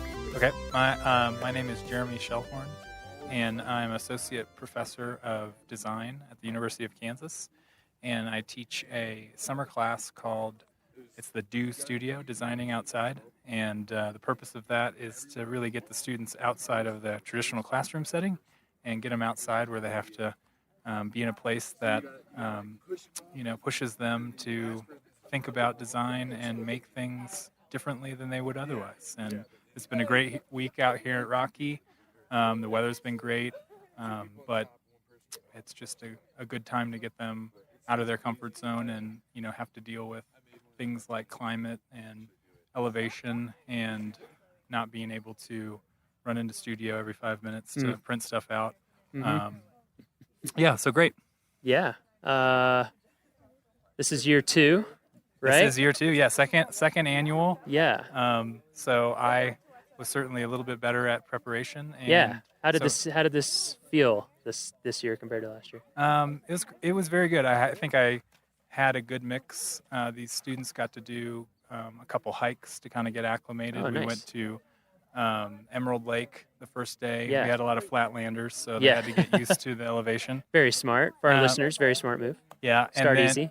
Started easy. So you went up to Emerald Lake and did you do like sketching and stuff, or was it? Yeah. What was kind of involved? So we got up there and just got acclimated to hiking in the elevation, and then just kind of had a sketch time. Yeah. And it was hot out, so we did Yeah. have a couple brave souls that did maybe get into the water. Ooh. And then That'll wake you very quickly got back out of the Uh-huh. water and resumed sketching. Never will you feel more alive. Yeah. And That's awesome. So that was a great kind of first day to get acclimated. And then the next day, we went to Mills Lake. Uh-huh. You know, kind of the prototypical, gave them the story about, you know, one of the proponents of getting, you know, Rocky up as a park, Enos Mills, and he was actually a Kansan. That's right. From Lynn County, Kansas. Yeah. And so I gave him a little bit of story about how he ended up here. And so we went and visited the lake of his namesake. That's and, great. And then a couple of us that were up to a little more adventure Uh-huh. kept on going to Black Lake. Okay, yeah, that's a good hike. And there was a little bit of snow. Yeah, you were saying that earlier this week. Like how much snow? There was quite a few spots where we were crawling up and then maybe sliding down. Yeah. Okay. So a lot of snow. Yeah, a lot of snow. And I guess that was like late June. Yeah. Late June. That's pretty. Yeah, that's pretty typical. Yeah, it was gorgeous, and you know, one of the Yeah. nice things I about love going Black Lake. past, you know, Mills Lake was, you know, it's fantastic to see that site, but if you're able to go maybe just a little bit farther, you beat Yeah. a little bit of the crowds. That was kind of Mills Lake was kind of like my first introduction. So I came here for the first time, I guess 3 years ago, to Mhm. make their brochure map. Mhm. So everybody who uses a map in the park. Yeah. I came here to make that, and I stayed afterwards and did a backpacking trip. And like I went in Glacier Gorge, up to Mills Lake, up to Black Lake, and then I actually kept going up past that, like way up into Glacier Basin. And I tried to go over Stoneman Pass, and that's when I lost the prescription sunglasses that I was talking about earlier. Oh, So got it. there was still a lot of snow up in that pass. Yeah. And that was late.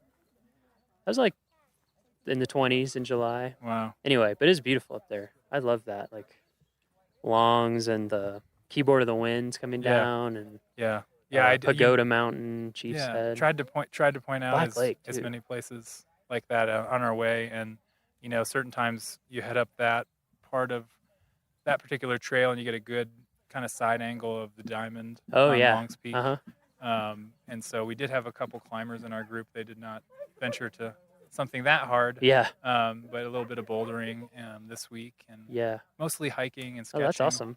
And you know, just getting out with the paints. Yeah. And stuff that sort of forced them to, you know, get off screens for the week. So I mean, Yeah. as an educator, just a chance to get them to, you know, experience a place like this. You know, force them to have maybe some parameters they don't always have. Yeah. And force them to be a little bit more creative Yeah. about how they're going to create. What we're looking at now is sort of a show. We're in Moraine Park Campground, and my students have put up a show, a little art and design show, and Yeah. invited some of the camp guests here, and we're just hanging out and sort of looking at what Yeah. they did this week. Yeah, we're gonna walk around and play past the mic. Cool. We're just gonna get to play like Duck Duck Goose, Awesome. kind of. Awesome. Yeah. We'll do that in a little bit. Oh, yeah. Yeah, I think it's great. I think it's so awesome, and it's something that we do try to promote, but I think doesn't get associated a lot with national parks is art. Mhm. And art has always been so essential. Like part of the reason why Yellowstone was even set aside is that Moran Yeah. went into the wilderness and Mhm. hauled all the stuff Mhm. and painted it and interpreted it so other people could see it and be like, wow, that's incredible. Yeah, and a painter And it's like- inspired so yeah. much art too that isn't even about national parks necessarily. Like that's great that you made the Mhm. connection with Enos Mills. Mhm. Yeah. Yeah, and Albert Bierstadt. You know, Yeah. Oh, yeah. The lake named Incredibly after him famous here. Same kind of deal. You know, if you didn't have a photographer to send out, you had, you know, paints and Yeah. drawing. And I think for these kids, they know how to use those tools, but this really sort of forces them Yeah. to do it. And camping all week too. Yeah. It kind of gets you in a different Absolutely. headspace. Absolutely. slows Especially them after the down. first couple, like after the first Yeah. 2 or 3 days when you're like really in it, you're really embracing the new shower routine. Yes. Or lack thereof. Yes. A couple Cold showers, mornings and a couple solar showers Yeah. that maybe we didn't set out in the sun. Yeah, long completely. enough. Yeah. But you tried. Yeah. That's good. You're Yeah. preparing for our solar future. Right, yeah, It's that's- smart. Yeah. Rather important in the sun. Yeah. Should we walk around and play tag? Absolutely. Yeah. Let's do it. Let's just walk around. We Okay. can just drag the mic cables. It doesn't matter. Fantastic. They're strong. Let's talk to these. Well, we have a couple junior rangers that are. Oh, maybe new a little- junior rangers. Oh, all 3 of them right here? Yeah, wow. All 3 of our junior rangers. What a treat. Well, they said it was 9 and up for the activities, so. Yeah. There's no age limit. It's actually, I think, a growing in popularity. We'll probably have to pass the mic around a little. They're pretty specific to where they're held. All right, we have our 3 junior rangers. Yeah. Yep, we're here. Whenever people want to talk, we Oh, can just yeah. pass the mic around. Tell us your name. My name is Alex. And Alex, where are you from? I'm from the University of Kansas. University which is of Kansas. everyone, yeah. But yeah, from Kansas. From Kansas? Yep. Where in Kansas, in case we have Kansas listeners? Just outside of Kansas City. Okay. In a suburb of Kansas City. So Nice. Yeah, why don't we go down the line? I'm Gracie. I'm from Lawrence, Kansas. I also attend the University of Kansas. And then my name's Dagny. I live in Denver, but I go to the University of Kansas. Oh, nice. Interesting. Maybe I'll ask you more about that. 2 of us study industrial design, and then 1 of us graphics design. So Nice. How did you enjoy the Junior Ranger program? it was amazing. I learned a lot actually from Really? it. Yeah, That's some great. really great activities. Yeah. The ecosystems, I think, was the most interesting part. Yeah. We're also about to go get the Stargazers badge. Ooh, nice. You're going to go to the stargazing program? You will love that. Yeah. I don't know if you've been getting out at night here enough to be able to see, We've but had some good night skies. yeah. It's been pretty cloudy, too. Oh, that's true. Hit and miss. Yeah, I think tonight you're looking good. Yeah. It's looking extremely clear. I'm excited. Yeah. Yeah, I think a lot of people much above the age of 9 enjoy the junior ranger program. I almost think we should have an adult ranger program. I think that'd be great. Yeah. I just doing the activities, I imagine parents involved with their kids learn a lot as well, like with the kids. Just Yeah, that's what we hear. It's a great program. Dagny and I have considered making, we thought it was one of our projects that would be fun to make our own patches, for being an adult ranger. Like Oh, adult, nice. We were thinking like all of the names like super senior, junior, senior ranger. Like we were trying to think of like how to be inclusive. Mr. Yeah, that's good. Yeah. I like that. I don't know. What do you guys thought about this week? You enjoyed camping all week? Oh yeah. Oh yeah. It's been a lot of fun. It's definitely not something I've done in a long time. Yeah. Any of you guys been to Rocky before? Yeah. Yeah. Everybody? Yeah, everyone. Yeah. Wow. There's such a big Kansas, Rocky, Denver, of course. Neighboring state, man. It's true. Yeah. It's not a far drive, and it's a lot better looking. Yeah. In some ways. Oh, okay. Well, okay, yeah. we have If the you like sunsets. mountains, We have sunsets. that's true. Yeah, my fiance is from Wyoming, where it's in a little more open part of Wyoming and misses the sunsets. Yeah. Big open sky. Baxter was chasing one. A Yeah. fellow classmate was chasing one, and he finally got a good one last night. So Nice. Yeah, while he was fishing. So Jeremy gave a little bit of overview about the class, so people sort of get the overview. I think his intent was to shake things up, get you outside. How has it been different from your normal design life, if at all? I mean, usually our design life is, tons of late night hours in a studio, dealing with the rest of college Yep. while trying to do design projects. This has just been completely different, being outside constantly. Yeah. Having to adapt to the environment and what you just have available. I think there was a lot of creativity from using available supplies that you couldn't necessarily go to the store and pick up whatever you wanted. You kind of had to use what was available, and a lot of sharing of resources and stuff like that. Oh, that's cool. That's interesting. Yeah, I was gonna say, like, for the most part, graphics, we live oftentimes in the basement, so there's Yeah. very few windows. I know how that goes. So there's the joke we had that's like, well, the only windows are on the computer. But it was like really fun not being in a basement, not being on a computer. Yeah.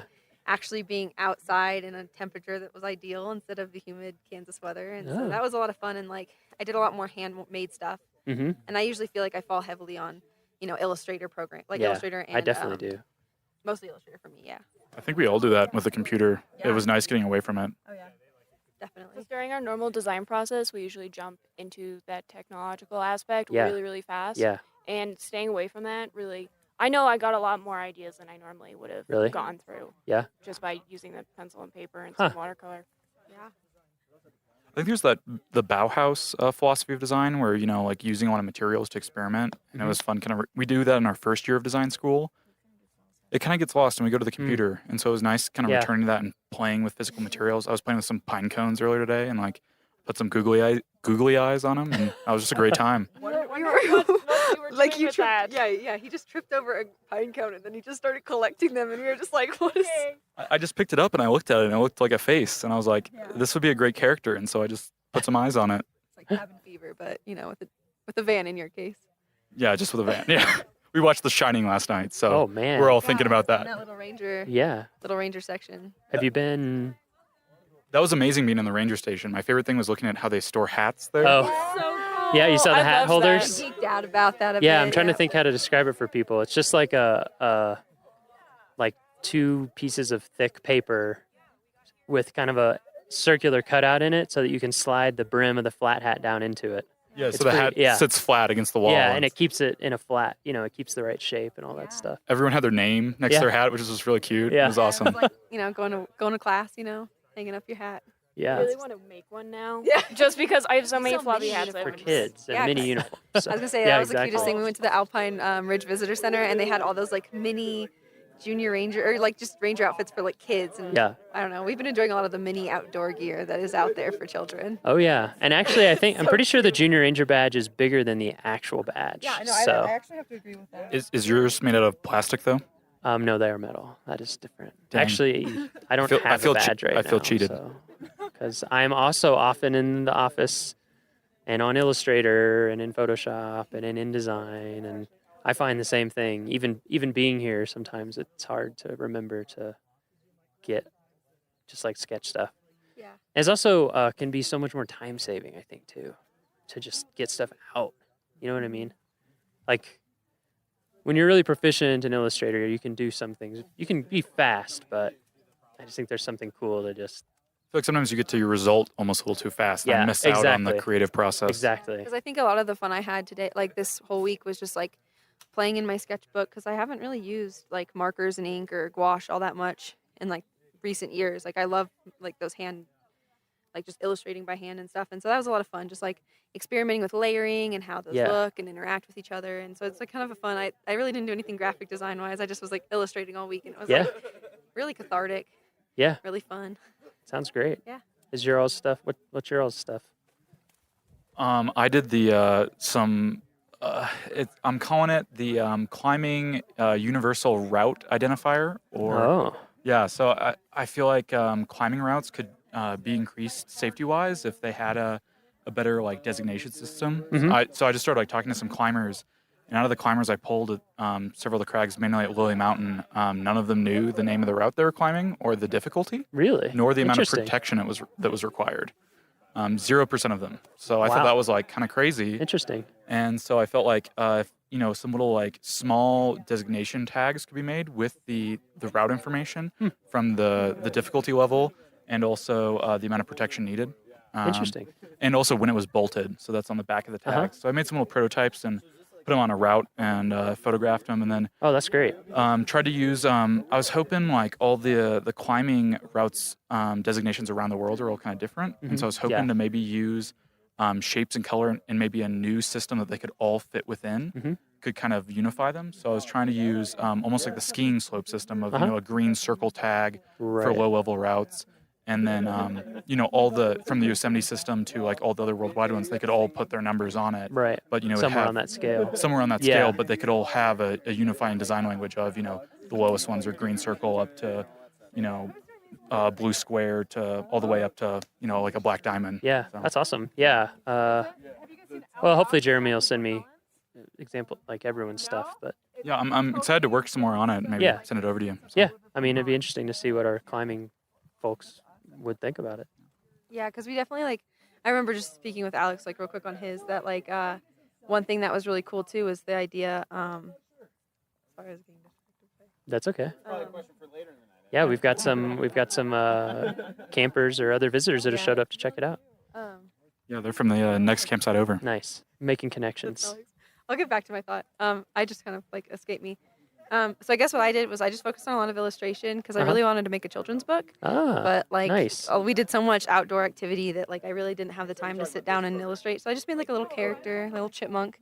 And I was just thinking of how he might interact with like the mountains and the ecosystems because I really thought it'd be a cool way to educate on the ecosystems and like introduce to other characters among ecosystems. And so I made a little bear too. So it's like for you, that's like the birds on top are from my sketchbook, but then it's the mountains and then like the little things at the bottom. With the That's awesome. Little red jacketed. Yeah. Yeah. So that's kind of what I just did this week was thinking of more of a younger approach to the mountain. Yeah, that is a fun feel.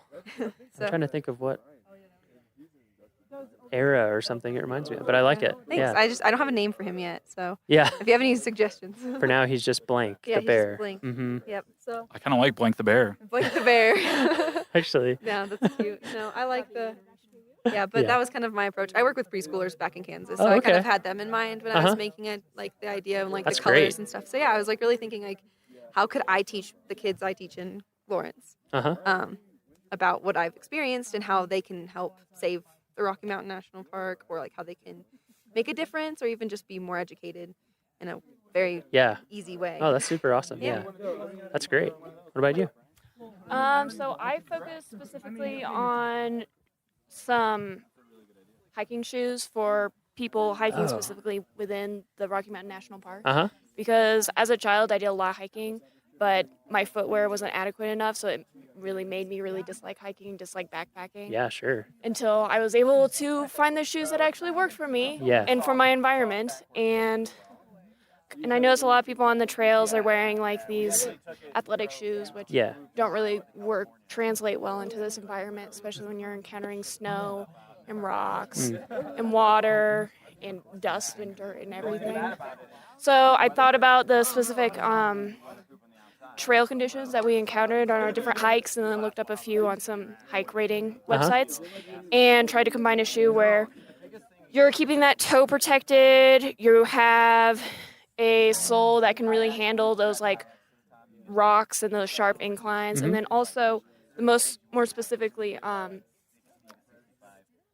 finding a way so that way people can casually go through those areas with those snowbanks and still be safe and not be sliding down. So I know that most snow protection is kind of goes over the whole shoe and you take it completely on and off, and thinking maybe of a thing where you can flip it so it starts out on the outside of your shoe and you can flip it down and goes on the bottom side of your shoe. So it's not necessarily in use all the time. Yeah.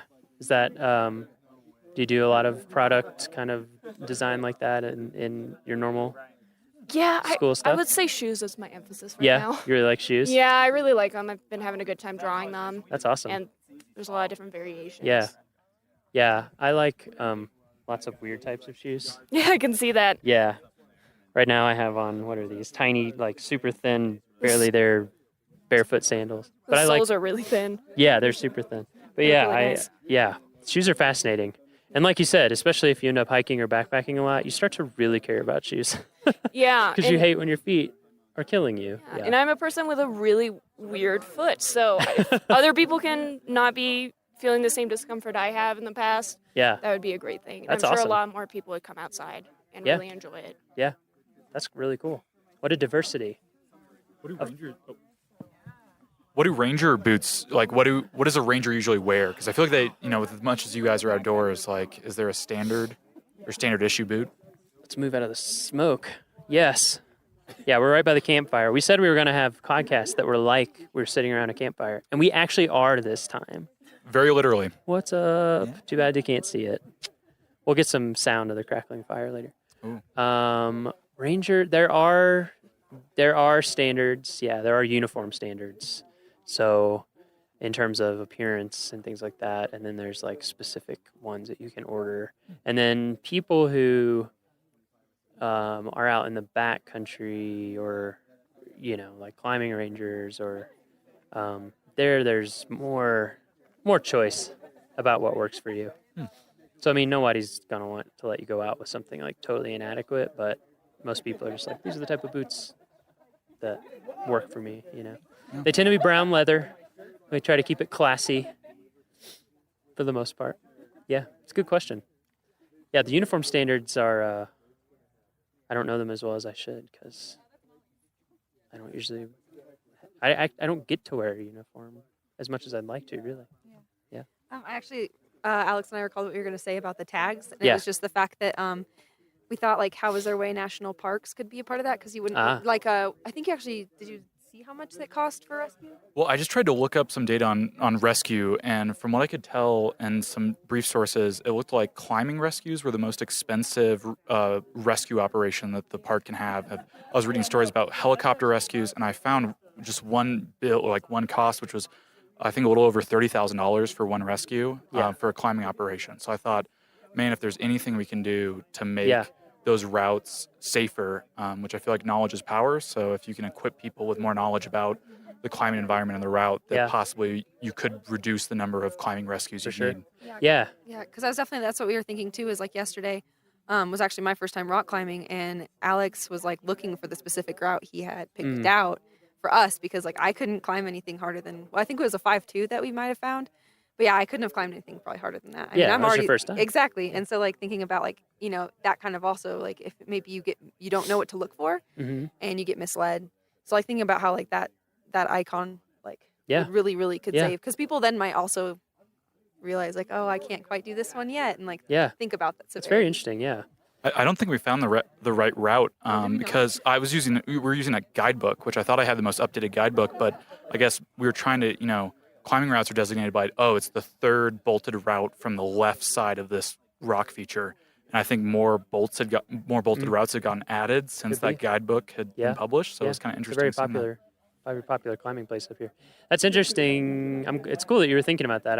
I just met with one of the climbing rangers today, Everett, and we're going to work with him on a new preventative search and rescue video. PSAR is what we call it in the Park Service for Longs Peak, for exactly what you're saying. Like, number one, we don't want anyone to get hurt ever, obviously. And then number two, whenever someone needs a rescue, you're putting people's lives at risk. I mean, that's what they do for a living, but still. And then, the cost is incredibly high. So I think something that everybody forgets, whether you're new to it or old to it, that usually looks a little easier from the ground. And I think, and this is what we're going to try to convey in the video for people with Longs Peak, is that it kind of has a reputation as a climb or as a hike, and it's not a hike. Yeah, we went up to the visitors center. Oh, really? Up there, and we're like, oh yeah, Isn't this that is cool? very intense. Yeah. We had some cool shoes up there. Yeah, that's true. Yeah, they give you. We met some llama rangers. Nice. Yeah, I'm going to go out with them soon, sometime this summer. We're going to do a podcast with them. I'm glad. The Longs Peak Ranger Station is really cool. It really apparently gives you a feel for it. I haven't climbed yet, but I'm going to a week from next Thursday, because we're going to go up there to start getting some shots, and for me to scope out places where we can get shots, and just getting that message out there to people of like, take it seriously, because it's a type of thing once you get past the keyhole where if you fall, you'll probably die. You'll at least be very badly injured and need an intense rescue. So I think people go not realizing that. Anyway. We had a lot of fun. We went out as a group, and also this is a different segment, but you through Jeremy encouraged us to look at the wayside signage. Yeah. We had a lot of fun looking at that and kind of seeing I bet. The design of those and how they designated or showed information to visitors. It was really interesting looking at those. We tried to do. We kind of talked about one as a group as like a see-through wayside sign, so that you could maybe etch the outline of the mountain with the peak information. Get to the right level. You get to the right level and look through it and see the that's interesting. The kind of mountain range. Right. It's like it's a perspective point. Yeah. Because the one thing that we noticed was like you had to look, and compare before you really kind of saw what parts of the mountain were where. But I could, and I always thought like it was kind of evolved from the idea of like maybe an app, but then we realized service is so non-existent up on those mountains. But like, that idea that you could use GPS and like hold it up and kind of like those constellation apps that show you where constellations are, it could show you the peaks, and you could just like tap these little hot spots and it would give you that information. So something. Yeah, as we talked about earlier this week, that's something that I would love to see happen is an app for a park. That'd be amazing. I think. And I've seen some prototypes for a couple parks, and basically the way they work is that when you're at home, when you download it, they say, do you want to download all the content for offline use? So that way you can, when you're at your hotel or visitor center, or before you get there, you can have it all. And then, there's one like that for the National Mall in DC. Oh, really? Yeah, so you can hold it up and just move around, and it'll show you like where all the museums and monuments and things like that are. Yeah. That's I like that interactive aspect, because it's almost like virtual reality or augmented reality, where it kind of like transposes something computer generated on top of something real. And I think that's like a really cool interactive way to like learn more information. Yeah, to learn more. Yeah, I think that's, we're all any way that we can let people learn more stuff. Oh yeah. I think that's why I like the Junior Ranger program so much, is because it was so informative. And I was kind of like, it was funny going into the station like, oh yeah, we're here for our Junior Ranger badge. And they're like, how old are you? You know what I mean? But I think that like having something like that, just like, we're over 9. Yeah. That's all you need to know. Yeah. If it says up, sir, up. We just happen to be up. Exactly. The Junior Ranger program actually ended up leading us around the park a lot. Yeah. And I feel like I got a more fulfilling visit from this time, even though I've been here a lot in the past, being someone from Denver. Yeah. Than I ever had before, just because it's a lot more information and you feel like you have more of a mission. Yeah, because like we were like, oh my gosh, is that a bird in our handbook? And we were like, what bird is this? And we were really into it. And then like Dagny and I had an unfortunate, we had to run back to our campsite because we needed to grab something before dinner. But on our way back, we were lucky enough to run into some bears. So it was like, while we were a little bit late for dinner, we also had this crazy experience where we got to see a mom and her cubs. And so like that was like, and we were just like, we get to put this in our ranger book. I think so excited about it. I think like what you were saying earlier about like being more creative, having more ideas come to you, that kind of thing. It's just, that's exactly like when you're outside all day, basically. Stuff just more stuff happens that is unusual. Oh yeah. Your life is much less planned, and so it's like, oh, we were a little late, and then we saw bears. Yeah, because if you'd been a little earlier, you wouldn't have seen them. No, not at all. Because like well, Dagny saw it first, but like last time I was in Estes was August, and I actually stayed at a cabin here, and I feel like I spent so much time like at the cabin, not really thinking about like how much I wasn't experiencing the outside. Whereas like I've been outside all week, and like counting down the days for a shower and stuff, like you just like, and we've been able to witness like deer walking through our campsite and like just like, and we had the bear spook that spooked a couple campers and stuff like that. So I mean, it's just been like a fun experience that I couldn't have had if I was in the safety of 4 walls. There's one right now. Right next to that other. Is that mule deer? Oh yeah. Yep, mule deer just a little ways out from the campsite.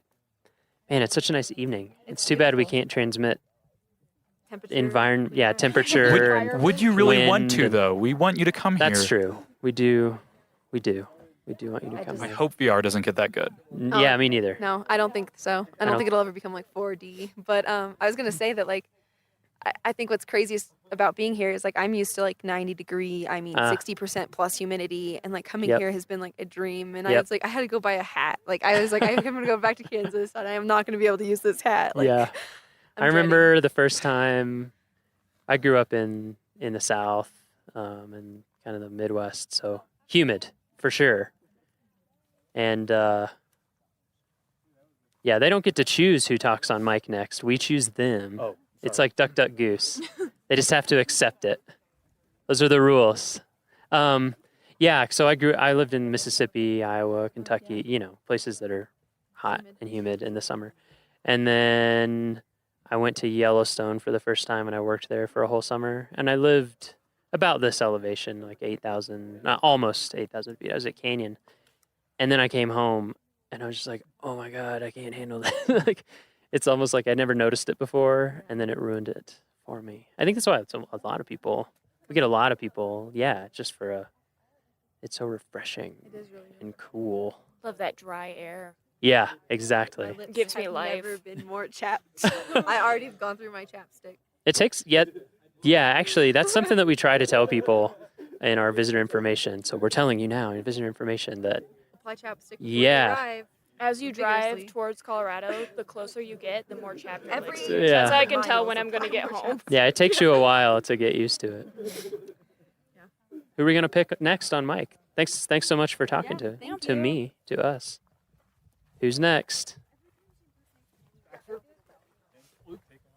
I'm stepping on my cords. Does anyone want to? Because if not, then you're going to be assigned. Yeah, hop on mic. We'll pass it around. Yeah. Sorry, I didn't come prepared. Yeah, lay down. I thought I did, but let's get like 16 bars. I'm just kidding. Yo, my name is Blake. We'll give him 16 bars. Now I just have 16 ain't enough in my head. Have you heard that? No, I have not. Oh man, Andre 3000 just destroys on it for like 3 minutes straight. Anyway, what's your name? My name is Blake. Blake, where are you from, Blake? St. Louis, Missouri. St. Louis. Yeah. I have family in St. Louis. Really? Where? I think Webster Grove. Oh, yeah. Webster Grove. Yeah? I'm also from St. Louis. Yeah?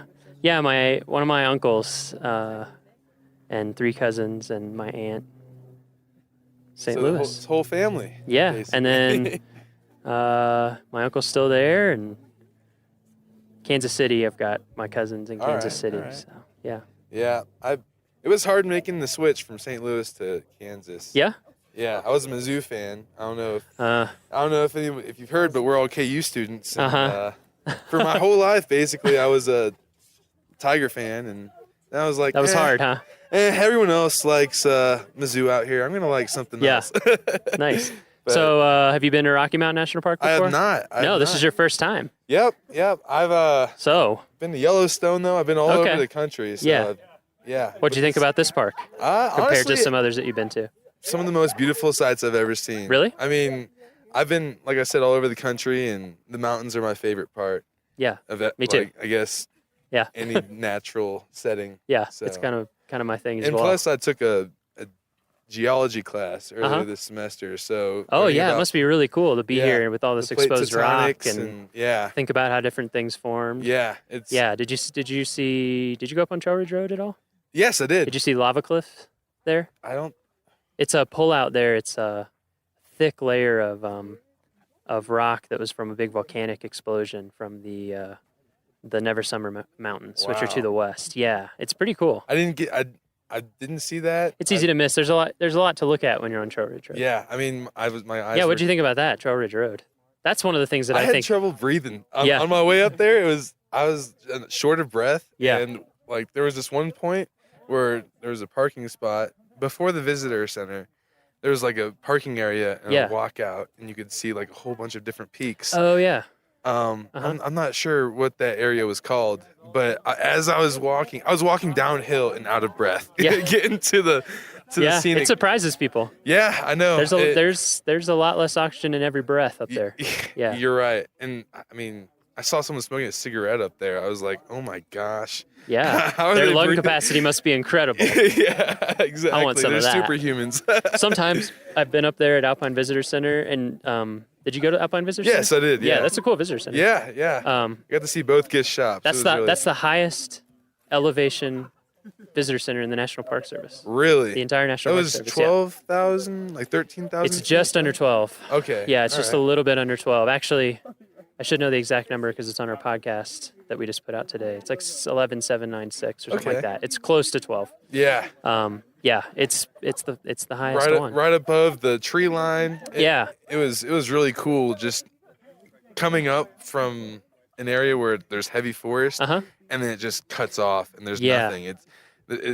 It's like a completely different environment, but at the same time it's just it goes together. I can't explain how many things are running through my mind. Like, how is this?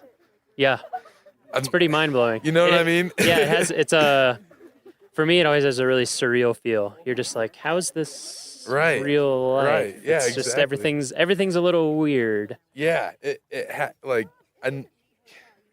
I feel like humanity is not supposed to be on the top of mountains, but somehow Biologically, we are not. But, it's hard to survive up there. Definitely. And that road's only open a little bit of the year. Right. I saw those giant sticks on the side of the road. Mm-hmm. Well, those were for the plows, right? Exactly. How big is the plow that goes up on that road? They're huge. They're actually not plows. They're rotaries. So they're like a giant snowblower. So on the front like of them, a fan, like a blade. Yeah, they're like a spiral blade on the front. That's like 4 feet tall or maybe more, and then it basically eats the snow in, and then spits it really high out the back, because if you plowed it, there wouldn't even be anywhere to but it doesn't shoot it back onto the road, No, right? yeah, it shoots it at an angle, Okay, like over all the right. side of the road. All right. Yeah, so, and the snow is so deep that they have to take multiple passes with that thing. Yeah, I So figured it's as pretty much. crazy. Yeah. And this year, they had it all clear. We were like almost ready to go, maybe open the road a little earlier than expected. And then we had, like here where we're standing, 3.5 feet of snow. This was like right here in this campsite. This is like mid-May. Are you serious? Yeah. I was gonna ask. Like, I guess snow stays up there until like a couple of weeks from today. Yeah, right? if you'd been here a few weeks ago, there would have been a ton of snow up there. Oh my gosh. It's just that once the sun starts getting really intense and the days get long and it gets clear, Right. the snow melts incredibly fast. But like I went up there, you should go on our Facebook and look. I went up there and took some 360 photos, and it was like May 22nd, and it's, I have on a Up on huge top coat. of Trail Ridge Road? Yeah, I have on a huge coat, and the snow is like incredibly deep. Oh my God. Yeah, it's pretty I crazy. still can't imagine the snow in the summer. That blows my mind. Yeah, that's the other thing is the snow sticks around here a really long time. Coming up from St. Louis, it was probably 70 to 80 degrees a day. And then I've been wearing a sweatshirt, doubling up on the sweatpants every night. It's crazy. And it's like, it's July. Yeah. Yeah, exactly. So this is about as warm as it gets. Yeah. Just about. It's crazy thinking about. I got a chance to go to San Francisco. It was the same thing. Yeah, in the summer it's chilly. Quite chilly. But as Mark Twain said. So what kind of design do you do? I'm an industrial designer. Okay. It's my senior year. I'm getting ready to enter the real world. Yeah. I don't think I'm very prepared. Well, you are and you aren't. Right. I'm 32. There's definitely a learning curve. Right. It's good though. I mean, because it's a lot of it's the kind of stuff that you can't learn until you do it. You just have to exactly. do it. It all comes with You'll experience. figure it out. Like I never would have thought I would ended up here in this job.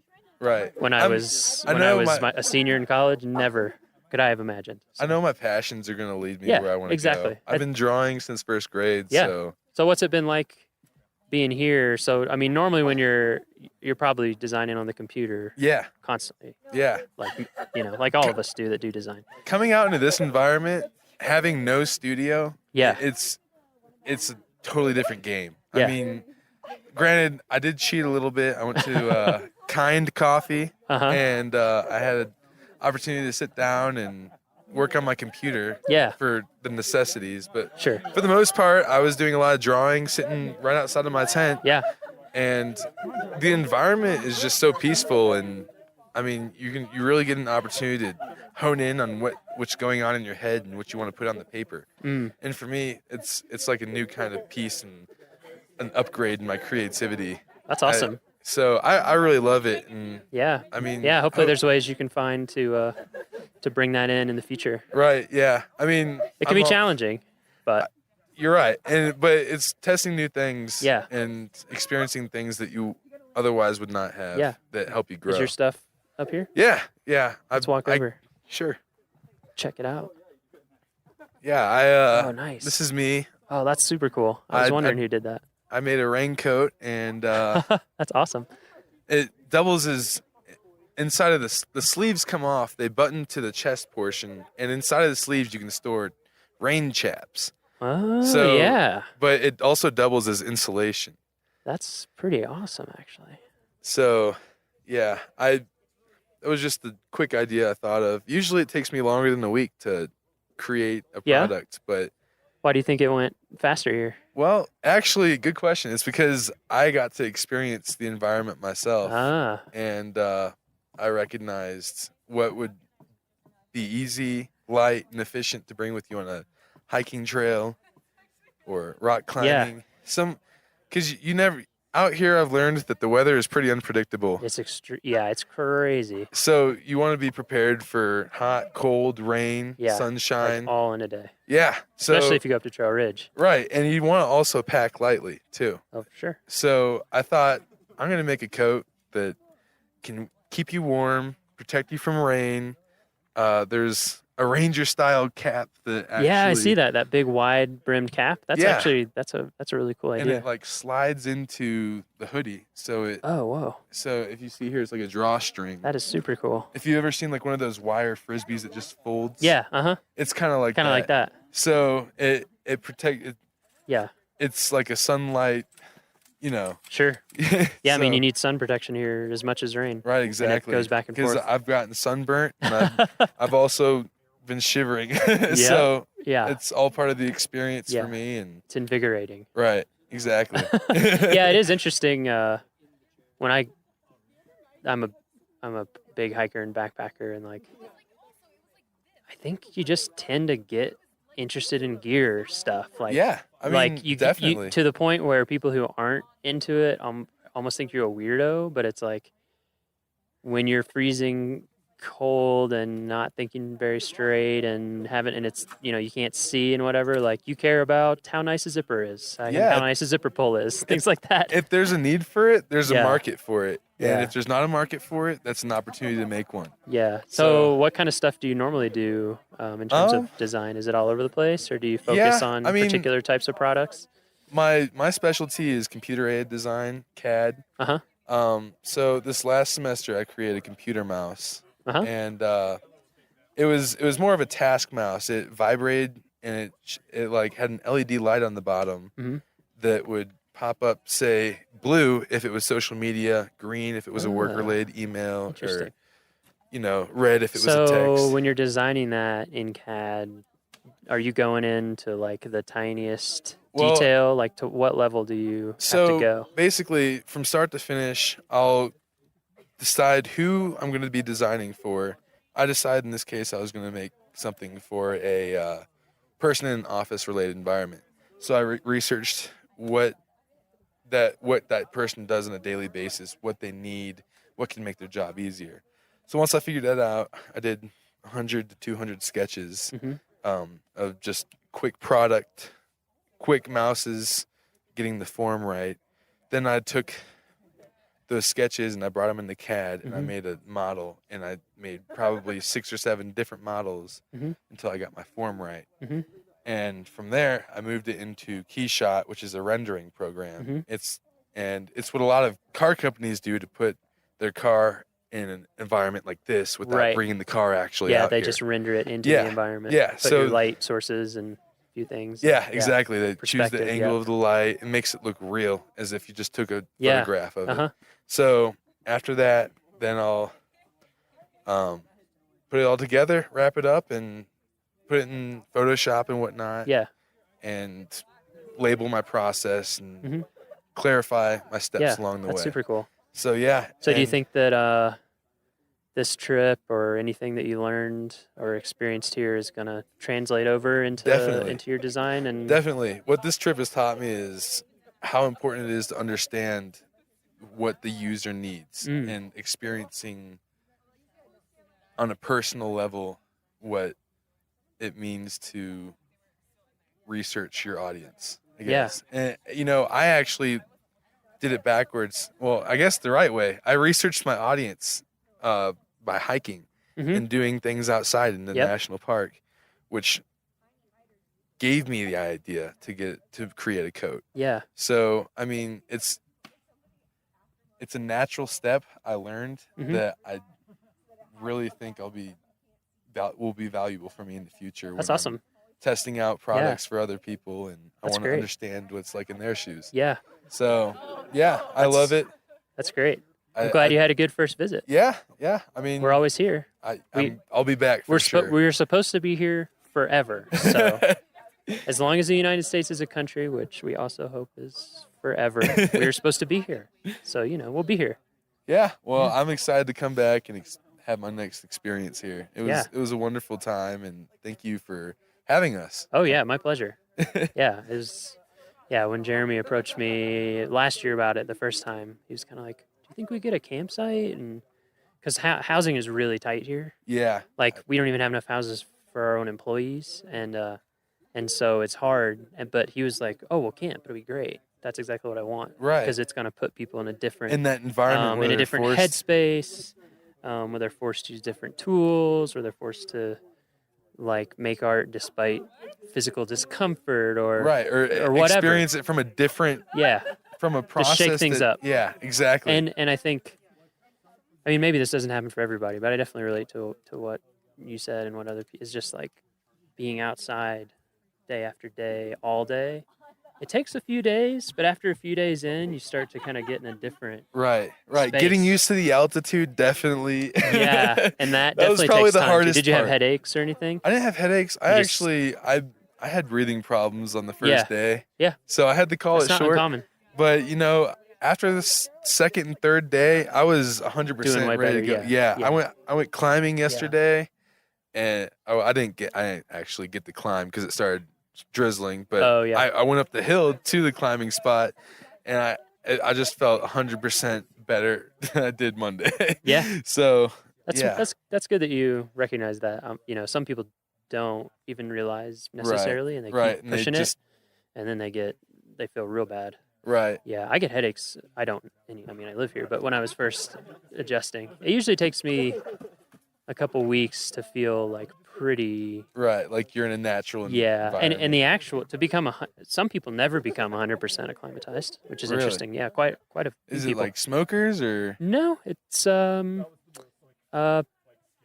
really understood why, number one, different people adapt to altitude differently, and number two, this is what makes it confusing, is the same person on different instances will react very differently. So you can have someone who's acclimatized a bunch and never had a problem, and they're in great shape and blah, blah, all the things, and then just one trip, they'll just have huge problems. Wow. Or I had a friend. Part of that might be because they're used to the extreme. It could be.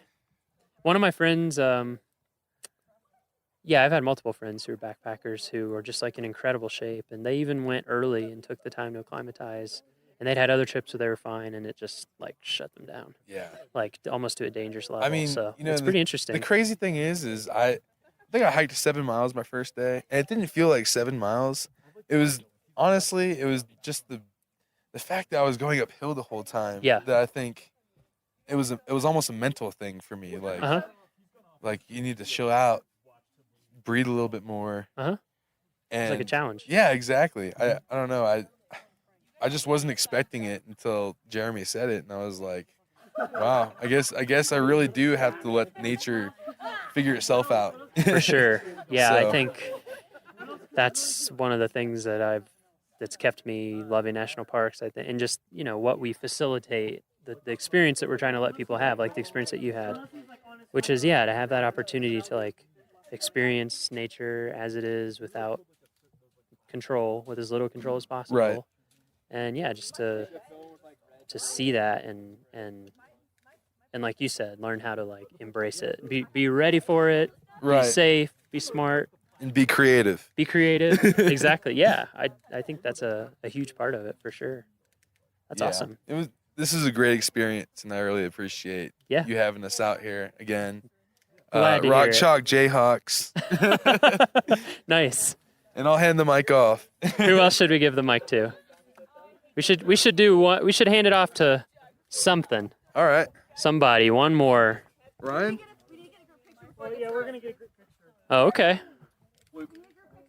Group picture. Oh, the smoke. Anyone up on We can get Miles with his stuff. Anybody? Oh. Yeah, where should we stand? Oh man. Oh, you've been chosen. You can pass it. You can't call camera shy because it's a microphone. That's true. We thought that would help. All right. I don't know. We're going to get a group picture first, though. Can we continue the interview during the picture? Yeah, we can do the interview during the picture. Everybody say the worst thing that'll happen is I just have to spend half a second editing it out. So I would never edit you out. I hope you do that. That's the thing. Just be really boring. We're gonna have all the tall. Just be really boring. Yeah, exactly. We'll cut you right out. Yeah, sorority squad. Sorority squad.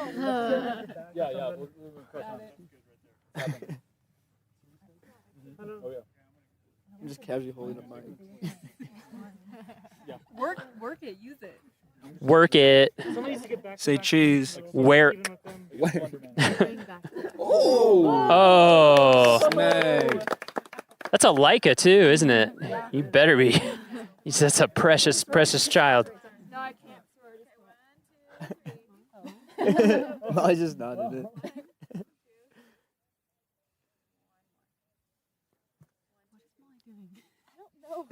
Why did we stay right here? Wow. Memory card full. It was meant to be. Oh, phone picture. All right, here we go. Am I not squatting then? Thank you. Nice. I think the memory on the recorder's full too. No, it's not. No? Sorry. Sure? Yeah. We can only record 21 hours, 48 minutes, and 36 more seconds. Are we So planning on being out here this long? Yeah. Turns out audio doesn't take up that much. What about the batteries? Battery low or something? I've got an extra set of batteries. Oh. So, nice Came try, though. prepared. What's your name again? I'm Luke. Luke. Where are you from, Luke? Madison, Wisconsin. Madison. Most beautiful place other than the Rocky Mountain National Park. Madison's pretty cool. It is. You Yeah. been there? I have. Two of my best friends from college both went to University of Wisconsin in I Madison. wish I could have gone there. They liked it. Yeah. Yeah, they liked it there a lot. I think the winter's not as much. No, once you're used to it, it's not too bad. Right. And it makes everywhere else feel. If you're from there. Yeah. Yeah. Yeah, we're just cold. I actually, a lot of the times, wish the winter here were colder, but less windy. Yeah. So the winters No, that's the thing. here, it's surprising here. A lot of times in the winter, it's above freezing. Yeah. But the wind is like That's- brutal. That's what makes like Kansas winters almost worse than Wisconsin. Like Wisconsin would be 10, 15 degrees Yeah, colder, exactly. but like not wind. Yeah, So, like, I would gladly take like 0 degrees and calm Yep. over like Oh, for sure. 35 and windy. Yeah. Yeah. They get that more on the west side of the park. They get the colder, stiller, Yeah. deeper snow, 'cause then you can cross country ski. Yeah, I bet. About 2 years ago, Wisconsin was colder than Mars. Parts of Wisconsin. It's like negative 130 degrees wind chill in like the eastern part of the state. Damn, that hurts. Like you go outside, like your eyelashes and Yeah. your nose just like all freeze up. People are like, you get like boiling water and you throw it outside and it just turns Yeah. to snow right away. Yep, I've done that. That's insane. I lived in Alaska for a while. Yeah. Yeah, it gets You gets pretty cold. Yeah, you gotta find some ways to have fun out there. Yeah. You can't. I like deep cold, but Yeah. some people hate it. Yeah, I can do it. I dig it. Yeah, Taylor doesn't like it. No?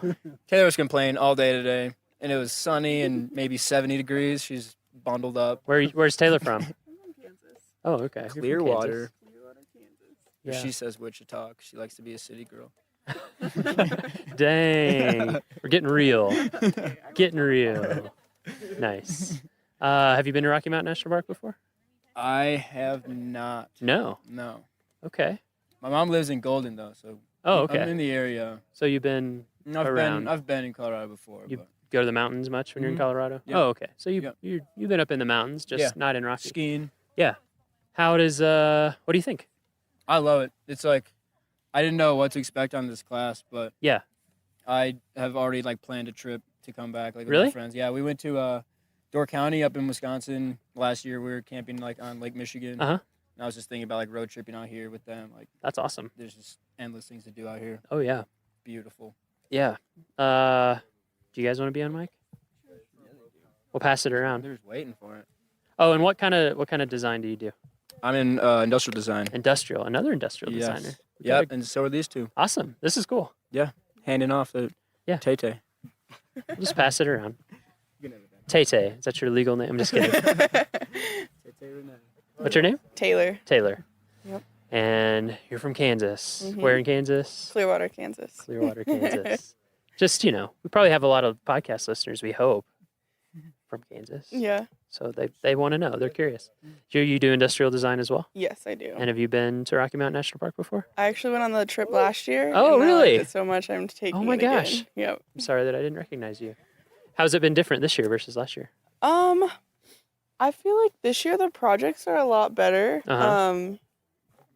I don't know. I knew I had more like expectations last year. I didn't really know what to do, but I came into it this time Yeah. wanting to do outdoor gear, which is why I came. Nice. And so sleeping in the hammock, I have Uh-huh. lots of ideas Oh, of how cool. to improve that for camping. I bet. So Yeah, It's you been should. helpful. I don't know how many companies you researched, but there's some interesting.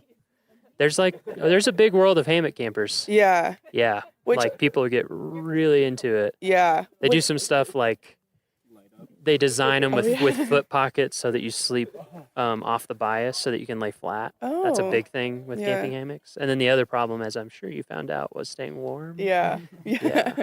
Yeah, that's cool.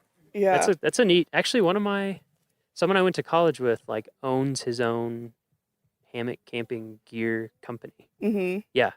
I actually got inspired polar stuff out of Portland. Uh-huh. They have a lot of like casual camping stuff, Mhm. which I kind of want to get into more Yeah. because a lot of the stuff that I found for like camping with hammocks, it's super expensive and like really specialized. So Yes, that goes for a lot of backpacking camping gear. yeah, so I'm trying to do like simpler stuff that you can like add into a hammock you already have and like turn it into a tent. That's So- really cool, actually. Yeah. Yeah, I think that's something that I'm not an industrial designer, but just kind of tangentially interested in. Because with backpacking, like, it can cost so much money Yeah. to get into. And so Yeah. I feel like it can prohibit a lot of people just based on that, and it shouldn't. Yeah. So that's really cool. Yeah, because last year I was like, I've never really been like Yeah. camping, and I was like, I'm nervous. Like, what if everyone else is like has all this high tech stuff, and I have no idea what I'm doing? So Yeah. it's been pretty interesting. Like, Yeah.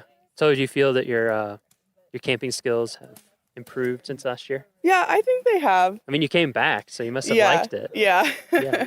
I tried to sleep in my hammock last year, and I got way too cold and slept in the car. So this year I only slept in the car once Wow, instead that's of like cool. 3 times. So That's cool that you're taking that and making it like your focus. yeah. Yeah. Yeah, I've noticed quite a few people with doing kind of different gear like footwear, clothing, Yeah. stuff like that. And Yeah. it makes sense because it's your direct experience, right? Yeah. And so for this trip, I want to do that for my senior thesis. So I just kind of focus on patterns Uh-huh. and I would like take pictures and then create like color palettes from those Mhm. and then make patterns to use like for the camping gear. Nice. So that's what I focused on this week. We got embers in the Yeah. air. Yeah, we'll look at it in a second. What about pass the mic? Getting everybody on the mic. What's up? Hi, how are you? Good. What's your name? My name's Baxter. Baxter? I'm from St. Joe, Missouri. St. Joe. Mhm. Okay, nice. That's where is it? It's about an hour north of Kansas City. Right. Mhm. Okay. Yeah, I lived in Red Oak, Iowa for Okay. quite a while, so we would always drive down through. Okay. Sort of through that area. So you're industrial design as well? Yes, I am. Nice. Mhm. Have you been to Rocky before? No, this is my first time actually. Really? Have you been in the mountains a lot? I was in the Bitterroot Valley in Oh, Montana yeah. a couple weeks ago. Bitterroot is beautiful. Mhm. It's That's very awesome. cool. So that was your kind of first Yeah, kind big of mountain first trip. Yeah, Yeah. drove up with a couple friends and enjoyed it so much I thought I'd sign up for Yeah. another class. And, Yeah. How's this been? Fantastic. Yeah. Yeah. What do you think about the park? You know, I've never been, but I've just been blown away by the views. Yeah. Yeah. Incredible. And Yeah. I've been just awestruck about all the lakes here. Yeah, the They're lakes just are amazing. beautiful. And I just didn't imagine how great this place would be. Yeah. So, That's awesome. I mean, it's been a great yeah, experience. Took me by surprise the first time I came here too. Yeah. And I've been to a lot of parks, but still, it's just there's something about it. Just Yeah. like every park, there's something about it. Yeah. What have you been working on this week? I kind of been taking a step back and doing a little bit of photography, but Nice. I kind of focused on an app a Mhm. little bit, a hiking app based on just looking at the types of people. There's all different types of people come from all over the world here, and it seems like they've been maybe unprepared. I've Uh-huh, noticed. uh-huh. I saw a couple people walking up in just like sandals and without water. Yep, And for sure. for safety reasons for park rangers, I thought it'd be nice for people to be educated about their trail that they're Yeah. going on. So the app I've been kind of designing is based on a little bit of an app that's already been out there. It's Mhm. called All Trails, Mhm. but I took a little spin off of it, and I've kind of created just something that's easy to use and shows all the trails around you. Yeah. Do you have? Yeah, it's actually right here. Oh, nice. Just shows a quick picture of the your hike that you're supposed to go on and the rating and all that kind of stuff. With most of the park not having service, I thought it'd be nice to download a map so that you know what direction to take and that kind of stuff. Yeah, I mean, if it's not super data heavy, then yeah, you could pre-download a bunch of stuff. And then another quick thing I wanted to do was like have a check-in, so that if you like maybe go on a serious hike, you're gone for maybe a day or two, you could check in and then check back out, make sure people know where you are if you're just by yourself. That's cool. And So if you checked in and if you had like a profile page or something, somehow people could see if you had checked back in or not. Yeah, that's awesome, because that's that's something that we try to impress upon people. And I mean, it's easy to forget, but just always let somebody know where you especially are. if you're out there by yourself. Yeah, even here, I think like our trails are so nice. Like our trail crew does an amazing job, and they're just beautiful. And there's so many nice bridges, and there's paved roads, that it kind of gives people the impression that, whatever. But yeah, when you're 5+ miles away, and we have people get hurt not even that far from the trail, just sprain an ankle maybe. Yeah, or like you said, they don't bring water or just things that are preventable. I think people just don't know. So that's cool that you're trying to just integrate the education part into it. I also thought I'd maybe integrate like a medical part aspect of it, maybe that just the park rangers could see. Whereas it could have your medical information on it if there was a rescue mission or something like that. Yeah, like it could be built in that you would give consent or something to have that information shared. Maybe you're diabetic or something like that. Yeah, that's cool. Yeah, that's nice. Yeah. So how has being out here been different for you in terms of, well, I mean everything, but design? What kind of influence do you think that's had? It's been different because you're not in a studio. You don't have, other people. It's been kind of just on your own this week in terms of designing things, which has been nice. Yeah. You don't have a lot of, people telling you what to do or that kind of stuff. And so you kind of go on your own. We've been, as a class, just all over the page with projects, and it looks fantastic. Yeah, it does. I wish we'll get some photos from you guys after, so we can post it maybe with the with this podcast episode. We'll put it in the blog post. But yeah, it's really, really cool stuff, and like very high production value for working out of a campground too. I mean, we're working with no Wi-Fi, just little to no supplies, and I mean, it turned out right? great. Yeah, it actually is. One thing that always amazes me is how much more time you seem to have when you don't have Wi-Fi. You don't have internet access and movies and stuff. It's been nice. And you're waking up early because it's, I don't know, maybe there's people here who are still sleeping, but I usually am a sleeper inner, but when I'm camping, I get up. Sun wakes you up in the tent. I'm just and you tend to fall asleep really early. You're so cold, you're ready to get up in the morning. Like backpackers midnight. Yeah. When I would be backpacking, we'd be like, oh man, it's late. What time is it? 8. Like in the spring when it's not quite as light as it is now. It's really light. What time is it right now? 8:34 and plenty of light in the sky. It's interesting. What is your fiance's cousin's husband? Anyway, he's my cousin. He's my cousin now. He's from Hawaii, like born and raised, and hadn't traveled a ton until he started doing travel baseball. Anyway, he was here visiting in the summer, and he was just like, whoa, like the sun stays up so late. And I never thought about, I've never lived anywhere like near the equator at all. So that's pretty interesting. It is, I worked up in Alaska for a while. There it's real interesting. I was in Denali. Oh, okay. And so like on the summer solstice, we just stayed up all night. I mean, you could read a book in like the darkest it got. Really? Yeah. Which was, like the sun sets at 12:40 in the morning. And it comes back up at a little after 3, I think. Or maybe no, earlier than that. Anyway. Yeah, it's super nice out. Yeah, that's cool. It's been interesting to hear from everybody how it's influenced their design. What kind of things do you normally design? Do you normally do app development? No, it was not really. we've been kind of all over with our industrial design class back at KU. But Yeah. We've been doing electronics. What else? Tiny homes. I mean, pull Whoa. toys. A lot of That's different really stuff. cool. Shoes. But we haven't really been doing apps or anything like that, Yeah. software-wise. Yeah. So it was kind of nice to explore that. Yeah. And see Yeah. what ideas I could bring. Yeah. Yeah, industrial design is something that I know like nothing about, but it sounds pretty cool. Yeah. I've always done flat stuff. 2D. Yeah. I wish I could be graphically, but I'm not really. Really? Yeah. That's So- interesting. It's interesting, yeah, how like I feel like there's such a huge range of different types of people in design, and you can be effective in such different ways. Yeah.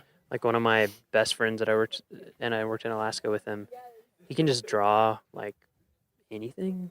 Like he can kind of, he's just It's one of those incredibly visually original. And I'm not like that at all, but I'm really good at like, I'm going to come up with a structured newspaper template and like the relationship between all the typography and that kind of super logical stuff, or photography where I can capture it. But when I just have to put it down, I'm better than that in music, I think. That's really cool. Yeah. So, gonna come back? Yes, definitely. I don't know about this class because I'll be graduating, but I will definitely be back to Rocky Mountain National Awesome. Park. And were you backpacking in Bitterroots at all? No, we did a little bit of hiking, Okay, but nice. not a lot. Yeah.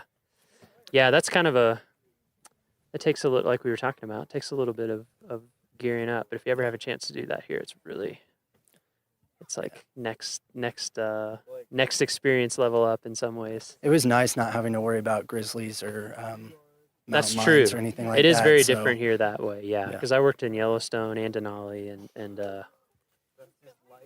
it's a different feel. Yeah. Yeah, it has its pluses and minuses, I feel like. It makes you not worry too much about Yeah. wildlife, but at No. the same time, you kind of still have to be aware of your surroundings. Yeah, that like kind the of thing. wildlife here, as long as you're intelligent about it, they're not, Yeah. I mean, people sometimes aren't. Yeah. Sometimes get a little close, but it's nothing like, like I went backpacking in Yellowstone all the time, and it's just, you just kind of accept that at some level, even if you do everything right, there's something out bad, there yep. that if it chose to, You're not at the top of the food chain. yeah, exactly. So it's a very different feeling, and I agree. I think that that's part of everything that goes into giving Rocky. Like, it's beautiful and jaw dropping, but it is also a little bit approachable. Like, you don't have to have the same fears. And It's a little more family friendly, I would say. Uh-huh. I guess less threats, but there's definitely still things to watch out Oh, for. definitely. But we yeah. we kind of had a little run in, maybe possibly with a black bear Ooh. that came through the camp. Yep. We're not sure. Yeah, I was the only one up for it. And Yeah, heard it. really? Yeah. I mean, I wouldn't be surprised. Yeah. Unfortunately, we try really, really hard to get the bear message out about storing your food and doing everything properly. But some people still don't do it, and bears are very smart and very hungry, and so they tend to be around the campgrounds sometimes. But we're putting in more and more of those bear boxes, which I think are That would help. helping, because it's just easy, just like put all your stuff in there. So I think we're trying to get a bear box for every campsite eventually. That'd be nice. Yeah, we got there with Aspen Glen. Okay. That's a whole interesting industrial design challenge. Bear cans. I Really? don't know if you've ever looked Mm-mm. at. Yeah. So when you're backpacking, obviously there's not bear lockers usually, and so you have to carry something with you the whole time to keep your food in. And if you're in places with trees, if you know how to do it correctly, you can hang your food. hang it up, right. yep. But like in Denali, like There's you're above no- tree line all the time, and so yeah, it's literally just like a canister. Oh, really? That you just set 100 yards or more away from your campsite, and so it is interesting to see the different designs out there. Like the one that I use has tabs that you push in, and then it kind of lets you unscrew it. And over the years, they've had to keep adding tabs Because there would be very smart bears out there somewhere They'll get into it. who have figured out like, oh, if I bite this tooth here and this tooth here and push in here, like they're super smart. Yeah, so there's certain areas where you're you're required to use one, actually, in the backcountry. And like the Sierras they have the most devious bears. So there's like a whole agency that tests and approves these things. And every now and then a new one comes to market. I'll have to look into that. Yeah, it's kind of interesting to see. The one that has been really interesting is called Ursac. Okay. And it's Kevlar. I think it's Kevlar. Maybe it's even Dyneema now. Anyway, it's like an extremely, strong fiber. And then they try to like weave. They make a bag out of it that you put your food in. That'd be nice. So it's and not then, so bulky. yeah, it's way lighter. But it, for the most part, isn't approved in places. It's not foolproof enough for a lot of agencies. So there's space out there. Something to look into. Yeah, I think there's like there's two major people, and then there's people that make one out of, it's like carbon fiber, so it's really light, but very expensive. Yeah. All right. Have we harassed everyone we should harass? Nope. No? No. Nope, the three girls. You got We haven't Molly, Maggie, harassed and Beth. you yet? They're actually one. They're one? They're one group. Three as one? Come on. Yeah, come on over. Come on over.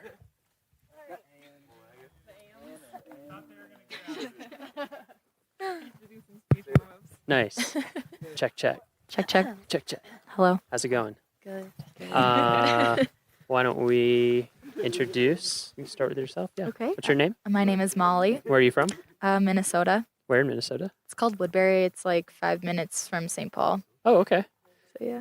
Do you know? I just figured there'll be podcast listeners who know exactly where Relate that is, to Minnesota. so, Yes, we're Woodbury, trying home of the Royals. to- Yeah. What kind of design do you specialize in? Graphic design. Graphic design. Yes. Okay. Me too. Yeah. All these industrial designers. I'm like, I know. that is I super think cool. I don't know anything about it. Well, there's 4 of us here, yeah. Okay, nice. So it's interesting to be around a bunch of ID kids because we really aren't after freshman year. Yeah. What do you think is? I've never interacted with ID. Yeah. They think a lot more 3D than us. Uh-huh. They can see like physical copy a lot better than we can. It's a little hard for us. We see pretty flat. Yeah. I digital was just. things. I was just talking about that actually. Yeah. With Baxter. Oh, yeah. Yeah. About like. I was like, I'm in the 2D world. Yeah. That's how my brain works. I feel like a lot of their projects too are a lot more like practical and like used, where we just made cool things. So Mhm. Yeah. Yeah, it's I mean, there's lots of different ways of graphic design. For us in the Park Service, for me, it's like just how to communicate with people well. Basically, how do we make something that has that nice balance, of like that kind of nice tension that you always want, that makes a good design, but is also really clear. Because that's a big thing for us, is that, people are on vacation. There's crazy stuff going on. They're seeing all this crazy, Yeah. and we want to teach them stuff, but we don't want to like get in the way of throw the book at them. So yeah, kind of learning how to use design to do that, super important. Yeah. How about you? What's your name? My name is Maggie. Where are you from? I'm from Kansas City, Missouri. Oh, nice. Yeah. I have a cousin in Kansas. Two Oh, yeah. cousins in Kansas City. Yeah. Yeah. And your graphic design as well? Yes. Nice. Yeah. Okay, we'll finish introductions and then we'll just Yeah, I'm Beth. I'm from Wichita, Wichita. Kansas. Okay. Yes. Yeah, so we do have a lot of Kansans and some upper Midwest people. Wisconsin, Minnesota. Nice. Yeah. So have any of you guys been to Rocky Mountain before? No, I think this is the first time No? for all of us. Yeah. Yeah. You guys been in mountains before? Yeah. I've been to Colorado and Yeah? other places, just never the park before. I went to Vail. Mm-hmm. and Okay. I've been to Estes, just never really to the park. Okay. Yeah, so you've seen some mountain stuff. So what do you think? What do you think about Rocky? It's awesome. It's beautiful. Awesome. Yeah?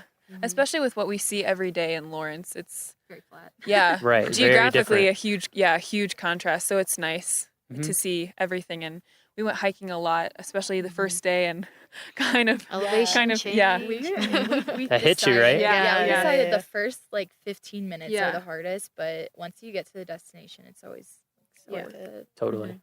Yeah, I'm my body's especially stubborn, so for me it's like the first 1 to 2 hours. Yeah. Especially if it's really early. I'm like, Yeah. oh man. But yeah, every Yeah. time once you get into it, you're like, I'm so glad I'm doing this. Yeah. This just feels so good and engages your mind in a different Yeah. way. Yeah, how is it's been interesting hearing from different people how the camping and hiking and being outside all the time has affected lots of things. But Yes.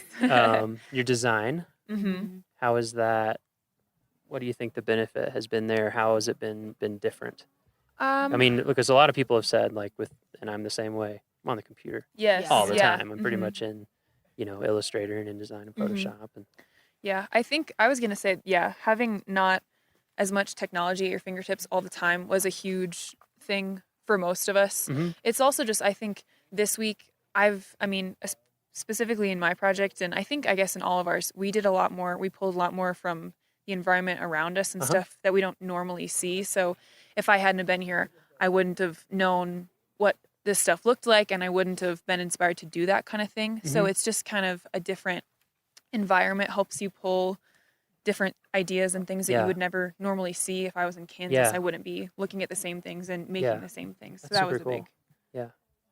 Yeah. One thing that I don't know, this is just my own personal pet theory, but national park visitation has been going up for sure the last few years, at least like at Rocky it has hugely, incredibly. And I think part of it for me, and you guys would know even more because I'm 32, so but I had the internet and stuff for a long time, and you have to be here. You know what I mean? Like you're saying, like you have to be here and have the experience. It doesn't really translate any other way. It's not really reproducible. Even in pictures, like it's just exactly. Yeah. So it's something that it's cool that we have these places, like experiences that are here set aside specifically for you to be able to have a genuine experience that you can't have anywhere else. That's cool. Yeah. What about you guys? How did it? Yeah, I think the biggest thing was not being able to rely on outside sources. So having to come up with things that were like personal experiences, things that you are familiar with. And then also for me, a big thing was not being able to compare what I was doing to other things that have been done. So it's kind of figuring out a way, or I guess it was just not having the ability to go out there and look at what's already been done. So just I hadn't even thought about that, but that is huge because I mean, we all do that. When I'm starting a project, I'm just like, oh, I have this feel in mind, and you start looking at references, and then you get lost. You kind of if you had, you still come up with something original, but maybe you had some idea before you started looking that now has gotten kind of drowned out, maybe. And then I think the comparison thing is huge too, because I know for me, I feel like in everything in life, you do best when you aren't self-conscious about it. But it's really hard when you have the world of design and you're like, oh my God, I can't do this. But it's well, they're one of the 10 best designers of all time. But at the same time, I thought it's been a really long time since I've been told make whatever you want. There's no guidelines or prompt or anything. And at first it was oh my gosh, what should I do? I can do anything. And just this pressure to make something awesome. Because you have the 1 week. Sure. And everyone here is so talented too. And seeing everyone's together, everyone around you is making really amazing stuff. Yeah, so I agree. When I looked at everything. Yeah, there was definitely panic. What do I do? That's cool though. That's a good, that's a good group dynamic. I think when you have a bunch of people together who are who are good at something, it makes everybody kind of step their game up. Yeah, that's true. Yeah, I love a lot of this stuff. Yeah, we're gonna try to get pictures up so we can put it on the blog. Oh, cool. Good. Yeah. Well, I'm glad that you guys have had a good time and that it's been valuable. Absolutely. Do you think there's things from this experience you'll take back with you? Getting smoked. I feel like I'd be more likely to go visit other parks now. That's awesome. Yeah. That's really good. I think especially aside from the design and just the camping aspect of being here, none of us have ever camped for an entire week. So that was really that was really tough at times. But Right. now, yeah, I think the longest I've ever camped is really a night or two. Right. So yeah, a weekend. So. Yeah, I think it's that day like 3 to 4 where the game starts to change. Yeah. Yeah. Because you're like, wait, there's nowhere for me to go. Yeah. I live here. Yeah. But after this, I think I'd be a lot more willing to do stuff for longer periods of time. That's great. Yeah. Yeah, it's it's like a time-based thing, you know. You almost have to you realize, I mean, I've done backpacking trips and you kind of sense this pattern where it's like day 2, day 3, day 4, and as you get deeper into it, you become more and more comfortable. Yeah. It's cool. Get your mind in a different gear. Yeah, but we've also heard a lot of people around camp saying like this is the nicest campsite they've been to, and like how all the facilities are really close and Estes is right there. So it'd be really interesting to even go somewhere more remote. Oh yeah, where we like can't go actually, to Estes for actually, showers. that's a really good point. Yeah. I've talked about this with people before, like those of us who work here. You know, it's very unusual to have a park of this size and type, but then to have a real community right at the doorstep, and then an airport an hour and a half away. Yeah. Because when I worked in Denali, and even there's some stuff compared, but like there's no grocery store. Although I heard that they're building one, but there's no grocery store. So we would drive to Fairbanks. So it's 4.5, 5 hours round trip for groceries. Yeah, and so it's and so you're right. There's a whole realm. Yeah. Also, what I would encourage you to do, there's 417 units in the National Park Service system. Wow. So there's national parks, which I think there's 59 or 60 of now, but then there's a whole bunch of other stuff, and like national monuments. We run a lot of those. Forest Service and BLM run a lot more. There's historic sites. Anytime you have the chance. The job I had before this, I went to all sorts of different parks and made brochures for them. It just, so many places are really cool, even if you wouldn't think to stop there. Like little Revolutionary War battlefields and Civil War battlefields. And oh man, I'm blanking on the name right now. It's a Congaree National Park, which is a swamp area, kind of right on the border of the Carolinas. Like, it was incredible, and I'd never heard of it. So that's cool that you're more interested now. Yeah, definitely. Yeah. You can go if you go to findyourpark.com, or if you go just go to nps.gov. Like, we have maps of every park unit. Cool. Yeah. Cool. Keep it up. Future park visitors. All right. Thanks. Yeah.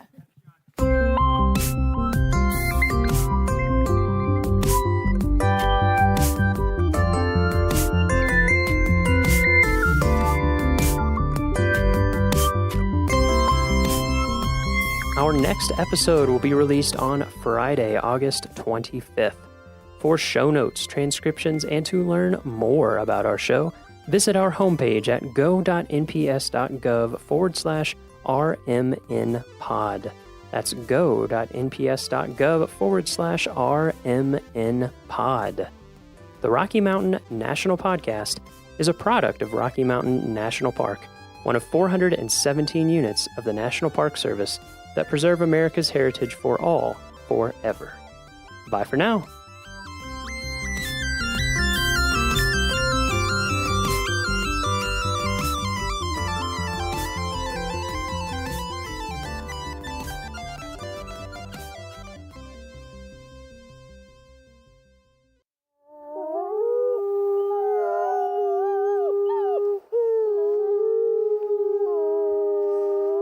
From Yellowstone National Park, this is What We Do. I'm Miles Barger. And I'm Ashton Hooker.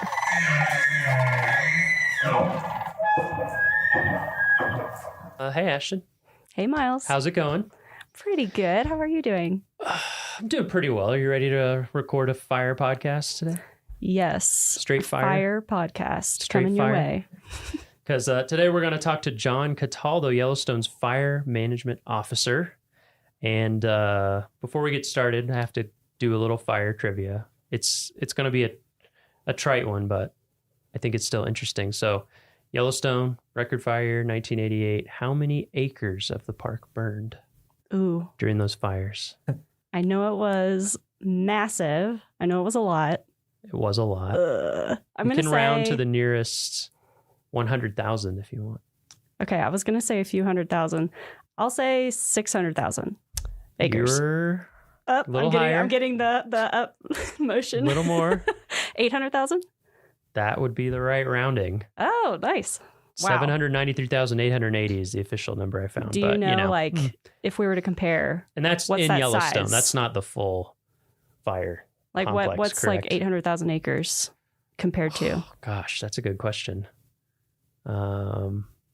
Yellowstone's 2.2-ish million. Okay. Which is what states combined? Rhode Island and It's 2 Rhode Island. 2 Rhode Islands. And the chain. So maybe 2/3 of a Rhode Island. It was 36% of the park. Pretty big. That's a pretty big fire. Yeah, pretty big. And that's just inside of Yellowstone. Anyway, there's our trivia. But today, like I said, we're talking to John Cataldo, Fire Management Officer. You ready to dive in? I'm ready. All right, good. So in your career, have you always worked for the National Park Service in your career? Or did you start with a different agency in terms of fire? I started with the National Park Service in 1992, and I've kind of oscillated back and forth between the U.S. Forest Service and the National Park Service, but always a federal agency. Okay. Yep. What was your first job in fire? My first job in Or in fire, general? well, in general, it was actually part of my financial aid package when I was an undergrad at Humboldt State University. I was offered a work study opportunity as part of my financial aid. And I was studying wildlife management at Humboldt State University in Northern California. And my advisor and the department chair was married to the branch chief of wildlife at Redwood National Park.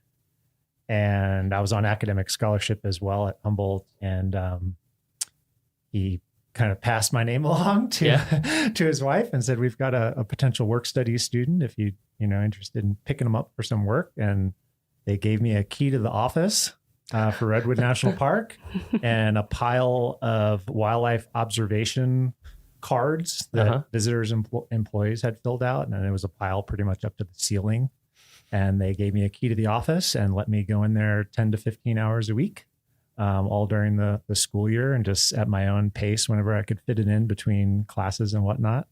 And that was kind of my very first Park Service job. Interesting. Wow. Yeah. Huh. So how long after that was it when you first got into fire of some kind? The very next summer, I was working up in Alaska for the Forest Service in Cordova, which is the last place I ever moved to without checking the Farmer's Almanac for like how much rain or sun it gets or doesn't get. And turns out that Cordova, Alaska gets 169 inches of rain a year. And I was working in fisheries at the time. So I studied wildlife and fisheries in college. And so that was how I got my start in the service, was those sorts of positions. And so working in fisheries, we were outside every day in Cordova, wearing rain gear. And honestly, after a couple months of that, I was basically pruning. Like it had just been like, you just had been in the shower for 2 months.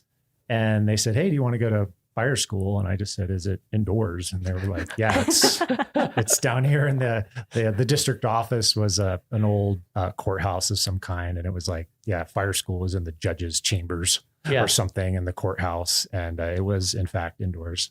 And I said, yeah, I'm your man. And so I took fire school, and of course the place where it rains that much, you don't get a lot of fires. But it was an exceptionally dry summer there the next year when I returned, and we had a couple of like little fires out on the Copper River Delta, fireworks or something. And I got to go to those. And then the 1994 fire season in the lower 48, which is kind of another benchmark fire season in the lower 48 at least, kicked off in August. And I spent the last 6 or 8 weeks deployed down here on fire crews. They kind of went to each little team on the district up in Alaska, and everyone had to volunteer somebody to go be a firefighter.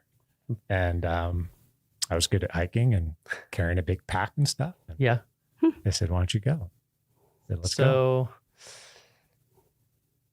Well, so what did you said you were studying wildlife starting out. Yeah.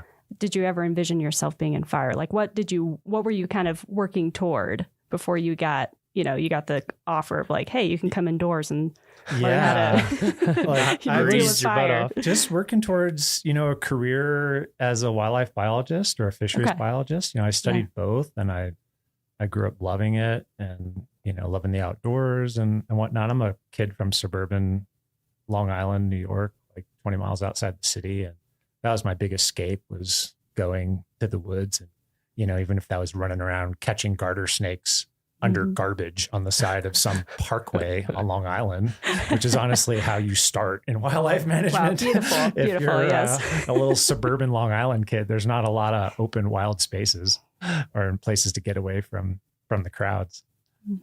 So the woods kind of became my retreat when I was young, and just got out the book of colleges, when you're in high school, and it's like the size of a phone book, and it's every college in the country and all the programs they offer, and picked 3 or 4 of the top wildlife management programs. And one of them happened to be 4 hours from where my brother lived in Oregon. And nice. Yeah, ended up at Humboldt. Oh, cool. Yeah. So when you finally did get into fire, what was it that kept you there? I've always been into, played a lot of sports growing up. So I like being really physical. And honestly, probably statistics and organic chemistry pushed me towards firefighting, because to kind of take the next step in wildlife and fisheries, it was going to be really heavy. And, you kind of get to that point in your education where it's like, I don't know if I'm ready to take the next step. I think organic chemistry is that line for quite a few people. Yeah. It kind of weeds people out, huh? Yeah. So, just working on a team and being outside, and it was just a good fit. It was like I was kind of made to do it. I just felt enjoyed right. it. Yeah, it just felt right. It was just right off the bat. It was a good fit. I just fell right into it. And you're lucky if that happens to you. Yes, whatever I agree. you are, whatever you're doing. Yeah. Yeah, I feel the same way. I'm like, how did I get to where I am today? And I feel lucky. I don't think I would have planned it. Like you're saying, sometimes these things just happen. Yeah, I had some apprehension, in the beginning, and just talking to other folks who'd done it previously. And they're like, no, it's great. It's like camping for dollars. Like we're going to go camp for weeks, and we're going to work hard all day, and then we're going to go sleep in a tent, and we're going to get up and do it again. I was like, that sounds great. So what was I'm guessing, I don't know yet, but I'm guessing a theme in these podcasts that will come up is the career progression can be interesting. So like, what are the steps to go from that, where you're like actively out camping, fighting fire, to where someday you're spending most, if not all, your time in an office and dealing with budgets and hiring in the big picture? Like, what did that look like for you, timeline wise? Yeah, that's kind of one of the hazards of the job, is someday someone's going to hand you a radio to talk on. That's the first hazard of the job, right? They kind of leave you alone for a few years because it's dangerous to let you be in charge of anything. And then at some point they're like, oh, like you seem pretty squared away.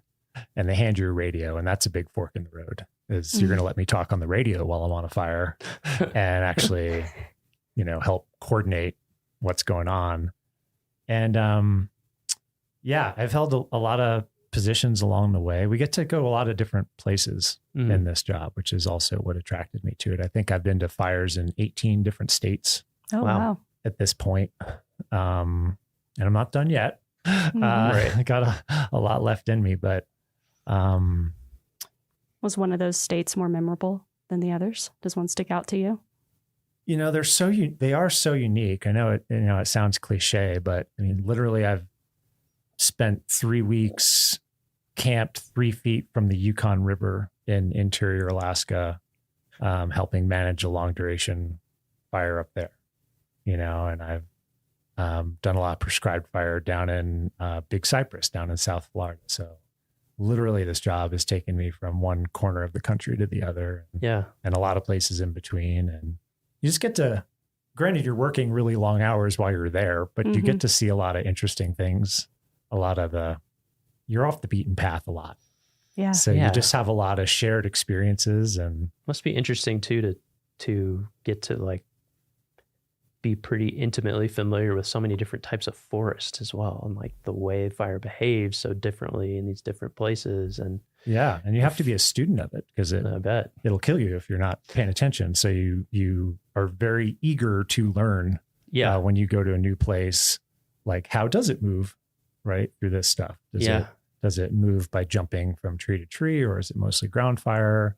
Are there interesting local factors? Like, does it burn? Some places it burns really hot and downhill at night. Didn't see that coming, right? So you gotta make sure you're being a student and finding the people that understand how fire moves on that particular landscape. And, helps keep us all safe and meet the objective, whatever that is. Yeah. So let's jump ahead to now. Okay. So do you have a typical day in your job? You know, a lot of what drew me to this is that it's not a lot of typical. I guess should focus on maybe on the summer, because like you mentioned, the winter, you know, when you're in a year-round position and you live at 6,300 feet in a national park, we get a lot of opportunity for winter and typically don't have fires. And in the off season, it is a lot of just planning and for next season and hiring and communicating with our partners and cooperators and just kind of getting on the same page for the next season. But once we kind of throw the switch and the temporary employees come on in the spring and we kind of ramp up and just sort of get into the mode, so to speak. A typical day, we start off with a briefing with everyone on the team, and we get together for about 20 minutes and we go through a safety conversation and a weather conversation, situation, whatever's going on, fires in the park, fires around the park, fires we may find ourselves on later that day, just whatever's going on, go through a plan for the day. And then we just sort of fledge everyone to their assignments. And typically we'll go 5 different directions on any given day. And we'll be engaged with fuels reduction projects, you know, in some of the urban interface areas around the park. We'll be out monitoring the fuel moisture and different types of fuels that we're curious about in the park. That's a big part of the program, just being prepared for what might come, and how wet or dry the fuels are is a big part of that. So we'll be out doing that, maybe helping our neighbors with some incidents that they're managing. So they're just really, every day is different. Yeah. Especially once we get around to like May or so, and then through October, you just really never know what you're getting into. Right. So it's a good career field for someone who likes to keep moving and have surprises thrown at them. There's a lot of moving. Yeah. There's a lot of moving parts. You have to be and really, you're out in the field a lot in the summer? I get to pick and choose my spots at this point a lot. Unfortunately, the field part of my job is definitely dropped off, particularly here just because of connectivity issues. Yeah. Because we are so remote, relatively speaking, to a lot of other places in the lower 48 that because a lot of my day-to-day responsibility is to be what we call a duty officer. So I'm the first phone call on any new potential vegetation fire. So however that report comes in from a visitor or from an employee, it'll get routed to our dispatch center, and then they call me as the duty officer and say, here's what we might have. What do you want to do about it? So you need to be reachable. I need to be reachable at all times. Yeah. And if people can't find me, I'm not doing my job. So it does kind of keep me around headquarters a lot. But of course, I do enjoy getting out on fires. Yeah. So what, in your current job, what do you think is the most important skill?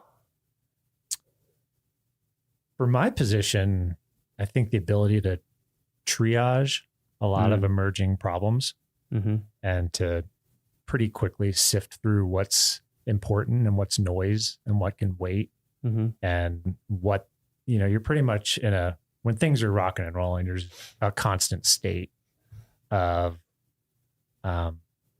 just, you know, your awareness is just peaked and you're just constantly trying to update what we call a common operating picture of like, what is our fire environment? What's going on?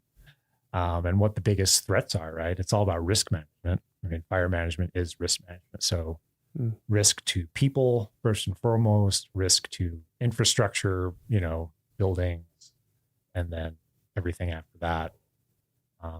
So yeah, just the ability to maintain the correct flight altitude. And, all of us start out as just ground pounders, right? Swinging a 5-pound tool 10,000 times a day is how you first prove that you can do this. Right. And then you go from there to where you're virtually never swinging a 5-pound tool anymore. Yeah. So sometimes when really things start rocking and rolling, some folks will revert to what they're most comfortable with, right? Which is the first thing you ever learn. And they want to kind of get in the weeds. And just being able to maintain that 30,000 foot flight altitude as a fire management officer or a duty officer, that's pretty critical. Well, and that skill to bring in all that different types of information and then be able to make decisions, that probably comes with a lot of experience that you've had over the years. So if you were to what advice, what types of experience should people be seeking out if they want to, get to your type of position one day? Variety, just really seek variety, and particularly prescribed fires. So controlled burns, another way we describe those. Being involved with that is a great way to just see a lot of fire on the landscape and watch it and not necessarily have to just be responding to it, to take those opportunities to see how it moves and understand the physics of it. Just really pays dividends down the line. So it's just experiential learning, all of it. I mean, there's a big on-the-job training component. We have a huge continuing education component to all of this, where as you progress along, we're sending you to more or less 1 week long classes. We have a lot of 32 to 40 hour classes we'll send you to, but those just sort of complement that field experience. So it's just go full send, just get as much fire under your belt as you possibly can is the best way to be good at my job. And so that's why I oscillated between the two different agencies, because, the Forest Service, that's the big green machine, right? So I think half the U.S. Forest Service budget is fire management. Wow. So they're highly invested in it. And that's where the majority of the resources in America are, they're in the green trucks with the different logo. And so coming up in the Park Service was great, but I also realized I'm not seeing enough fire on Park Service land to get as good as I need to get at this to have the job I want to have someday. So I knew I wanted a job like I have now, but to get there, I had to leave the agency, go to a different federal agency, and ended up running a hotshot crew for close to a decade, which is a great way to see a lot of fire. Yeah. So that was just all by design. That was well, I think I've done what I can. In the Park Service, there just wasn't as many opportunities to move up or move laterally. We just don't have as big a program. And it's I'm going to go fight fire with the Forest Service for about a decade, and then I'll come back and I'll feel a lot more confident what I'm doing. So you did want to end up back at the Park Service? Absolutely. Ultimately? Yeah. Why that over, like you said, Forest Service is the big agency that's handling all this stuff. What about the Park Service made you want to end up here? I just love the mission, really. And I mean, it's the greatest, last, best places. Right? I mean, the Park Service units are, particularly for me, loving the mountains. I mean, being in the Northern Rockies, it's just outrageous. And this region in particular, I've spent time in the Pacific West and the Pacific Northwest, and I love those systems as well. But I mean, the Rockies are just outrageous. So for me, you can't beat it. So yeah. Was that kind of same sentiment what drew you to Yellowstone, or was there some sort of draw to Yellowstone for you in particular? I'd spent about 5 years of my life in Alaska. So one of my early Park Service positions, actually my first permanent appointment, I was the first helicopter manager hired at Denali. In the year 2000, we had the National Fire Plan came out. So we'd had kind of a succession of really intense fire seasons in America. And the result of that was a thing called the 2000 National Fire Plan. And a big part of that was a big injection of funding into fire management in America. So, a lot of life's timing, right? And so when the National Fire Plan rolled around, I had about 9 seasons under my belt, either of fire management or wildlife or fisheries management. And I think three full seasons and a few qualifications under my belt. And then all these permanent jobs popped up. And I was sort of in a really good position to compete for one of them. So that was just good timing. And a lot of my peers, we call ourselves like National Fire Plan babies because we all got our start. We all got our very first appointment sometime in the spring of 2000. I mean, I think, a couple things you said I think are good for people to keep in mind in terms of thinking about wanting to work for federal agencies in general and the Park Service specifically is like there is timing, there is luck, there is when these things come along, and also having the 30,000 foot view of your own career, like you were saying, is like maybe I need to leave for a while to get these other experiences. Because I think sometimes people think I'll just be able to follow this exact path that I want and get the jobs I want, and I feel like that so rarely happens with anyone that I know in the Park Service, whether they leave for a completely different field sometimes or switch agencies or whatever. It's like, this is where I would like to be, but I need to get this experience here or this there, or thinking about the career ladders and the way things can go. I think I'm glad that you brought up those points because I think it's a good thing for people to remember. That's certainly how my career has been. I think almost everybody I talk to. Yeah. I think a big part of it, I tell folks all the time, to some extent, you have to be prepared to move at the speed of opportunity, and you can't just expect to, in the federal service and the Park Service, like plant roots in one spot and march up the ladder through your entire career in one place. It's just not realistic. Possible at a massive unit like we work at, right? Because we do have a tremendous organizational chart here and a lot of really deep programs and a lot of career ladder potential. That's pretty unique. It is. In the service, though. Yeah, it's pretty rare. Yeah, you can go to a lot of parks and there might be, the chief ranger and 2 seasonal law enforcement. Yep. At these smaller units, in that career. And obviously there, you're not going to try to stay in one place for 30 years and become the chief ranger. Like you might have to step to the side to step up and step back. But there's tremendous opportunity to move around. I think that's a great thing. I wanted to see a lot of places and I wanted to do a lot of different things. And for me, the emphasis in my life wasn't going to be plant roots, start a family young, be in one place, coach the volleyball team or something. Like I didn't want to do that. I wanted to just really move around a lot and just see a lot of things. And like I said, I'm a suburban Long Island kid. Yeah. Once I hit the West, I wasn't slowing down. I wasn't going to move out West and plant somewhere. So I've achieved that. So with all these different experiences that you have, it might be hard to pick one, but is there like a moment in your career that stands out to you as really being a defining moment or even the defining moment? Was there some time where you're like, this is it for me, or was it more gradual? In my fire service career, I'd say the day that we were certified as a hotshot crew in Northern California, that process took several years and was pretty intense. And so I'll remember that day for the rest of my life for sure. Yeah. Anytime you're working towards the same goal for 6 years, year round, it's a pretty big day when someone finally says you're good enough. Wow.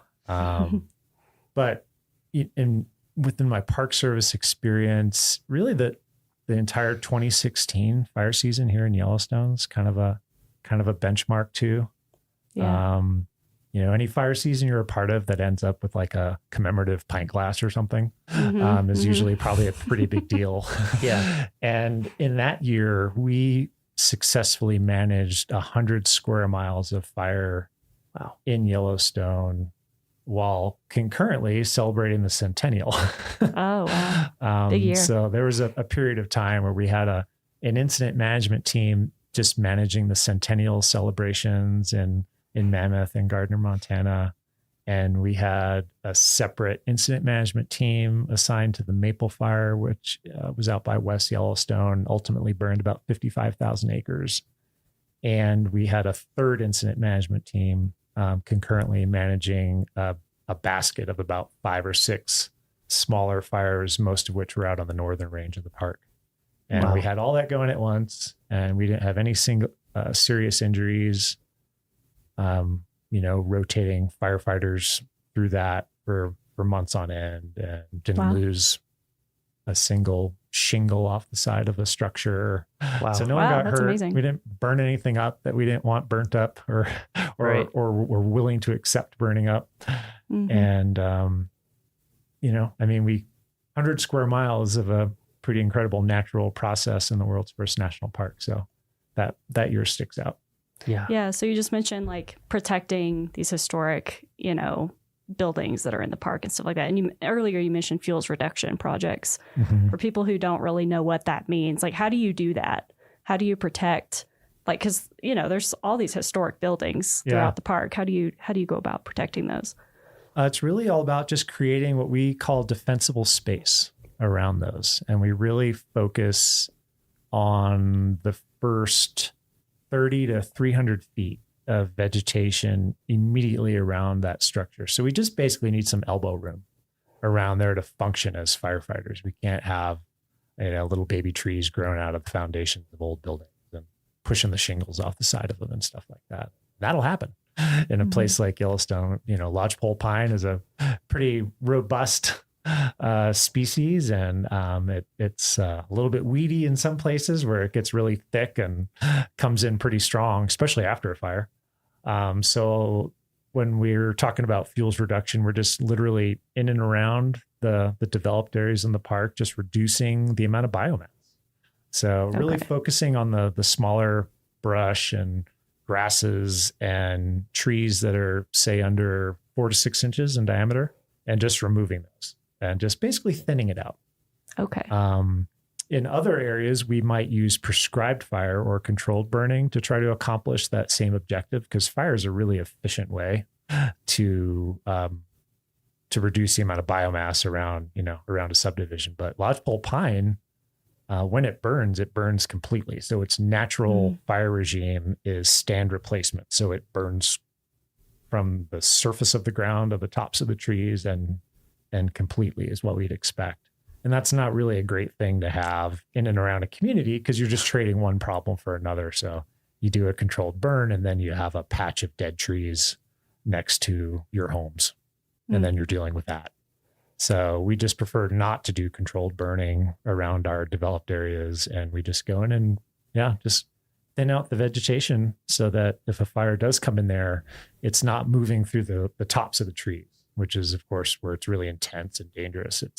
It's going to stay on the ground where we can deal with it, and preferably on the ground with flame lengths less than 8 feet. That's kind of our cutoff. If the flames are taller than 8 feet, we're going to need a pretty heavy hand to deal with that. We can't swat that out. Gotcha. So for people interested in your field, your career field, what, before we get to your series and grade and all that kind of stuff, where would people look if they wanted to get started in fire? Like, what series would they look for? We're actually going through a really big transition right now in how we're classified as firefighters. We were forestry technicians for the first few decades of this profession. And essentially, it's been decided over the past few years that's not a very accurate description of wildland firefighting for lots of good reasons. And so now there's a new wildland firefighter job series, and that's 0456. And it's designed to be a hire to retire job series. So we're going to be recruiting and advertising positions in that from now on, literally from the GS3 to the GS15 level. Wow. So that's really cool. Yeah. And previous to that, we were hiring entry level positions as 0462 forestry technicians. And then I'm currently in an 0401, which is a biologist, ecologist job series. And that's all transitioning. So going forward, it'll be 0456 from GS3 to GS15. Wow. So that simplifies it a lot for people interested in looking. It does. Yeah. Yeah. They can focus in on that series and find something that aligns with whatever experience they have. Yep. And get in the door. Yeah. And getting in the door is not that complicated. You know, we don't have super high educational requirements, basically a high school diploma and a great attitude and an aptitude to learn new things. I know, a commitment to physical fitness. Like, let's go. Yeah. Like, and that's it. Like we can start there. Right. And we're going to teach you the rest. So it's pretty cool. It's pretty I think. Cool. Yeah. Yeah. Because I've definitely noticed, like, I've never been in wildland fire or anything myself, but just being around people who are, there's definitely like a vibe, a culture, I think, of the people who stick with it. Because like you said, you gotta want to get into it. Well, and you have a lot of intense shared experiences, right? Yeah. So anytime you do that, you do form a certain bond with the people that you're doing that with that you can't simulate elsewhere, except maybe like within your actual immediate family, like the experiences you might have with your brothers and sisters growing up. And there's, I mean, so many stories I can't tell anybody because they won't even understand. Sure. You know, and that's a powerful thing. And it could be lonely at times because there's, you know, you got to like find your old hotshot friends to like talk about, you know, some fire you're on, because you would just spend all your time trying to explain it to other people. Yeah. You know, so yeah, it's kind of a unique job in that regard. But you meet a lot of great people, and it's not easy. It's not an easy job to do, right? So if you're around people that are doing it and sticking with it and making it past, there's kind of this imaginary line at year 3 where you're sort of in or out, right? You're either like, this is what we're doing because the commitment level is so high, or maybe this isn't for me and I don't like sleeping on the ground and not being completely convinced like when the next meal is going to show up out here, or just being out in that environment. Yeah. So when you're around people that have made that commitment and made those sacrifices, it's a pretty special. So yeah. We have really good stories if you can get us to tell them. Maybe someday. About to say, I could keep I wish we could talk for like 3 hours. Yeah. And so along those lines, like if somebody's looking for this job in a national park, not every national park has these jobs, right? Or do they? I'm not familiar. Not every unit. Certainly the larger mid-size to larger parks. So for example, in our region, we have 14 park level fire programs, and those programs either manage one or a group of parks.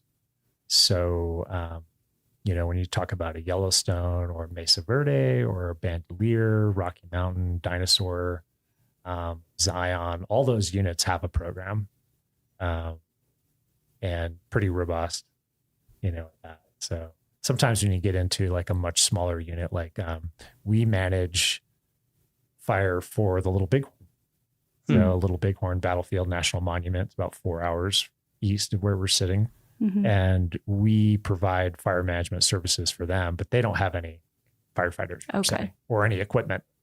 So it's just sort of an administrative responsibility. And so, yeah, we manage their fires through agreements and relationships. So the Crow Agency has agreed to come over, put out any fires if we get any out.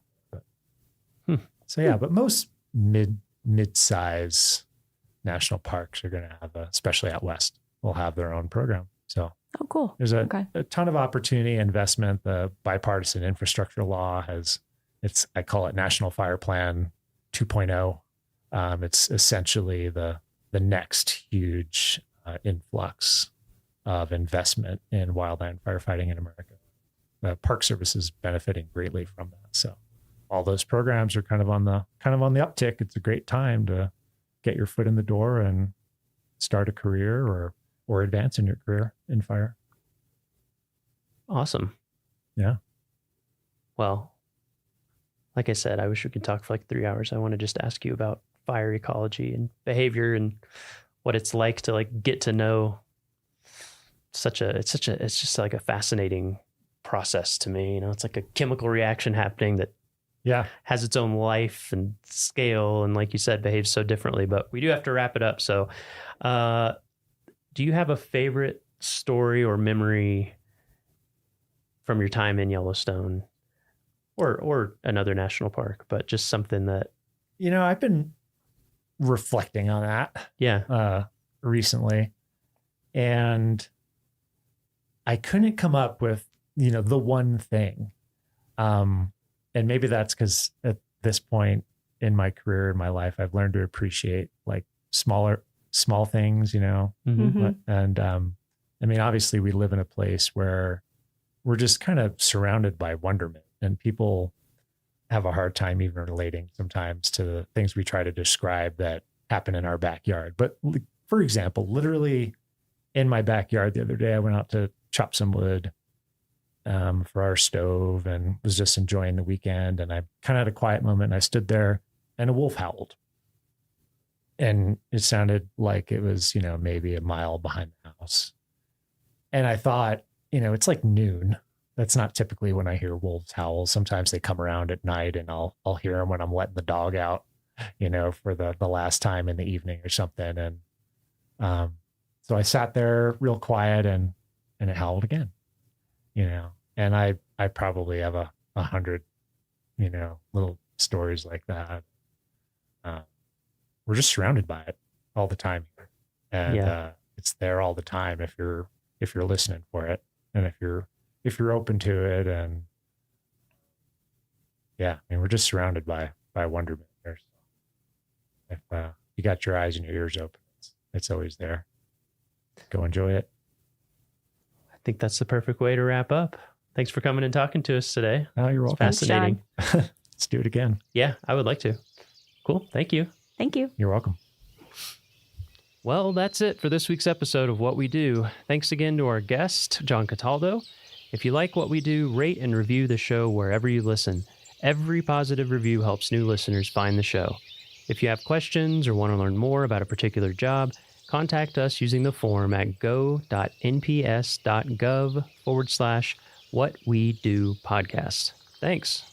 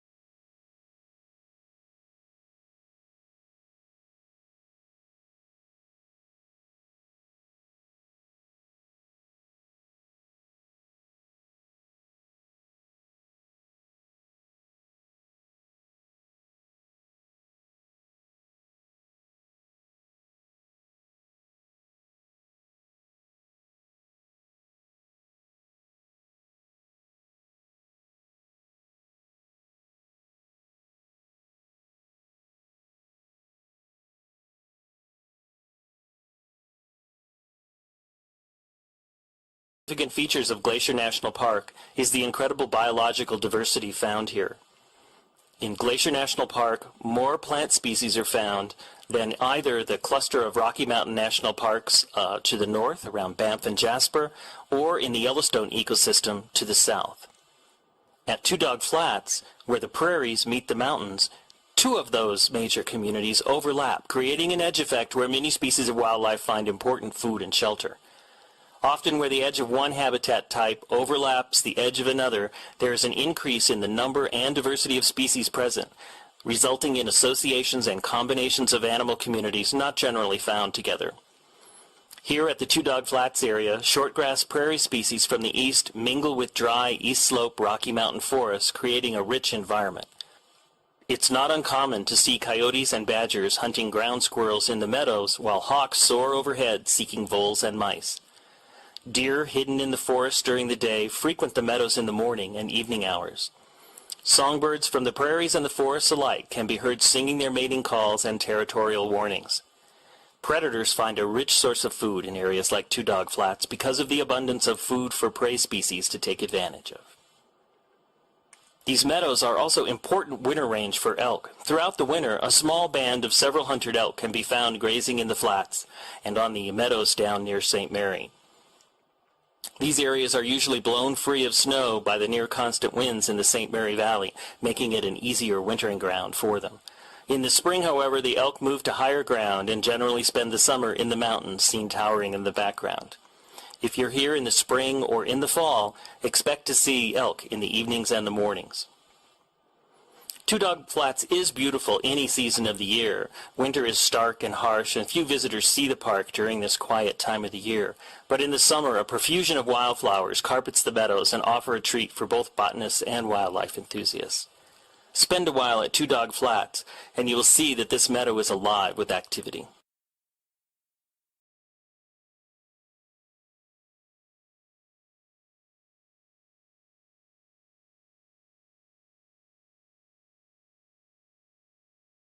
Was one of the most difficult challenges on the entire Going to the Sun Road. Built in 1931, the 408-foot tunnel appears to come directly out of Pegan Mountain, with waterfalls cascading down the portal. Before work could begin, a 3.5-mile trail was constructed 200 feet above the road from Logan Pass to a point above the site of the tunnel. A platform on which to work was excavated by moving 6,250 cubic yards of dirt and rock. The materials and equipment were hauled to the platform above the tunnel site and then were packed by laborers down ladders and switchbacks totaling 200 vertical feet. Crews worked 24 hours a day on the tunnel, boring around 5 foot each 24 hours. Both portals of the tunnel frame impressive mountain views. In November of 2006, severe rain and flooding washed out multiple sections of both lanes on the Going to the Sun Road near the tunnel. The largest washout was over 100 feet long. Within days, heavy snows prevented access, and repairs had to wait until spring road crews could plow their way to the damaged sites. Several strategies were explored for repairs, and eventually it was decided that a mechanically stabilized earthen wall 350 feet long would solve one problem, and a temporary bridge would be required to provide two-way traffic over another spot. Work will continue on some of the damaged locations throughout the summer, as well as the ongoing rehabilitation of the Going to the Sun Road that was previously scheduled. This incident is another reminder of the power of nature and reiterates the need to rehabilitate the Going to the Sun Road so future generations can enjoy its majesty. Hey, you rockin' Rockyites. Welcome to episode 10 of season 1, which has 10 episodes total, which means, you guessed it, this is Sad Face, the last episode for this first inaugural season of the Rocky Mountain National Podcast. So, first of all, we want to say thank you so much for tuning in, whether that was one episode or multiple episodes. Hopefully you became a subscriber if you are into it in whatever podcast app you like to use. If not, consider doing that. Some stuff you can do while we're on a hiatus for the winter. We may have some bonus episodes in the winter, but we're going to be on a hiatus overall. Here's some things you can do. If you like the podcast, first of all, if you go to iTunes and give us reviews, that helps us show up higher in search rankings. It helps us spread the news about Rocky, and reach more people. So think about that. Another great way is to just tell people that are your friends that you think you might be into our podcast. Just let them know, hey, this is kind of cool. Check it out. Or maybe you'll listen to an episode together. I'm also going to go out on a big limb here and give you my email address so that you can send us any comments, positive, critical, negative, whatever. And more importantly, you can give us ideas for things that you are interested in hearing about for next season.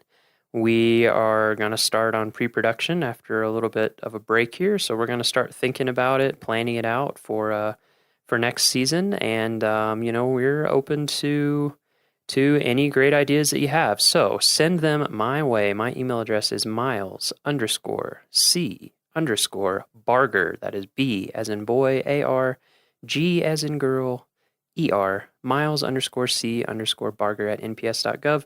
Send us your comments, send us your ideas, just send us a hey, thank you from wherever you're from. We enjoy listening. Whatever kind of notes you want to drop, go ahead and send them there, and we will read as many of them as we can. So, let's finish this season up with an episode about Long's Peak. Today, we're joining Everett Phillips, who is a Long's Peak climbing ranger. We're going to talk about what being a climbing ranger involves, why we have climbing rangers at Rocky. We're going to talk about how Everett became a climbing ranger, and then we're going to spend quite a bit of time talking about Long's Peak, specifically the Keyhole route. Everett's job this summer and last summer has focused, as you'll hear in the episode, on doing what we call preventative search and rescue, or PSAR, on Long's Peak, specifically the Keyhole route, to help have people have a better time, help keep them safe, and help prevent search and rescues from happening before they ever happen. So, super interesting episode, obviously a huge topic here at the park, and we hope that you find it enjoyable, fascinating, and if you are thinking about climbing Long's Peak, very useful. Here we go.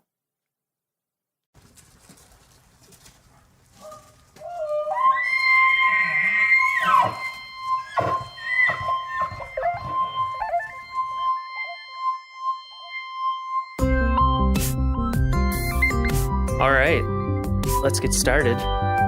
We're here, we don't need to say where we are because we're in my office. That's boring. A lot of times we record it outside, but we're not recording at 13,000 feet. Yeah, being in an office is novel for me, though. That's true. It's exciting to me. All right, we're in a novel environment here in an office in the indoors. Gonna do an interview. So, if you could tell us your name and your title here at the park. So I'm Everett Phillips, and I'm one of the climbing rangers on the East District in Rocky Mountain National Park. East District, so the Estes side. Yeah. So climbing ranger, we haven't talked about climbing rangers yet on the podcast, so maybe we can do a little overview of that program before we dig into what you specifically do. So how many climbing staff are there here in the park? There's 8. 8. 2 of us are here year-round, and I'm one of the 6 who are here seasonally, so from May until the end of October in my case. And our role, it's Rocky Mountain National Park, so it's rocky, and we have a lot of spectacular mountain terrain here, and that terrain is inaccessible in part for many visitors and many employees because of its precipitous nature. So we have a visitor use group, mountain climbers, that access that terrain for recreation. And when they get in trouble, or perhaps when they impact the resource, the park has to become involved with that terrain, either to go rescue them or to maybe make regulations. A great example would be if a cliff is closed for nesting raptors, you need some people who could get up there to tell people to leave that terrain or to post signs. Gotcha. So basically we have, as anyone who's been to the park knows, a lot of steep terrain. especially on this side of the park, but on both sides of the park, a lot of steep terrain. And we have people who like to climb it. And so we need people who know what they're doing to get up there and help them out and talk to them, and also to know the community, right? And to know the concerns and to know all those sorts of things. Yeah, that definitely is part of the job.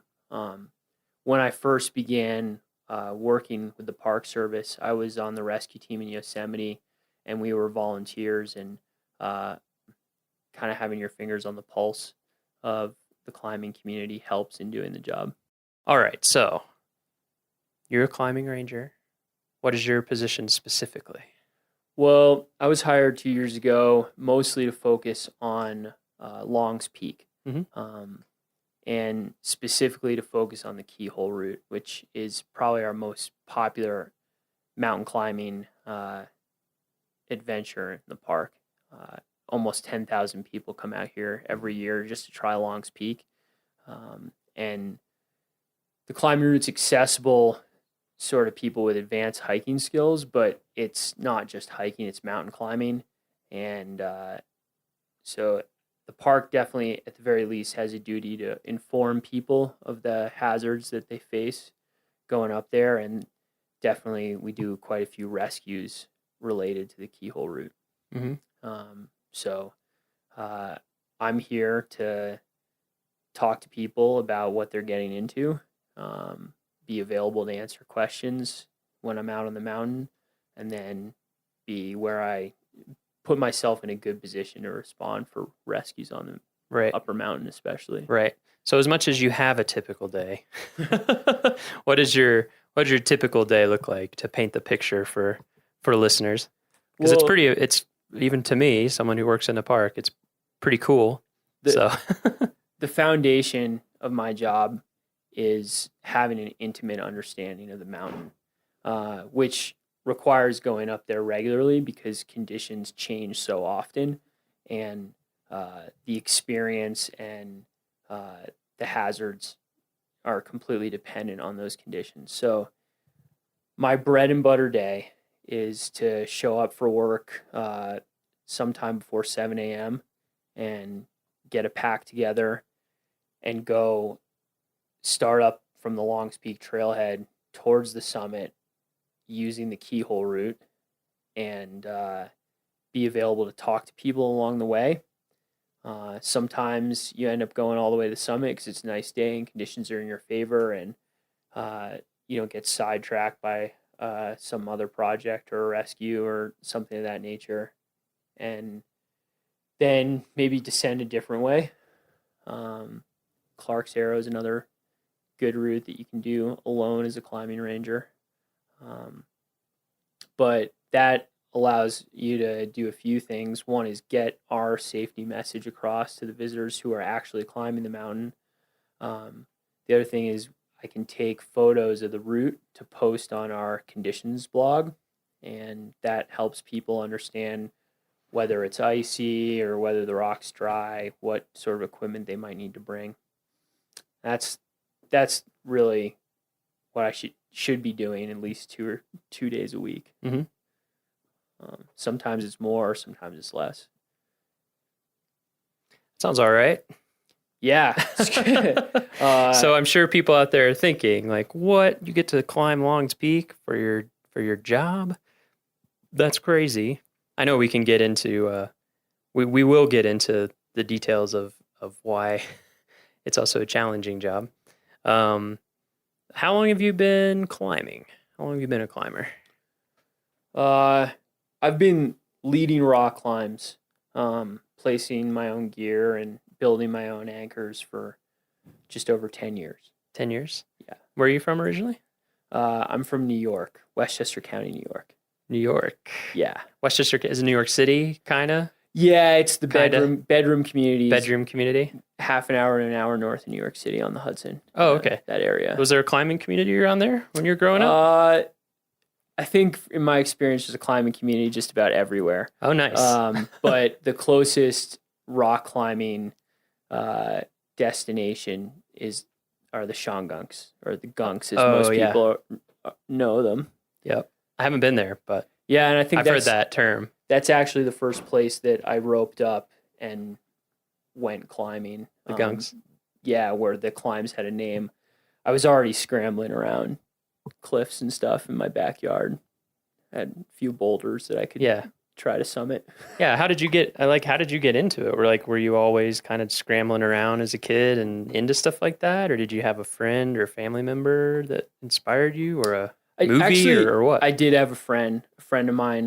His name was Josh Garrison. We were soccer players on the same soccer team, but he got into Outward Bound. He was an instructor there, and he's been involved in outdoor recreation. And I think, to get into climbing that is more adventurous for you, it's helpful to have a partner to hold the other end of the rope. And I think I got recruited to hold the other end of the rope. And I guess in some ways he opened that world to me. So it was fortunate. Thanks to him. Yeah. So he kind of got you started on it. And what kept you going? Like when you started, what was the appeal? What drew you in? I think I really like the responsibility that comes with climbing.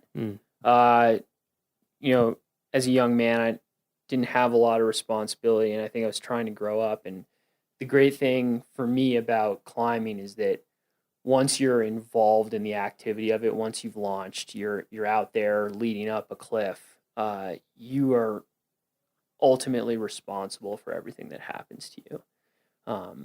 And there's no time for anyone else to save you. There's no time for, if you leave the lights on in your car when you park it, someone will come and help you jump it. But if you make a mistake when you're leading a rock climb, then you're going to face the consequences of your mistakes. And I think as a young man, that was an appealing challenge. So the, I guess responsibility, the way you put it, just that immediate, visceral challenge. Yeah, I drew think you in a sense, climbing's quixotic. You get to the top of the cliff and you just come back down, and there's no real material change in your life. But in another sense, it's as serious as business gets. You have to do things the right way. Mm-hmm. Otherwise, over time, there are going to be really bad consequences. Mm-hmm. So you're trying to do your best. Right. It demands your best. So were you climbing through college? Did you go to college? Yeah, I did go to college. And were you climbing it during that time? Actually, I spent a lot of time climbing on boulders, but it was mostly for fun. Okay. I did rope up a few times, but it wasn't a focus for me. It wasn't until I graduated college and I worked on a trail crew in New Hampshire, and got out in the mountains a lot and saw a lot of cliffs that captured my imagination, and go back and with a partner and go climbing on the weekends. Oh, nice. What was the trail crew with? It was the Appalachian Mountain Club's trail crew. Yeah. They do amazing stuff.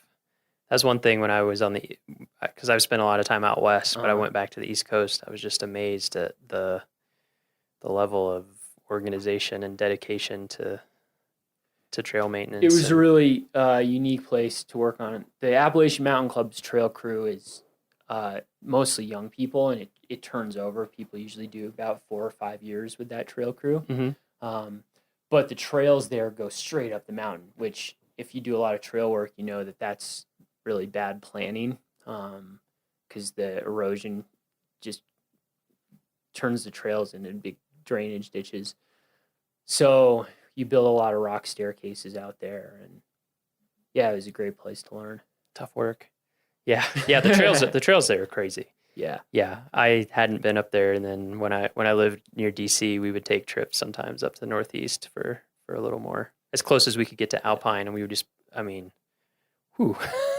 just straight up on boulders. It was also a great place to break into climbing, because there's really great rock climbing. It's the Granite State, but there's also good ice climbing in the winters, and it's got an alpine zone just because of how harsh the winters are. And so there's this alpine tundra, and you can do a little bit of Arctic mountaineering. So you can train for the Alaska range there. You can train for Patagonia there. You can train for Colorado there. Right. It's gnarly. Yeah, it is. It's a lot gnarlier than I realized it was before I'd first gone there. And I was like, oh, okay. Especially the winters. Yeah, they're hardcore. So you were up there doing the trail work, seeing stuff you wanted to climb, climbing it, doing some ice climbing at that time? Yeah, I was. I was passionate about ice climbing at that time. Nice. So where did you go after that? Where did life lead you? It led me to Yosemite Valley. Yosemite. Is there climbing there, or I'm just kidding? Yeah, it's not an original story for a climber, but that's all right.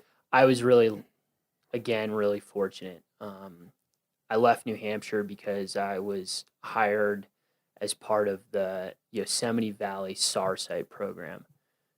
SAR is search and rescue. And the SAR site is basically a campground within the climbers' campground in Yosemite, where they give free housing in wall tents to 8 volunteers. And the deal is that 4 of you, at the time anyway, I don't know if the contracts changed, but at the time, 4 out of the 8 of us were available 24 hours a day, 7 days a week to help the park with rescues. But we had no other time commitments except for maybe 5 or 6 days of training at the beginning of the season and 1 day a month after that. So the idea was you went climbing all the time, and then they had fit and well-trained rescuers that would respond to their pager when a rescue was needed. That sounds like a pretty sweet deal. Yeah. Yeah. What was that like? How long did you do that? I did that for 4 summers. Yeah. So it was a 6-month season. It was May 1st to October 31st. And it's still, this program still goes on, and they do incredible rescues. Man, you must have learned a ton there. Yeah. And, they do a good job these days of bringing in people who are just getting passionate and are developing skills. And I was fortunate to be in that position. I was at kind of one level with my mountaineering and my rescue experience when I started in Yosemite, and I was in a completely different level of experience when I left. I bet. Yeah, that's like the place, right? It's a place. It's one of. Sometimes people come out of Yosemite, really beating their chests about what they can do, and I definitely fell prey to that, I think. But it is a really great place to learn how to move, especially in on alpine walls, big walls, because the weather's really stable and the rock's really clean in most cases, and so you can, what would have taken you all day before you start climbing in Yosemite becomes something you can get done in 15 or 20 minutes. Wow. When you leave. That's pretty amazing. Yeah, I think when I got to Yosemite, 3 pitches was a full day for me, and by the time I left Yosemite, 30 pitches was a full day. Wow. Yeah. Factor of 10. Right. Nice. That's pretty cool that you were able to get all that experience, but also be helping people out. And that's with the Park Service?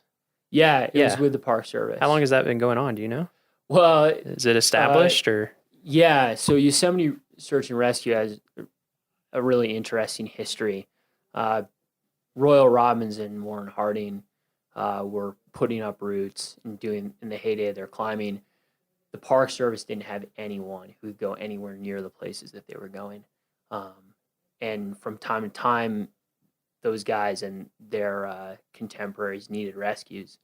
So what the Park Service was doing was going down to the climbers' campground to round up the climbers to go do the rescue. And that makes sense. They're like, so we're not going to do this, but can you guys help us out? Yeah, so the Park Service would provide the logistics, right, and the climbers would do the rescue itself.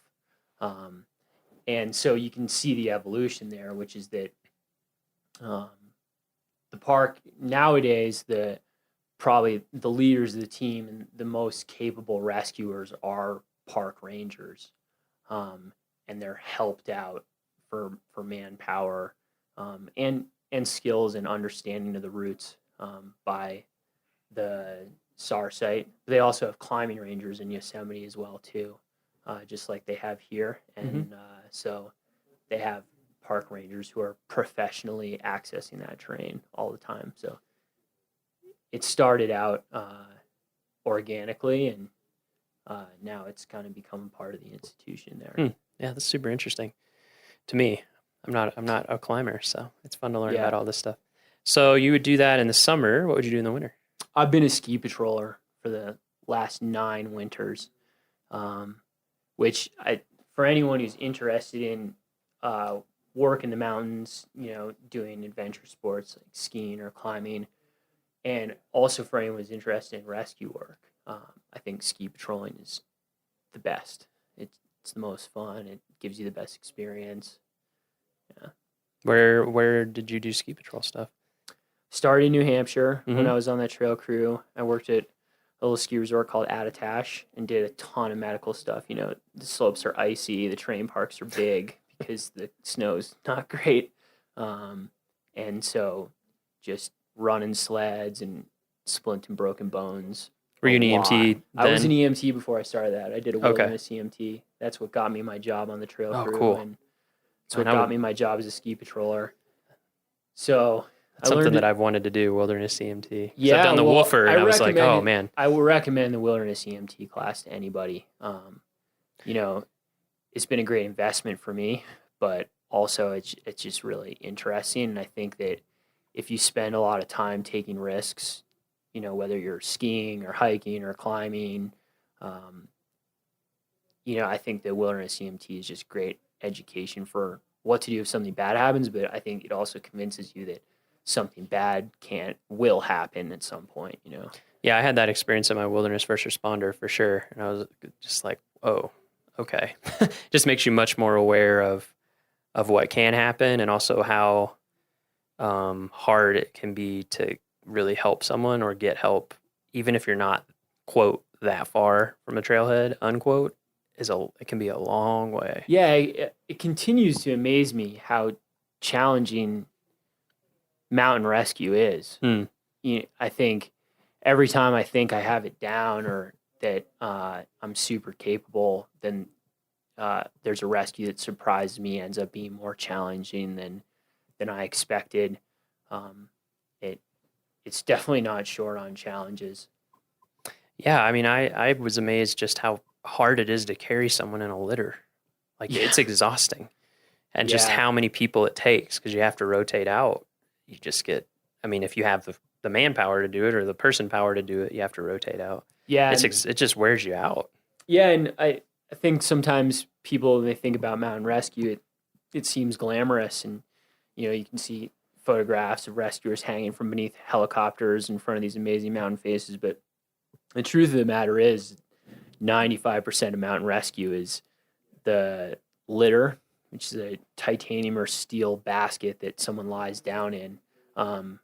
Hopefully they have some good padding underneath them and a sleeping bag around them and a good splint and maybe some pain medication while they're taking the ride. But that sits on top of an ATV wheel that has a welded frame that attaches to the bottom of the litter. And that kind of, in the best case scenario, rolls gently down the trail. But if it's a long litter carry out or people are tired, then sometimes it bumps down the trail. But that's if you're committed to this business in the right way, I think you'll probably do more of that than anything else and take pride in it. Right. Yeah. And I really, when I did my class, I really appreciated the instructors being really like focus on your patient comfort, focus on, minimizing their pain and doing further injury and keeping that focus, even if it's hard, even if you're tired, even if it's cold, whatever, which it makes sense, of course, but it was really, I just never thought about it in that way. It really changed my perspective in a good way, I think, about you need to work really hard help this person be not just get them out, but like help them be as comfortable and keep their dignity and, all these things as possible. I think that's one of the things I really enjoy working here at Rocky Mountain National Park. And not that this doesn't happen other places, but we have a really great medical staff here on our mountain rescue team, and we're really committed to making sure that every single patient that we take care of is getting the best care we can possibly give them. And we do a lot of these wheel outs, and we have great paramedics here that do pain management along the way and give fluids, and it's a great team in that respect. So you were there, you were in Yosemite for 4 years doing that. In the summers, you were doing ski patrolling. In the winters, starting in New Hampshire and then other places. Yeah. And I worked in then Washington briefly, and Okay. Not briefly for 4 years, and worked in California for 2 years as a ski patroller. So when did you come to Rocky? 2 years ago. So was there something in between Yosemite and Rocky? I worked for a year at Mount Rainier National Park. Oh, okay. Nice. A little bit different. Yeah. I mean, Rainier is great because it's got the biggest glaciers in the lower 48, and I didn't have a ton of experience on glaciers there, and coming from climbing on El Cap to walking on these huge glaciers is a big transition. Yeah. And it was probably not a long enough tenure to, become an expert in that terrain, but definitely was good to round me out as a climber. Oh, I bet. Yeah. Being on glaciers is like amazing and incredibly frightening. Yeah. All at the same time. Absolutely. Yeah, I worked in Alaska for a while, and people get a certain amount of comfort with glaciers, or at least the lower end of glaciers, because they're around, and just when that happens, someone will have an accident, or you'll just see something happen where you're like, I know one of the first times I went out on a glacier with someone, and there's just a huge crevasse opening, and they're just like, throw a rock down there. Yeah. Threw a rock down there, and they're like, here when it hits the bottom. Never heard it hit the bottom. And I was just like, oh, okay. Because you have this illusion there's a lot of dirty glaciers where you have kind of a lot of moraine on top of ice, and so you almost don't realize you're on a glacier sometimes. And then you'll come to a spot like that, and so it was basically just someone trying to wake me up to like, hey, this is a moving, living thing. Yeah. Don't get comfortable. No, I think that was one of the things that surprised me. I was excited to work at Mount Rainier because I think needed a little bit of break from El Cap, and but I definitely would have trouble sleeping the night before climbing the upper part of Mount Rainier. I have a bunch of friends who are guides at Mount Rainier and friends who are climbing rangers there, and there are a lot of them that do that, have done it 400 times even. But I think it's really serious, and I think they're aware of that. They may just be braver than me. Yeah, and then glacier, of course, and we'll talk more about this as we get into this. Mm-hmm. So I'll fill in podcast listeners. Everett and I this summer have been working on a video project, and so we've gone up on Long Peak a couple times together and talked about some of this stuff. So I definitely want to bring it out, is that idea of risk and risk that you can mitigate and risk that you have to accept, and all those kinds of things like that. So we'll get into that more, but yeah, I think there's definitely some pretty big objective hazards with glaciers. Yeah. With any climbing type of endeavor. So you were there for a year. All right. Well, it was another seasonal job, so I was there from April until the end of September, I guess. And then after that, you came here to Rocky? Yeah. And when was that? That was That was 2 years ago. 2 years ago. Actually, my supervisor at Mount Rainier is a guy named Van Roberts. I guess you move around this business a little bit by the partnerships that you form. And I think meeting Van was really, really good, and we both decided, he'd worked at Rocky Mountain previously, and we both decided we'd go back to Rocky together. Oh, nice. Yeah. So you had a friend when you came? Yeah, I did. He great. brought me back with him. Nice. So you came here 2 years ago. Mm-hmm. Oh man, so much stuff. Okay, so I guess first we'll start with Rocky compared to Yosemite, compared to Rainier. What's the kind of, as a climber and as a climbing ranger or rescuer, what really sets Rocky apart or defines Rocky in your mind?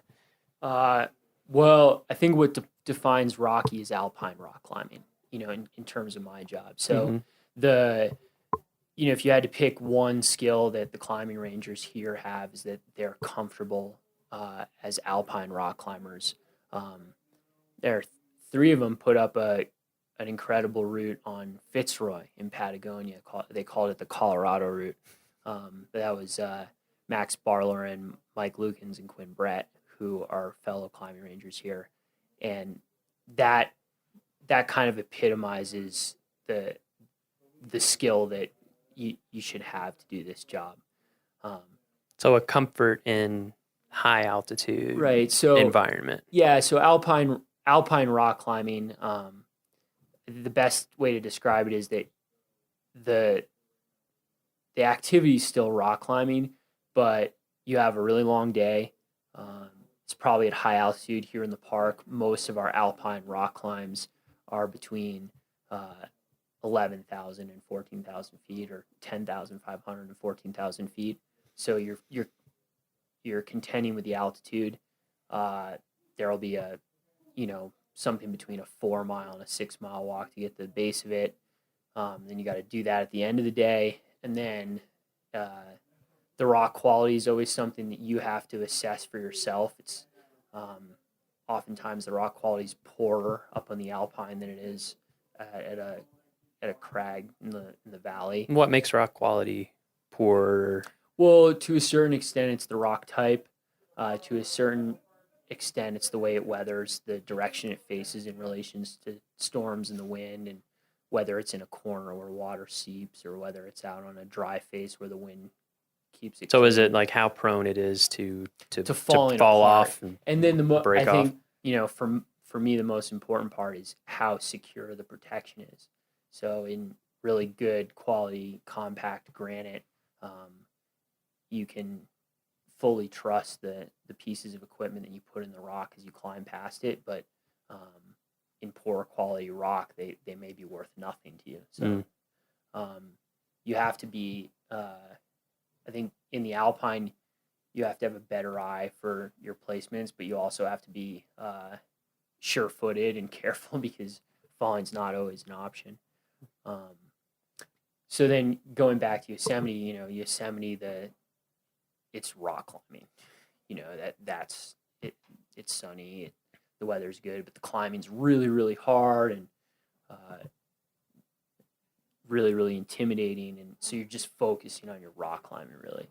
And then in Rainier, it's glacier mountaineering, which has its own challenges. And like we talked about before, there's a lot of objective hazard, avalanches, crevasses, ice fall. Right. And so here, that the defining thing is the alpine and those long approaches and all, and then weather too. Right. Yeah. Certainly. Here we you're have super afternoon exposed. thunderstorms are a big deal during prime climbing season. This summer, it seemed like they were almost rolling in every single day, and they were, really, really intense lightning storms. Yeah, we had quite a few weeks in a row of really intense weather. I felt like, So you came here, started last year. What was your first? So were you Longs Peak specific last year too? Yeah, right? it was. So what was was that the first time? When's the first time you went up Longs Peak? Had you done it before? Yeah, it was May 20th last year. May 20th last year. What was it like? It was great. It was early season, so there was snow at the trailhead. So what we did was we did the approach. We climbed up to the keyhole on our skis. You have climbing skins on your skis, and we skied up to the base of the route. It's about 6 miles in, and then we climbed the keyhole in crampons with ice axes, and it was a mountaineering experience. We were mostly walking on steep snow slopes, kind of assessing the snow stability and plunging the ice axe every step. And it was a great way to get introduced to the mountain because, you know, those conditions can exist almost any time of year, and you need to be really aware of that. So that kind of planted in my mind that Longs Peak was a real mountain and that I had to take it seriously. Nice. Yeah, that's one thing I was wondering about is like how it struck you the first time. You know, your first time up. I mean, that's so we'll get into longs and all that stuff. So, you know, the majority of people are trying to climb in that little window in the summer when they aren't dealing with those kind of conditions. Yeah. But it's a short window because that's May 20th and it's full on, like you said, skiing up, crampons, ice axes, snow slopes, May 20th. Yeah. So, so clearly it hit you as like, this is a serious mountain. And what was your kind of general feel for the whole thing? Because you'd been on a lot of mountains by then. Well, I think I was really excited for a couple reasons. First of all, the guy I did it with was Mitch Musey, was the other ranger hired the same year to be focused on Longs Peak. And so we've done a lot of work on the mountain together and a lot of rescue work together now. And that was his first time climbing Longs Peak as a climbing ranger. And so I think I could tell at that point he was someone who was really excited about doing this job and doing it as well as he could. And it's great to have that trust in someone that you're going out in the mountains with. And so that was going really well. And I mentioned that we skied all the way up to the keyhole. Well, we also skied all the way down from the keyhole to the parking lot. It took us about 20 minutes. Whoa. And it was really fun. So, yeah, I think my impression was that there was a lot of room for me to grow and a lot of good adventures to be had. And that I, you know, found myself in a good situation. Nice. So let's talk about Longs Peak. Let's talk about the keyhole. Let's talk about all that stuff. Okay. How's that sound? Great. So Longs Peak, 14,259. Is that right? Yeah. Right. So it's a tall mountain. Yeah. It is the only 14 in Rocky Mountain National Park. That's right. It is, as a geography geek who used to make maps, I'm excited about this. It is the farthest north 14,000 foot peak in the Rocky Mountains. There are no 14ers farther north than Longs, which is kind of cool. Really weird shaped mountain, I think. It's really like an amazing looking mountain with that big block on top and like this flat summit. And yeah, interesting looking, I think. Yeah, I agree. It's just a weird coincidence to me that like the tallest mountain in the park is also the craziest looking mountain in the park in some ways. Or most unusual. And the other thing about that is that it has kind of all these different ramps and crack systems and chimneys, and there are, you know, 6 or 7 good ways to end up on the summit and just as many ways to bail off of the summit. Mm-hmm. So it's a mountain that takes a long time to know. I still, you know, after 2 seasons, I still wouldn't say that I know it very well. That's interesting. That's very interesting to me. So it's drawn people for a long time.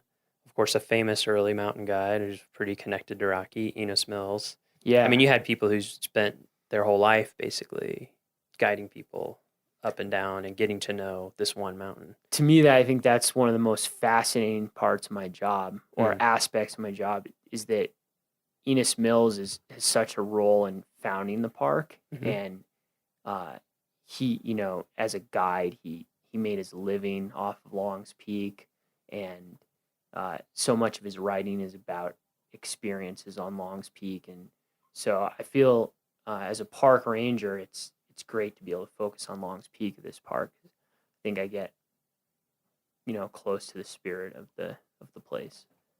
I feel like that when I'm up there. Yeah. Yeah. There's just something about it. So many people have invested themselves